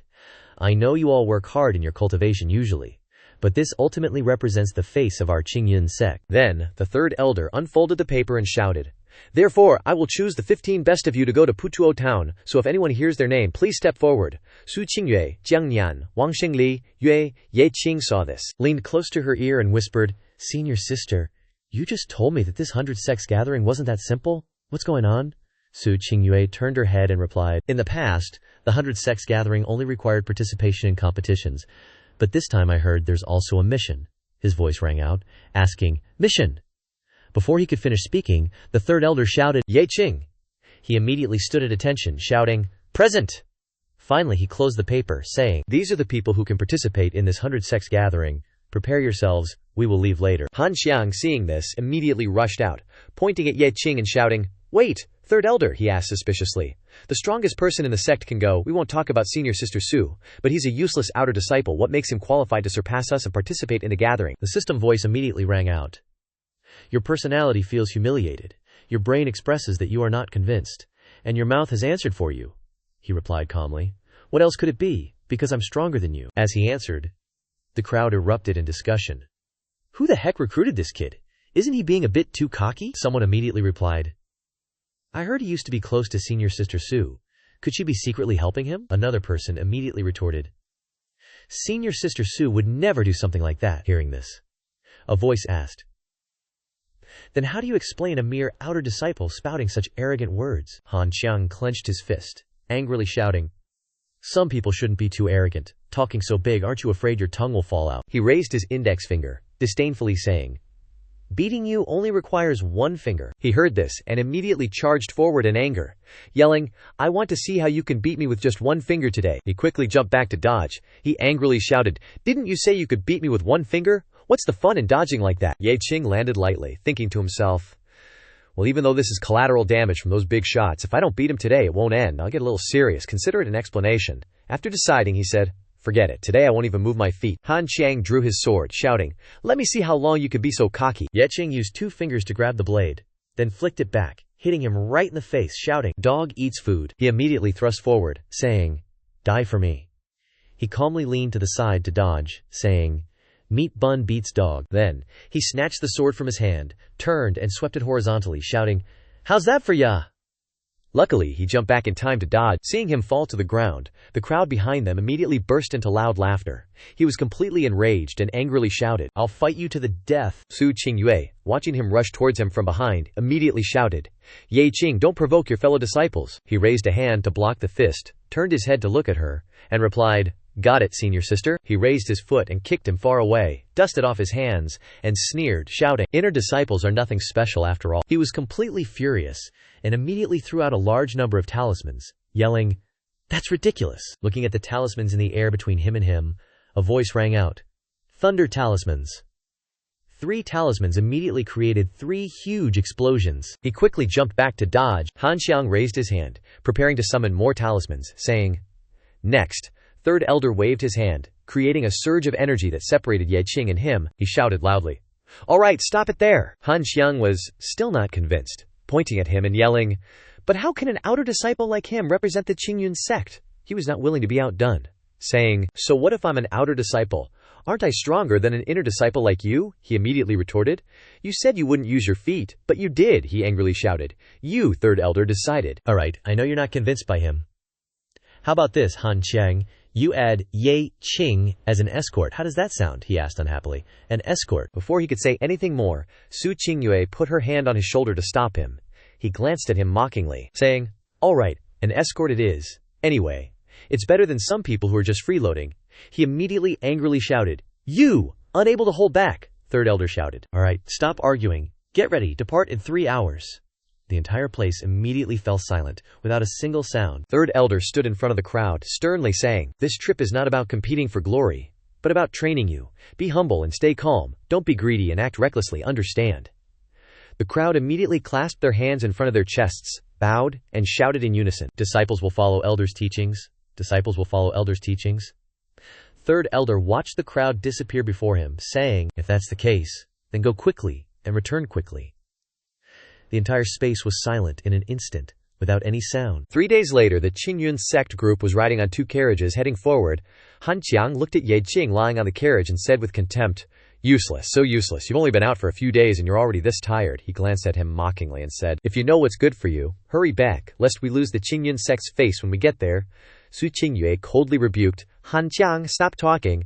This is the headmaster's order, not Ye Qing's idea." His face darkened, hearing the system say, "Your brain is too hungry. Your hands and feet are also hungry. Your heart, your liver, your kidneys are all hungry." Lying limply on the carriage, he thought unhappily, "If I had known my body would get hungry so quickly, I wouldn't have come out with them. I could at least find something to eat in the sect.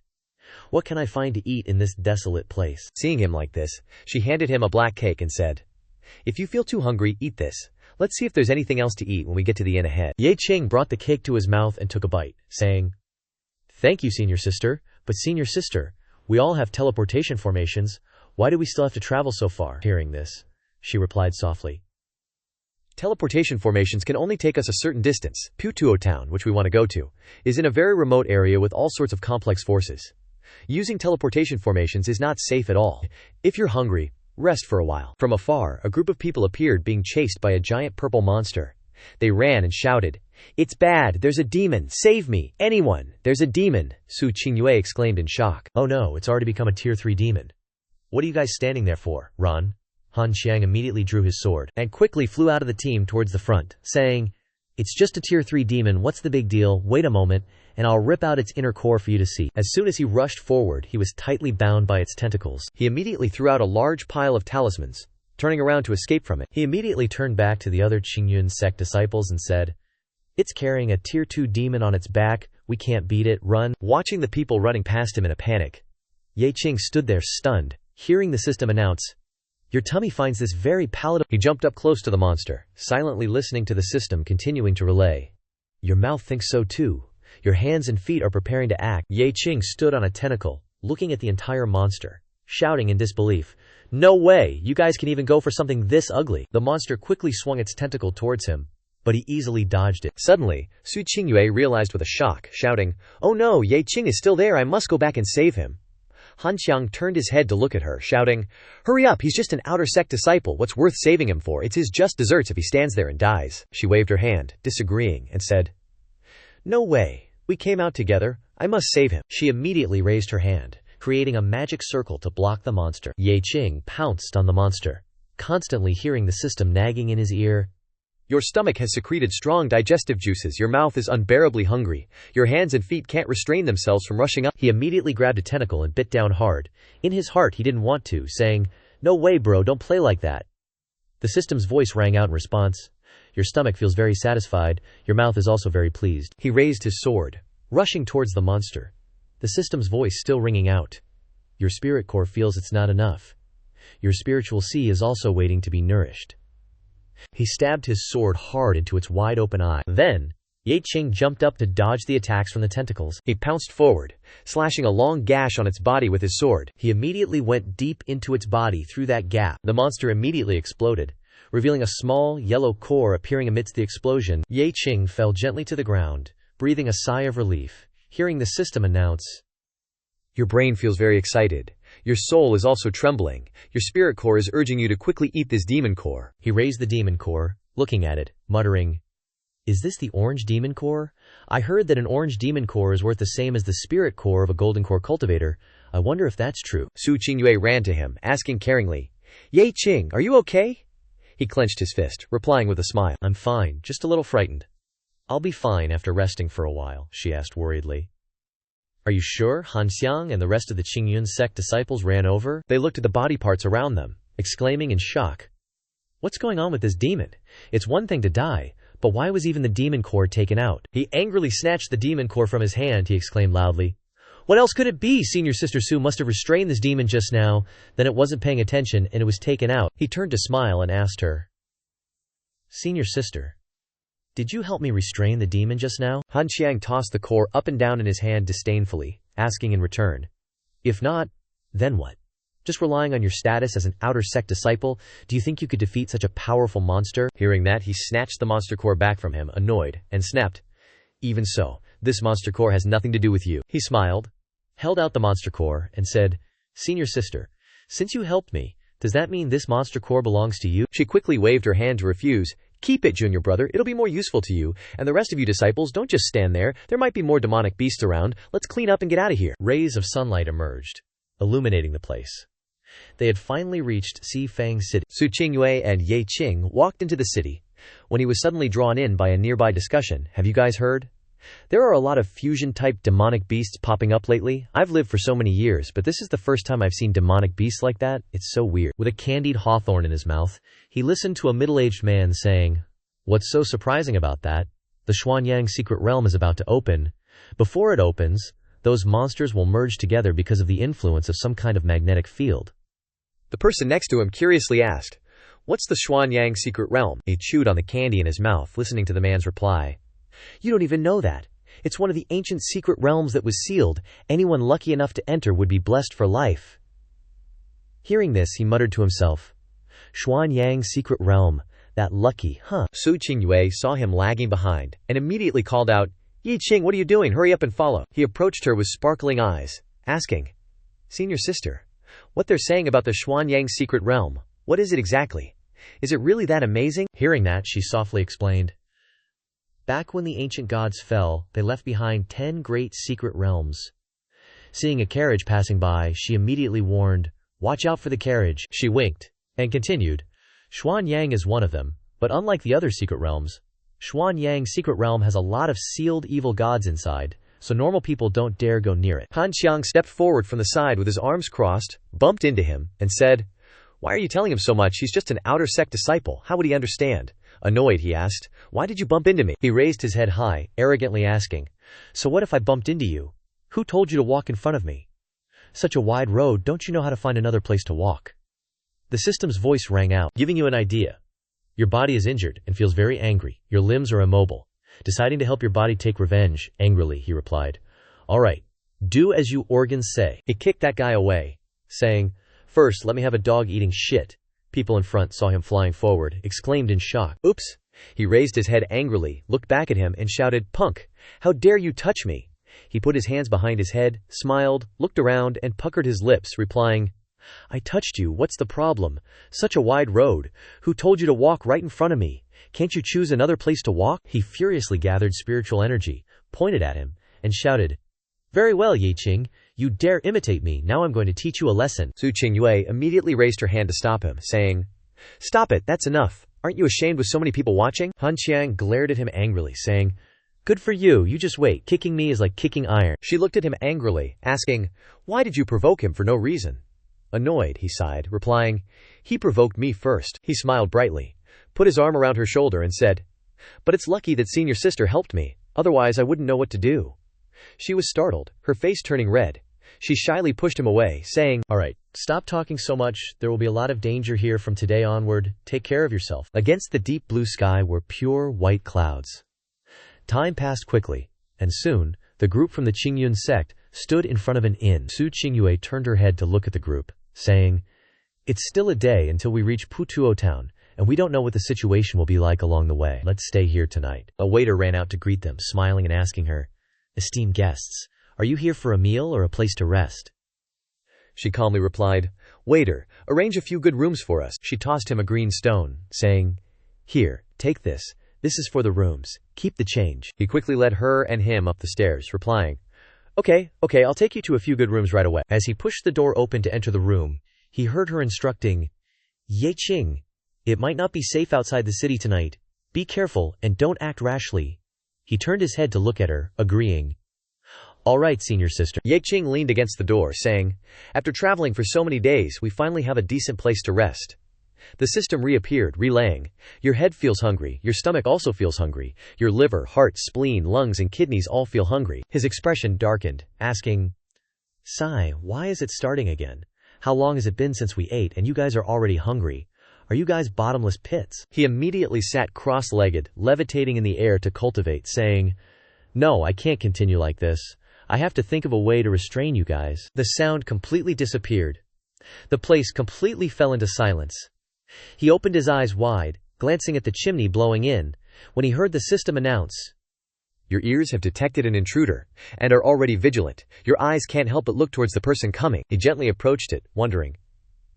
Sleeping medicine in the middle of the night like this, who is blind enough to disturb other people's sleep? Han Xiang held the medicine pipe in his mouth, plugging both nostrils, then opened the window and entered, smiling and saying, first, use the mist to intoxicate them, before making a move.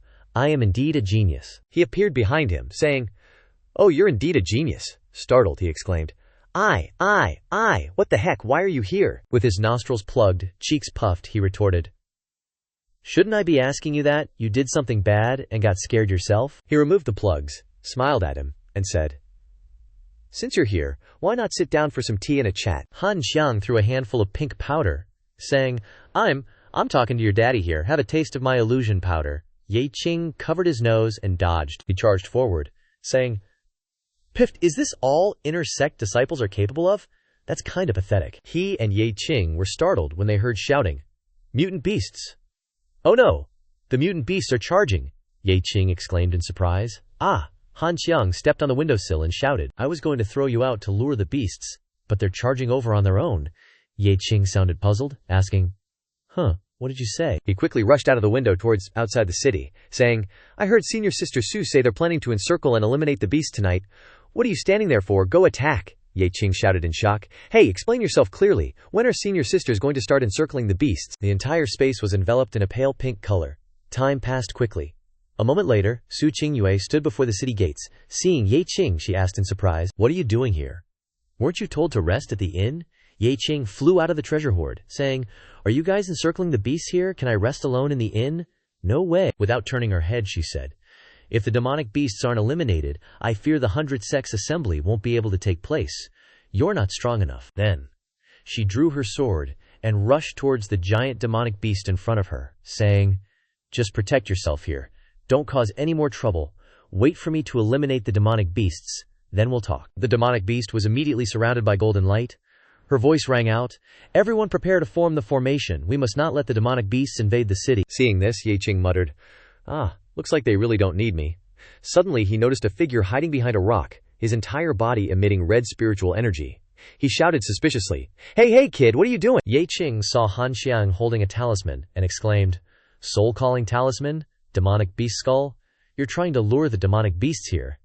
He was startled and turned his head to look at Ye Qing. He drew his sword and stabbed towards him, yelling, you little brat, shut your mouth. Ye Qing dodged, saying, don't touch me with your filthy hands. Seems like you've been hiding your strength all along, deliberately luring me out. His eyebrows furrowed, he replied, you found out? Then don't blame me for being impolite. Make your move. A hand appeared from behind, placed on Ye Qing's shoulder. Ye Qing thought in shock, crap, he has accomplices. Then, that person threw Ye Qing hard towards the forest, saying, feed him to the demonic beasts, a voice shouted. Attention, disciples. A large group of demonic beasts are attacking for some unknown reason. Hearing this, Ye Qing thought, damn it, this guy really is up to no good. Deliberately luring the demonic beasts here. The Qing Sect disciples looked at the giant demonic beasts with their dark red eyes, and immediately yelled, it's not good! The beast horde is here! Quick, prepare for battle! Ye Qing's face turned pale when he heard the system's voice. Your brain has detected new prey. Your nerves are extremely excited. Your body is moving on its own. Rushing forward, opening his mouth wide to bite the demonic beast's horn, with the system reporting in his ear. Your hands are preparing to grab the opponent. Your feet can't help but act. Ye Qing could only accept, thinking, all right then, let me taste your spiritual energy. The demonic beast's spiritual energy quickly rushed straight into his body, his whole body emitting a blue light, saying, I'm sucking. A golden light immediately emitted from its head. On the city wall, the city lord stood with the soldiers and frantically ordered, "The beast horde is attacking! Quickly close the city gates! Quick! Quick! Prepare for an ambush!" He saw the demonic beast break through the defensive barrier and roared at the sky.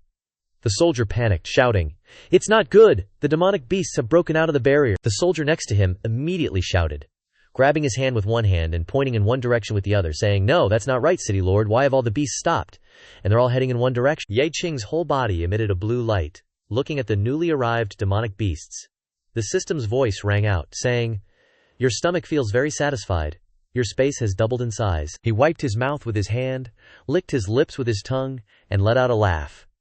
He heard the system continue to announce, "Your spirit core is trembling. It needs more demonic cores to replenish itself.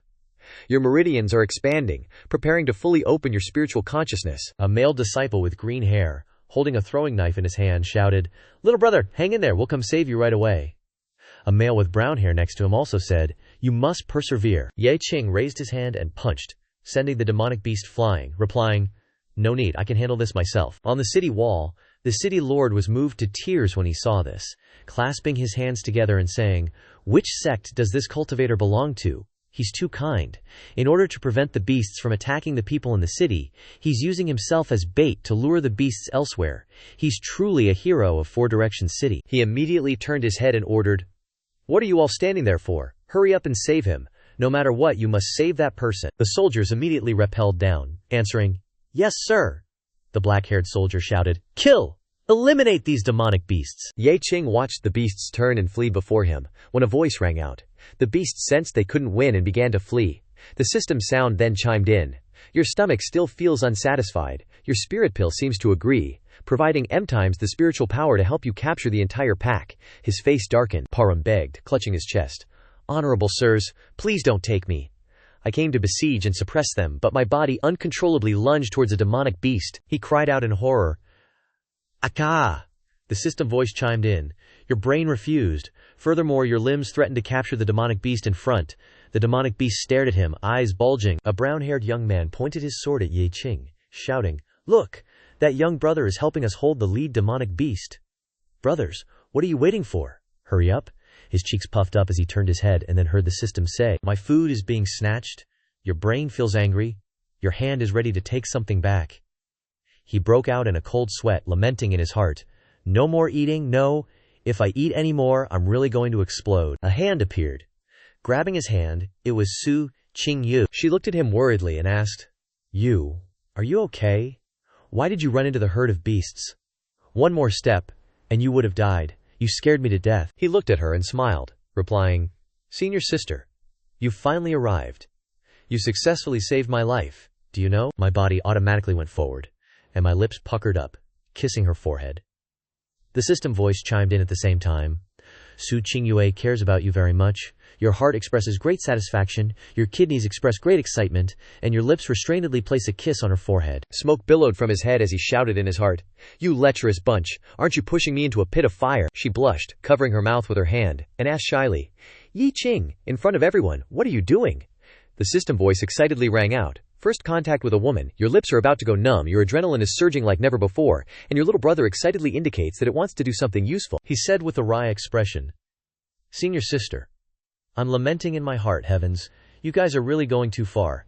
How can you act like such a hooligan in front of so many people?" Her face flushed, and she stared at him. Then she waved her sleeve and pushed him away, stepping forward. Startled, he watched her rush towards the demonic beasts, thinking, "There's even a demonic beast ambushing." She glanced at him and said coldly, "Ye Qing, when we get back, I'll settle the score with you." He covered his face with his hand, feeling the gentle breeze, and said, "It's over. My reputation for life is ruined." The space immediately fell into silence, and soon 3 hours passed. Ye Qing stood still, looking into the distance, and said, "This is finally over. Time to rest." A male disciple squatted down, panting heavily. Huff, huff. A brown-haired male disciple slumped to the ground, sweating profusely, lamenting, "So tired." The city lord stepped forward and grabbed his hand, smiling and saying, "Young brother, you are our hero." He raised his hand and scratched his head, replying, not at all, city lord, you exaggerate. It was just something I should do." The city lord laughed and said, "If it weren't for you, everyone in our city might have been destroyed." Sweat dripped from his forehead as he said seriously, How can you say that's something I should do? In our four-direction city, I'm afraid you won't find anyone more courageous than you. Tell me, what reward do you want?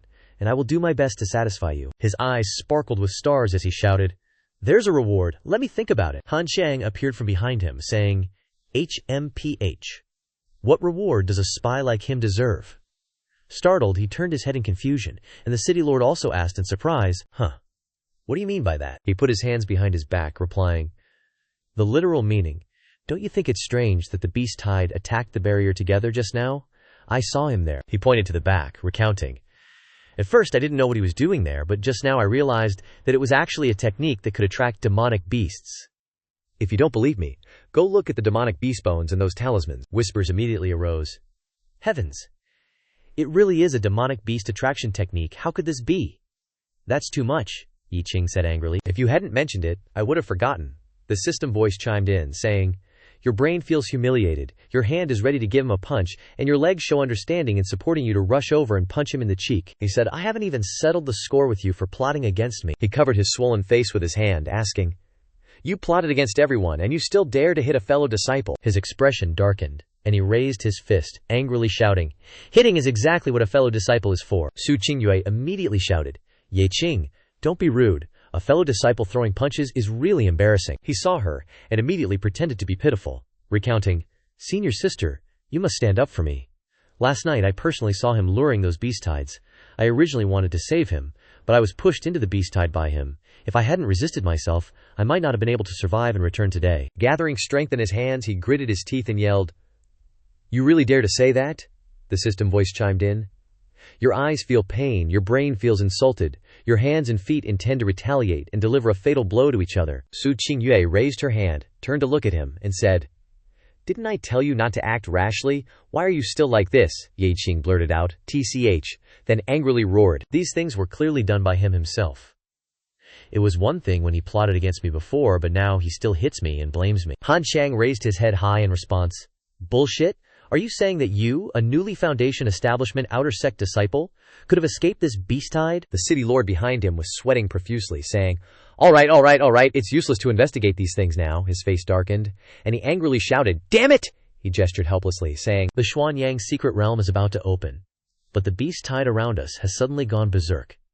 If we don't handle this well, the 100 Sects gathering will inevitably say we're incompetent, and we'll all be buried here." He angrily turned his head and shouted, "What's the big deal? Just deal with all those crazy demon beasts." The city lord immediately clapped his hands, his eyes shining, and said, Oh, little brother, you have a point." He was startled, and muttered to himself, "Crap.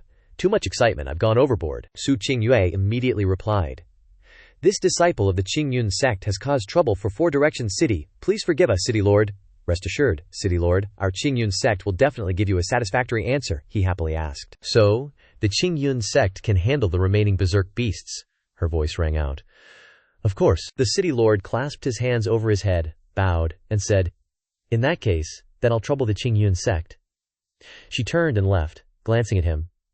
"Tell Yi Qing to call the other disciples. We'll go back to the inn to rest first." Ye Qing quickly chased after her, explaining, "Senior sister, you believe me. I really didn't do anything unworthy of the Qingyun sect." She glanced at him and said, "I know. It's just that this matter shouldn't be revealed. Wait until tomorrow when we've dealt with the beasts before talking." The space was shrouded in a grayish color. At the inn, Han Xiang leaned against the wall, listening to the man opposite him say, "The plan has changed. To avoid exposing our identities, tomorrow the first thing we do is kill Ye Qing." His face was dark as he said, "I've wanted to kill that bastard for a long time, but if I go kill Ye Qing, what about the other plans?" The masked man said, "Don't worry. They can forget about opening the 100 Sects gathering, and they can forget about taking the things inside the secret realm." The next day, the sky was extremely clear. In the misty forest, the entire group of Qingyun sect people appeared here. Ye Qing looked at Su Qingyue and shouted, "Senior sister!" He approached her and asked softly, "Senior sister, how did you find out that Han Xiang was strange? Isn't he usually very normal?" She picked up a handful of demon beast fur, turned to look at him, and replied, "It's precisely because he was too normal that I suspected him. Han Xiang isn't usually such a competitive person, but this time he's targeting you so much it feels very strange." Changing the subject, she asked, "What's going on with you?" She looked at him, and recounted, "Yesterday, your behavior in the beast horde was also very strange." He was startled and exclaimed, "Ugh!" He reached out and scratched his head, glancing around, and stammered, That is. She crossed her arms over her chest and stared at him intently, saying, "I don't care what you're thinking, but this mission is very important. I hope you don't affect this mission, understand?" Ye Qing immediately raised his hand in a salute and solemnly guaranteed, "Don't worry, senior sister. I promise to be obedient this time and definitely won't bother you." Suddenly, something flashed past. Su Qingyue looked up at the sky and shouted, "What is that? Stop!" The system voice rang out in his ears. "Your eyes have discovered a clue. Shifting your gaze, your brain is eager to find out the truth. Your feet express understanding and support." She saw him rushing off and immediately shouted, "It's very dangerous here. Didn't I tell you to follow me?" Hearing this, he thought to himself, "I don't want to." But he opened his mouth and replied, "Senior sister, wait for me a moment. I'll be back soon." He quickly jumped away, inwardly complaining, "Aren't the big brothers in this forest all demon beasts? Can't you guys be a little more well-behaved?" The system voice rang out in his ears. "Your eyes have discovered prey, your stomach expresses great hunger, your legs uncontrollably chase after it." He leaped up, surprised, and asked, "Isn't it too soon?" He jumped and hugged the tree, opening his mouth wide and saying, "All right then, if I'm gonna eat, I'm gonna eat." The tree, hearing this, burst into tears, screaming, "Ah, help!" The system voice announced. The tree branch's sap is highly toxic, your stomach feels nauseous, your head feels dizzy, your limbs are weak and unusable, and your inner core has also chosen to attack. Fresh blood flowed from the corner of his mouth, and he groaned, "Weren't you guys kicking just now so fiercely? Why are you like this at the critical moment?" Ye Qing stabbed his blade into the tree trunk to stabilize his body, shouting, "No way! Today I'm going to fight you to the death!" Han Xiang led a group of masked men. Appearing behind him, he pointed at him and shouted, "Ye Qing is right there, kill Ye Qing." He turned his head and saw this, shouting, "Not good." He gripped the blade in his hand tightly, threatening the tree, "Run and I'll peel your bark. So you can become a dry tree, do you believe it or not?" He poked his head out, looking at the massive horde of demon beasts in front of him, and cried out, "Crap! So many demon beasts! Wrong, this direction!"